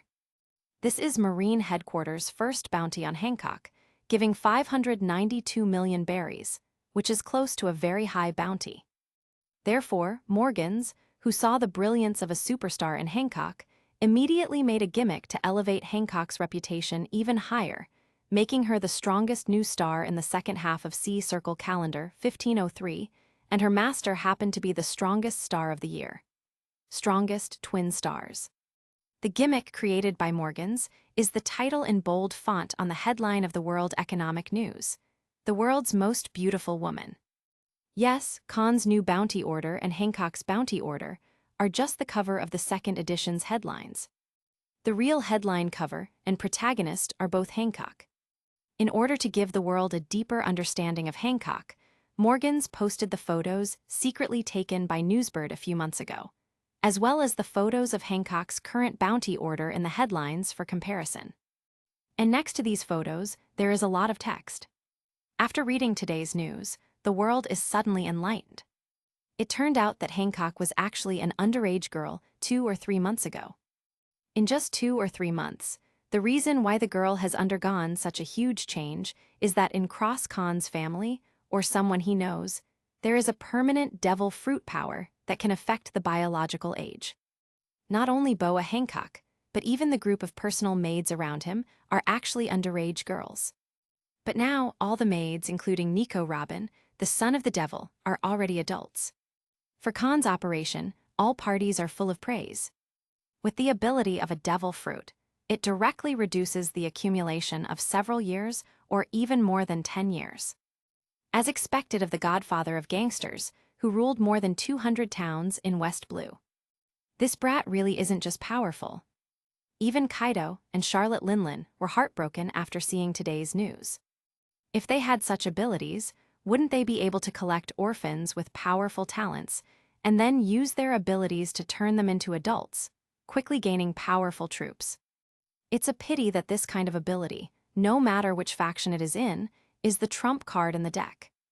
Even if Kahn really has it, it is impossible to lend it to others, or it will be an enemy for himself. At the same time, Kaido and Charlotte Linlin are also afraid of Kahn. With such ability, the Cross family will grow faster than them. Maybe it won't take a few years for the Cross family to catch up with them in size. However, Kaido and Charlotte Linlin were helpless. The Cross family has not yet expanded. It is just Kahn and his personal maids. The only thing of value is the more string beans. Kahn, who can fly and control the wind and water, would have no trouble escaping if he was shot at. But afterwards, it would be time for the other party to take revenge on him. The Charlotte family, who planted flags in various places in the New World, and the Beasts pirates, who often transported and sold weapons, could not stop Kahn's attack at all. Once they make the first move, their own development will stagnate, and they will be surpassed by the other 2 monsters. In this balanced situation, neither Charlotte Linlin nor Kaido dare to act rashly. The same goes for the world government and Marine headquarters. If Kahn is weak, they don't need to be reasonable at all, and if he escapes by chance, they can go to the New World and West Blue to take away Kahn's territory and hometown. But after being occupied and escaped by Kahn, they must abide by the rules of the high-end game. Otherwise, if you provoke a monster that can fly and use cataclysmic abilities, even the world government and marines will feel a headache. The other party can easily destroy an island with a cataclysm and can also eliminate air resistance to speed up flight speed. Destroying one island in one day, or even 2 islands in one day, is a breeze. When the other party makes a move on a member nation, the rest of the member nations will definitely collectively put pressure on the world government. At that time, the loss of the world government would be much more serious than the death of a celestial dragon. Therefore, unless it has the certainty of winning, the world government cannot and dare not take a shot at Kahn again. This is strategic shock and awe. Chapter 65. Sister, you are famous. Sister, today's headlines are all your photos, and the newspaper says you are the most beautiful woman in the world.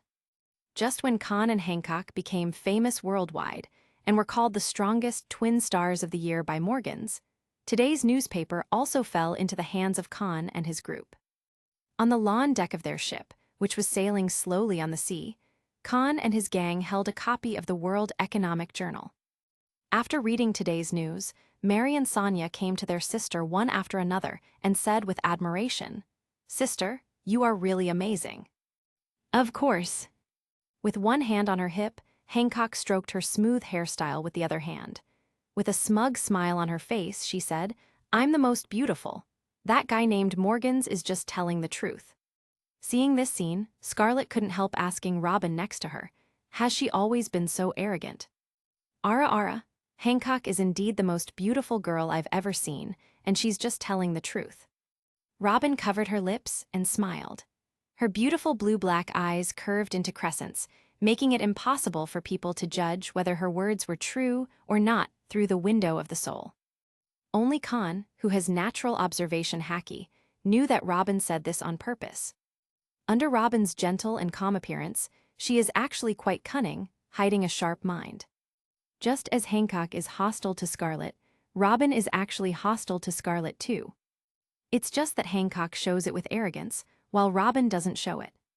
Because they don't want this girl with super good looks, who is the princess of a member country and who is well-matched with the master, to become their master's partner. That's why Hancock immediately asked Kahn if she was prettier, or if Scarlet was prettier when she got bigger. Hancock wants to use her own beauty to charm the master, so she won't be afraid that the master will be swayed by Scarlet. Robin, who is the most mature among the girls, also saw Hancock's thoughts and expressed support for Hancock's approach. She and Hancock are now the master's head maid and battle maid chief. If someone wants to become their mistress, they have to pass the level of the two of them. Those who are not recognized by them, or who don't convince them, won't become their mistress. Scarlet didn't know that Robin, a girl with a gentle personality like a big sister, actually had a cunning side. After hearing Robin's words, Scarlet had to admit that 18-year-old Hancock was indeed worthy of the title of the most beautiful woman in the world. Her figure, appearance, and strength are all flawless, much stronger than her meager self, which is only 1.7 meters tall. I want to become so powerful too. Scarlet sighed silently. Kahn, who saw her heart in his eyes, slightly raised the corner of his mouth. "Just think about it, I'm afraid you just want to be a vase." Kahn thought to himself slightly. Originally, Kahn was still hesitating about whether to give the paramecia love fruit to Scarlet, so that Scarlet, whose beauty is only slightly inferior to Hancock's, would become a slightly weaker version of the original. And now, Kahn has made his decision. After returning to the New World, Kahn will let Scarlet choose. If she chooses to become strong, Kahn will teach her haki and the Marine 6 styles. As long as Scarlet learns even 1.5 of them, Kahn will see her determination. Then, Kahn will give the paramecia love fruit to Scarlet. If Scarlet doesn't have the patience to practice and doesn't want to become stronger, Kahn will keep the paramecia love fruit and find her an auxiliary devil fruit that is easier to manage and doesn't require much development. As for the paramecia love fruit, it will be reserved for the next family member who is super good-looking and trustworthy.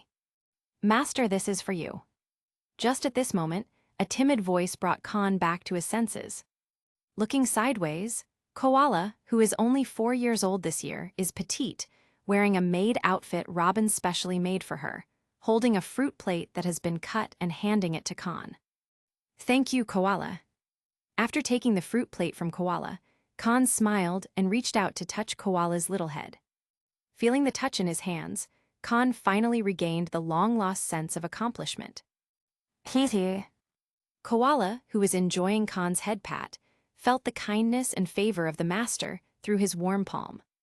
This made Koala, who was abducted by human traffickers, saw many people along the way, was whipped by human traffickers, and was frightened like the original Boa sisters, bow her head in fear when seeing strangers, and dare not look directly at others.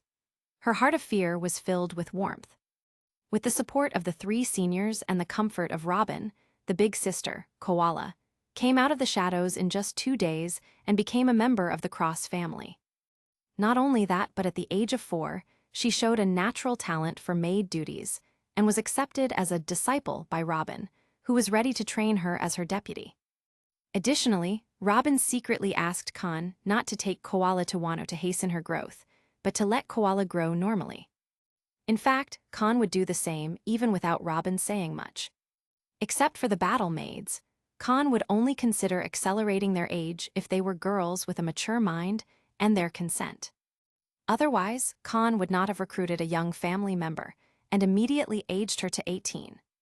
Because there is no need for this. It was a last resort to give Robin and the others the age boost. Entering the new world early and wanting to develop the Cross family in this sea of the strongest, Kahn couldn't do it alone.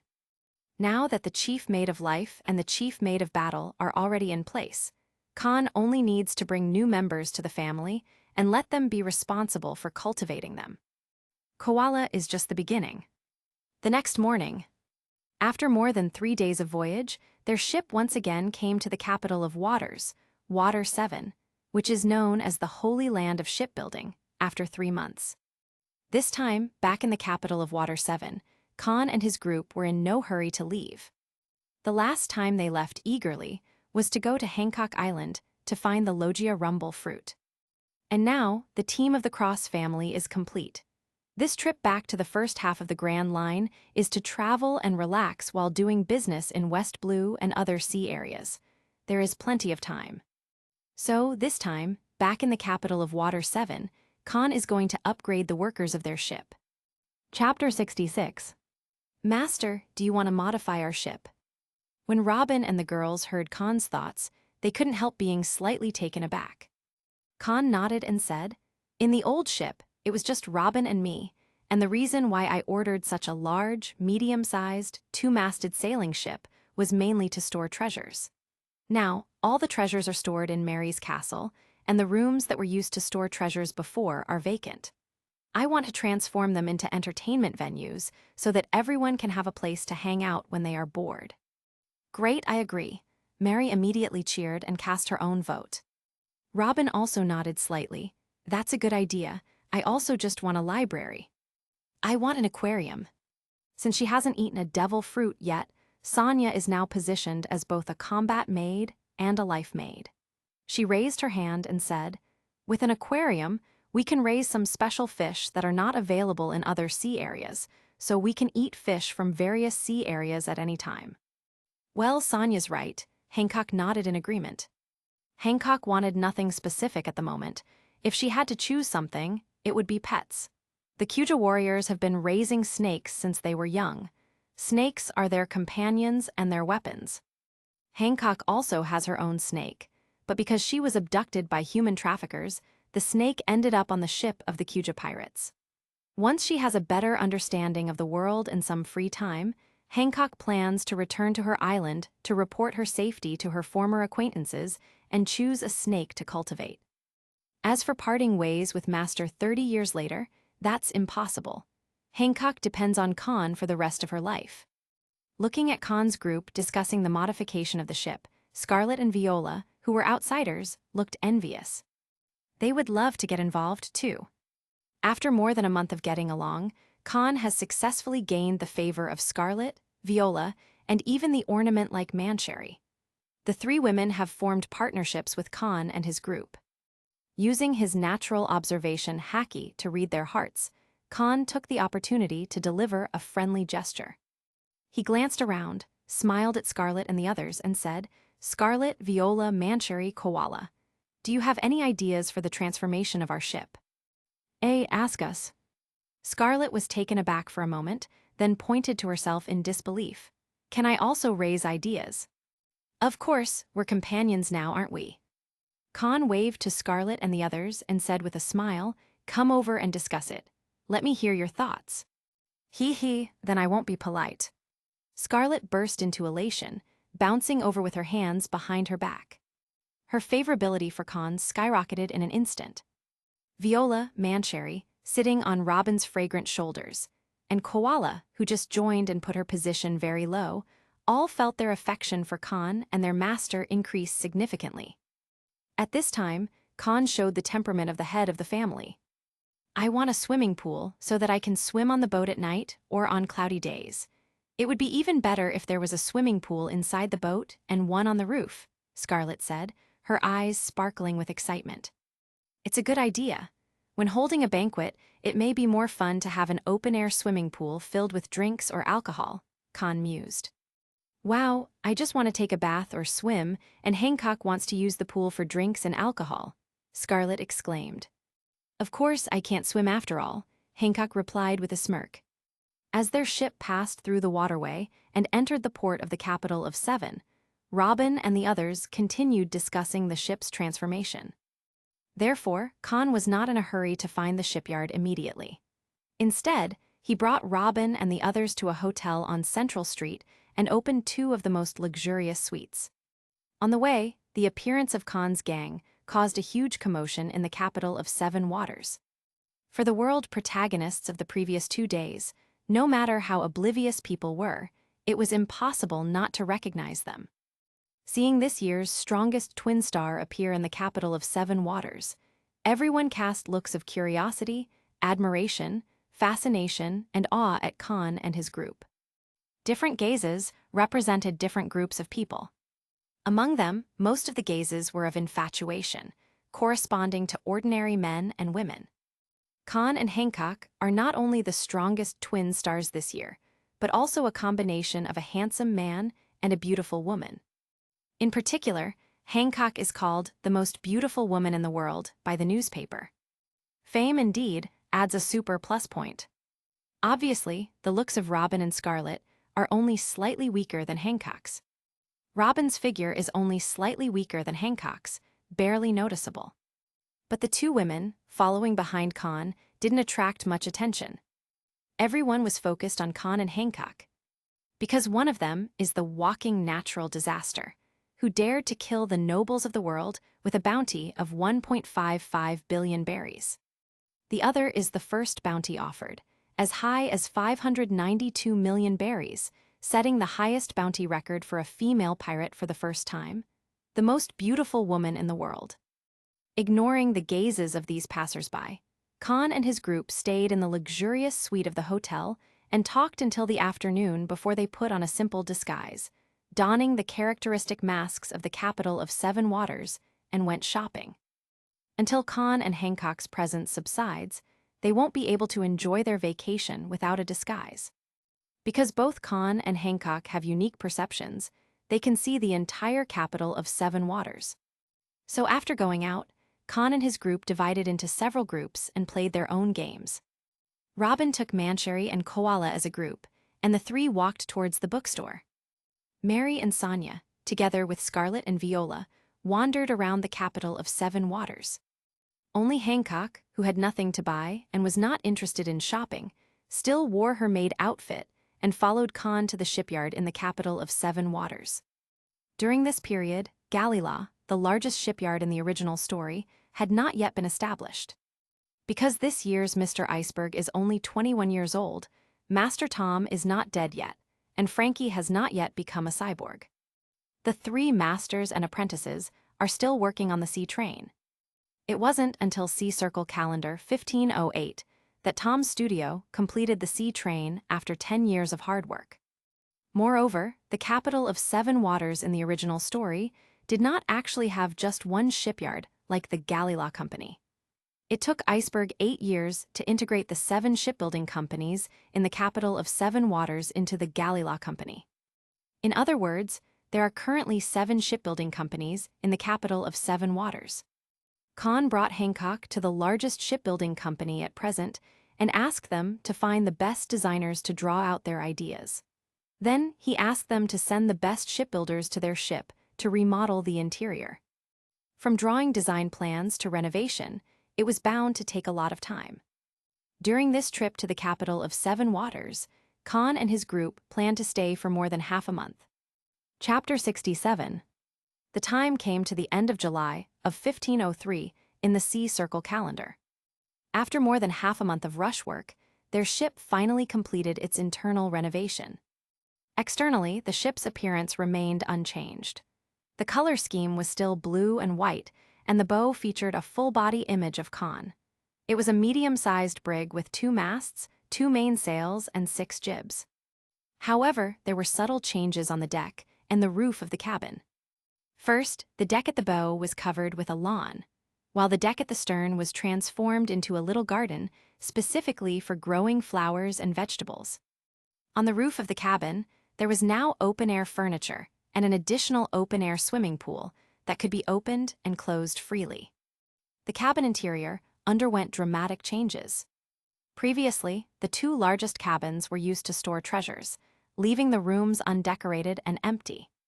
Despite being a 100-meter medium-sized sailboat, it only had a living room, kitchen, bathroom, sleeping room, and a gym dedicated to training. Robin used to read either on the deck or in the living room and room. But now the cabins feature a viewing hall, dance hall, bar, wine cellar, coffee shop, small casino, library, indoor swimming pool, indoor court, indoor shooting range, and aquarium. There was even a large bathhouse. In the future, when bored, Kahn and his team no longer have to just ride the Waiba, enjoy the sea breeze, or swim in the sea. Just like now, they set up a makeshift volleyball court on the lawn deck of their ship as it sailed towards Long Ring Long Island. Robin and Scarlet, as well as Hancock and Mary, were playing open-air volleyball in pairs, wearing bikinis of different colors. And Kahn was holding a camera, frantically taking pictures beside them. These were all memorable scenes that Kahn had to save. In the original story, what impressed Kahn the most was the scene of Nami and Robin playing volleyball 2 years after the original storyline. The image of the turbulent waves left a lasting impression on Kahn. And now, Hancock and the other 3 girls were recreating that classic scene. Kahn decided that after a while, he would introduce basketball from his previous life, teach the rules to Robin and the others, and then play volleyball with them, reenacting the act of catching the ball with both hands and breaking the press. Seeing Kahn taking pictures of them, Hancock and the others' desire to win grew stronger. Gradually, the game became more intense. In the end, the 2 sisters, Hancock and Mary, won. No surprise there. Even without hacky and devil fruit abilities, Hancock's physique was the strongest among the 4 girls. Her physique wasn't just about strength, but also flexibility. Despite being 1.91 meters tall, Hancock, like a beautiful snake, could pose in various difficult positions. As the master-servant relationship between Kahn and Hancock deepened, Kahn felt a great sense of joy. For the next week, Kahn and his crew enjoyed the brand-new ship. The indoor and outdoor swimming pools were often occupied by Scarlet, Sonia, and Koala, who were not yet devil fruit users. Robin was frequently found in the library, coffee shop, or viewing hall. Whenever someone couldn't find her, they would check these 3 places and find her there. Hancock and Mary often spent time at the indoor shooting range, practicing the archery skills essential to the Kuja pirates. After discovering her talent for archery, Hancock's gold jewelry and protective gear no longer transformed into a golden staff, but a golden longbow. Hancock also asked the fashionable Robin to help design a pair of high heels. Using electric metallurgy, Hancock created a pair of golden high heels, mixing the gold with silver for a unique touch. In this way, Hancock's lightning kick became even faster. Now, Hancock is focusing on archery and kicking, as well as mastering the Marine Six styles and haki. As time quietly turned over the last page of July and came to August, Kahn continued to enrich their experiences. During this time, Kahn took Scarlett's group on a trip to Sky Island, reaching a height of 10,000 meters to admire its beauty. They also visited Alabasta, a massive island with an ancient human country that boasts a history of thousands of years and a population of tens of millions. Finally, Kahn brought Robin and the others to Drum Island, where they began their first business venture while admiring the snowy landscape. This business involved learning from the memories of the Drum Island doctors. Kahn aimed to understand the types of medicines, how to obtain them, and how to make them into potions. By mastering this knowledge, Kahn could acquire seeds through black market channels and have the little people help him cultivate them. The future Cross family would undoubtedly be involved in the drug business, aiming to become a giant in this field. Eventually, Kahn brought Robin and the others to Prehistoric Island. This island is home to a large number of ancient creatures that are extinct elsewhere, as well as poisonous insects carrying viruses known as incurable diseases in the outside world. Additionally, there are legends of two giants living here, Blue Ogre Dory and Red Ogre Brogy, who were the captains of the giant soldiers, pirates nearly 100 years ago. They have been fighting on Prehistoric Island for 83 years. Their battle began because of a dispute over whose prey was bigger, leading to a 100-year-long fight. This conflict also led to the decline of the giant soldiers' pirates, which was once the overlord of the Grand Line. Their childlike reasons for fighting add an element of innocence to their story. The pure giant race is already one of the world's most powerful nations. If the giant race were not pure, this race and country would become a serious problem for the world government. After landing on the island, Kahn used telekinesis to bring wine from the wine cellar and made friends with Dory and Brogy, who hadn't had good wine in years. The giants immediately liked Kahn, and while drinking, Kahn used his natural observation haki to learn the cultivation method of the glory spear, the proudest technique of the giant family, from their memories. The 3 guns of glory are the strongest moves among Elbaf's giant warriors, collectively known as the hero's gun. This move, similar to a Lizabelo Eyes, King's Punch, can create a very terrifying shock wave, easily destroying a fortress and sending thousands of objects flying. This technique is especially suitable for people with huge bodies. Kahn could also use this move after transforming into a full-body dragon, and its power would be comparable to a dragon's breath. The battle with Sengoku made Kahn realize his own shortcomings, highlighting the need to enrich his arsenal.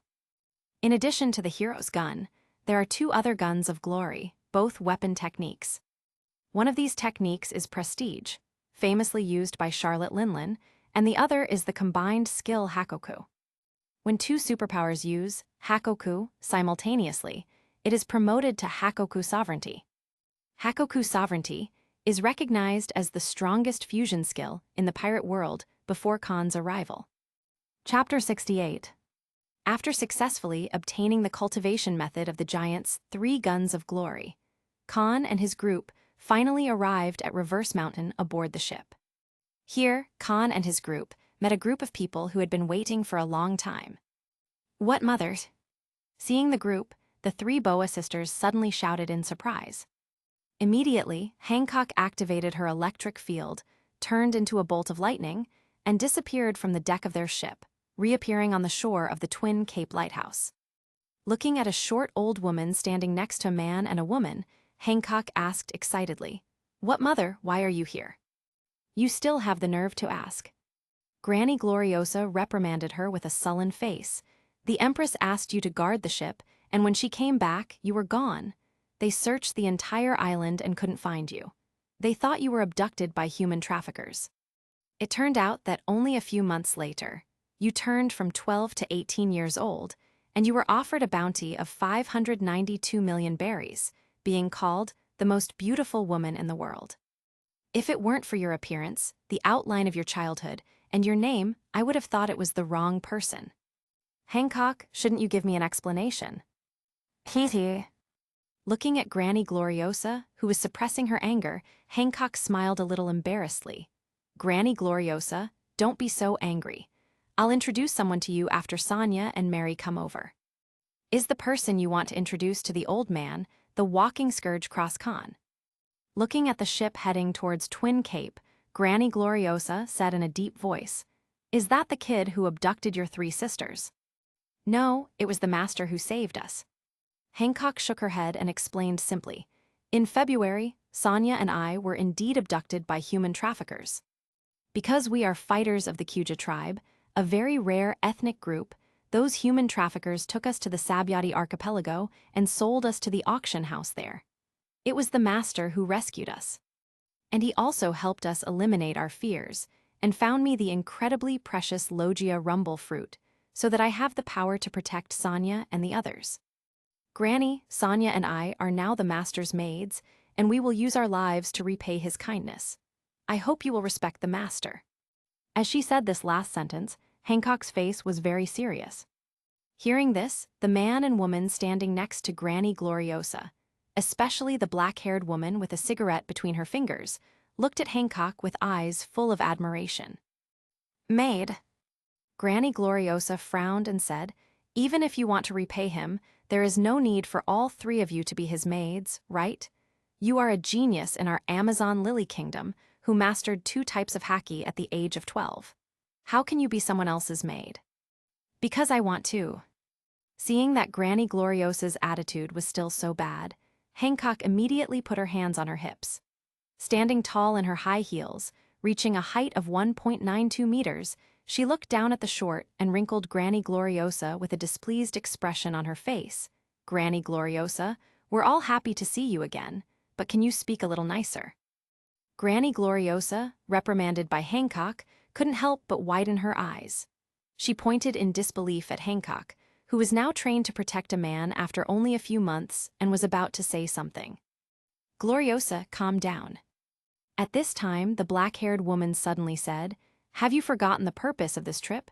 You have offended little Hancock's benefactor like this. Be careful she refuses your request."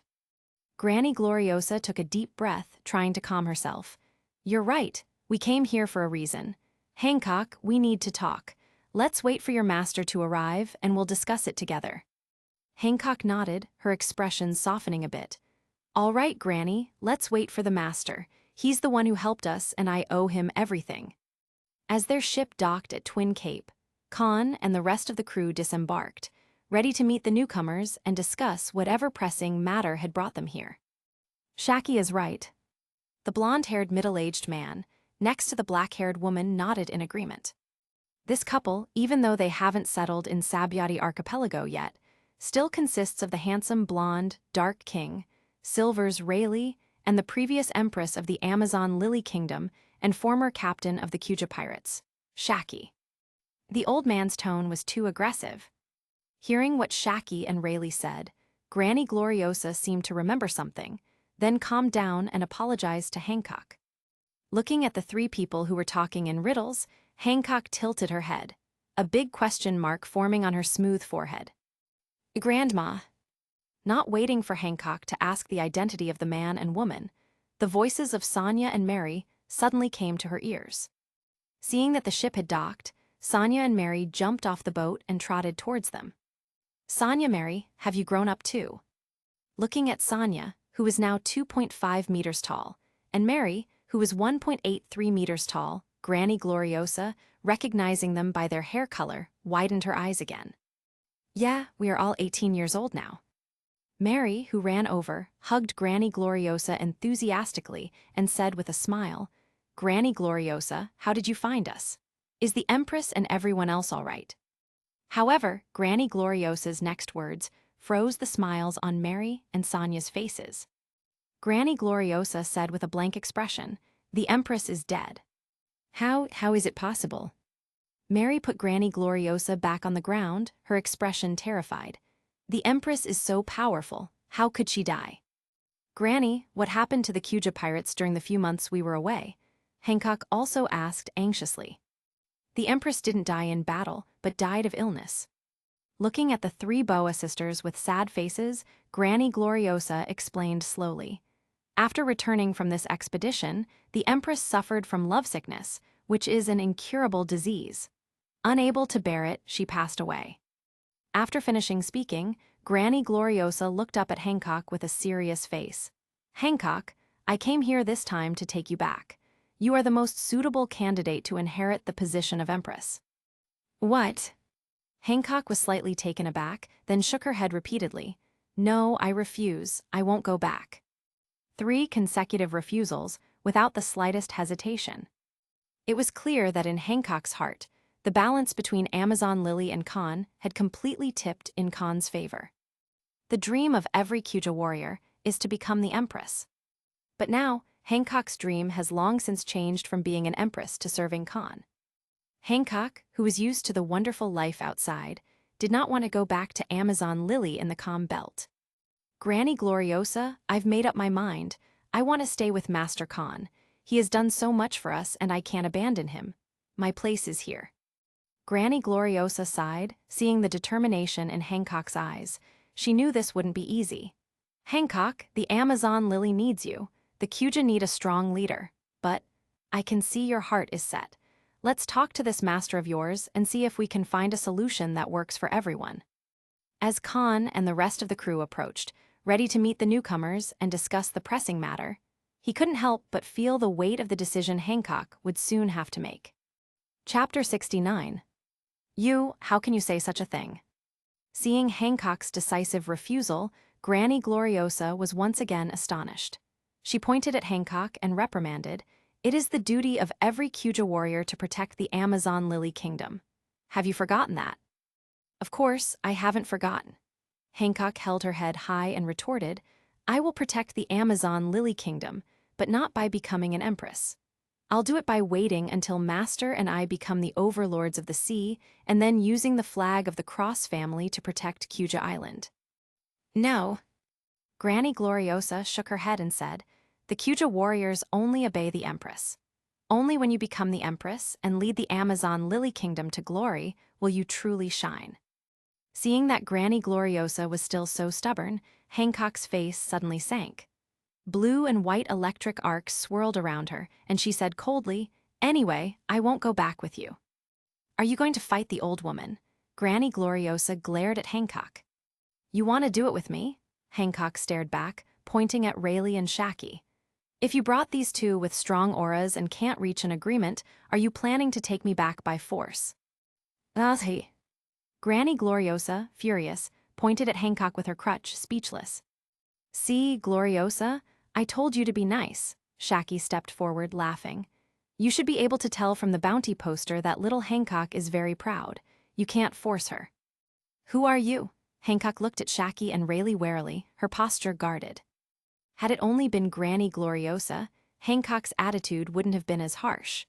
But these two people in front of her had auras as strong as her own, especially the blonde man, who exuded an extremely dangerous aura. The last time Hancock felt such an aura was from the Marine Admiral who fought Master at the Sabyati Archipelago. Roger Pirate's vice captain, Dark King Silver's Rayleigh. Before Granny Gloriosa could introduce them, and before Rayleigh and Shaki could introduce themselves, Kahn's voice rang out. Kahn walked slowly with Robin, looking at Rayleigh. "I didn't expect to meet such a big name like you here." "Dark King Rayleigh?" Robin's eyes widened in surprise. "He's the vice captain of the Pirate King." "Yo, young man, you seem to have made quite a noise in the Sabyati Archipelago," Rayleigh greeted Kahn with a smile.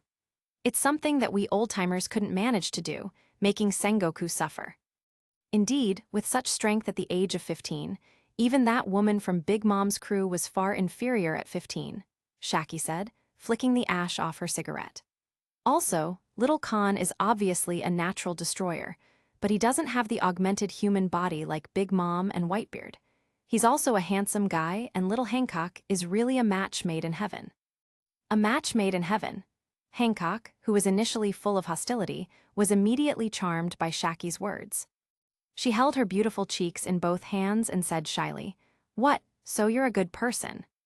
"Ara." Seeing the innocent Hancock, Shaki smiled meaningfully. Little Hancock, you just said you would use your life to repay Little Kahn, so you don't want to go back to Kuja Island, right? That's right, Hancock, regaining her composure, put her hands on her hips and said seriously, Master is our benefactor, and it is because of Master's trust and investment that I am who I am today. No matter what, I will never leave Master. Well said, a girl who knows how to repay kindness is a good girl. Shaki nodded in agreement, making Hancock full of affection for her. But, in the next second, Shaki said, if you want to repay your favor, I suggest you go back and become the next empress. Before Hancock could respond, Shaki continued, I have investigated your Cross family. Right now, your family is still in its early stages with limited territory. Becoming the empress will give you the power and influence to better support Khan's ambitions. Hancock looked conflicted, her loyalty to Kahn warring with her sense of duty to her homeland. Shaki has a point, Kahn said gently. With you as empress, we can protect Amazon Lily with the strength and resources of the Cross family. It would also mean more power and influence for us. Hancock sighed, feeling torn. But Master, I want to stay with you. I know, Hancock, Kahn said, placing a hand on her shoulder. But sometimes, we must make sacrifices for the greater good. Becoming empress will make you stronger and more influential, which will ultimately help us achieve our goals. Hancock's eyes filled with determination.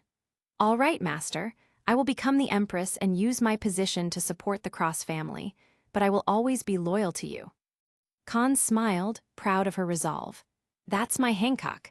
Let's work together to build a future where we can protect everything we hold dear. With that, the group began planning the next steps, knowing that Hancock's ascension to empress would be a significant milestone in their journey. If the Cross family wants to become one of the overlords of the New World in the future, it must expand its territory and military force. Instead of using unfamiliar strangers as subordinates and gradually building trust with them, why not use someone trustworthy and familiar with their character from the beginning? Shaki paused, chuckling under Hancock and Granny Gloriosa's wide-eyed gaze. As long as you become the new empress of the Kuja pirates, little Hancock, then let your master come over. With the power of his mythical Zoan fruit, wouldn't it be enough to bring Amazon Lily back to the New World? Shaki, what are you talking about? Granny Gloriosa stammered, looking at Shaki. With such a crazy suggestion, was Shaki planning to betray Amazon Lily? Seemingly hearing Granny Gloriosa's thoughts, Shaki took a puff of her cigarette and said slowly, Gloriosa, I did this for the good of the Kuja. Don't forget how the Empress died. Little Hancock and Little Kahn are a match made in heaven. With her feelings for Little Kahn, if we forcibly take her back, she may die before becoming Empress. Moreover, Amazon Lily has not made any progress in the past few hundred years. The Calm Belt cannot become a permanent safe haven. The Amazon Lily Kingdom should make changes. Granny Gloriosa fell silent, while Hancock held her chin in thought. Shaki's argument made sense. After gaining a certain understanding of the outside world, Hancock knew well that the Kuja warriors of Amazon Lily were definitely overlords in the first half of the Grand Line. Even in the New World, a country where all fighters mastered, Haki was undoubtedly powerful. If she became the Empress and led all the Kuja warriors and people to become the main force of the Cross family, then the Cross family would only need to recruit affiliated pirates in the future. The important matters would be handled by the trustworthy Kuja warriors, while the dirty work would be assigned to those affiliated pirates who used the Cross family's flag. Thinking of this, Hancock was even more moved. For the first time, she didn't ask Kahn for advice, but nodded to Granny Gloriosa and said, "Okay, I promise to go back with you and become the new Empress. But let me tell you in advance, if I become Empress, I will lead the Amazon Lily Kingdom and the Kuja pirates to become the main force of the Cross family. If you disagree, you can change your mind now." The old woman agrees. Granny Gloriosa's expression struggled for a moment. Seeing this, Shaki bent over and whispered something in Granny Gloriosa's ear, and whatever she said made Granny Gloriosa's expression change suddenly. She nodded in agreement with Hancock. Half an hour later. "Master, wait for us, we will be back soon," Hancock called out, standing on Shaki and Rayleigh's sailboat, waving to Khan's ship. "Don't worry, you can't escape," Khan waved back. "Master, why did you agree to Hancock's departure?" Robin asked Kahn, concerned. "Aren't you afraid that after Hancock returns, she will be brainwashed by those high-level officials, assume the responsibility of the empress, and change her mind?" Kahn looked at Robin silently, making her feel a bit guilty, unable to meet his gaze. He raised his hand, touched the head of Robin, who was taller than him, and preached with a smile, "Since we are all family members, we must have confidence in our family members, understand?" "I know I was wrong, Master." Robin lowered her head, showing rare guilt. As the most mature among the girls, Robin made it very clear that Kahn and Hancock's unique perception could eavesdrop on long-distance conversations. Rayleigh and their sailboat had just left, and the ship was still within Hancock's perception. Her words, rather than asking Kahn, might as well have been a reminder or a warning to Hancock. She still didn't fully trust the three Boa sisters, who had only been together for a few months. At this time, Kahn, the head of the family, needed to stand up. After these words, Hancock would undoubtedly be moved. Kahn, who was always planning, smiled inwardly, satisfied with how things were progressing. Chapter 70. Kahn did nothing to stop Hancock from leaving. On the contrary, he was actually very much in favor of Hancock going back, and then helping him take over Amazon Lily Island. Dressrosa and the Amazon Lily Kingdom are two of the three countries that Kahn is eyeing. In order to gain control of Dressrosa, future Queen Scarlet, Viola, and the Kingdom of Tontata next door, Kahn will patiently take care of Scarlet's children and repeat the adventures they experienced. Even if Gloriosa didn't ask Rayleigh and Shaki to bring her to Hancock, one day, Kahn would let Hancock return to Kuja Island and help him conquer Amazon Lily. In addition to Wano, Amazon Lily has a complete haki system and can mass-produce haki powerhouses. Moreover, the women in this country are as pure as the little people and the giants, and are trustworthy. Like Khan's trip to the Sabyati archipelago, the 3 devil fruits he harvested, including 2 Zoan snake fruits as gifts, can be used to train outstanding Kuja warriors. He doesn't worry about them betraying him after gaining power. It is no exaggeration to say that as long as the Amazon Lily Kingdom is mastered, Khan, like Kaido, does not need to expand too much territory. He only needs to cultivate a few trustworthy giants and cadres and recruit a few affiliated pirate groups to become one of the overlords of the New World. Hancock's sisters are the top cadres of the Cross family, and the fighters of the Kuja pirates are Cross family's military team. With both, Khan is well prepared. When he gets the 3rd country, the general trend will be accomplished, and the New World will enter the era of Cross Kahn. After bidding farewell to the 3 Boa sisters, Khan used telekinetic power to lift their ship, flew over the reverse mountain, and returned to West Blue, one of the 4 seas. After a few months of returning to this sea area again, Khan's identity and status seem to have undergone earth-shaking changes. Although the Grand Line is one of the smallest sea areas in the world, it is just a route sandwiched between the 4 seas and the Calm Belt, but it is recognized as the road of the strong by the whole world. Only the pirates who prove themselves on this road can be called real big pirates. Otherwise, those who dominate the 4 seas are just fake big pirates. Just as the New World is clearly part of the Grand Line, it is only the second half of the Grand Line. The pirates of the New World called the first half of the Grand Line a paradise, thinking that the pirates who made a big splash there were just playing games. The pirates in the first half of the Grand Line also looked down on the pirates of the 4 seas, and the 4 seas looked down on the weakest East Blue. This chain of contempt in the sea is very obvious in this world. When entering the Grand Line, Khan, with his titles of strongest supernova in history, and having 2 monster templates, still made the pirates of the Grand Line unconvinced of him. Countless people wanted to step on his head to become famous worldwide. But in just 5 months, Khan jumped from the strongest supernova in history to one of New World's great pirates, one of the strongest twin stars with a bounty of 1.555 billion berries. The other strongest twin star and world's most beautiful woman is also his maid. At this time, Khan, like Shanks in the original story, is already the most famous big man in West Blue. Back in West Blue, Khan immediately called Capone Bijet. 2 days later, when Kahn arrived at the current headquarters of the Capone family and met with Capone Beje. Beje had already prepared what Kahn wanted. It was a square box, 50 centimeters wide and 1 meter high. Only Kahn and Capone Beje knew what was inside. "Beje, from now on, you don't need to hide our relationship anymore," Kahn said, using telekinesis to place the box into the cabin.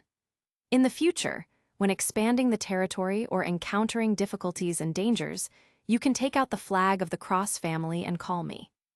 Also, when I return to the New World, the Cross family will officially join the Dark World and start expanding their business. At that time, I will cooperate with Umit, one of the Emperor of the Dark World, known as the Sea Transport King. His transport ship will carry part of the minerals from Morlai Island to West Blue for you so you can quickly unify West Blue's gangs." "I understand, boss," Capone Beje replied respectfully. "Do well, and I will help you find a powerful devil fruit in the New World," Kahn said, patting Capone Beje on the shoulder. Next, Kahn's group spent a day at Capone Beje's base camp and enjoyed Beje's warm hospitality. The following day, Kahn sailed his ship, taking Scarlet and his daughters to some of the more prosperous islands in West Blue. They played for a week and finally visited the island where Kahn grew up for a day before leaving West Blue. Kahn's trip back to West Blue was primarily to pick up items from Capone Beje. If it weren't for Scarlet and her daughters being curious about Kahn's hometown, he wouldn't have stayed to play in West Blue for a few days. After a brief visit, Kahn used telekinetic power to support their ship, flew over Reverse Mountain again, and entered North Blue, which is considered the strongest sea in terms of overall strength. North Blue is called the strongest sea area not because of Vice Admirals Sakazuki and Borsellino, the future Marine Admiral and Fleet Admiral, but due to the constant wars and harsh living conditions that produce powerful individuals. Additionally, North Blue is known for the killer family that once used force to rule the region, Germa 66, and the rapidly developing Donquixote family, one of the giants in North Blue's Dark World. Kahn's brief return to West Blue, and the decision not to stay long was to come to North Blue to find someone. That person is Donquixote Doflamingo, the patriarch of the Donquixote family. Incidentally, Kahn received a black market phone call in the Sabyati archipelago, and the document faxed to him contained information about the Donquixote family. Chapter 71. Donquixote Doflamingo is a very contradictory and charismatic villain. Born into privilege, he was supposed to enjoy all the benefits of being a celestial dragon, but due to his father's foolish actions, he was thrust into a harsh world, setting him on a dark and twisted path. In the face of death and driven by anger, Doflamingo awakened his conqueror's haki at the age of 8. Only Yamato can compare with Doflamingo in terms of early haki awakening. Even Kahn, a time traveler, only awakened Conqueror's haki at 9 years old. Portgas d'Ace, the son of the Pirate King and the perfect creation of the Charlotte family, Charlotte Katakuri, awakened Conqueror's haki at 10 years old. Given that Doflamingo awakened Conqueror's haki at such a young age, his potential seemed limitless. If Doflamingo had met a good mentor and received proper guidance from childhood, he would have undoubtedly become a formidable haki user. He might have mastered Conqueror's infusion in his 20s, similar to Yamato. Unfortunately, the fate of this former celestial dragon was fraught with challenges. Instead of a mentor, he met a group of losers fleeing the Grand Line. At 10 years old, Doflamingo ate the paramecia string fruit provided by these losers, which restricted his potential. Despite his immense talent in haki and fruit development, Doflamingo struggled for decades without surpassing a high-ranking officer. In contrast, Yamato, who also awakened Conqueror's haki at 8, ate the Zoan Inu no Mi model, Okuchi no Makami, found by Kaido, maximizing her physical abilities and potential. Under Kaido's teaching, Yamato mastered both martial arts and Conqueror's haki, reaching the highest cadre rank of the 4 Emperor's pirates at 25 and becoming a vice-emperor at 28. This highlights the advantage of consuming a top-tier devil fruit and having a competent mentor. Both awakened Conqueror's haki at 8, but Yamato and Doflamingo ended up on vastly different paths. Worse still, Doflamingo's decades of effort were nullified when he offended Luffy, the son of destiny, demoting him from the most successful warlord of the sea to the worst. When Kahn crossed into this world, he still respected Doflamingo. Despite his misfortune, Doflamingo is a talent worth seeking out, even for someone like Kahn who would travel from the New World to find him. Doflamingo's downfall was due to his lack of ultimate strength. In a world where power is everything, he was forced to play second fiddle. If Doflamingo had the strength of a true powerhouse, he would be terrifying. Imagine a super-strong Doflamingo mastering the secrets of the celestial dragon's national treasure, forcing even the 5 elders to cooperate with him and Kaido. In the Dark World, he would wield immense influence, creating wars by selling arms and controlling both the underworld and legitimate fronts. With such power, the Straw Hat Pirates would have to avoid him upon entering the New World. Unfortunately, Doflamingo lacked this strength, leading to his rough fate. After entering the New World, he had to appease Kaido. Currently, as an illegal pirate, he has to evade Vice Admiral Tsuru's pursuit, living like a fugitive in the Dark World. For now, Doflamingo can breathe easily, as finding him in North Blue, one of the largest seas, is challenging for the Marines. However, next year, Doflamingo will accidentally find his brother, Don Quixote Rocinante, also known as Corazon, making his life increasingly difficult and his location harder to track. But for now, his intelligence and whereabouts are not secrets among some Dark World colleagues. When Kahn called the black market and asked if they could help him find Doflamingo's location, the black market, having elevated Kahn to a super VIP status just below the 3 monsters, quickly betrayed the still relatively unknown Doflamingo. A week later, Kahn and his crew arrived at a small town that, on the surface, was ruled by a small gang, but was actually one of the strongholds of the Don Quixote family.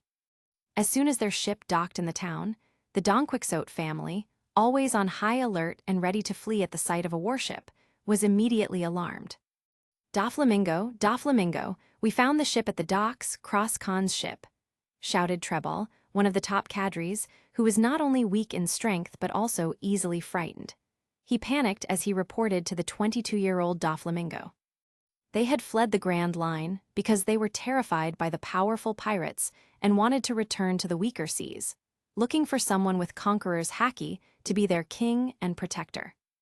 Among these weaklings, Treball knew better than anyone what kind of person Cross Kahn really was. Kahn, known for destroying an island of celestial dragons and killing nobles of the world, was someone even marine admirals were helpless against. The sudden appearance of such a figure on their territory could hardly be a coincidence. Cross Kahn, Doflamingo paused, his pupils shrinking beneath his black sunglasses as he flipped through a book, trying to improve his knowledge. The name Cross Kahn had made a global impact multiple times that year, and Doflamingo was deeply impressed by it. 2 main reasons stood out in his mind. First, after being rejected by the celestial dragons and unable to return to Mariewa, Doflamingo vowed to turn the world dominated by the celestial dragons upside down. He despised the celestial dragons despite being one himself. When someone dared to kill those pigs and got away with it, Doflamingo couldn't help but remember the name Cross Kahn.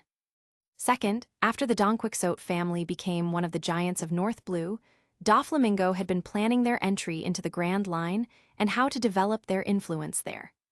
His thoughts turned to Dressrosa, a land ruled by their ancestors hundreds of years ago, as a potential base for the Don Quixote family. But to reclaim Dressrosa, Doflamingo needed a legal status and a reasonable reason.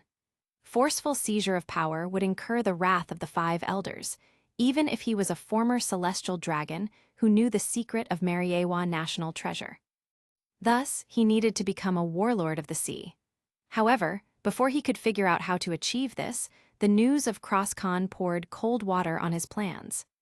Cross Kahn, famous worldwide at the age of 15 with 2 monster templates, had moved the island of Morlakes next to Dressrosa and established a long-term cooperation with Dressrosa's main country.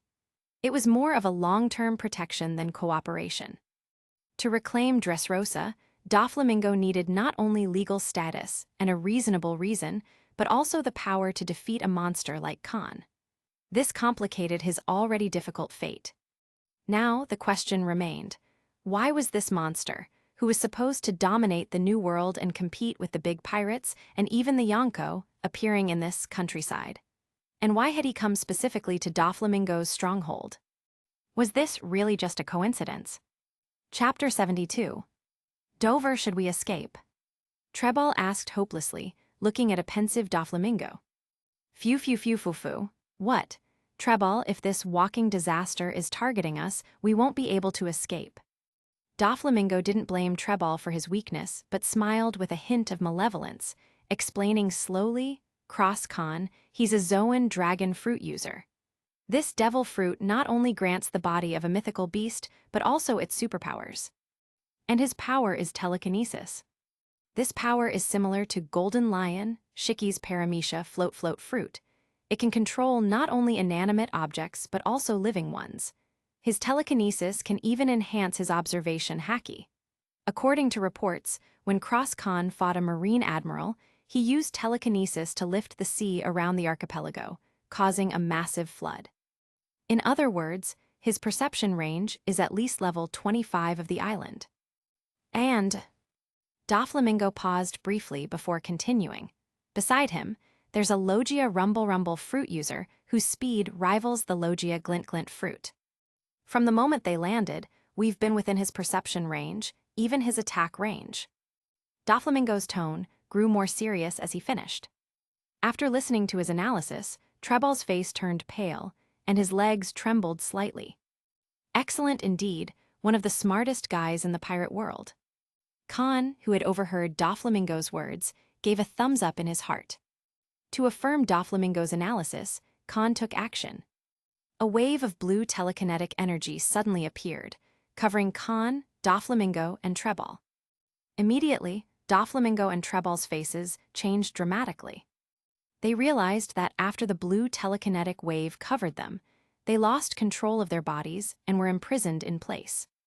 No matter how hard he struggled, Doflamingo couldn't break free from this powerful binding force. To make a lasting impression on Doflamingo, Kahn put in a bit more effort and used a little more energy. The small amount of strength from a mythical beast was enough to make Doflamingo, still trapped in North Blue, feel powerless and hopeless. Though Doflamingo awakened Conqueror's haki at age 8, he hadn't yet mastered it. He also hadn't fully mastered armament haki or observation haki, and his Conqueror's haki was ineffective. This was evident from the fact that Doflamingo shot and killed Corazon, but didn't find the box where Corazon had hidden Trafalgar Law. The paramecia com fruit can create a soundproof wall, making it impossible for people inside to hear outside sounds and vice versa. But observation haki can sense the position, size, and even strength of breaths.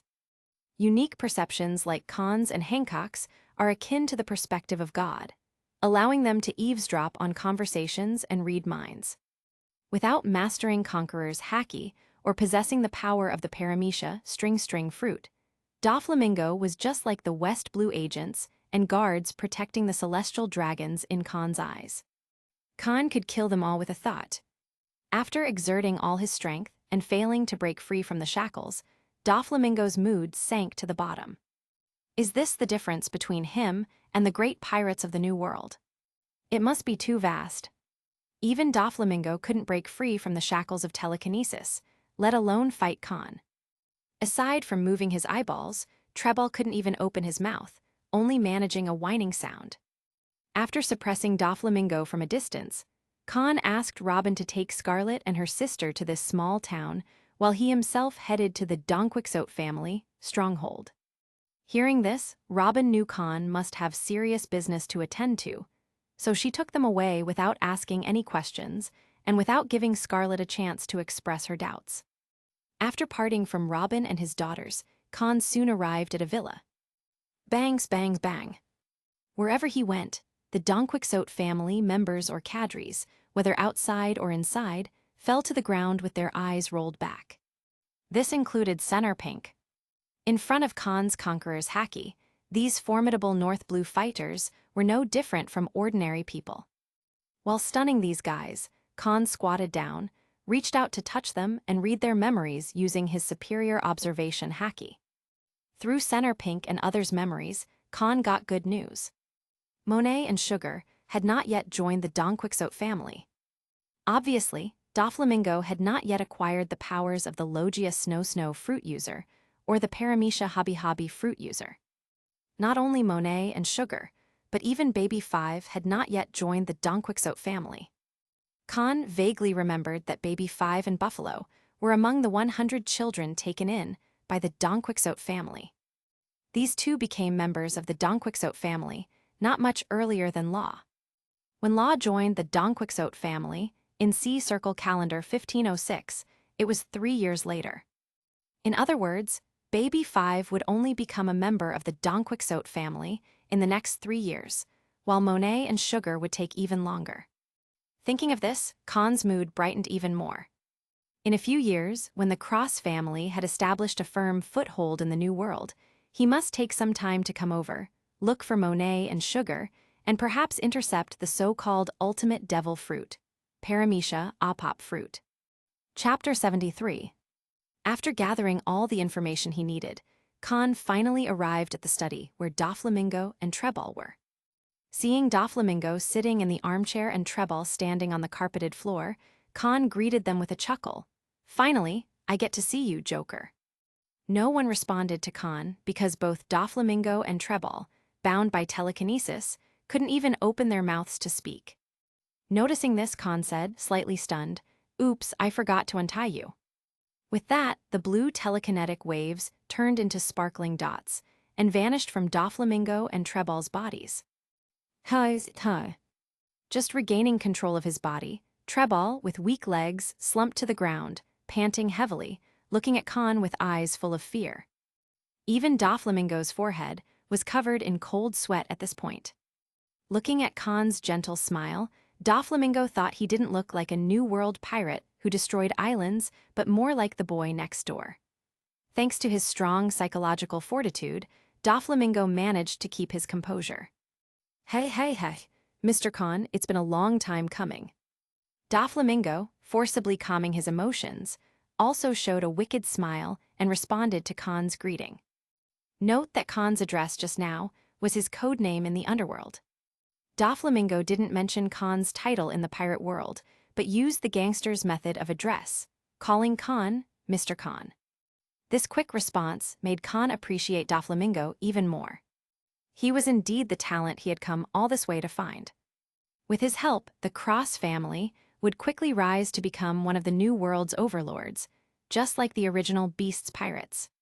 So Kahn showed his goodwill towards Doflamingo, saying, "Joker, care for a private chat?" Hey, it's an honor." Hearing this, Doflamingo instantly understood that Kahn was not an enemy. On the contrary, they might become allies. If you think about it, it would be too much trouble for Cross Kahn to come all the way from the New World to North Blue just to get rid of him. And if Kahn really wanted to kill him, he could have easily done so when he restrained him and Treball with telekinesis earlier, using any sharp object in the room. There was no need for this meeting. In other words, Cross Kahn came to him because he needed him. As long as the other party needed him, Doflamingo was confident he could satisfy their needs. As for the shame, if he were 10 years old, Doflamingo would probably be extremely angry. But now, at 22, the humiliation the weak felt from the strong was something Doflamingo had experienced many times from vice admirals over the years. Having learned from those experiences, he habitually abandoned his painstakingly built strongholds and fled at the sight of a warship without looking back. 12 years of beatings from the world had made Doflamingo realize reality, stripping him of the arrogance he once had as a celestial dragon. At the same time, his fall from the altar to the gutter filled Doflamingo with ambition. He wanted to climb back to the top of the world and make those who rejected his return to Mariewa regret their decision. As long as his ambitions and dreams could be realized, Doflamingo could endure even if he needed to temporarily kowtow to powerful figures. Therefore, even if Kahn treated him like trash, Doflamingo would still smile at him. No way around it, because he was weak. Weakness is the original sin. Treball, you go out first, Doflamingo said, after understanding Khan's intentions. I know, Treball nodded repeatedly, eager to escape the room. After Treball left, Khan, uninterested in any further formalities, sat on a single sofa, looked at Doflamingo and asked, Joker, are you curious about how I know you and why I came to North Blue to find you? Yes, Doflamingo nodded. For someone like me, there should be no need for someone like you to come all this way. No, no, no. You are not a small person, Khan shook his finger and smiled. Even if you are small now, with your abilities, you will soon become a big shot in the Grand Line and one of the kings of the Dark World. Oh, Doflamingo's interest was piqued. Mr. Khan thinks so highly of me. Of course, Khan nodded, but his next sentence made Doflamingo's face change. After all, you are a former celestial dragon. With such a background, you are destined for greatness. Heh heh heh heh heh. Doflamingo's eyes, hidden behind his sunglasses, narrowed slightly. But he didn't react with shock. Instead, he quickly calmed down, let out his unique evil laugh, and asked, Did King Riku tell you? Doflamingo's status as a former celestial dragon was known to very few. Khan, knowing this, made Doflamingo think of Dressrosa, the country he had targeted. He figured Khan must have a close relationship with King Riku of Dressrosa, who would have known the history of Dressrosa as a former territory of the celestial dragons. However, Khan's answer surprised Doflamingo. No, King Riku didn't tell me, Khan shook his head. I just happen to know that there is a celestial dragon named Donquixote M. Josgard, and he shares the same surname as you. I see, Doflamingo was stunned, then expressed his doubts.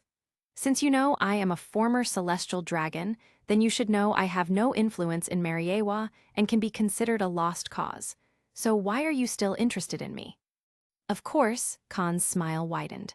With such a background, as long as you prove your worth, even if you can't return to Mariewa, you can become the most special king of the Dark World, a true black and white ruler. So, I came here specifically to ask you for a favor and to propose a partnership. Chapter 74. What do you want me to do for you? Doflamingo didn't immediately ask what to cooperate on, but instead asked Khan what he wanted from him. Smart people have their own ways of conversing. Khan's help comes first, and cooperation follows. The implication is clear. If you want to gain the favor or friendship of the walking natural disaster, you must offer a gift. This gift is what Khan referred to as help. I want you to help me find a devil fruit. Khan said, a paramecia devil fruit. It's called the Galgal fruit. Galgal fruit. Doflamingo raised an eyebrow, looking at Khan in surprise, and said, That's a very rare devil fruit. That's right, I want you to help me find this devil fruit. Khan nodded and promised. As long as you help me find this devil fruit, the Donquixote family and the Cross family will be allies in the future. What if we can't find it? Doflamingo asked immediately. If you can't find it, then we will only have a cooperative relationship. Khan raised his elegant legs and said with a smile, Our Cross family will mainly deal in arms and medicines in the future, and you, Joker, are the best intermediary in the Dark World. I will entrust you to sell these two things for me. Fufu, I will do my best to help you find this devil fruit. After hearing that even if he can't find it, he can still get in touch with Khan, Doflamingo immediately stood up, stretched out his palm to Khan and said, Happy cooperation. Happy cooperation. Khan stood up and shook hands with Doflamingo, who was nearly 3 meters tall, then took out a card, handed it to Doflamingo and said, This is my business card, with my contact information on it. You can call me if you have any news. No problem. Doflamingo took the business card.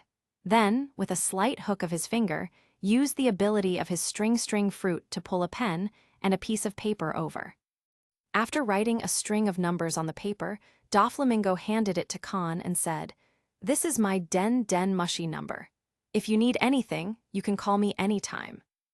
I will. Khan nodded, then declined Doflamingo's invitation to the banquet, walked out of the villa, and went to join Scarlet and her sister. The current Doflamingo is not qualified to sit on an equal footing with him. If he wants to gain his favor, there are only 2 ways.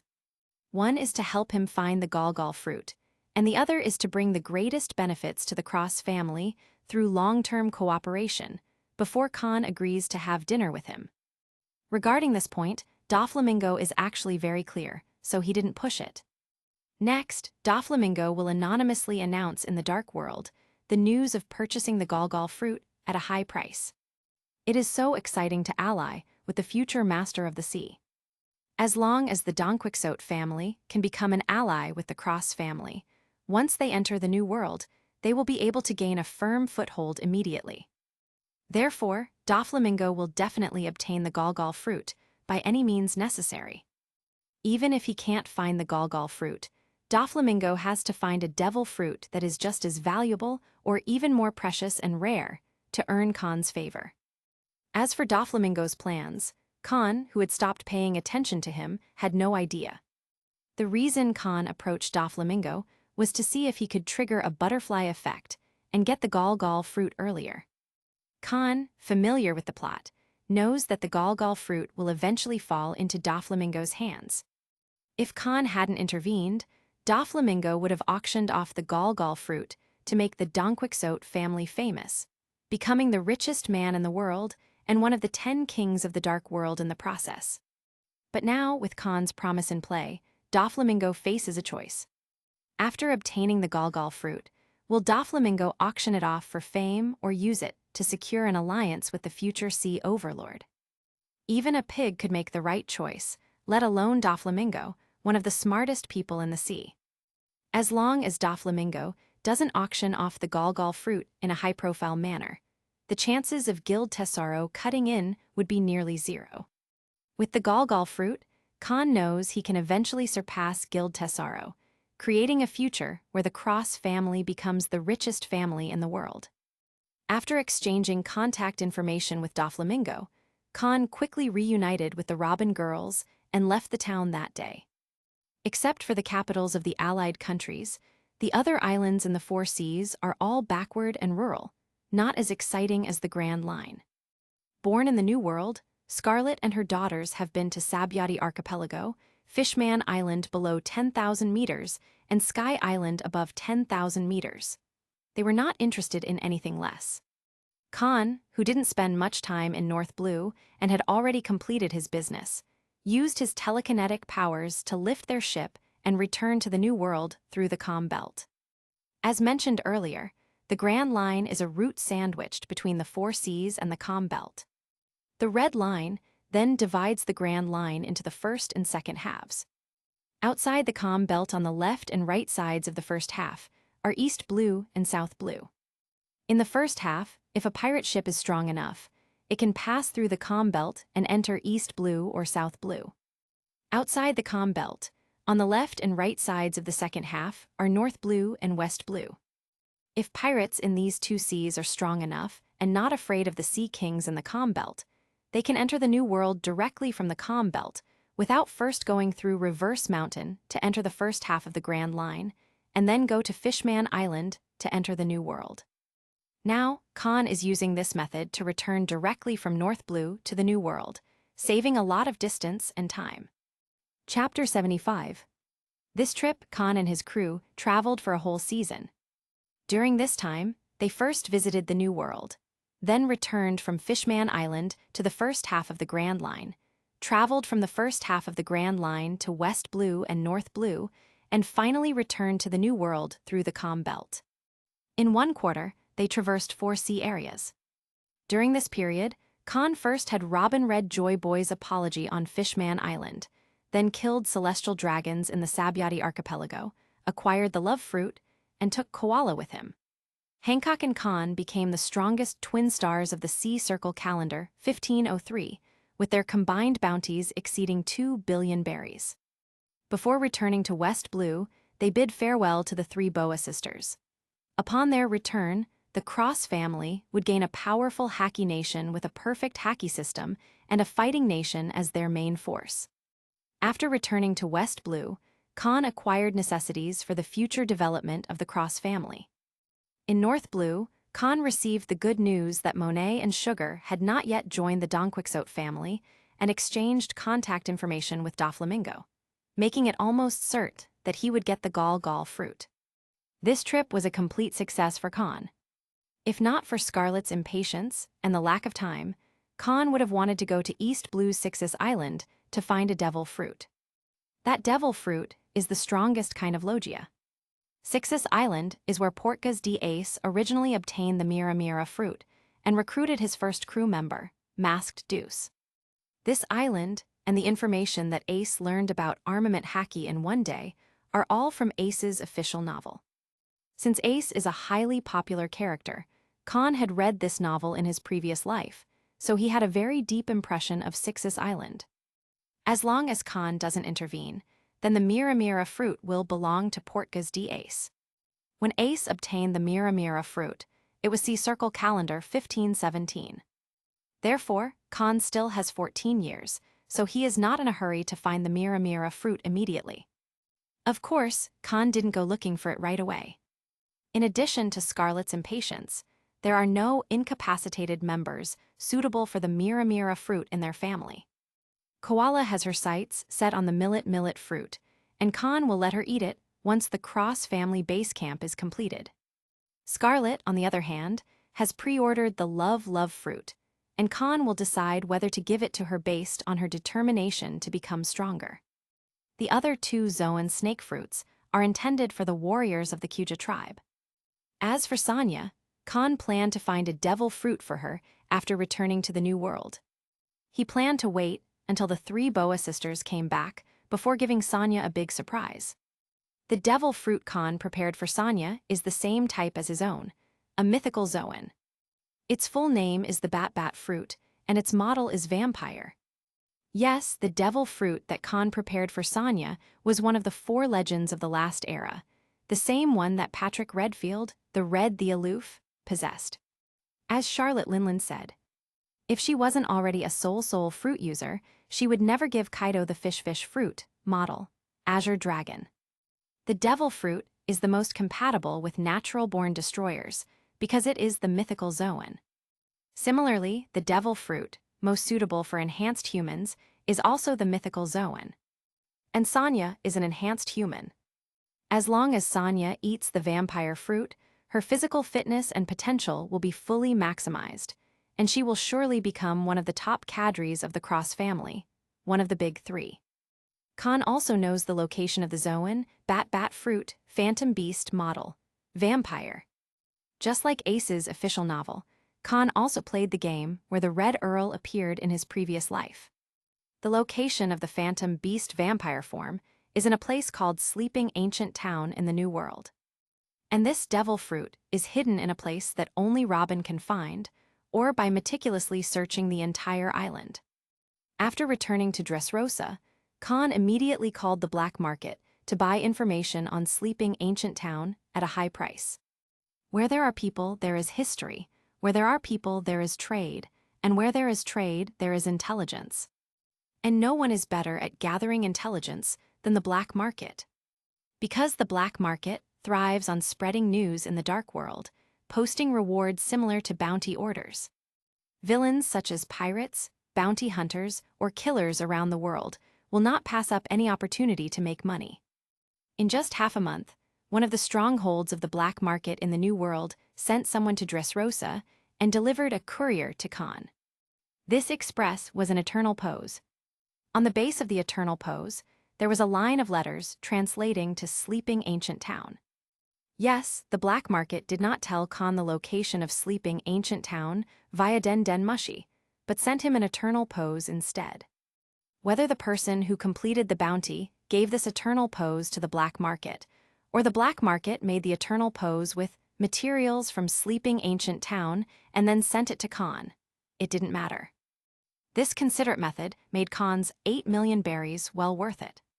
After getting the eternal pose of Sleeping Ancient Town, Kahn took Robin, Koala, and the remaining members, one big and one small, and set off the same day.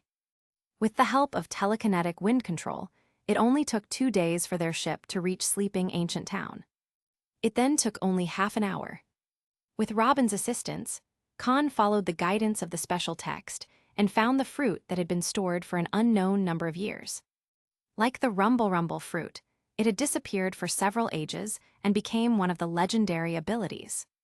It was the Zoan Bat Fruit model, Vampire. In this way, the Cross family now had all its members capable. Next comes the period of consolidation that every major force must go through. Chapter 76. Time flies like a white horse, and 3 years have passed in the blink of an eye. In the past 3 years, Cross Kahn, the walking natural disaster, who made a sensation in the world 3 times in a row on the Sea Circle calendar in 1503, has been very low-key. He has been so low-key that the world almost forgets about him. Of course, those who forget about Kahn are from the first half of the Grand Line and other parts of the world. However, the pirates and civilians in the New World not only remember Kahn, but are even more impressed with him.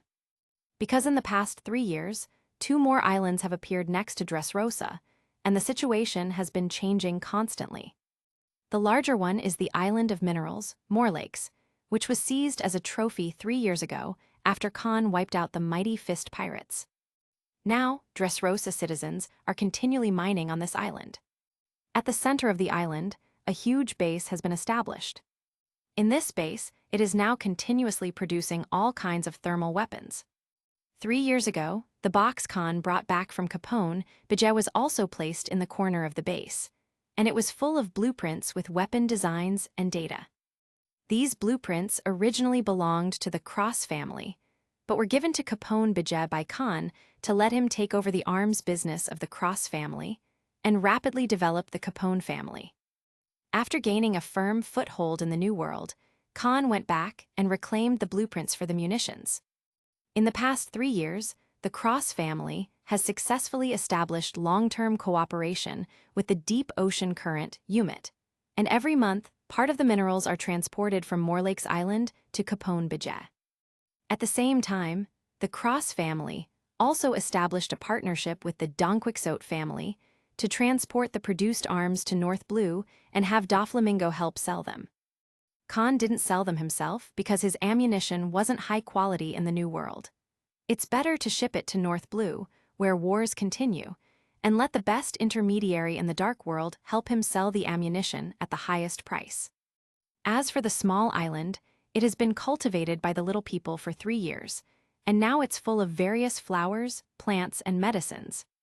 It is also the base camp of the Cross family at this stage. This island allowed the Cross family to gain a firm foothold in the New World in only 3 years. Because arms are only a small part of the Cross family's business. The biggest business of the Cross family is a variety of the best medicinal materials on the market, as well as the knowledge Kahn collected on Drum Island, which was passed on to Mancherry, who has the Heal fruit. Overseers and team leaders, medicines, and potions made by the little people have become bestsellers in the Dark World. Even the world government and marine headquarters often buy medicines and potions from the Cross family from the Dark World, just as they also buy weapons from pirates. Their medical level and equipment may be far higher than that of the Cross family. But in terms of cultivating medicinal materials and making medicines, their ingredients and efficacy are far inferior to those cultivated and manufactured by the little people themselves. For this reason, the world government also sent people to secretly negotiate with Kahn, and the 2 sides reached a secret cooperation. Although Kahn killed the celestial dragons, it damaged the image of the gods that the world government had created for the celestial dragons for 800 years. But in this world where strength and interests are paramount, there are no real enemies. Even the hatred of killing one's father or taking one's wife can be let go as long as enough interests are involved. The medicinal materials and medicines produced by the Cross family are enough to make the world government put aside its hatred and actively show favor to him. In the eyes of the 5 elders, Cross Kahn is not a member of the D family, nor does he have a Paramecia Gamu Gamu no Mi fruit. To be precise, he is not a person with the Zoan human fruit model, Nika. Although he has the templates of 2 major monsters, his strength is at most at the level of Whitebeard or even stronger. Moreover, such a peak period can only last for a few decades, and it cannot shake the world government's rule over this world at all. Therefore, Charlotte Linlin, who is also a natural destroyer, can be allowed to establish the Tato Land Kingdom, formed by 35 islands in the New World, and Kaido can be allowed to become one of the 3 monsters, and, together with Whitebeard and Charlotte Linlin, can check and balance the New World. The 5 elders can also let Kahn grow, making him the youngest sea overlord, and allowing the New World to enter a situation where 4 emperors rule. As long as these forces are not united, and the overall strength of a single unit does not exceed the sum of Marine headquarters and CP organizations, then there is nothing to fear. This is the arrogance of the world government. 800 years of background also gave them the confidence to be arrogant. In the past 3 years, apart from the fact that the strength of the Cross family has not yet reached the standard, the influence in the New World and the Dark World is already undoubtedly top-notch. If it were any other first-class force, if the person in charge didn't have Kahn's strength but occupied the world's only drug business, it would definitely attract the coveted eyes of countless people. Whether strong or weak, everyone wants to bite off a piece from him, including those overlords who will be tempted by it. Among the 3 monsters, the Whitebeard pirates is also a major customer of the Cross family. As time passed silently, the legends of the previous era were still able to retain their peak strength in the early days of the Great Pirate Era. Even in the later stages, these superpowers were still capable of destroying islands. However, the strength remaining does not mean their stamina is the same as that of their peak period. They can't fight for 3 days and 3 nights, 5 days and 5 nights, or 10 days and 10 nights like they used to. On the contrary, as time goes by, the traces left by time on the superpowers of the old era become deeper and more obvious. 3 years later, Whitebeard has entered a period of hair loss. When all his dazzling golden hair fell out, it meant that the strongest man in the world was no longer at his peak. The pirates' medical equipment and level are far inferior to the Marines, which is supported by world government military spending. Also, a legend of the old era, Whitebeard is covered in scars all over his body. When the peak was not there, Sengoku, who was his old enemy, didn't even have a single scar, and he didn't have any hidden diseases. Therefore, as a ship's doctor, Marco immediately used his private money to buy medicinal materials, medicines, and potions produced by the Cross family on the black market after he noticed his father's hidden illness. These were used to treat Whitebeard. For these, Whitebeard's opponents and sons were neither aware nor cared. By the time they notice and realize it's time for the lions to grow old. See Circle Calendar, August 15, 1506. On this day, Kahn, who did not move into the stronghold of the Cross family and was still living in the flower fields in Dressrosa, received a call from Hancock, who had said she would be back soon but made him wait for 3 years. "Master, I have completely ruled the entire Amazon Lily Kingdom. Come and pick us up quickly. I miss you so much." As the Den Mushy imitated Hancock's cheering expression, the 18-year-old Kahn slowly stood up. Chapter 77. In the past 3 years, Kahn, who is in his growth period, has undergone very noticeable changes. First of all, in terms of appearance, Kahn still has short blue hair that just covers his ears. His one-scimitar face has matured and become more handsome. The reason why he is described as handsome is because Kahn's figure isn't that of a typical natural destroyer who specializes in physical skills. He looks like a normal person, thin when dressed, but muscular when undressed. Those who have never seen Kahn in action cannot imagine that such a slim body can unleash strength and be capable of breaking a rib with a single slap from a giant. In 3 years, Kahn's height also skyrocketed to 1.95 meters, surpassing Robin. If Hancock's height hasn't changed in the past 3 years, then Kahn will regain second place in the family's height ranking. As for the first place, it must be the upgraded human, Sonya.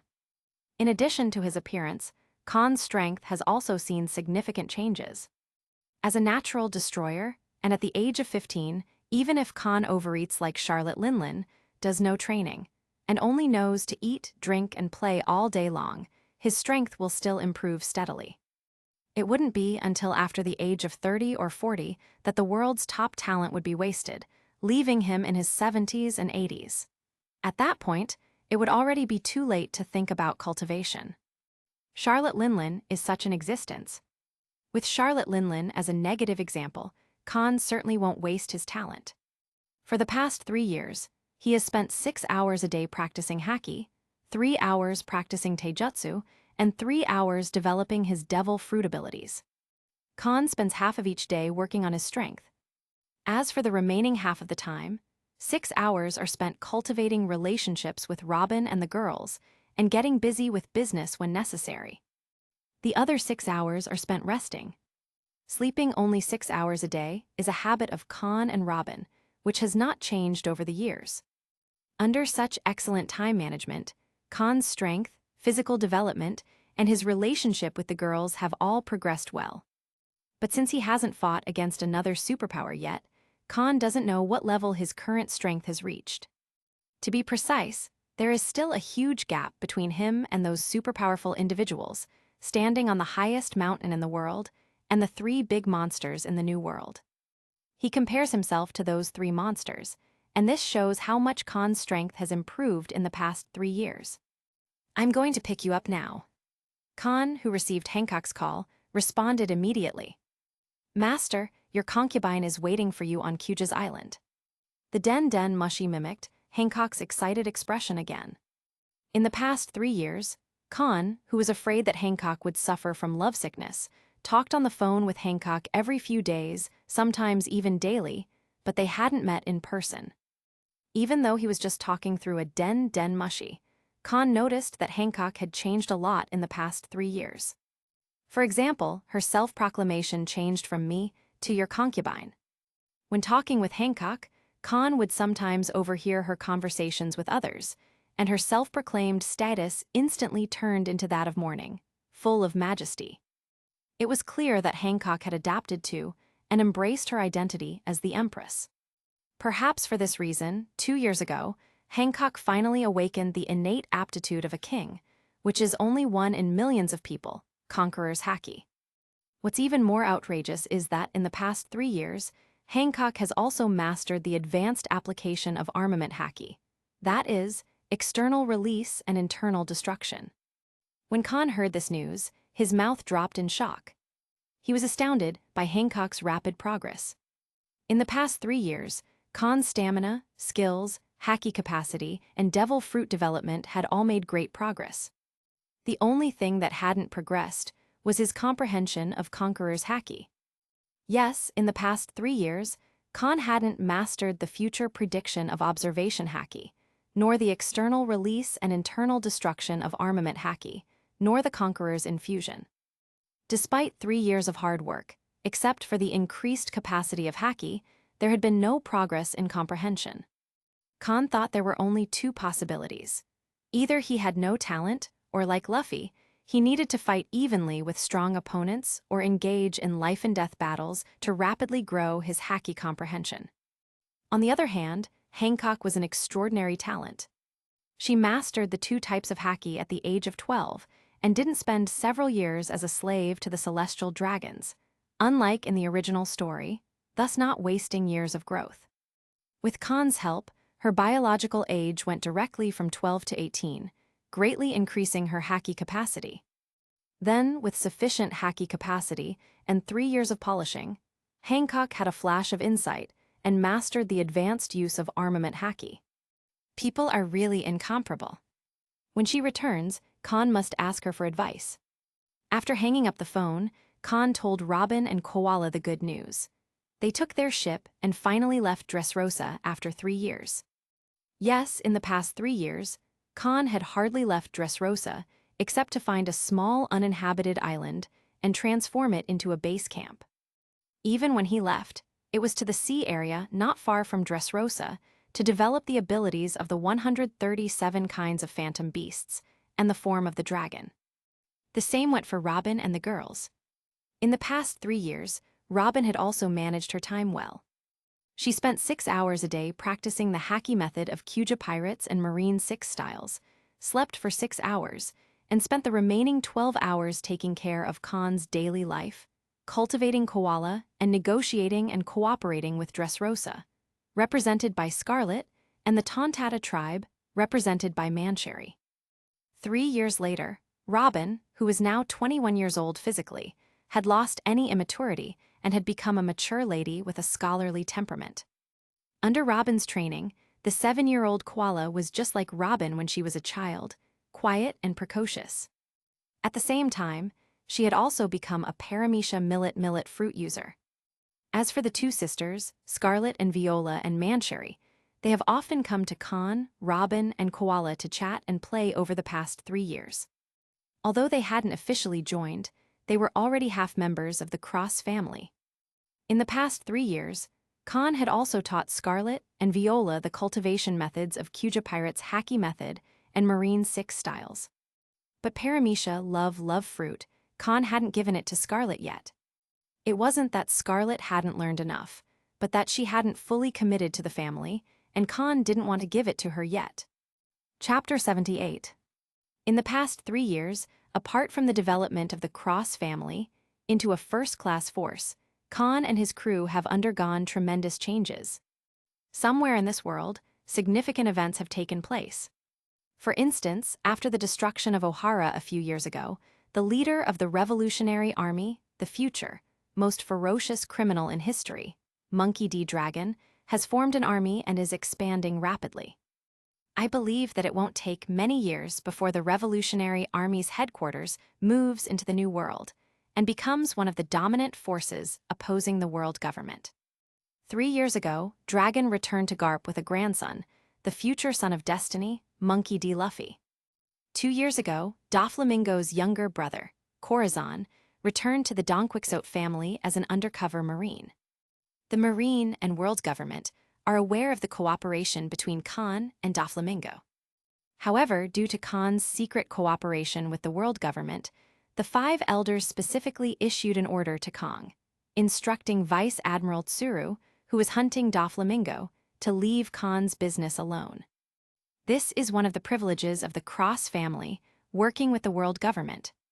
In addition to this privilege, Kahn can also, like the 7 warlords of the sea, let his sailboat pass through Mariewa to and from the first and second halves of the Grand Line.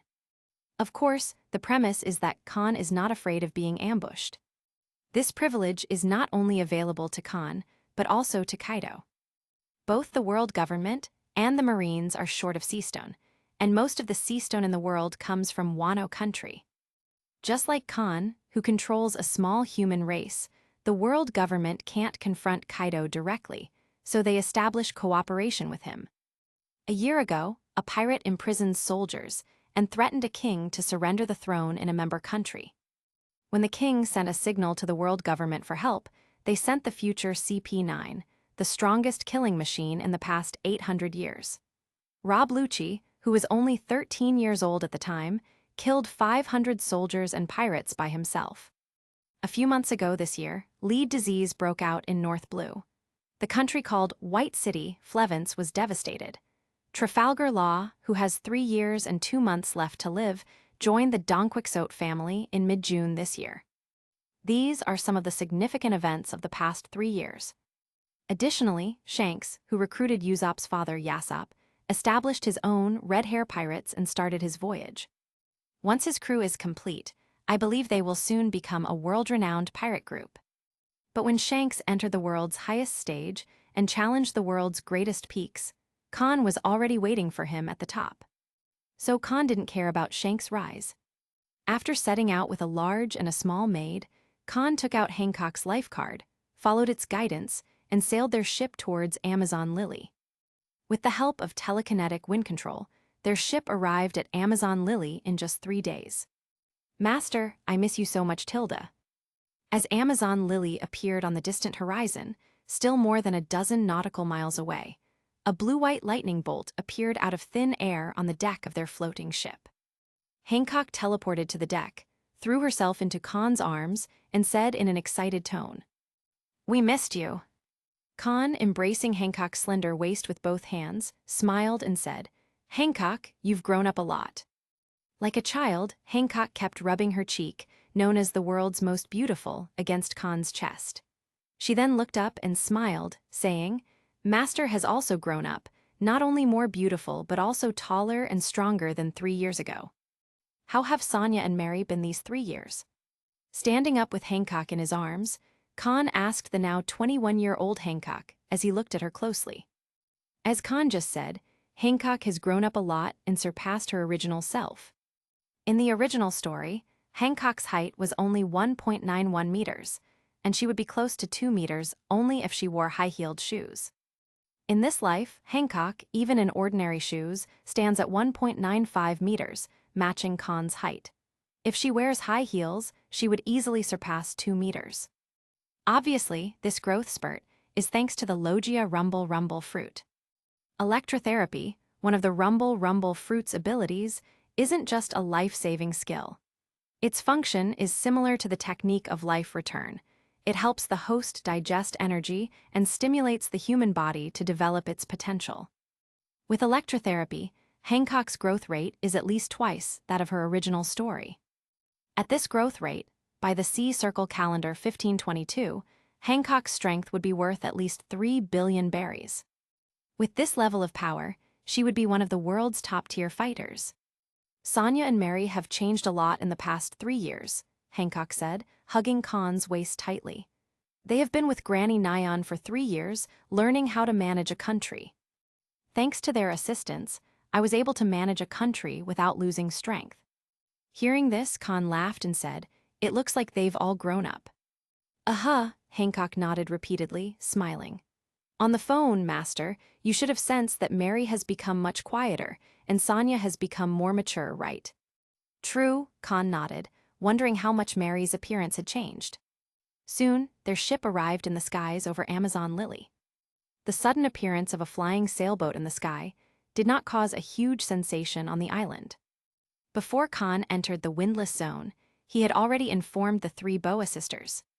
Sonya and Mary had also informed the citizens of Amazon Lily about the imminent migration of their kingdom. Seeing the arrival of the spaceship, the soldiers and citizens of Amazon Lily realized that it was time for their relocation. Both soldiers and citizens were filled with excitement and anticipation. Living in the windless zone, they had always yearned for the outside world. Especially the Kuja warriors who returned from expeditions with the empress. Their tales of the outside world only fueled this desire. However, the number of people going to see each time was limited. Therefore, ordinary citizens of Amazon Lily had only 2 ways to experience the outside world. One was to strive to become a Kuja warrior who mastered Haki and then compete to become a member of the Kuja pirates, allowing them to go on expeditions. The second was to ask the empress to take them on her next expedition, find a strong man in the outside world, get pregnant before the expedition ended, and then return to give birth. Now, with Amazon Lily moving to the outside world, they could live in a bustling world in the future. This possibility filled the soldiers and citizens of Amazon Lily with excitement and anticipation. Coupled with their blind trust and worship of the empress, no one objected to Hancock's decision. Chapter 79. Master, I miss you so much. Their ship did not land on the pier of Amazon Lily, but instead settled in the open space of the palace. As soon as Kahn disembarked, a slender and hot figure immediately threw herself into his arms. "Long time no see, Mary." Sonya. Hugging Mary, who had rushed over, Kahn regained the height advantage, touched her long orange hair, and smiled at Sonya, who, standing at 2.5 meters tall, was walking towards them. Like Robin, Mary and Sonya have only matured in temperament over the past 3 years, with no changes in their bodies, including Sonya, who is a transformed human. Master, long time no see. Knowing that her master is full of machismo, Sonya doesn't give Kahn a warm hug but raises her hand in greeting. Your temperament has matured a lot. Family affairs can be left to you in the future. Touching Mary's head again, Kahn gently pushed her away. A faint blue light radiated from her body as he smiled at Sonya. "I brought you a present this time, Sonya." "What gift?" Mary held Kahn's arm and asked curiously, "Master, is there any share for me?" "No." Kahn pinched Mary's nose and said with a smile, "This gift is for Sonya, and you've already had yours." Hearing this, Mary's eyes lit up, Is it a devil fruit? Yes, your reaction time has improved, Kahn nodded appreciatively. At the same time, a treasure chest flew out of the ship's cabin and floated in front of Sanya. Looking at the curious Sanya, Kahn smiled and said, "Open it and eat it. This devil fruit took a lot of effort to acquire." Waiting for half a month, 8 million berries for the employment fee, 2 days' journey, and half an hour's search. This is indeed the devil fruit that Kahn spent the most time getting, and it's worth more than a paramecia-type fruit. Sanya immediately took the box, opened it expectantly, and pulled out a red devil fruit covered with special spiral patterns. She looked at Kahn and asked, "Master, what devil fruit is this?" "This is the same type of mythical zoan as mine." Kahn's words shocked the 3 Boa sisters. Only Robin and Koala, who had known each other for a while, remained unchanged. "It's actually the same type as Master's."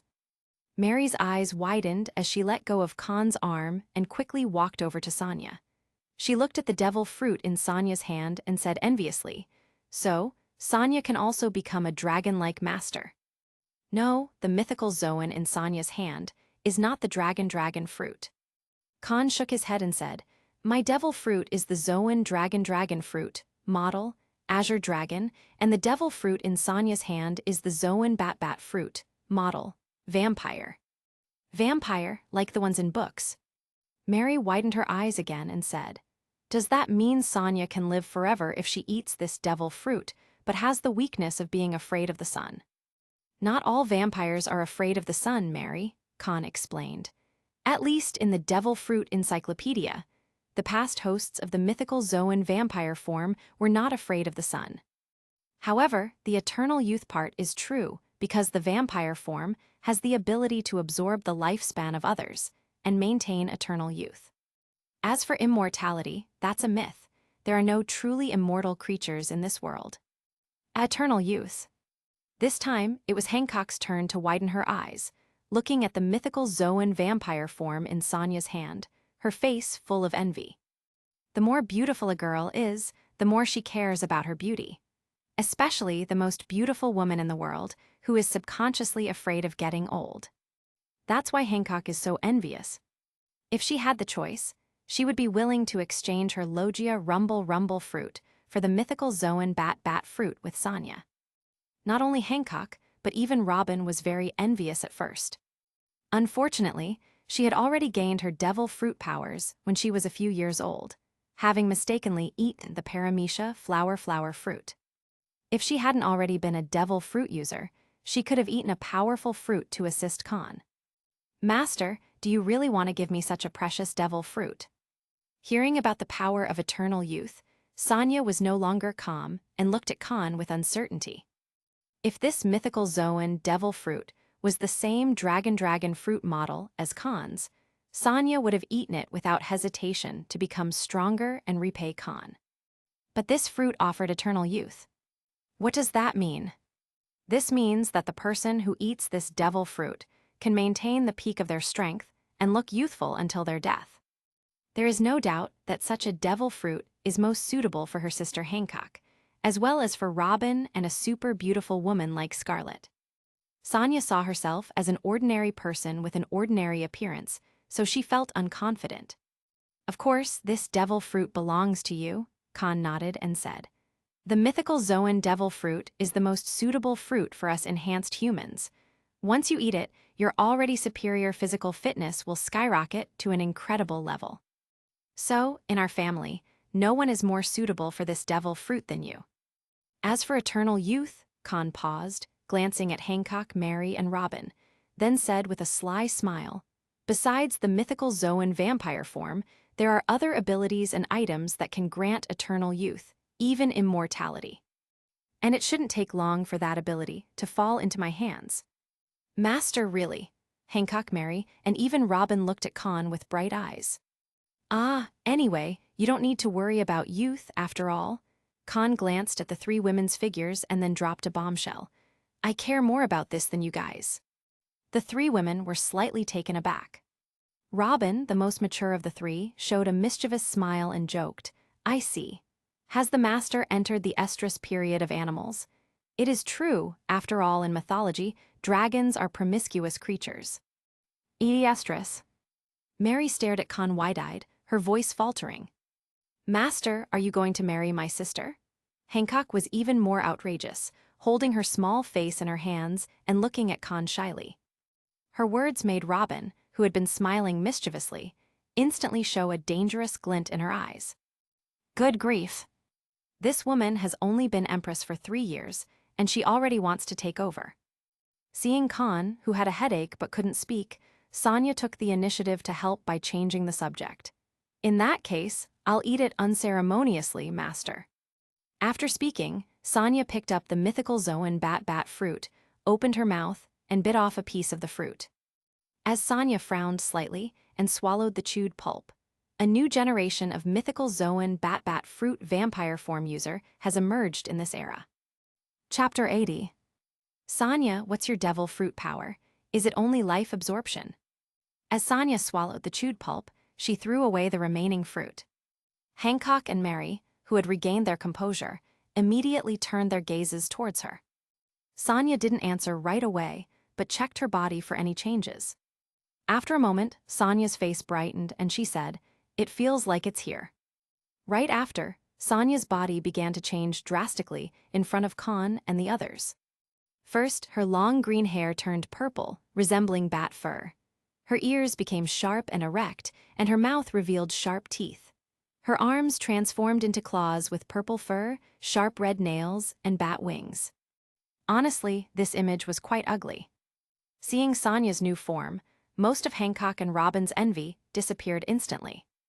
However, Sonia didn't care about her appearance. After transforming into a human beast form, she looked down at her sharp purple claws and exclaimed, "What a terrifying increase! I feel like I can easily tear apart anything with these claws." This is one of the characteristics of mythical Zoan types, enhancing the physical fitness, resilience, and resistance of the user to the greatest extent.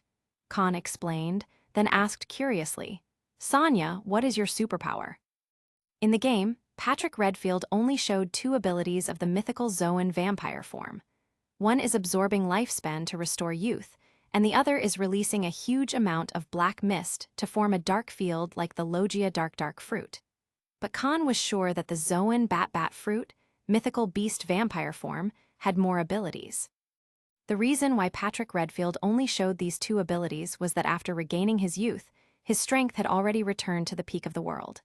Top-notch swordsmanship, top-notch haki, top-notch physique. Patrick Redfield, once a non-devil fruit user like Roger and Rayleigh, would still be among the world's strongest even without using the devil fruit abilities. He didn't use other abilities because they were not as good as his swordsmanship or haki-infused punches. "My superpowers are different from yours, master. There are 3 types in total," Sonia said slowly. "The first one is blood-sucking, or more precisely, life-sucking. As you mentioned, I can absorb the target's lifespan by sucking blood or touching them with my sharp claws, making myself eternally young. The second is creating darkness. I can consume physical energy to release a large amount of black mist, creating a night field that's invisible to the naked eye. If used at night, the range of this field will be 10 times that of the day, and the consumption can even be ignored.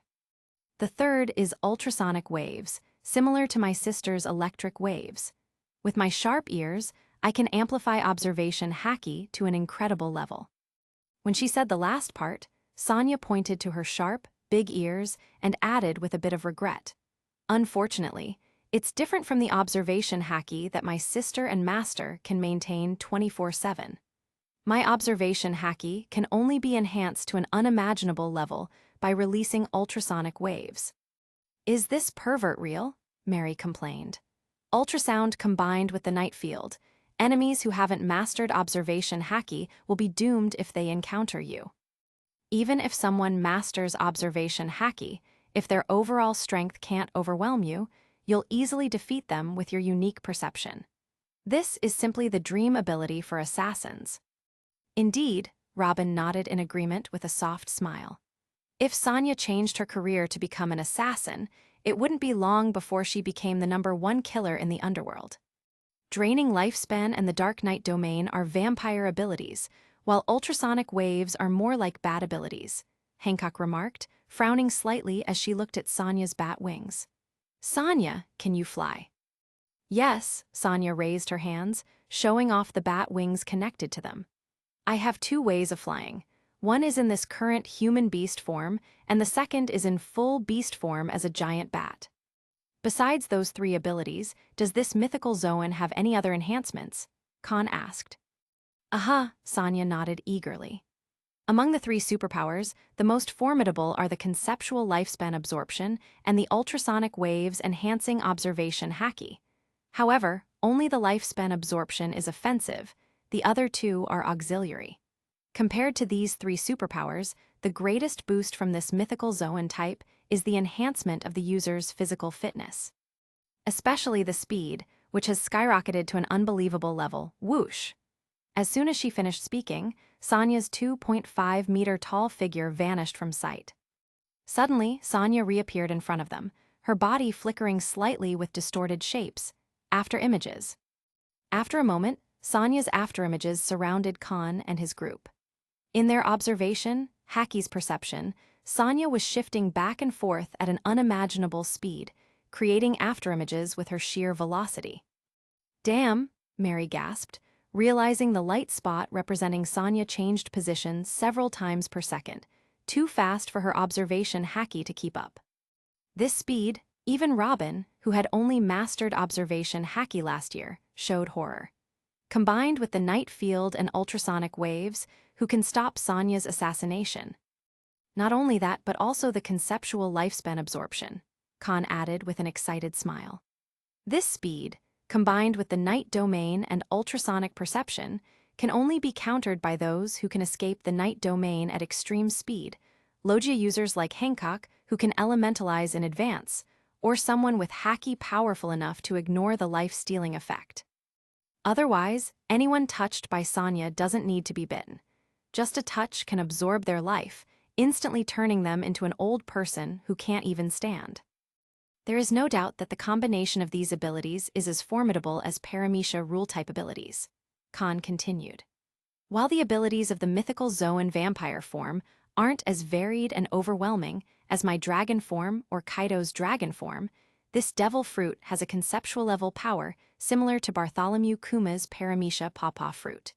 Combined with its other abilities, the mythical Zoan vampire form is simply the top assassination power.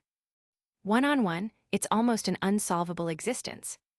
Just like Mary and Robin said, with the abilities of the mythical Zoan vampire form, if Sonya entered the underworld as an assassin, she'd undoubtedly become the world's #1 killer in no time. Chapter 81. Sonya's speed is as fast as a ghost. When moving in a small range, she's no less than Hancock's electric field teleportation and faster than Kahn's. In a long-distance race, Kahn's explosive speed is second only to Kizaru and Hancock's blink and thunder. Kahn's build is different from Charlotte Linlin's. Linlin lost the speed of a natural destroyer due to her bulky body and obesity, but her defense is unmatched. But Kahn is the opposite. His normal-sized body makes his defense weaker than Charlotte Linlin's steel balloon, but in terms of speed, he is much faster than Charlotte Linlin. When Kahn was a child, he tried running at full speed. Because his speed was too fast and his strength too great, he crushed the ground beneath him. This problem once distressed Kahn, and it took a long time for him to learn to control his power. After eating the devil fruit, Kahn gained super long-distance attack abilities, could transform into a full-body dragon, and wreak havoc on the earth with ease.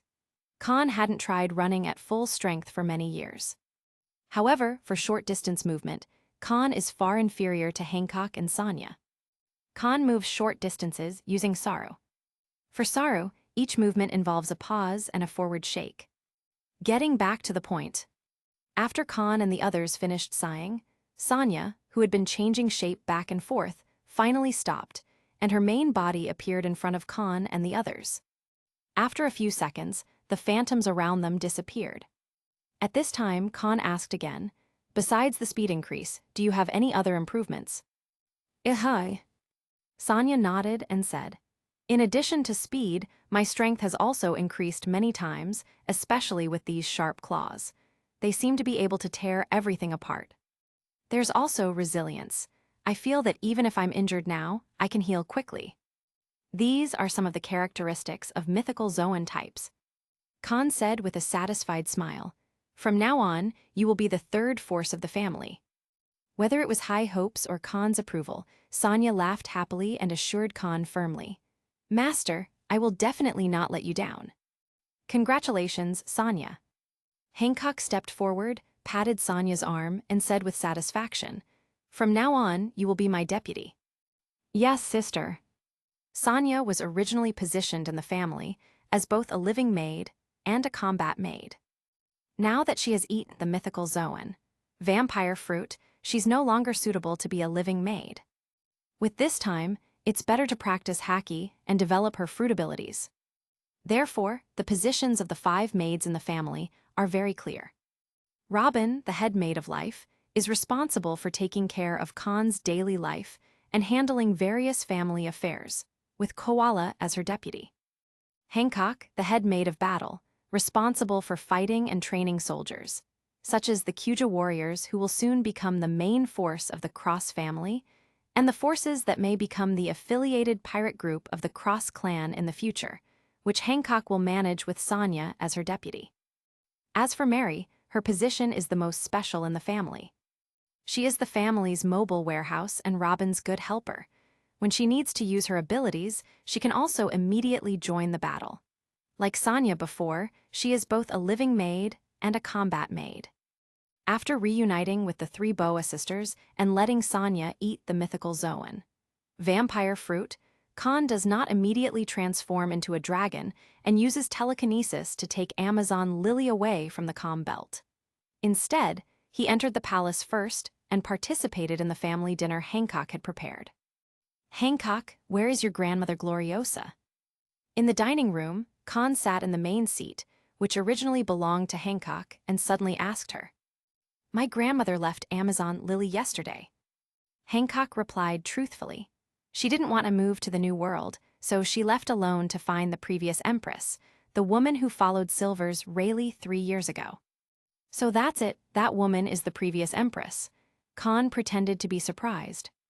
"Well, when I first heard the news, I was also taken aback." Hancock sighed slightly. "I didn't expect that woman to be over 40 years old, and she couldn't tell at all. Not only that, when the other party was 64 years old, she still looked the same as now," Kahn thought to himself. When Robin, Hancock, and Mary reach the age of 30, if they can't get pure gold by then, Kahn will go to Sabyati Archipelago to ask Shaki for advice on how to stop aging. The banquet started, and Kahn and his group enjoyed the Sea King's feast prepared by the chefs of Amazon Lily. This is one of the benefits of living in the calm belt. As long as you have enough strength, the Sea Kings in the light-transmitting layer are an inexhaustible source of top-quality ingredients. These ingredients are full of nutrition, acting as a powerful tonic.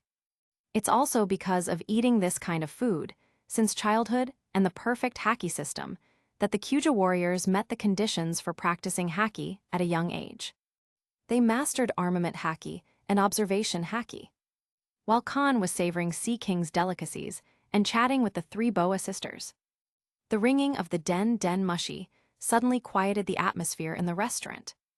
After wiping his mouth with the handkerchief handed over by Hancock, Kahn took out the den mushi he was carrying and answered the call. "Moshi Moshi, I'm Doflamingo." Before Kahn could speak, the den mushi imitated Doflamingo's evil and charming expression and let out a unique laugh. "Phew phew foo foo. I have found what you want." After 3 years of cooperation, Doflamingo had brought the greatest benefits to the Cross family every time, successfully winning Kahn's favor. The title had changed from Mr. Kahn to simply Kahn. "Oh." Hearing this, Kahn immediately expressed surprise and said, "Could it be that you have already found the Paramecia golden fruit?" "Phew phew foo foo. Yes, do you want me to contact Umit and ask his transport ship to deliver the devil fruit to the new world for you?" Doflamingo asked. "No, you keep it for me first." Kahn immediately said, "I'll set off for North Blue later, and then you will hand it over to me."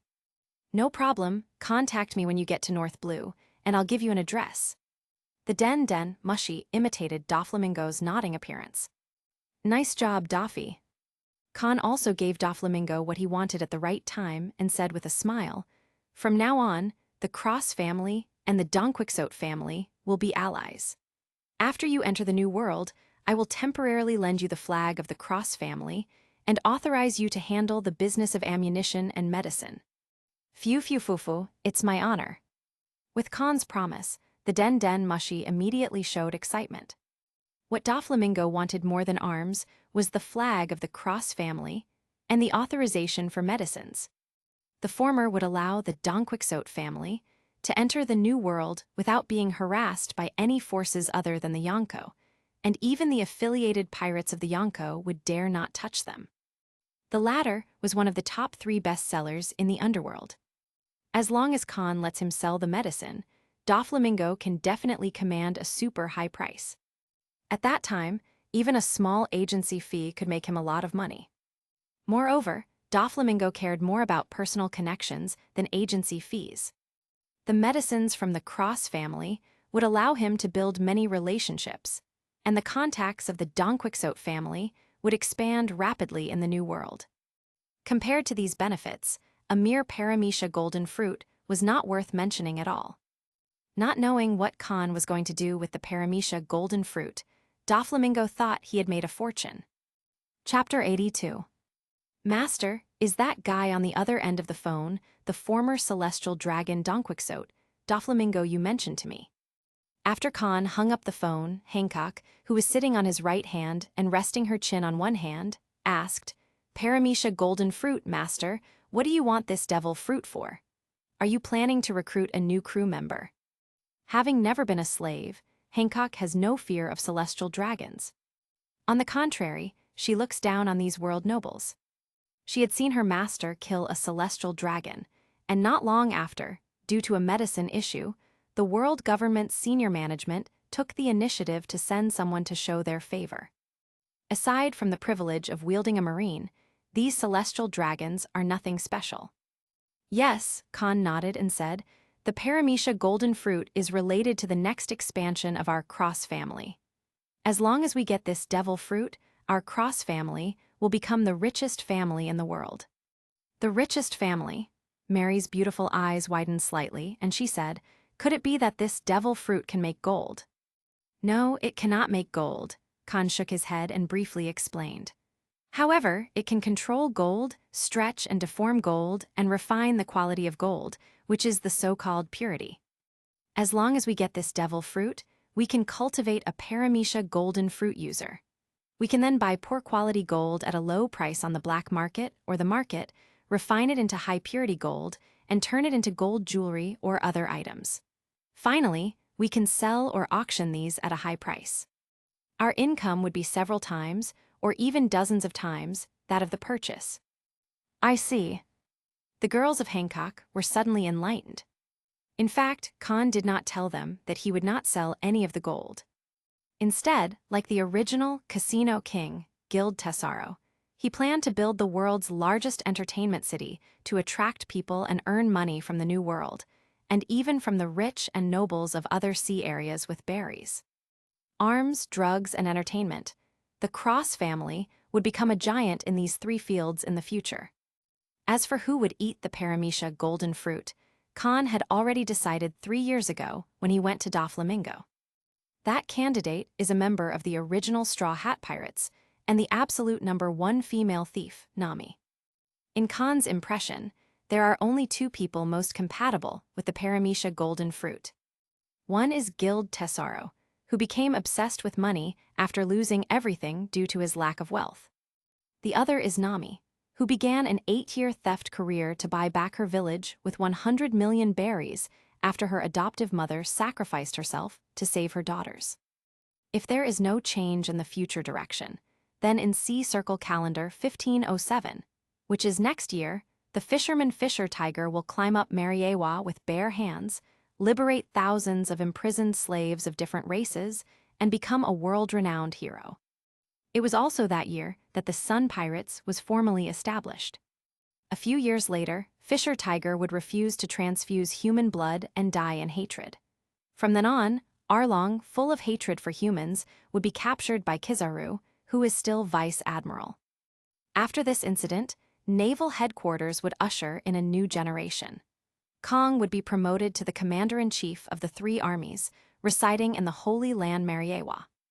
Marine Admiral Sengoku would become the new Marine Fleet Admiral, and the three vice admirals known as the Marine Monsters would become the new generation of three admirals.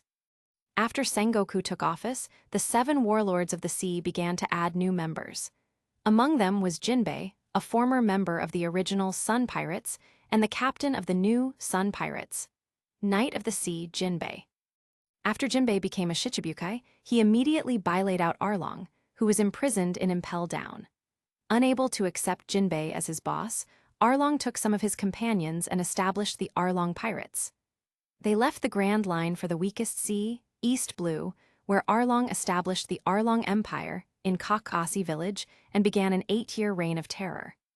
Khan wasn't interested in Guild Tesaro, who would be deformed inside when he emerged. If Tesaro had already become a Paramecia golden fruit user before Khan found the fruit, Khan might have used force to suppress him and then forced him to take Grand Tesaro as a subordinate power.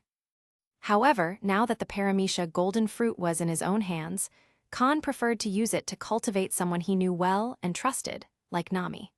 Everyone knew Nami's character, and she would become a super beautiful Nami in the future. Unfortunately, Khan forgot where Belmere was in East Blue and where she picked up Nami and Najiko. Otherwise, Khan would have made a trip to East Blue in the past 3 years to bring them into his fold. If he had done this in advance, Khan could have personally trained Nami and Najiko. But now, Khan obviously couldn't directly recruit Belmere and her daughters. Belmere was a righteous marine who hated pirates. If he tried to recruit them, Belmere would definitely refuse and might even tell Nami and Najiko, who hadn't yet solidified their worldviews, about Khan's record, defining him as an extremely evil pirate. At this time, Nami wasn't yet obsessed with money. Khan liked beautiful women, but not all beautiful women liked him. He flattered Scarlet, Viola, and Mancherry, and patiently led them to repeat their adventures for the sake of Dressrosa and the Tontatta Kingdom. Taking in the 3 Boa sisters was also to get Amazon Lily and the allegiance of Hancock, the world's most beautiful woman and a future superpower. Khan didn't specifically seek out Robin and Koala. After encountering them by accident, he chose to extend a hand to them out of goodwill from his previous life. Except for Robin and Koala, Khan approached any woman with a purpose. A trilingual grandmaster and highly educated, Khan was a refined egoist. Therefore, Khan planned to wait until Belmere was dead, let Nami see the darkness of the world, and then reach out to her for help. In this way, Khan would easily mold her, just like Robin and the other girls. Due to the obsession with money caused by the death of her adoptive mother, when Nami ate the Paramecia golden fruit, she would be able to awaken it quickly. So, after obtaining the Paramecia golden fruit, Khan planned to store it temporarily and give it to Nami after a few years. Chapter 83. After the family dinner, Khan and his group set off for North Blue immediately. This time, the 3 Boa sisters also joined the team. Amazon Lily is in the Calm Belt, and no one knows about Hancock's return to be the Empress, so they left with the team at ease. At night, their ship flew away from the Calm Belt and returned to the sea from the air. It didn't use the power of telekinesis to control the wind, but was driving at a steady pace. In the large bathhouse of the cabin, Khan and his group were taking a bath. Of course, this group did not include Sanya and Koala, who is only 7 years old this year. It was just Khan, Robin, Hancock, and Mary. Since all the crew members in the future would be able-bodied, when Khan asked the shipbuilding company to renovate their ship, he ensured the height of the large bathhouse was the same as Hancock's bathhouse in the palace, allowing everyone to sit in the water and stick their heads out. At this time, Khan was sitting in the water with his head above the surface and his arms resting on the edge of the bath. Without using telekinesis to wrap his body, even if Khan had the physique of a natural destroyer, he still felt extremely relaxed. The 3 girls, Robin, Hancock, and Mary, wearing white bath towels, were kneeling and sitting on the ground, working together to help Khan massage his arms and head. After soaking in the bath for a while, Kahn didn't get up from the bath until his body was completely relaxed. After opening his hands and letting Robin tie a towel around him, Kahn sat down on a stool again. Then, Kahn watched the three maids throw away their bathrobes, apply bath soap to their bodies, and come over to help him wash his hair and scrub. After 3 years, Kahn could finally enjoy the pampering of his maids again. After the three Boa sisters temporarily left the team, if it weren't for Kahn and Robin, he almost forgot how to take a proper bath. After taking a shower, the four of them came to another room. Putting on a bathrobe, Kahn lay on an oversized massage bed and continued to enjoy the massage skills of the three maids. At the same time, Kahn sighed in his heart, "This is life." Soon, he fell asleep in a comfy state. At 6 o'clock in the morning, his biological clock woke him up on time. Kahn, who opened his eyes, first glanced at the three women who, relying on their head maid status, occupied his left and right sides, with Mary lying next to Hancock. Then, relying on strong willpower and resisting the desire to be lazy and sleep in, Kahn woke up the three girls and asked them to tie on their bath towels and go back to their room to change clothes. Watching the backs of the three women leaving, Kahn calmed down a certain impulse before getting up and going back to his room to wash up. If it weren't for the actual age of the three girls, who were not yet mature, and their mental age, except for Robin, being immature, Kahn would have long since stretched out his claws to them. A few more years, a few more years. Kahn, chanting these words in his heart, went to the gym after washing up and began to work out. While using telekinesis to support their ship and control the wind to accelerate, he did a simple warm-up. Kahn went to the restaurant for breakfast when Hancock and the girls came over to call him after they were ready for breakfast. After a short rest, Kahn and his team started their morning training. The first task was to check the progress of the three Boa sisters.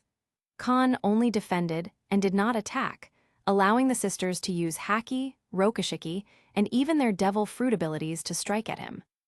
Under the protection of the entire ship, covered by his telekinesis, even Hancock's full attack could be blocked by his psychic shield, though the impact was significant. It had to be said that the three Boa sisters, as warriors of the Kuja tribe, were very talented.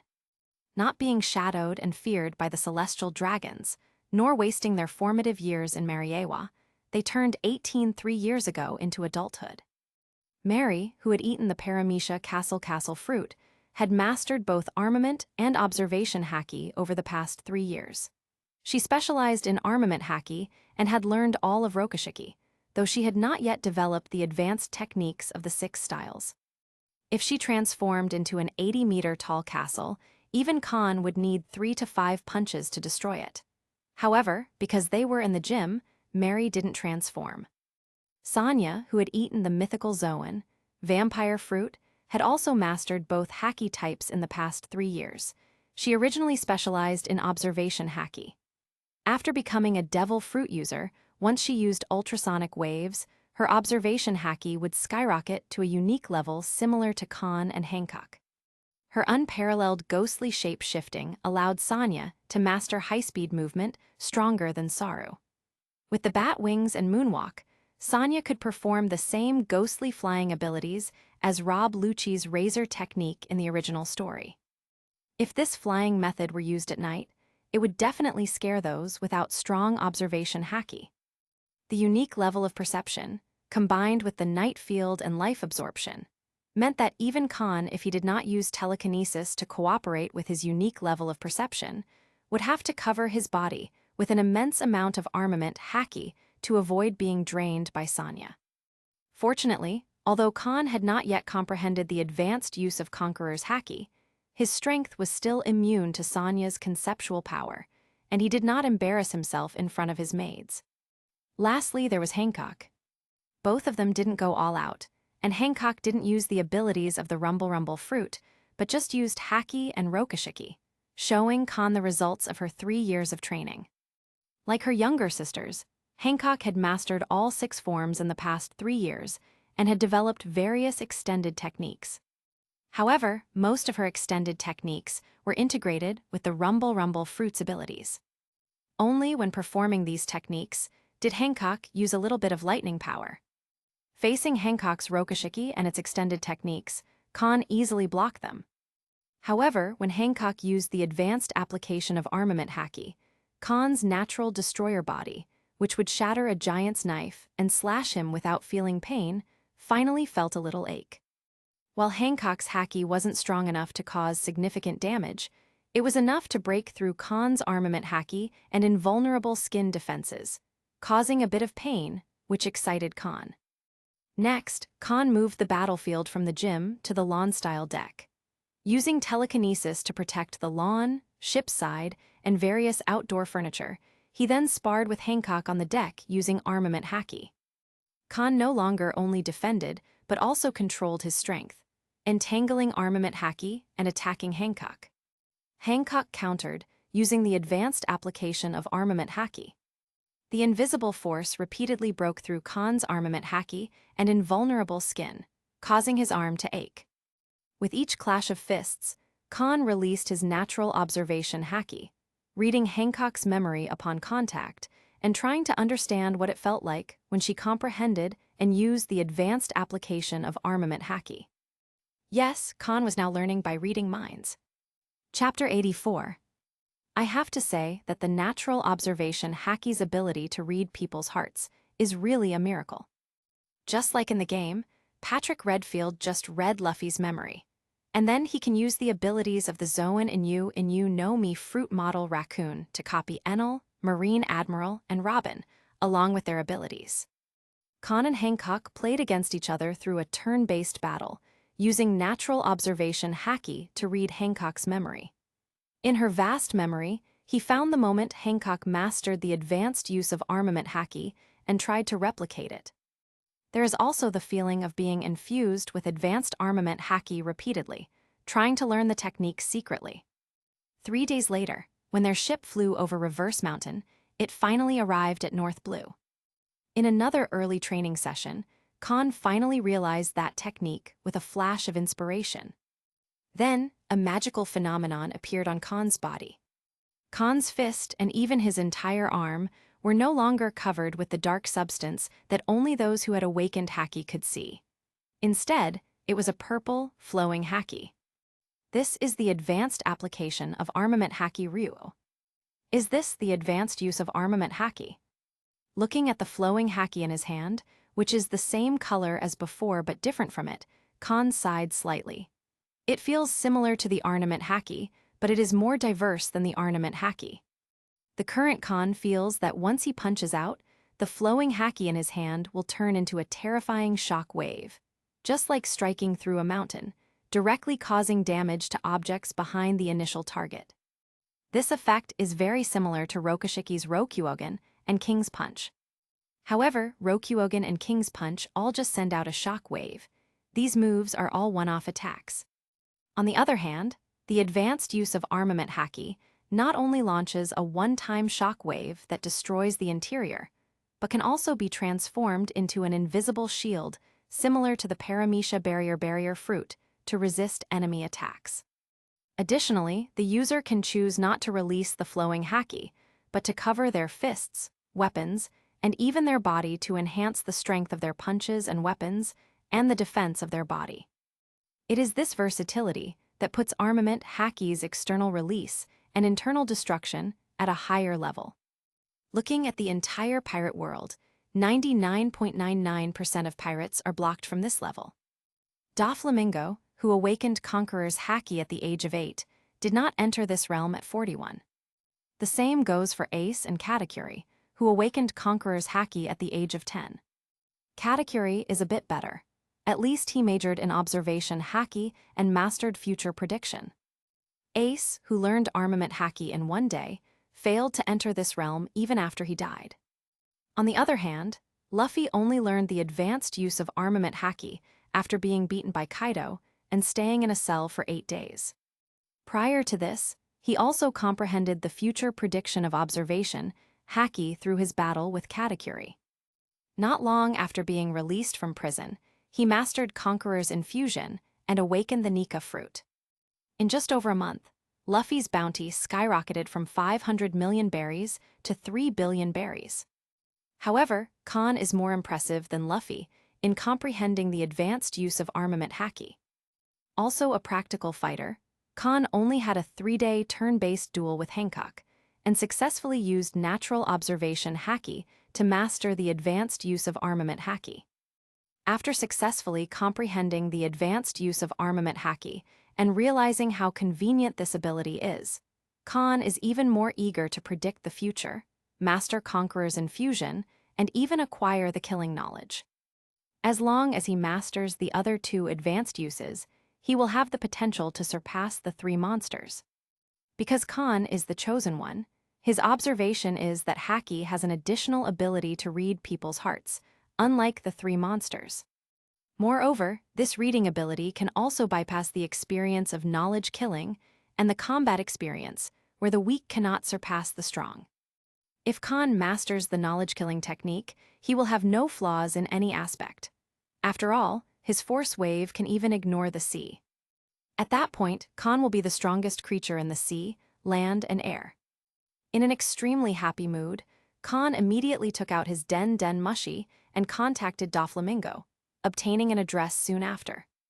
Before robbing the heavenly gold and threatening the world government to grant him the legal status of a warlord of the sea, Doflamingo and his Donquixote family need to change strongholds frequently.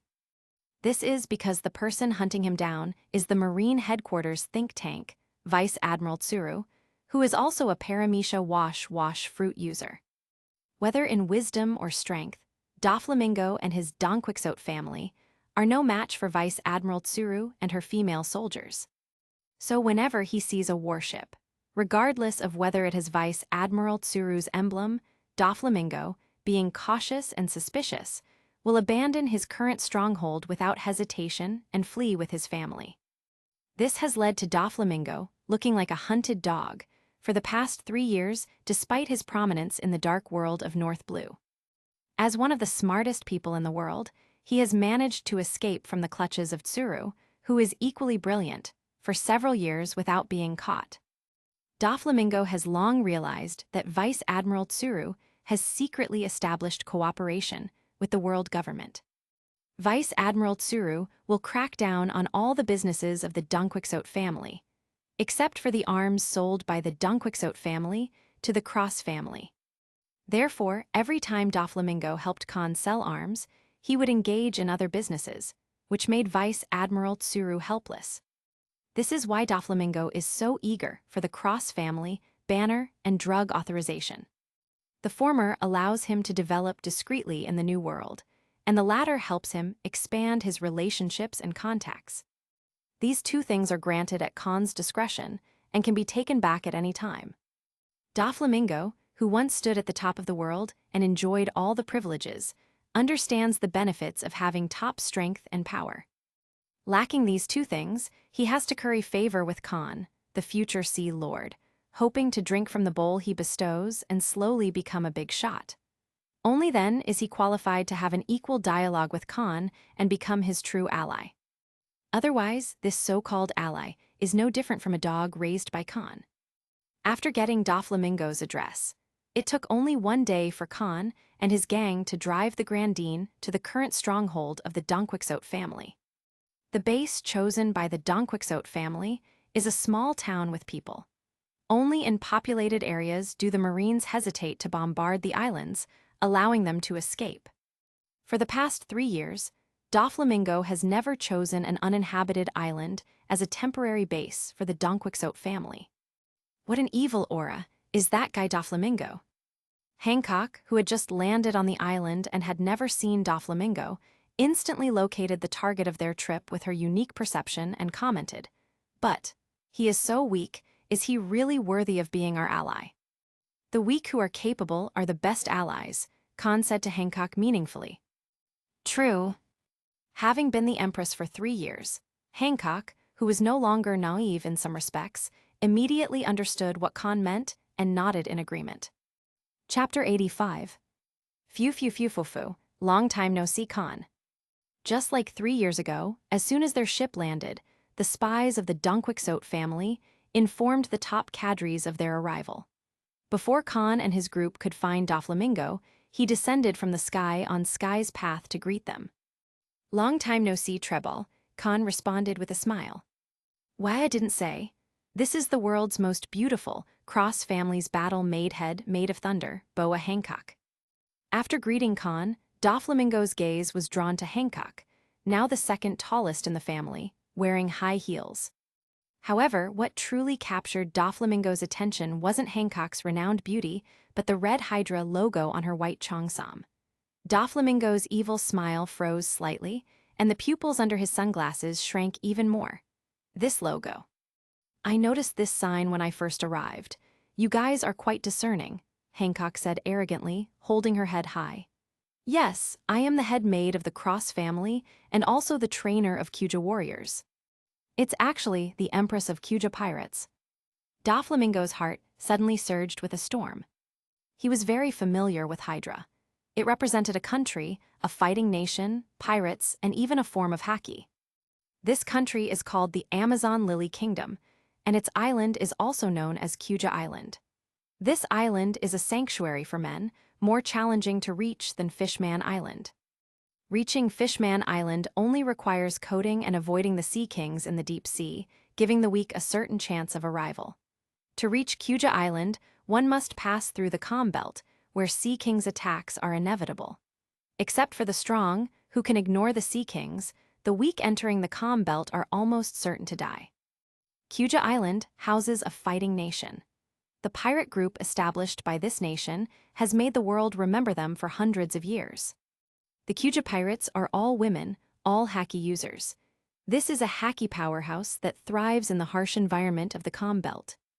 Every generation of Kuja pirate empresses is one of the strongest female pirates of their era. Doflamingo remembered that every generation of Kuja pirate empresses also possessed conqueror's haki. As if realizing something, Doflamingo began to sweat slightly. The queen of Kuja pirates as a maid. Does that mean the entire Amazon Lily Kingdom and Kuja pirates are actually affiliated forces of the Cross family? Originally, with the strongest twin-star combination of Cross Kahn and Boa Hancock, as well as the influence of their unique drug, the Cross family was already a first-class force. Now, they seem to be even more formidable. The most crucial force of an overlord was replenished instantly. Now Cross Kahn was not far from becoming the overlord of the sea. Thinking of this, Doflamingo felt immense pressure, but was also excited to ally himself with such power. Realizing the potential of the Cross family, Doflamingo immediately placed Hancock under Kahn's protection. The world's most beautiful woman is undoubtedly the second in command of the Cross family, a position that no one can challenge, and I must give her the same respect as Kahn. After calming down, Doflamingo's iconic evil smile reappeared, and he said with his unique laugh, "Phew phew foo foo. So it's Her Majesty the Queen of Kuja pirates, what an honor." Humph. Seeing Doflamingo being very polite yet sinister and full of disobedience, Hancock snorted proudly. Doflamingo didn't mind. 3 years ago, anyone who saw Hancock's bounty poster could analyze her character through the photos. Eating the rumble fruit, known as the strongest in Logia, possessing the most beautiful appearance in the world, and being the Kuja pirate empress who possesses conqueror's haki. If someone is born with the world's top physical fitness, at the age of 10, eats Zoan Dragon fruit model Azure Dragon, and at 15 becomes Cross Kahn with a bounty of 1.555 billion berries. Then Hancock, who has these attributes, is the daughter of the world. If Doflamingo had such an invincible fruit ability, the most handsome appearance in the world, and a haki power, with 3 or 4 figures of haki soldiers and citizens, he would be more arrogant than Hancock. If he were Hancock, he would have left the Cross family immediately and become the boss himself. There is no doubt that Naval Headquarters' bounty of 592 million for Hancock is simply too low. This combination, as Morgan said in the paper, is the strongest combination of this era. Seeing all Doflamingo's heartfelt wishes, Kahn was very satisfied with his wit. In this sea filled with idiots, there are really too few self-aware people like Doflamingo. After exchanging greetings at the pier, Kahn and his gang, led by Doflamingo, arrived at a villa. This time, Kahn didn't use Conqueror's haki to break into the house. So, the top cadres of the Tgthegood family, as well as outstanding ordinary cadres and promising recruits, were all waiting at the door for the arrival of the master and distinguished guests. Among these Tgthegood family members, Kahn recognized several people at a glance. One was Baby 5, one was Trafalgar Law, and the other was Corazon, who played dumb. After bringing Kahn and his group to the villa, Doflamingo officially introduced the top cadres of the Tgthegood family to Kahn. Of course, rather than introducing them to Kahn, it would be better to say that they were introducing them to Robin and a few other girls. In the future, as the Tgthegood family grows larger and their business spreads worldwide, it will be impossible for Kahn and Doflamingo to manage everything by themselves. Some matters, big and small, must be handed over to their respective top cadres. The top cadre of the Cross family is Kahn's personal maid group. Kahn, who was born with observation haki and understood the purpose of Doflamingo's move, also introduced his personal maid team. After the introductions, Doflamingo brought Kahn and his group to the living room of the villa, took out what Kahn wanted, and brought him some super good news. Chapter 86. North Blue's Black Market Auction, the one rumored to have the strongest devil fruit auction. When Kahn heard Doflamingo's words, he was surprised and asked, "Are you sure?" "Pretty close." Doflamingo nodded and confirmed, "I got this news when I asked the black market to help me buy the Paramecia golden fruit. They mentioned it when we traded face-to-face. At this auction, there will be at least 3 devil fruits up for grabs, and they're said to be very rare." 3, Kahn raised an eyebrow, surprised. It really deserves to be the sea area with the strongest overall strength in the 4 seas. Even the quality of the auction is so high. Then, Kahn seemed to think of something, and a slight smile appeared on his face. "If that's the case, let's take a trip. I'm also curious to see if the rumor is true." Outwardly, he sounded doubtful, but inwardly, he agreed with Doflamingo. The news seemed quite plausible, especially since this auction was chosen with Doflamingo's help. If Kahn didn't know Doflamingo now, or if Doflamingo hadn't found the Paramecia golden fruit recently, Doflamingo would definitely be participating in this auction. And at this auction, Doflamingo is likely to obtain one or all of the devil fruits. Among these 3 devil fruits, there might be the Logia snow fruit, the Paramecia hobby fruit, and the Paramecia arms fruit. In the past 3 years, Kahn remembered some minor but very useful information. That Monet and Sugar are actually sisters. In the manga and anime, their relationship isn't mentioned. But in the SBS Q&A outside the plot, the author of One Piece confirmed they are indeed sisters and joined the Tgthegood family 2 years after Corazon was killed. Doflamingo placed high hopes on them, giving Monet the Logia snow fruit and Sugar the Paramecia hobby fruit. Kahn vaguely remembered that Corazon was killed when Law was about to die. And now, Law has more than 3 years left. In other words, Corazon will be killed 3 years from now, and Monet and Sugar will join the Tgthegood family 2 years later. Everything fits perfectly. There is a high chance that Doflamingo hasn't obtained the Paramecia weapon fruit, Logia snow fruit, and Paramecia hobby fruit yet. If there really are 1 or 2 of these 3 devil fruits at this auction, along with the current Paramecia golden fruit, Kahn will definitely score 3 rare devil fruits on this trip. Thinking of this, Kahn looked at Doflamingo with more satisfaction. Not only capable, but also a lucky star. "Then I'll take you down without hesitation." Fufu. "Then for the next few days you'll stay here temporarily," Doflamingo said, unaware of Kahn's inner thoughts. Seeing Kahn agree, Doflamingo felt ecstatic.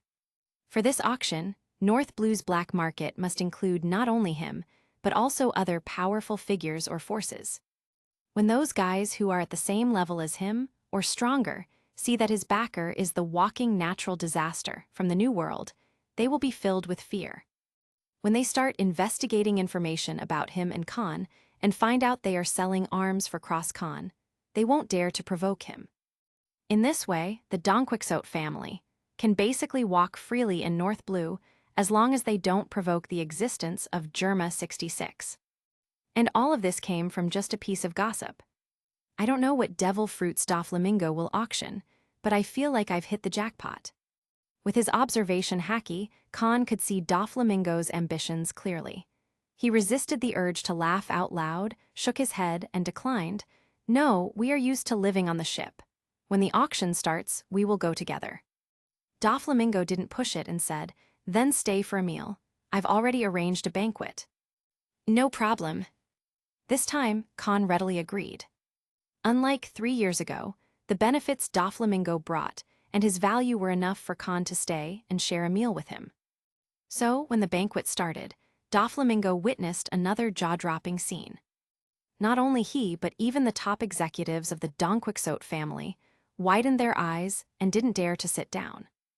After Kahn took his seat, Robin and his daughters did not sit beside him but stood behind him. This included Hancock, the queen of the Kuja pirates. Seeing the personal maid group of the top executives of the Cross family and the world's most beautiful woman, who had a bounty of 592 million berries, standing behind Kahn, the Tgthegood family executives were in awe. How could the top executives, as well as other members, dare to sit? Seeing that Kahn didn't tell the maids to sit down but started eating, Doflamingo came back to his senses and admired Kahn even more. This is a winner in life. He ate by himself, with the world's most beautiful woman, the pirate princess, standing behind him, and she stood there obediently without any complaints. What level of training ability is this? Doflamingo thought the top executive's personal maid group was to satisfy Kahn's maid obsession. Unexpectedly, these maids were real maids. What Doflamingo didn't know was that Kahn was also quite helpless. Although in the eyes of outsiders, Hancock was undoubtedly the second in command of the Cross family. Within the family, Robin was actually the real big sister. As the most mature person, and the one who raised Hancock's children, Robin was the true second in command. Robin defined herself as Kahn's maid. So, she also used the maid's standards to guide Hancock and the others. They could sit and chat casually at family banquets because it was family. But when the Cross family entertained other forces or participated in banquets held by others, they had to be proper maids and not embarrass the master. Hancock was taught this by Robin when she was still 12 years old, both physically and in her innocent heart. The 3 Boa sisters were qualified maids 3 years ago. Even after being the empress for 3 years, Hancock had not forgotten her identity and did not feel ashamed. On the contrary, after sensing the emotions of Doflamingo and the other officials, Hancock felt a bit proud. Master must be very proud now. In this world, only the master is qualified to make the empress lower her status to be a humble maid. Chapter 87. Since none of the top cadres dared to take their seats, only Kahn and Doflamingo enjoyed the banquet's delicacies. Fortunately, Kahn is a natural destroyer. He eats a lot and doesn't waste food. After the banquet, Kahn didn't stay to chat with Doflamingo. He returned to their ship with his maid team after saying hello. Then, Kahn drove their ship and took the 3 Boa sisters, who were visiting North Blue for the first time, to explore other islands. The day before the auction, Kahn received a call from Doflamingo. Using telekinesis to control the wind, he joined Doflamingo on the same day. Early the next morning, the ship bearing the Cross family flag and the Flamingo ship with the Tgthegood family flag headed to the black market for the auction. The auction took place in the capital of a member nation called Lulusha Kingdom. This choice was perfect. The New World is a paradise for pirates, where the Marines cannot dominate and must maintain a balance with allied countries and maritime hegemony. The first half of the Grand Line is ruled by naval headquarters, where the Marines are the absolute overlords. The overlords of the 4 seas are not pirates and Marines, but countries that are members of the world government. It's challenging for a significant pirate like Cross Kahn, who is yet to enter the Grand Line but whose strength is comparable to a first-class powerhouse in the New World, to emerge from the 4 seas. Therefore, pirates in the 4 seas can be easily crushed by 25 people with sea tactics. Anyone who dares to cause trouble in an allied country's territory will face the resident army's crusade. If they fail to eliminate the resident army quickly, they will face the Marines arriving from nearby waters. Except for those who are ignorant of their strength or those with immense power, anyone with a bit of sense wouldn't cause trouble in an allied country's capital. The black market chose this location for the auction to avoid street fights. As a price, they only need to pay a small fee to the allied countries. After arriving at the Lulusha kingdom, Kahn saw many sailing ships with various flags and signs at the port. These ships ranged from small sloops to medium ketches to large three-masted schooners. With a brief glance at the ships and flags, Kahn didn't recognize any of them. He also didn't see the Germa 66, one of the overlords of North Blue, among these ships. It's also logical that Germa 66 wouldn't appear here. This is a kingdom, and the North Blue's notorious evil army wouldn't be welcomed. If Germa 66 showed up, it would immediately alarm the entire allied country. They might be seen as attacking the country under a war employment contract. Then, Vinsmoke Judge would receive an immediate warning from the world government. Moreover, Vinsmoke Judge is a scientist who is not interested in devil fruits and wouldn't lower his status to participate in a black market auction. Realizing no prominent figures were present, Kahn became more certain that Doflamingo from the original series obtained the Logia Snow fruit, Paramecia Hobby fruit, and even Paramecia Arms fruit in this auction. Since the overlords of North Blue didn't come to bid, the biggest and richest participants were Doflamingo and the Donquixote family. Thinking of this, Kahn grew more excited about the upcoming auction. Led by Doflamingo, Kahn and his group arrived at a castle second only to the palace. With Donquixote family members on either side, Kahn's group of personal maids following him attracted everyone's attention on the street. The group's appearance was striking. Except for the most beautiful woman, everyone else wore black and white maid outfits, making them hard to ignore. Soon, some well-informed individuals recognized Kahn and the peerless beauty not wearing a maid outfit, causing their expressions to change suddenly. Among them were quite a few who came for the auction. Damn it, the black market actually invited such a dangerous person over this time. Are they trying to kill us? Let's go. The good items in this auction are already reserved by big shots. Even if there are good things, whoever dares to bid will be robbed after leaving this island. Let's get out of here quickly. That guy is the Joker. He actually has a relationship with the walking disaster. No wonder the Donquixote family became one of the giants in North Blue's dark world. It's really bad luck.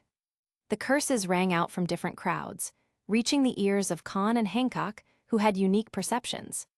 Some who had just landed on the island immediately turned back and prepared to leave the island quickly. Kahn and Hancock were full of admiration for how people reacted to their presence.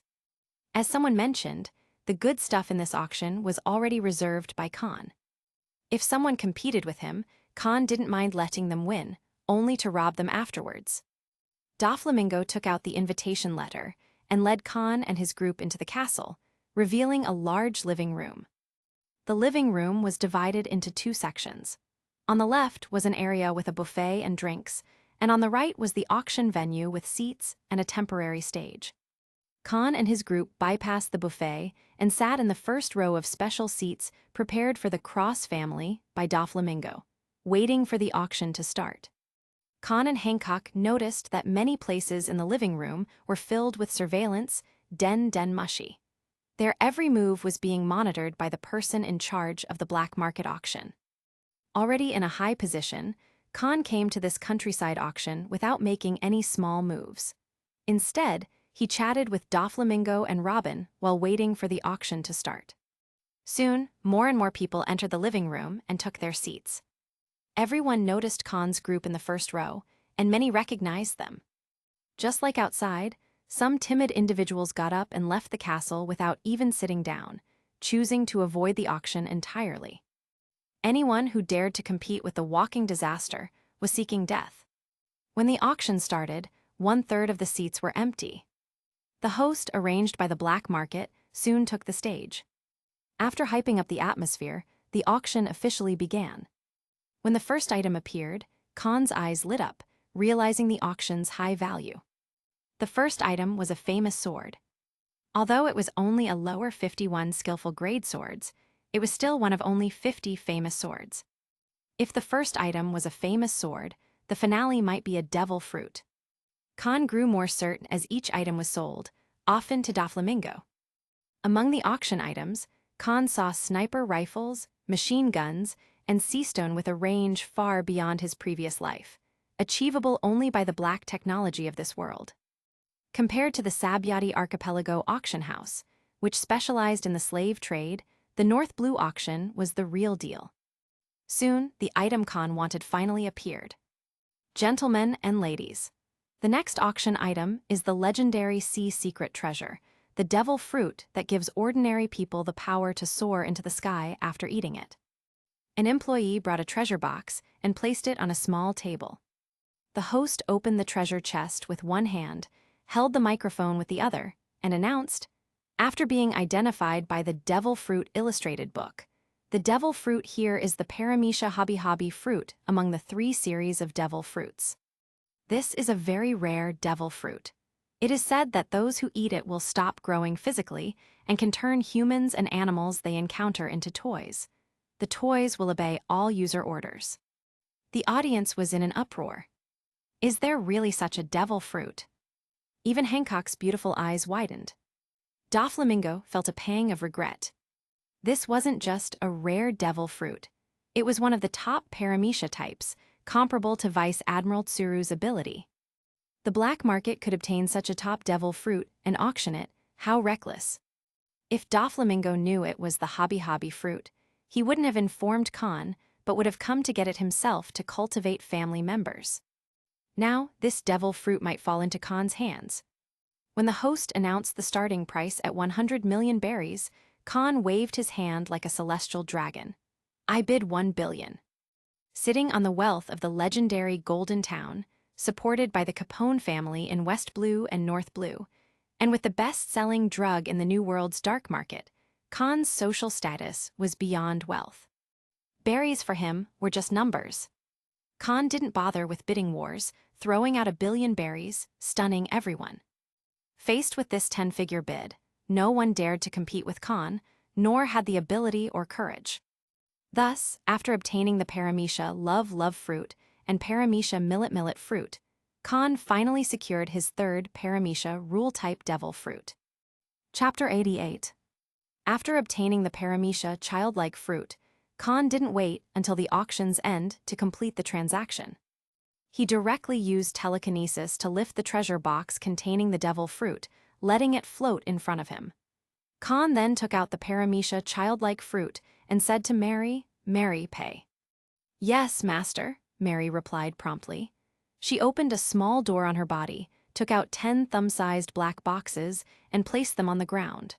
When the transparent white mask covering the boxes dissipated, 10 ordinary black boxes appeared neatly under the stage.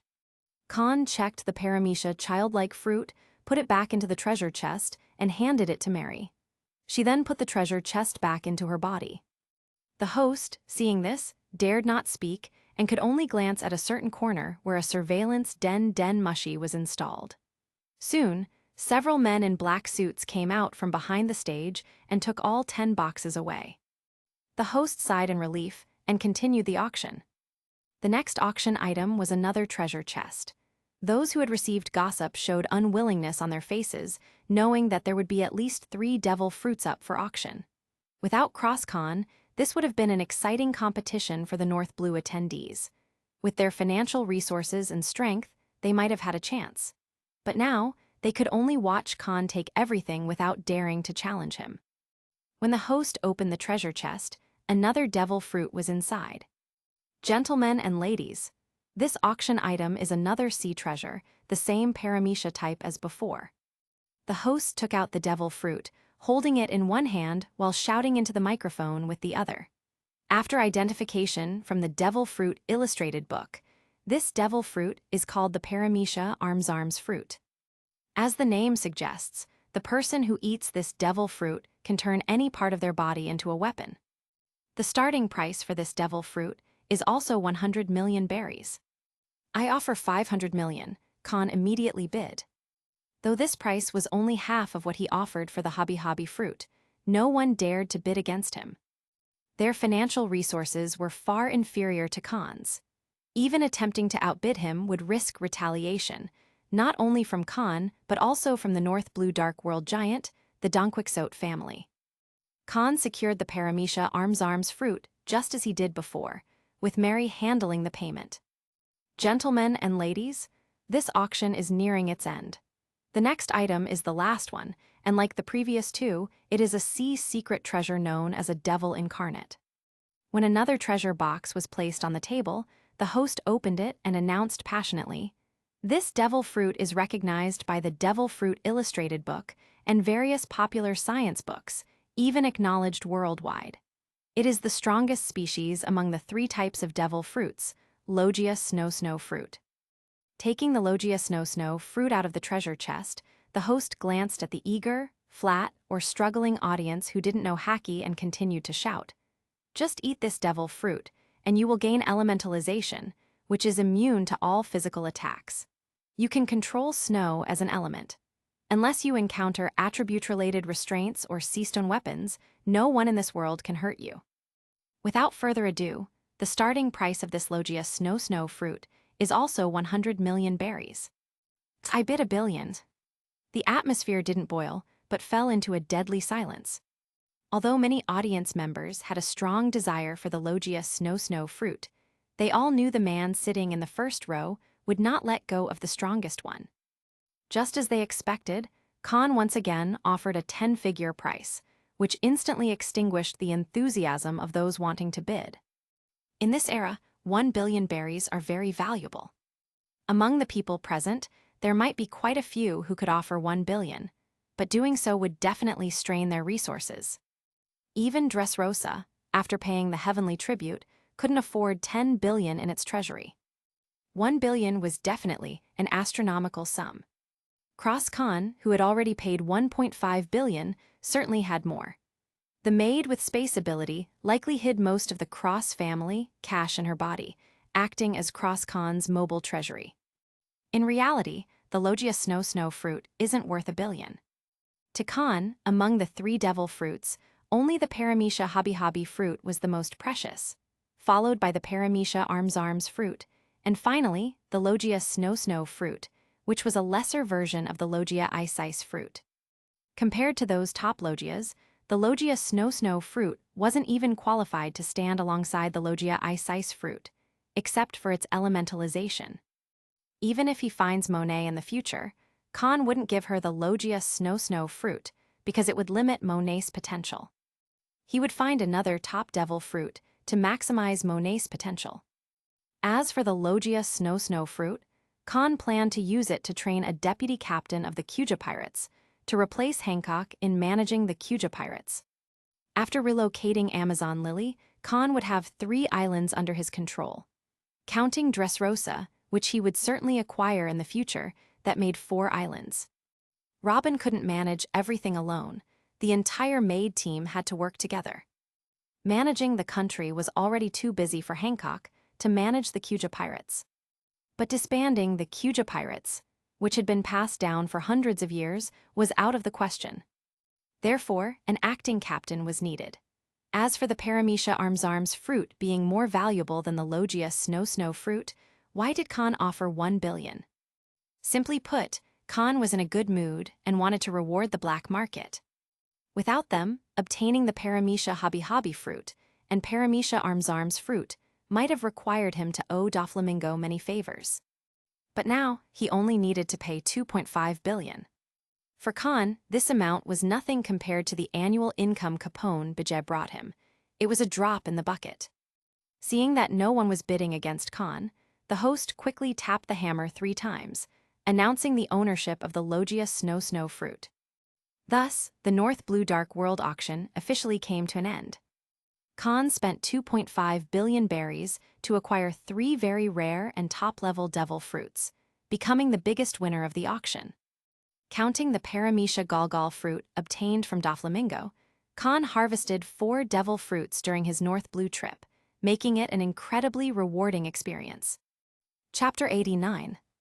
After the auction ended, Kahn bid farewell to a heartbroken Doflamingo and took Robin and the girls back to the ship, preparing to leave North Blue and return to Amazon Lily.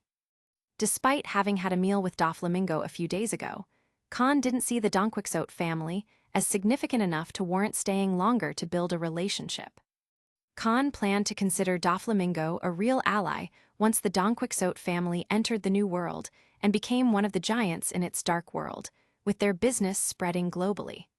Until then, staying on would likely make Doflamingo uneasy. Kahn knew Monet and Sugar would join the Donquixote family in 5 years, so he wasn't in a hurry to find them immediately. This wasn't his last visit to North Blue. When Trafalgar Law's lifespan dwindled to less than 3 years, the Paramecia Opop fruit, worth 5 billion berries, would appear. Kahn was determined to acquire it. Dees Barrels, who obtained the Paramecia Opop fruit and was also the father of X-Drake, one of the worst generation pirates, stated that even a mediocre doctor who ate the Opop fruit would become a world-renowned doctor. Such a doctor should be part of the Cross family, which aims to dominate the medical field worldwide. By securing the Paramecia Opop fruit and cultivating the world's top doctor, the Cross family could establish hospitals globally and become the leading authority in the medical field.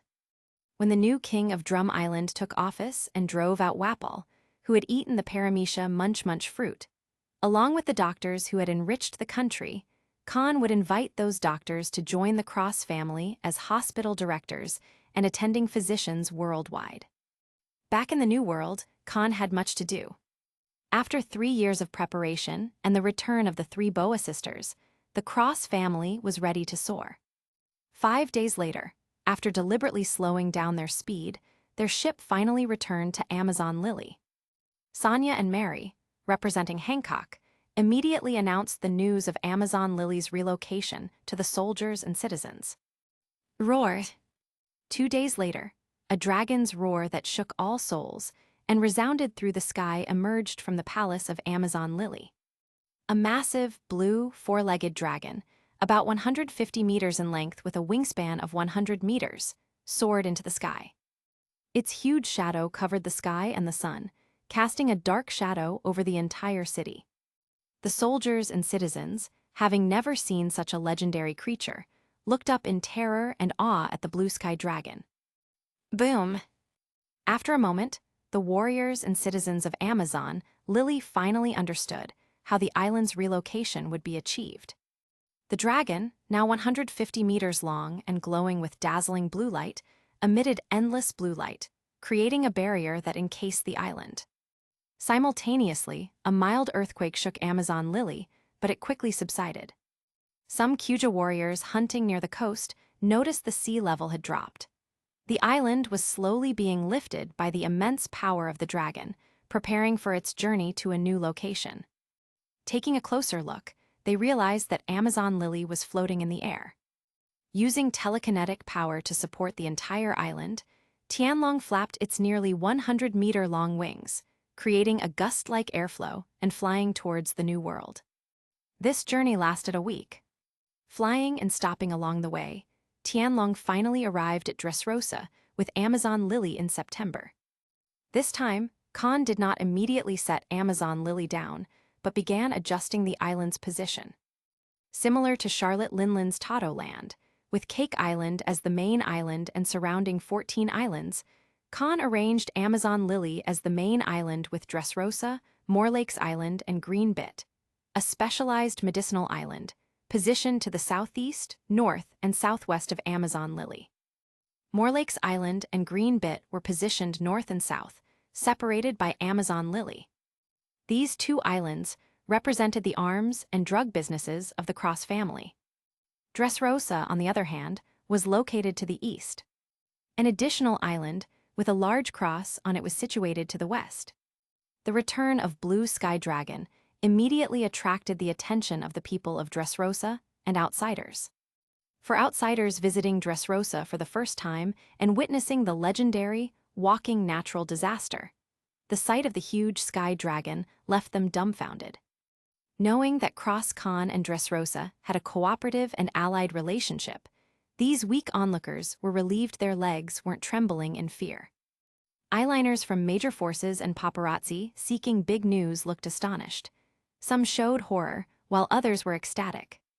Among the crowd, well-disguised individuals walked to deserted places, took out den mushi, and reported the significant information they discovered to their superiors.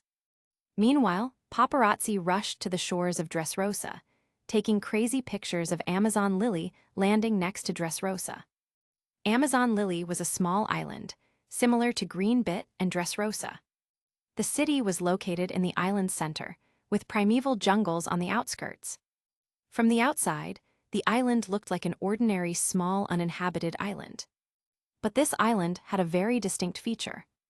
A very large rocky mountain with 9 giant white snake sculptures hovered at the top, and 2 big red characters were written on the mountain wall named Kuja. Ordinary people found the words Kuja strange. But the paparazzi and eyeliners felt a sense of familiarity.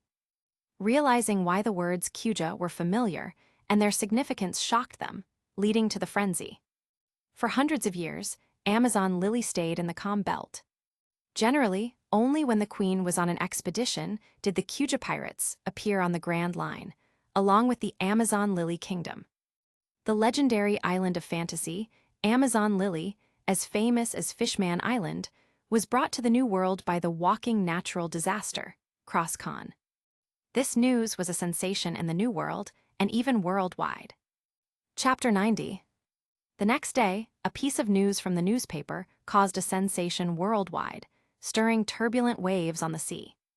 The headline of this news reads in bold, "Pirate Empress, ruler of Kuja pirates." On the cover of the headline, there were 2 photos. The first showed Hancock wearing a white cheongsam, emblazoned with the red Hydra logo. The second photo, with the reward frame removed, displayed Hancock in a black and white maid outfit, with blue and white arcs swirling around her. Her beautiful cheeks and dark blue eyes were full of disdain and arrogance. Next to these photos, Morgans used many words to introduce the existence of the 9 snakes to the world, the role of Cross Kahn in bringing the Kuja pirates back to the New World, and the significant improvement of the Cross family. People worldwide who read today's newspaper were suddenly enlightened. It turns out that the Kuja pirates is a country and a nation, and it is also the name of a pirate group. Its real name is Amazon Lily Kingdom. After learning that the Kuja pirates is an all-female island, men all over the world were filled with envy and hatred toward Cross Kahn. Mastering the legendary female island and having the world's most beautiful woman as a maid meant Kahn became the only male and the only male king of all-female island. To many, this was the ultimate achievement in life. However, the deeper knowledge and understanding of the world's forces painted a more complex picture. All the forces in the Grand Line, particularly in the New World, felt an immense weight after seeing today's news. Especially in the New World, even the 3 Yonko were challenged by Kahn's growing influence. As for the other major forces, second only to the Yonko, they saw Kahn as a formidable obstacle, a mountain blocking their path. They never imagined that the Maid of Thunder, Boa Hancock, was actually the Empress of Kuja pirates. In other words, she was the candidate for Empress of the Kuja pirates. The reason for her absence over the past 3 years was her return to Kuja Island to undergo the trials of becoming an empress. Now, having successfully become the new Empress of the Kuja pirates, she led her Amazon Lily Kingdom and Kuja pirates as part of the Cross family. To be precise, they were not merely a subsidiary force, but the main force of the Cross family. Boa Hancock, being Kahn's maid, did not sever ties with the Cross family. With the integration of the Kuja pirates, the Cross family gained immense strength, boasting the strongest twin star of Cross Kahn and Boa Hancock, along with the world's best-selling drug business, solidifying its status as a first-class power. The Kuja pirates, with all members proficient in haki and the Empress possessing Conqueror's haki, added significant power. The Amazon Lily Kingdom, like the closed-off Wano, was recognized as a haki powerhouse worldwide. This reputation had been built over hundreds of years by the empresses of the Kuja pirates and was well known by all parties.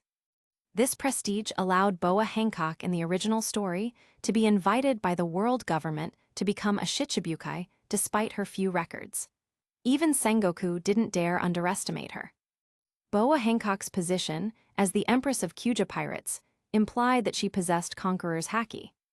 Considering she ruled a powerful haki nation and had the abilities of the Logia Rumble fruit, the leaders of major forces, like people worldwide, were full of envy and hatred for Kahn. Possessing Conqueror's haki, wielding the Logia Rumble fruit, and ruling a haki powerhouse. Having such top talent, ability, and influence, Hancock immediately became one of the significant figures in the New World, second only to the Yonko. Her future also positioned her as one of the strongest contenders for maritime supremacy. It was no exaggeration to say that Hancock was fully qualified to have equal standing with Cross Kahn. And with the experience and wisdom of the previous empresses, she didn't need to rely solely on Kahn's influence. If other forces had such conditions and advantages, they would have already kicked Cross Kahn aside to establish their own power. And what about Boa Hancock? After becoming empress, she led the entire Amazon Lily Kingdom and the Kuja pirates into the Cross family, not as an affiliated force or an affiliated pirate group, but as a full member. This meant that the Amazon Lily Kingdom and Kuja pirates were now labeled as part of the Cross family. With one more master above the queen, Boa Hancock's decision seemed to ruin the glory of the Amazon Lily Kingdom and Kuja pirates that had stood for hundreds of years. She effectively turned the legacy of past empresses and the heritage of Kuja Island into the nourishment for Cross Kahn and the Cross family to rise as overlords of the sea. What was this woman thinking? Could it be that she was driven by legendary love? And who was Cross Kahn to train the world's most beautiful woman to such a degree? While the whole world was envious, jealous, and hateful, filled with extreme jealousy and fear, the Marines updated a particular bounty order. Morgans, who obtained this new version of the bounty order, published it in the newspaper headline the next day. The title was simple: Pirate Empress Boa Hancock, bounty of 1.5 billion berries, the most beautiful woman in the world. The headline cover featured only Hancock's new bounty order. In the photo, taken secretly by paparazzi, when Kahn and his group arrived in Dressrosa from Daughter Island, Hancock wore a white cheongsam with the Hydra logo. Her title changed from Maid of Thunder to Pirate Empress, and her bounty skyrocketed from 592 million berries to 1.5 billion berries. This near-billion jump demonstrated how much the naval headquarters valued Hancock. They recognized that Hancock wasn't just a second-in-command of a monster. Her potential and threat were almost on par with Kahn's. Much like Silver Rayleigh in the previous era, she was the second-in-command with the potential to become a maritime hegemon. In reality, this bounty jump was still conservative. In the original story, Hancock's bounty jumped from 80 million berries to 1.659 billion berries after losing her Shichibukai title, a terrifying increase of 1.579 billion. The current Hancock was certainly stronger than her 31-year-old self in the original story. 1.5 billion berries didn't truly reflect her strength. Similarly, 1.555 billion berries didn't fully capture Kahn's current strength. But Kahn, having now mastered Kuja Island, hadn't had his bounty updated yet. This pair of strongest twin stars now needed a significant record to make the Marines reassess their strength and threat level. Chapter 91. Is that the legendary all-female island? I really want to see it. If you want to die, go ahead. Before you get close, you'll be shot by a long-distance arrow from a Kuja warrior who controls haki. I heard that there's a ban on Daughter Island preventing men from entering. I wonder if Cross Kahn will lift this ban after becoming the owner of Kuja Island so we can see the Amazon Lily Kingdom in the jungle. It's said that after Kahn and his group came from Kuja Island, they went to communicate with King Riku, planning to use Kuja Island as the main body to build a bridge connecting Dressrosa, Moorlakes Island, and Green Bit. Once the bridge is built, this ban may be lifted.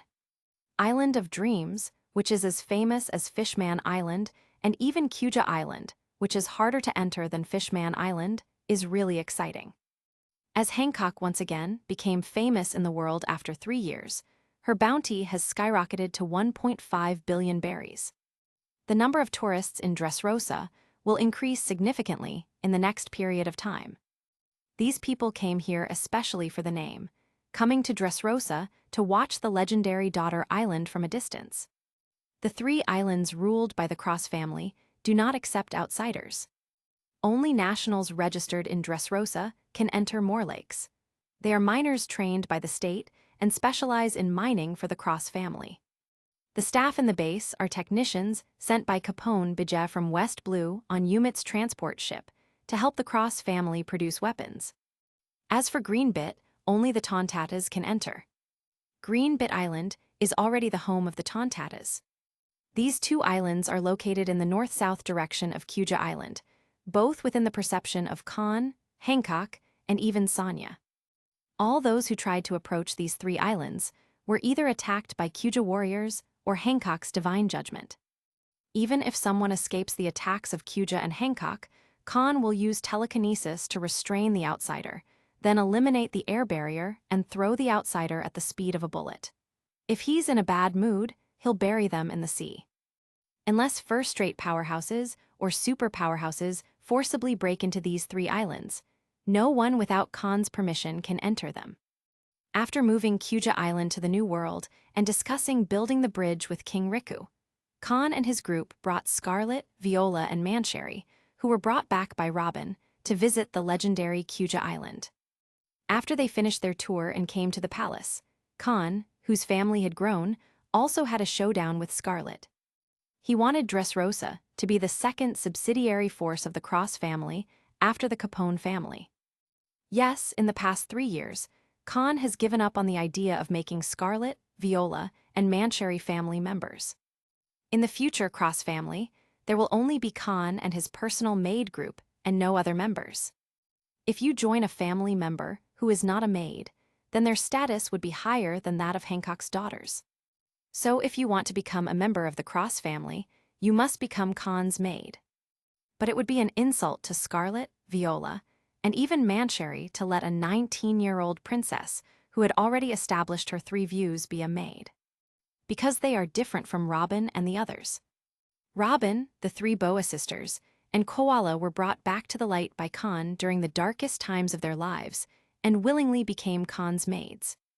Therefore, Kahn dismissed the idea of making Scarlet, Viola, and Mancherry his maids and wanted to make them queens of their countries, turning their nations into subsidiary forces of the Cross family. Scarlet's answer would determine whether Kahn would give her the love fruit. If Scarlet refused, Kahn wouldn't turn hostile but would continue to cooperate with Dressrosa, maintaining the same attitude but not giving her the incredibly precious paramecia, love fruit. If Scarlet agreed, it would mean her affection for Kahn surpassed her loyalty to her country. In this way, Kahn could safely give her the love fruit. However, Scarlet's reaction to Kahn's proposition was very surprising. Okay. Without any hesitation or inner conflict, she readily agreed to Kahn's solicitation. Not only her, but also Viola. With his natural observation haki, Kahn immediately understood why Scarlet was so calm and straightforward. It turned out that King Riku had already guessed this day would come and informed Scarlet and Viola in advance. The world doesn't give benefits for no reason. After Kahn arrived in the New World, he directly parachuted into Dressrosa, bringing immense benefits and protection to the struggling country. Dressrosa, after paying the heavenly tribute, finally stopped being poor, and its citizens were no longer harassed by pirates. In the past 3 years, King Riku had already guessed Kahn's purpose. He knew Kahn was interested in the Tontatas, Viola's paramecia glare fruit, and even Dressrosa itself. In this regard, King Riku did not feel anger over losing his country, but felt relieved. He wasn't afraid that Kahn would target Violet. He was afraid Kahn wouldn't care about Violet and Scarlet and would treat Dressrosa as a tool to be discarded or even destroyed after use. As long as Kahn values Violet, then Scarlet, who is Violet's sister, or after Violet becomes queen, Dressrosa will still be under the protection of the Cross family. After his death, the safety of Scarlet, Violet, and the citizens would be guaranteed. Therefore, King Riku prepared Dressrosa to become a subsidiary force of the Cross family early on and briefed Scarlet and Violet in advance. The two sisters, already full of affection for Kahn, didn't mind their country becoming a subsidiary force of Kahn or even leaving the world government and merging into the Cross family. Not only that, but Scarlet felt extremely happy. After becoming a subsidiary force of the Cross family, she was no longer an outsider, but held the same status as Robin and the other daughters. After Kahn's group left, she also had an excuse to follow. After understanding everything by reading people's hearts, Kahn smiled happily. He then took out the Paramecia love fruit he had obtained 3 years ago and gave it to Scarlet. When Scarlet bit off a piece of the fruit, she chewed it up with a purple face and swallowed it. A new generation of Paramecia love fruit users was born at that moment. At the same time, Scarlet's body underwent very noticeable changes. Chapter 92. If the ability of the slip fruit, Paramecia, is to make the host's appearance undergo shocking changes and make their skin extremely smooth, then the love fruit, Paramecia, makes the host's temperament undergo a shocking change with only slight changes to their appearance. Scarlet's height grew to 1.75 meters 2 years ago and has remained the same since then. Her figure has the perfect proportions for her height, though it doesn't compare to the heights of Mary, Robin, and Hancock, who range from 1.83 to 1.95 meters. After eating the love fruit, Scarlet's most prominent physical feature didn't become larger, but her overall figure became more perfect, showcasing a golden ratio. Her already beautiful face, comparable to Robin and only slightly inferior to Hancock, became even more radiant, with her skin becoming smoother. However, the most significant improvement was in her invisible temperament. Before consuming the love fruit, Scarlet had a very pure demeanor, fitting for the eldest princess of her kingdom and not as coquettish as she was with Kairos 3 years ago. Over the past 3 years, Scarlet had started training and, under Robin's guidance, had become more refined. Now, after eating the love fruit, Scarlet's temperament became multifaceted. Between purity and nobility, a new charm emerged. This enchanting charm seemed to surround her with an aura of pink hearts. Anyone with a lustful heart, regardless of age or gender, would find their heartbeat quicken and body temperature rise in her presence. Those with weaker resistance might even see heart-shaped eyes and experience nosebleeds. Even Hancock and Robin, who were initially hostile towards Scarlet, started to feel a sense of admiration and found her more pleasing to the eye. "Okay, what a terrifying ability," Hancock exclaimed, breaking into a cold sweat and looking at Scarlet with fear. After 3 years, she felt threatened by Scarlet once again. "Sister, you're so beautiful now," Viola said, her eyes sparkling as she looked at Scarlet. "Scarlet, can you feel your new ability?" Kahn asked. He remained unaffected by the charm due to his strong haki. As a seasoned fighter, Kahn knew that haki was the ultimate counter to Paramecia's abilities. With strong enough haki, one could negate the effects of Paramecia's abilities, either by removing negative effects or preventing them from taking hold in the first place. Kahn was well aware of how potent the passive charm of the love fruit was, so he had already steeled himself against it. Even if Scarlet used Miro Mellow on him, Kahn wouldn't be petrified. The only thing he needed to guard against was Scarlet's petrifying attacks. Without Haki's defense, being hit would result in petrification and fragmentation, causing irreparable damage even after the petrification wore off. Thus, if a critical area was struck, the love fruit's petrification attack could be a lethal instant death move. This made the love fruit one of the top-tier Paramecia abilities. Scarlet, having discarded the remaining pulp, nodded eagerly. Her beautiful face lit up with excitement. "I can feel it. This power is very strong." "Can you use that power now?" Kahn continued. "Strong individuals who eat a devil fruit can immediately utilize its abilities to their fullest potential, like Blackbeard with the Gura no Mi and Charlotte Linlin with the Saru no Mi. After consuming the Gura no Mi, Blackbeard could instantly create world-shaking earthquakes. Charlotte Linlin quickly developed the Saru no Mi to a level far superior to any nun's. As for Kahn, he could use his devil fruit's power to its fullest immediately after consumption. Unlike these powerful individuals, the weak need time to develop their devil fruit abilities step by step. If the devil fruit consumes a lot of energy, the user must grow to a certain level before fully harnessing its power. For example, Trafalgar Law's Op-Hop fruit, Paramecia, requires a huge amount of physical strength. When Law first consumed the Op-Hop fruit, he couldn't utilize its abilities effectively, which is why he couldn't save Corazon. Okay, I can use it now, Scarlet nodded again.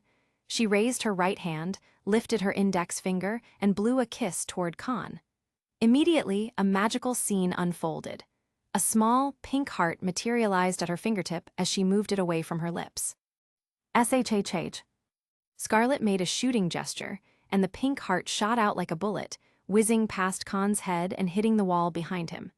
Instead of making a hole like a gunshot, the heart caused a dull thud, leaving fissures where it struck. This move, known as pistol kiss, had a bludgeoning effect and could even petrify lustful targets like the slave arrow. Any other uses? Kahn smiled. You don't need to avoid me, just attack me. I see, Scarlet replied. She raised her hands, forming a heart shape, and released a series of pink hearts formed by light waves that engulfed Kahn. Robin and the others watched in shock as Kahn turned into a gray-white stone statue. Scarlet, what did you do to Master? Hancock demanded angrily, surrounded by blue and white lightning. I didn't mean to. I'll undo it right now, Scarlet said, flustered, trying to figure out how to reverse the petrification. Before she could act, blue arcs of electricity emanated from the statue. In an instant, Kahn returned to normal, as if the petrification had been an illusion. Is this the power of the Paramecia class? Kahn marveled, clenching his fists. Even I can be petrified. What a powerful ability. Kahn had purposely not used Haki to see if the love fruit's Miro Mellow would affect him. To his surprise, it did, and he was instantly petrified. While petrified, Kahn's body control and senses were deprived, but his natural observation Haki and telekinetic fusion allowed him to perceive and interact with the outside world. Using some Haki, he broke the petrification seal. Despite easily breaking free, Kahn didn't underestimate the petrification. His abilities, a result of his unique Haki and devil fruit powers, made him an exception.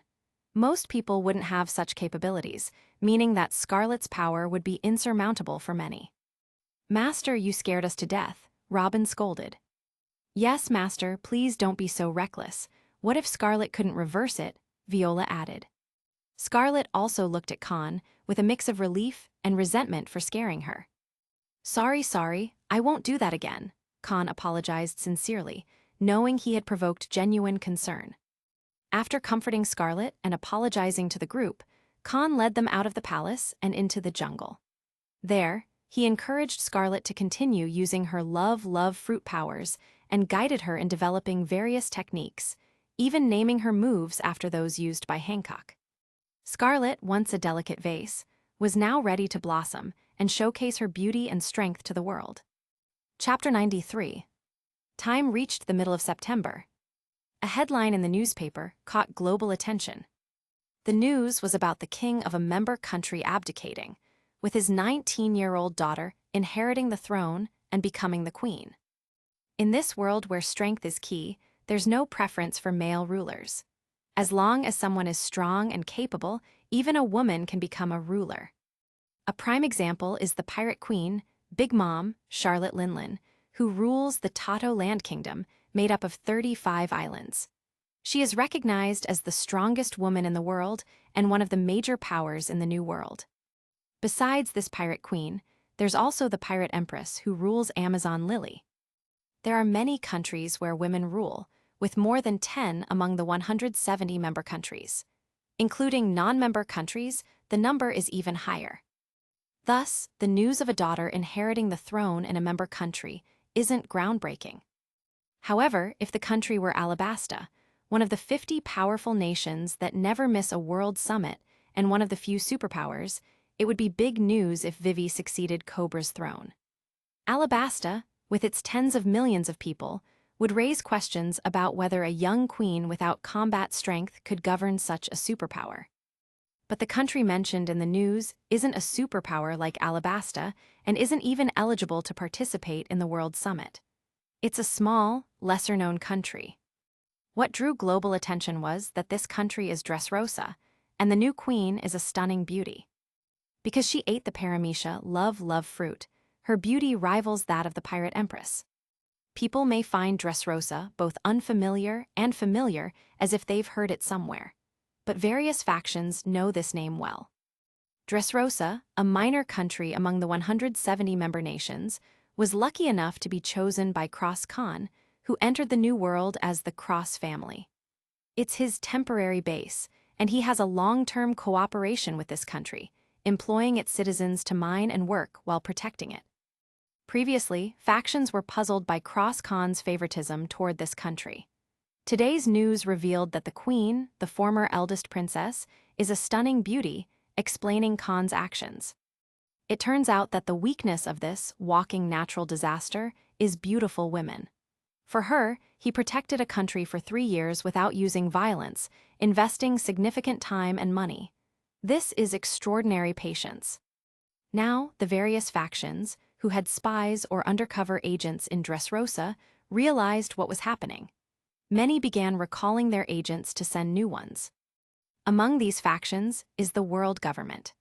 Specifically, one of the 3 major organizations under the world government is responsible for the CP organization that monitors the children of the devil. Just as all the factions began to move, Kahn's side also took action. The Cross family had been settled for 3 years. After the 3 Boa sisters returned to Amazon Lily, Kahn felt it was time for the world to truly recognize the Cross family. Although the world had heard of the Cross family, Kahn believed their impact wasn't strong enough. After giving the paramecia love fruit to Scarlet and helping her develop techniques similar to Hancock's, Kahn transformed into a 150-meter-long dragon and flew away from Amazon Lily, searching for suitable characters in the new world. While searching for a small uninhabited island, Scarlet explained everything to King Riku. Upon learning that Kahn had given his eldest daughter the valuable paramecia love fruit, King Riku understood that Kahn valued both his daughters, Scarlet and Viola. He decided to abdicate, allowing Scarlet to become the queen of Dressrosa. King Riku agreed to support Kahn's decisions as long as they did not harm the national treasury, whether it meant withdrawing Dressrosa from the world government or reforming the country. Kahn discovered this after reading the news and was impressed by King Riku's decisiveness. By late September, Kahn had flown over much of the New World, causing a stir among many islands and factions, and finally found a small, uninhabited island with no volcanoes but primitive jungles and lakes.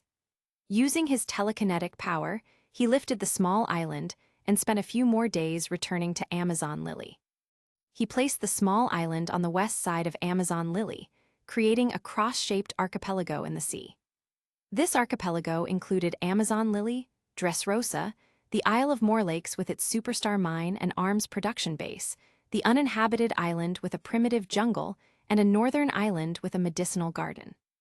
This new archipelago was poised to become a significant presence in the New World and beyond. Once Kahn became the sea's overlord, map-making companies might call this area the Cross Sea Area, similar to the Tato Land Kingdom. After placing the small uninhabited island, Kahn returned to Amazon Lily's palace, took a shower with the help of Hancock's maids, and enjoyed a meal prepared by the palace chef. He then began transforming the island. First, he unleashed Conqueror's Haki, stunning all animals on the island. Then, he used his mental power to uproot all the trees in the primeval forest. He instructed Amazon Lily's soldiers and guards to clean up the animals on the island, bringing back edible ones, raising those that could be domesticated, and eliminating the rest. While the soldiers were working, Kahn made several phone calls, striking deals with companies in the dark world specializing in paper and wood sales. Kahn was the seller, and the other parties were the buyers. After negotiating prices, he hired Umits transport ships to carry all the trees off the island. By mid-October 1506 in the Sea Circle calendar, the island had become a barren desert. During this time, Kahn also hired a top-level design team, used his observation haki to read their memories and learn painting skills, and then sketched his ideas for the island's transformation. The designers turned their concepts into detailed plans. With the design complete, Kahn was ready to transform the deserted island into the world's #1 entertainment city. Construction was about to begin. Chapter 94. Kahn decided to start building an island ship similar to the original Grand Tesoro. He didn't wait until he recruited Nami to begin constructing the island ship. Building an island ship and a city is a massive project. The Grand Tesoro in the original story is a golden ship with a length of 10,000 meters, or 10 kilometers. Kahn plans to tear down an uninhabited island and build 3 island ships. One will be a gold edition, mostly kept in the New World. Although Nami hasn't been recruited yet, Hancock's electric heater can also melt gold. The other 2 are regular versions, which will be placed in the first half of the Grand Line and West Blue, respectively, to help the Cross family make money. After clearing all the animals and trees and turning a pristine, uninhabited island into a scarred, deserted land, Kahn asked the design team to draw up the plans. Then, he contacted the head of the black market in Water 7, asking for help to find the phone numbers of the bosses of the 7 shipbuilding companies in Water 7. He forgot to leave their number when their ship was remodeled in Water 7 last time. After receiving a call from Kahn, the person in charge of the black market in Water 7 was happy to help him with this task, even without commission fees. After getting the phone numbers, Kahn immediately contacted the 7 shipbuilding companies, hired their best shipbuilder teams, and brought them to the New World from the first half of the Grand Line. When the 7 shipbuilding companies heard that Kahn wanted to transform the island into an island ship, they immediately understood it was a big business. They didn't refuse and sent their fleet to the Red Line with a team of shipbuilders, preparing to pass through Mariewa to enter the New World. In fact, there are many shipbuilding companies in the New World, but Kahn trusts the reputation and capabilities of the shipbuilding mecha more. At the same time, Cross Kahn's operations during this period also attracted the attention of various forces in the New World, including the 3 monsters. After all, Kahn is too noisy, and Dressrosa, next to Kuja Island, is the only island in the Cross Islands that allows outsiders to enter. Moreover, this island is already full of spies and undercover agents from various forces. With Kahn too lazy to deal with them, it's hard not to be noticed by the big shots when he makes a big splash. After some investigation, all parties knew that the reason Kahn made such a big noise was because he wanted to build a mobile island ship. So those big pirates who discovered that the Cross family was not planning to expand their territory and attack them as they did with the strong fist pirates, breathed a sigh of relief. The pirate alliance that had gathered to fight against the Cross family also disbanded, returning to their territories to do their own business. There was only one guy who couldn't bear the loneliness and decided to test Kahn. This person is one of the 3 overlords of the New World and the younger brother of Whitebeard and Charlotte Linlin. He killed Kazuki Odin a few years ago, secretly controlled Wano Kuni, and quickly caught up with his older siblings by selling cold weapons and minerals. Big brother and big sisters, 100 beasts. Kaido. Our arms and medicines have been robbed. Kahn, who was busy building the world's #1 entertainment city, looked at the member of UMIT, who was reporting to him, with a look of surprise. Could it be that his achievements in the past few years can't scare those idiots? When his eyes met Robin's and he saw through the movement of people's hearts, Kahn frowned slightly. Yes, UMIT called and said that the transport ships responsible for transporting arms and medicines were robbed by pirate ships flying the flag of the Beast's pirates, but they only took the arms and medicines on board. They didn't snatch the transport ship, nor did they rob other things on the ship. It was obviously aimed at us deliberately. Robin nodded slightly and also frowned slightly. UMIT has already compensated us for the loss this time, but he has also temporarily stopped cooperating with us. Both Kahn and Robin understood the pause. It wasn't so much a timeout, but more of a sign that UMIT was scared. The Beast's pirates only robbed the arms and medicines, ignoring the transport ship and its crew, which served as Kaido's warning to Yumit. The message was clear. The conflict between the Beast's pirates and the Cross family was none of Yumit's business, and getting involved would lead to more than just a warning next time. So, Yumit quickly paid to avoid further trouble, compensating Kahn for all the losses and suspending their cooperation. He was basically telling Kahn that if he wanted Yumit's help with transportation, he had to deal with the Beast's pirates issue first. Otherwise, every transport would be at risk, causing Yumit not only to compensate Kahn, but also to offend the Sea Overlord. Kahn didn't care about Yumit suspending cooperation. What made him frown was trying to understand why Kaido was acting up. If Kahn had traveled to the One Piece world shortly after the beginning of the Wano arc, his impression of Kaido would be that of an immortal lunatic. But in the current timeline, where even the final arc had already begun, Kahn knew Kaido was actually shrewd and resourceful despite his rough exterior. Kaido's initial suicide attempts were a tactic to intimidate the Worst Generation Alliance and recruit them as his subordinates. When he was weaker, he teamed up with Kurazumi Orochi and other Kurazumi family members to deceive Kazuki Oden. While Oden wasted 5 years dancing every day, Kaido quickly expanded his forces and improved his strength, ultimately defeating Oden and secretly controlling all of Wano. Every step Kaido took was part of a plan. Currently, Kaido has only ruled Wano for a few years. His Beast's pirates were still accumulating strength, much like the Cross family. For example, in the future, 3 calamities, Tobai Rappo, the Beast Legion, and even his daughter Yamato haven't yet reached their full potential. Jack, the drought among the 3 calamities and the future king of ships, was still a 12-year-old kid. The sibling duo Run, who later become key figures, were just children and possibly not even adopted by Kaido yet. The only strong members Kaido's crew had now were King, whose real name is Albert, and Queen, the Plague, who had once worked alongside Vegapunk, Vinsmoke Judge, and Caesar Clown.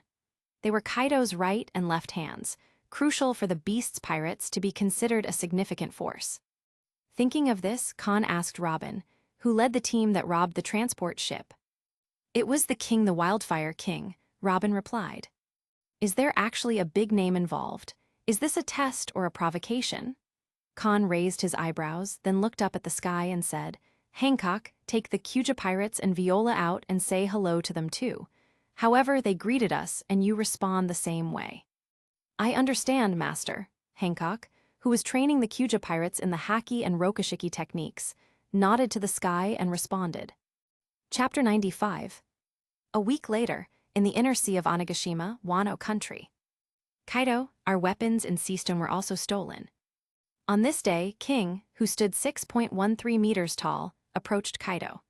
Kaido, having just beaten his daughter and now sitting on his exclusive throne, was drinking from a wine gourd. "Ooh, are those guys okay?"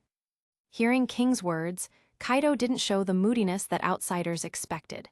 Instead, he let out his unique laugh and, after expressing concern for the men guarding the weapons and sea stone, asked, "Who's leading the team on the other side?"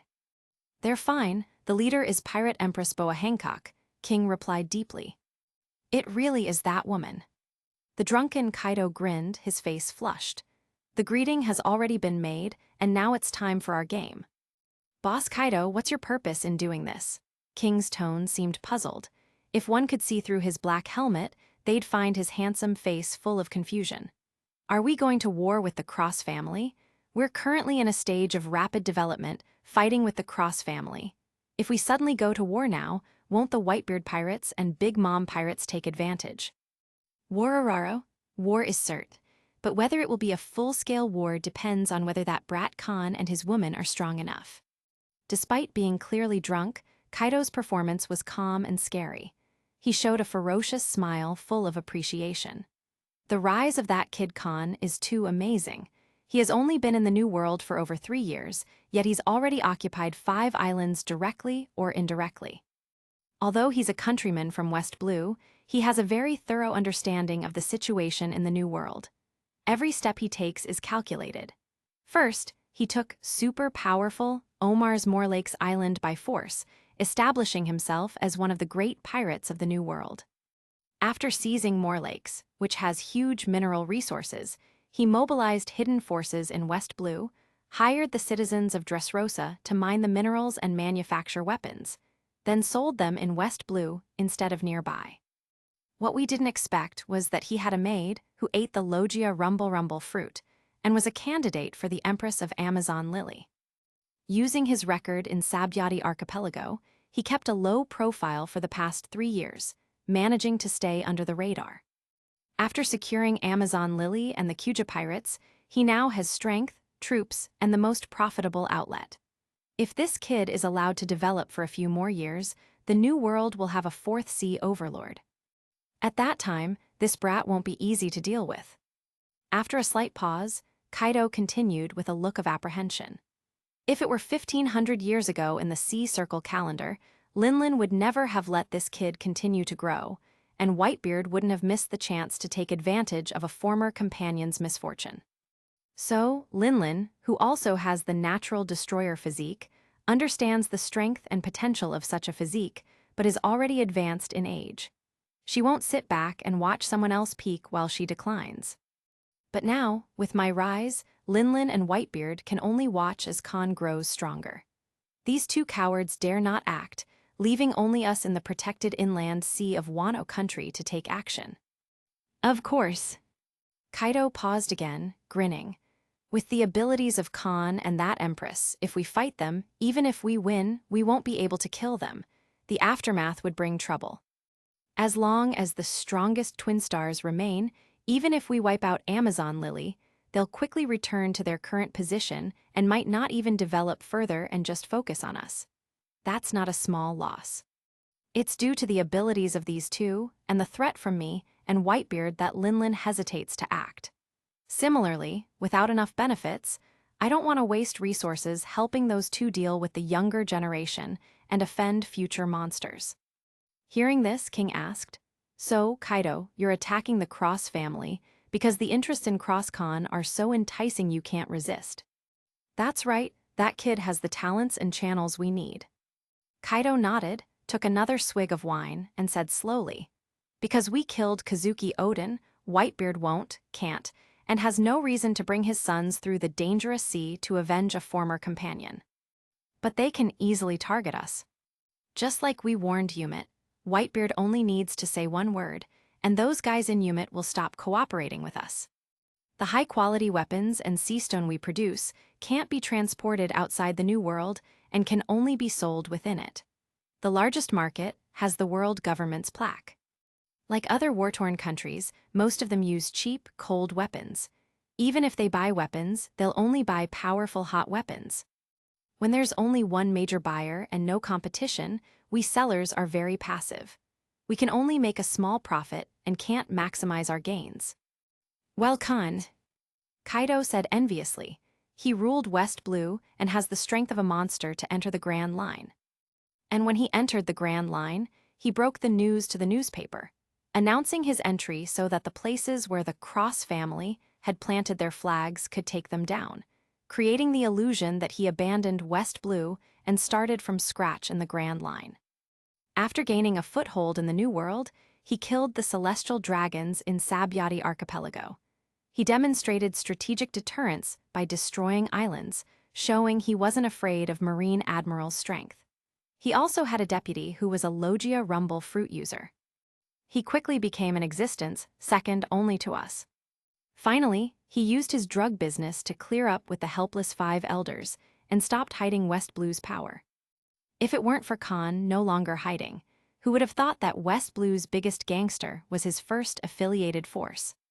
With his worldwide reputation and the privilege of working with the world government, West Blue is now the biggest channel for the Cross family. Besides West Blue, Kahn even has someone in North Blue. The Joker, the intermediary in the dark world of North Blue, is a rare talent and the reason I couldn't resist taking action. Speaking with burning eyes, Kaido said, "With the Joker's help, our weapons would no longer be limited to the New World, and the biggest buyer would no longer be the world government." King suddenly said, "So, our battle is to fight for the ownership of the Joker." "You could say that." Kaido nodded. The Joker is now tagged as Kahn's. To get his help, we need Kahn's permission. If we force the Joker to work for us or offer greater benefits to lure him, even if he agrees to betray Kahn, he might be dead in the sea within days. For Kahn, who has the biggest channel in West Blue, losing a North Blue talent is not a big loss. But if we cooperate with Kahn, we'll be at a disadvantage and need to give up some benefits. When Kahn grows to our level, he'll become a real threat. So, by going to war, we can maximize our interests, gain the initiative, and obtain greater benefits. I see.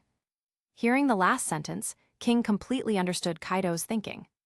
Chapter 96. Kaido's calculations are simple.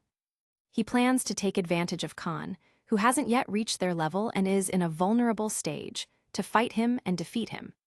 As the winner, Kaido aims to cooperate with the Cross family, not only having Doflamingo, the dark intermediary labeled under Kahn, help sell weapons for the Beast's pirates, but also to get a share of the Cross family's pharmaceutical business.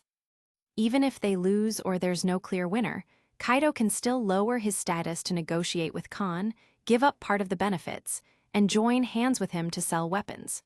Whether it's a loss or a win, Kaido stands to profit. If he loses, he only needs to give up part of the profits, but by selling weapons and seastone worldwide and having the best intermediary maximize their profits, Kaido can still earn more than now.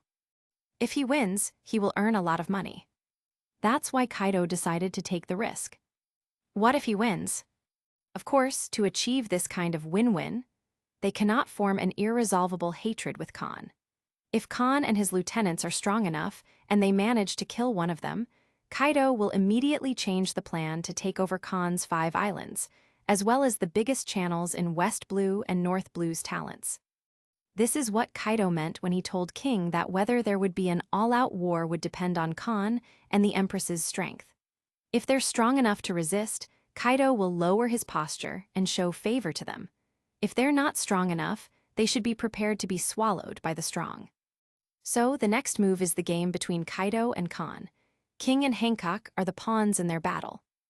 However, Kaido, who shared his little plan with King, didn't know that someone was watching their conversation. This person is not Kaido's daughter, nor anyone else from the 3 disasters. The person is not even in Onigashima or Wano country. This person is Viola. Well done, Viola. Break the news to the master now. On the vast sea, on the deck of the perfume snake, customized for the new empress after Hancock succeeded, Viola, who watched Kaido with her clairvoyance, immediately told Hancock about the conversation between Kaido and King, as well as Kaido's scheme. Hancock, with a surprised face, touched Viola's head and then took out the Den Mushi to contact Kahn. Although Haki can resist Devil Fruit's abilities, and even regular abilities are ineffective against Haki's powerful users, the premise is that the other party must be on guard. For example, when Kahn first came to Dressrosa, Viola's Paramecia Glare Fruit couldn't see his heart because Kahn was on guard, rendering Viola's fruit ability ineffective against him. Kaido, still in a state of drunkenness on Onigashima, obviously did not have such precautions. So Viola saw everything in his heart when he spoke.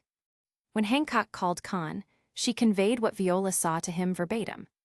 In the palace on Amazon Lily, while enjoying Robin's massage, Kahn, who was analyzing Kaido's motives with the smart Robin, was suddenly stunned.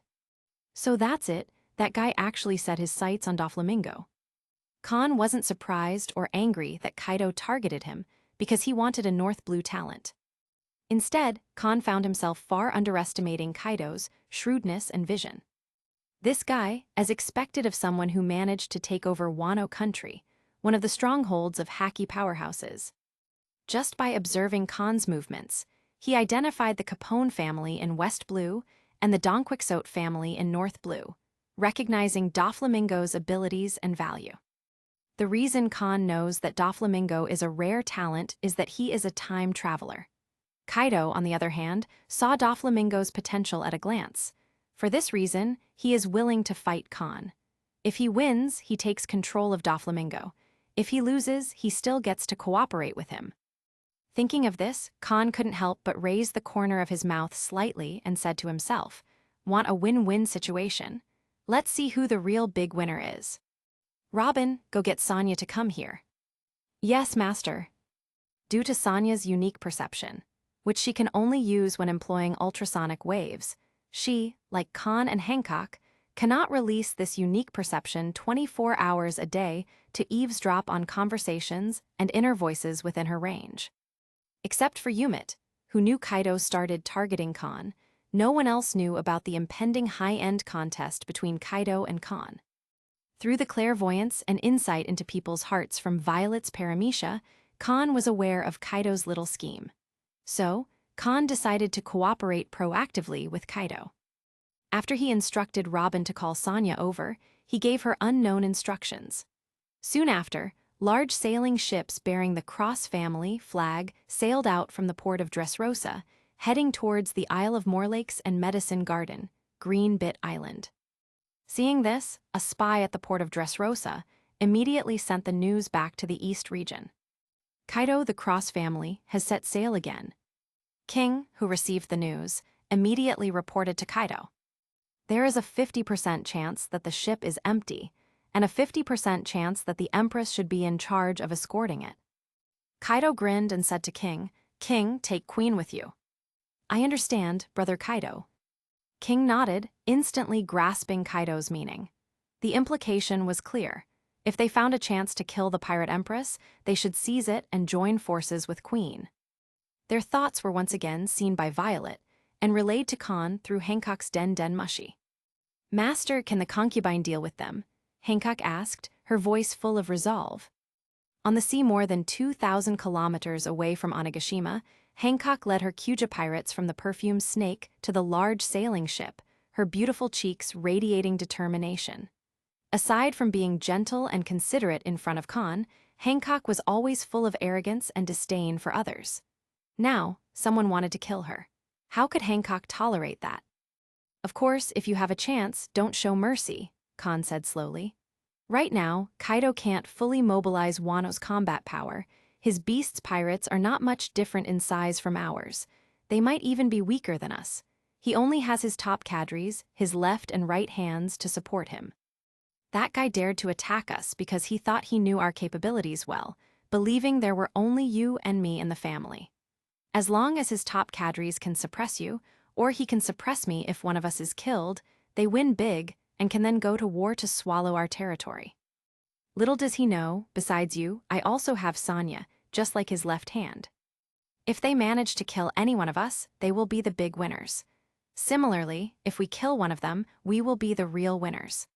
So, it depends on your performance, Hancock Sonya." "Yes, Master."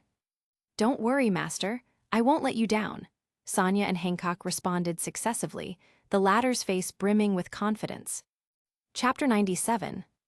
2 days later, on a vast and endless sea, an ordinary large sailing ship with the flag of the Cross family was sailing slowly.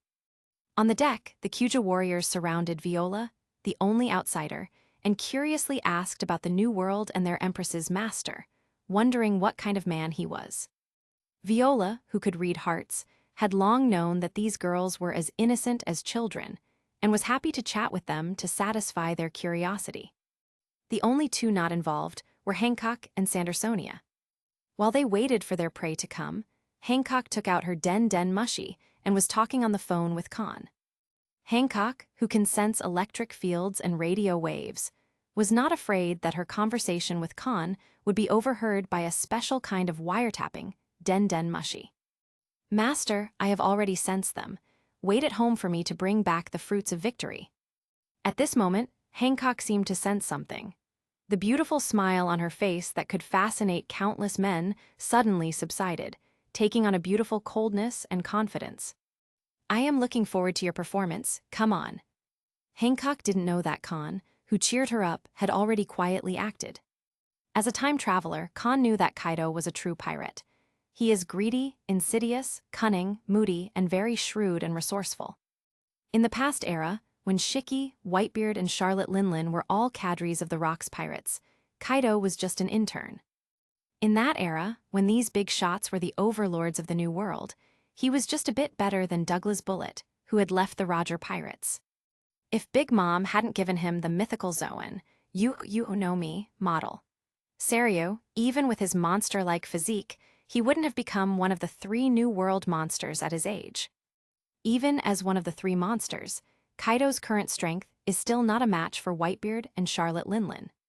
The top cadres he can handle now are only King and Queen, the captains of the affiliated pirate groups. None of them are on par with Whitebeard's or Big Mom's crew. Not to mention the strength of his troops.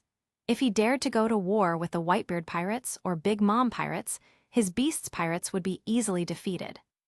Because of his limited number of troops, Kaido cherishes them very much. When targeting Kahn, he didn't even dare to directly go to war with the Cross family, who owned Amazon Lily. Only after killing either Kahn or Hancock would Kaido dare to go all out and occupy the fabled Amazon Lily. Once Hancock is killed, and he joins hands with King and Queen, no matter how strong Kahn is, he would surely die if he hasn't reached his peak yet. Therefore, when Kahn received a call from Hancock and learned from her what Viola had seen, he was very sure that Kaido would never send King and Queen alone. He would definitely follow them secretly, looking for an opportunity to ambush Hancock.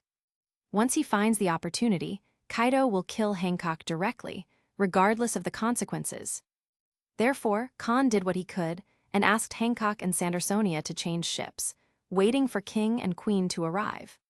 He also quietly left Amazon Lily, using a life card to come to Hancock's location, just outside her perception range, but Kahn was able to sense Hancock's area. When Hancock hung up the phone, put down the den mushy, gave Sandersonia an instruction, and then released her electric field, turning into a bolt of lightning and disappearing. Sandersonia also turned into a huge bat. While releasing her unique perception, she followed her sister at an extremely fast speed to snipe King and Queen. After the 2 women left his range of perception, Kahn dialed the phone again and asked Viola, who answered, to use her eye abilities to find Kaido's location. Viola, who hadn't used clairvoyance to monitor Onigashima today, looked at the island again, and her expression suddenly changed. She couldn't find Kaido on Onigashima. Even in Wano Kuni, next to Onigashima, Kaido was nowhere to be found. Kaido seemed to have disappeared into thin air. Even with her farsightedness and clairvoyance, Viola couldn't find Kaido within a 4,000-kilometer radius. Hearing this, Kahn asked Viola to look up at the sky. Increasing her physical energy consumption and intensifying her vision, Viola looked up. After a while, she saw something terrifying and said in a trembling tone, "Kahn, there's a huge green dragon in the White Sea." "Thank you, Viola." Sensing Viola's trembling, Kahn comforted her with a smile before hanging up the phone. "Don't be afraid and don't panic. You'll all be fine. If you're still scared, turn around and look behind you." Subconsciously, Viola turned around to look. Soon, her clairvoyance spotted a familiar blue dragon soaring into the sky on the distant sea. Seeing this, Viola's fear of Kaido's dragon form dissipated instantly. Kahn had anticipated this situation and wasn't on Amazon Lily at all, but had come to their rear, silently protecting them. So reliable. At this moment, Viola felt a strong sense of security, and her affection for Kahn grew even stronger. After finding Kaido's location, Kahn transformed fully and headed to the White Sea at an altitude of 10,000 meters, preparing to confront the strongest creature in the world. Kahn wanted to let Kaido know that his greed would come with a price. Since Kaido believed he had fully grasped the Cross family's situation, thinking only Kahn and Hancock were worthy of fear while underestimating the rest, he was overconfident. Kaido thought his Beast's pirates, with him, King and Queen, were powerful enough that even if they lost, they could simply concede some benefits and still come out ahead. If they won, they'd gain a significant advantage, potentially taking over the entire Cross family. Then Kahn would cut off one of Kaido's hands, or even both. If Kaido lost any of his arms, his Beast's pirates, originally more powerful than the Cross family, would shrink to their level. If both of his arms were broken, his chances of catching up with the other 2 monsters would be severely diminished, potentially taking years or even becoming impossible. Kahn was confident he could cut off Kaido's arm. And the source of his confidence wasn't Hancock, but Sandersonia's concept-level force area, which was even more formidable than the rules.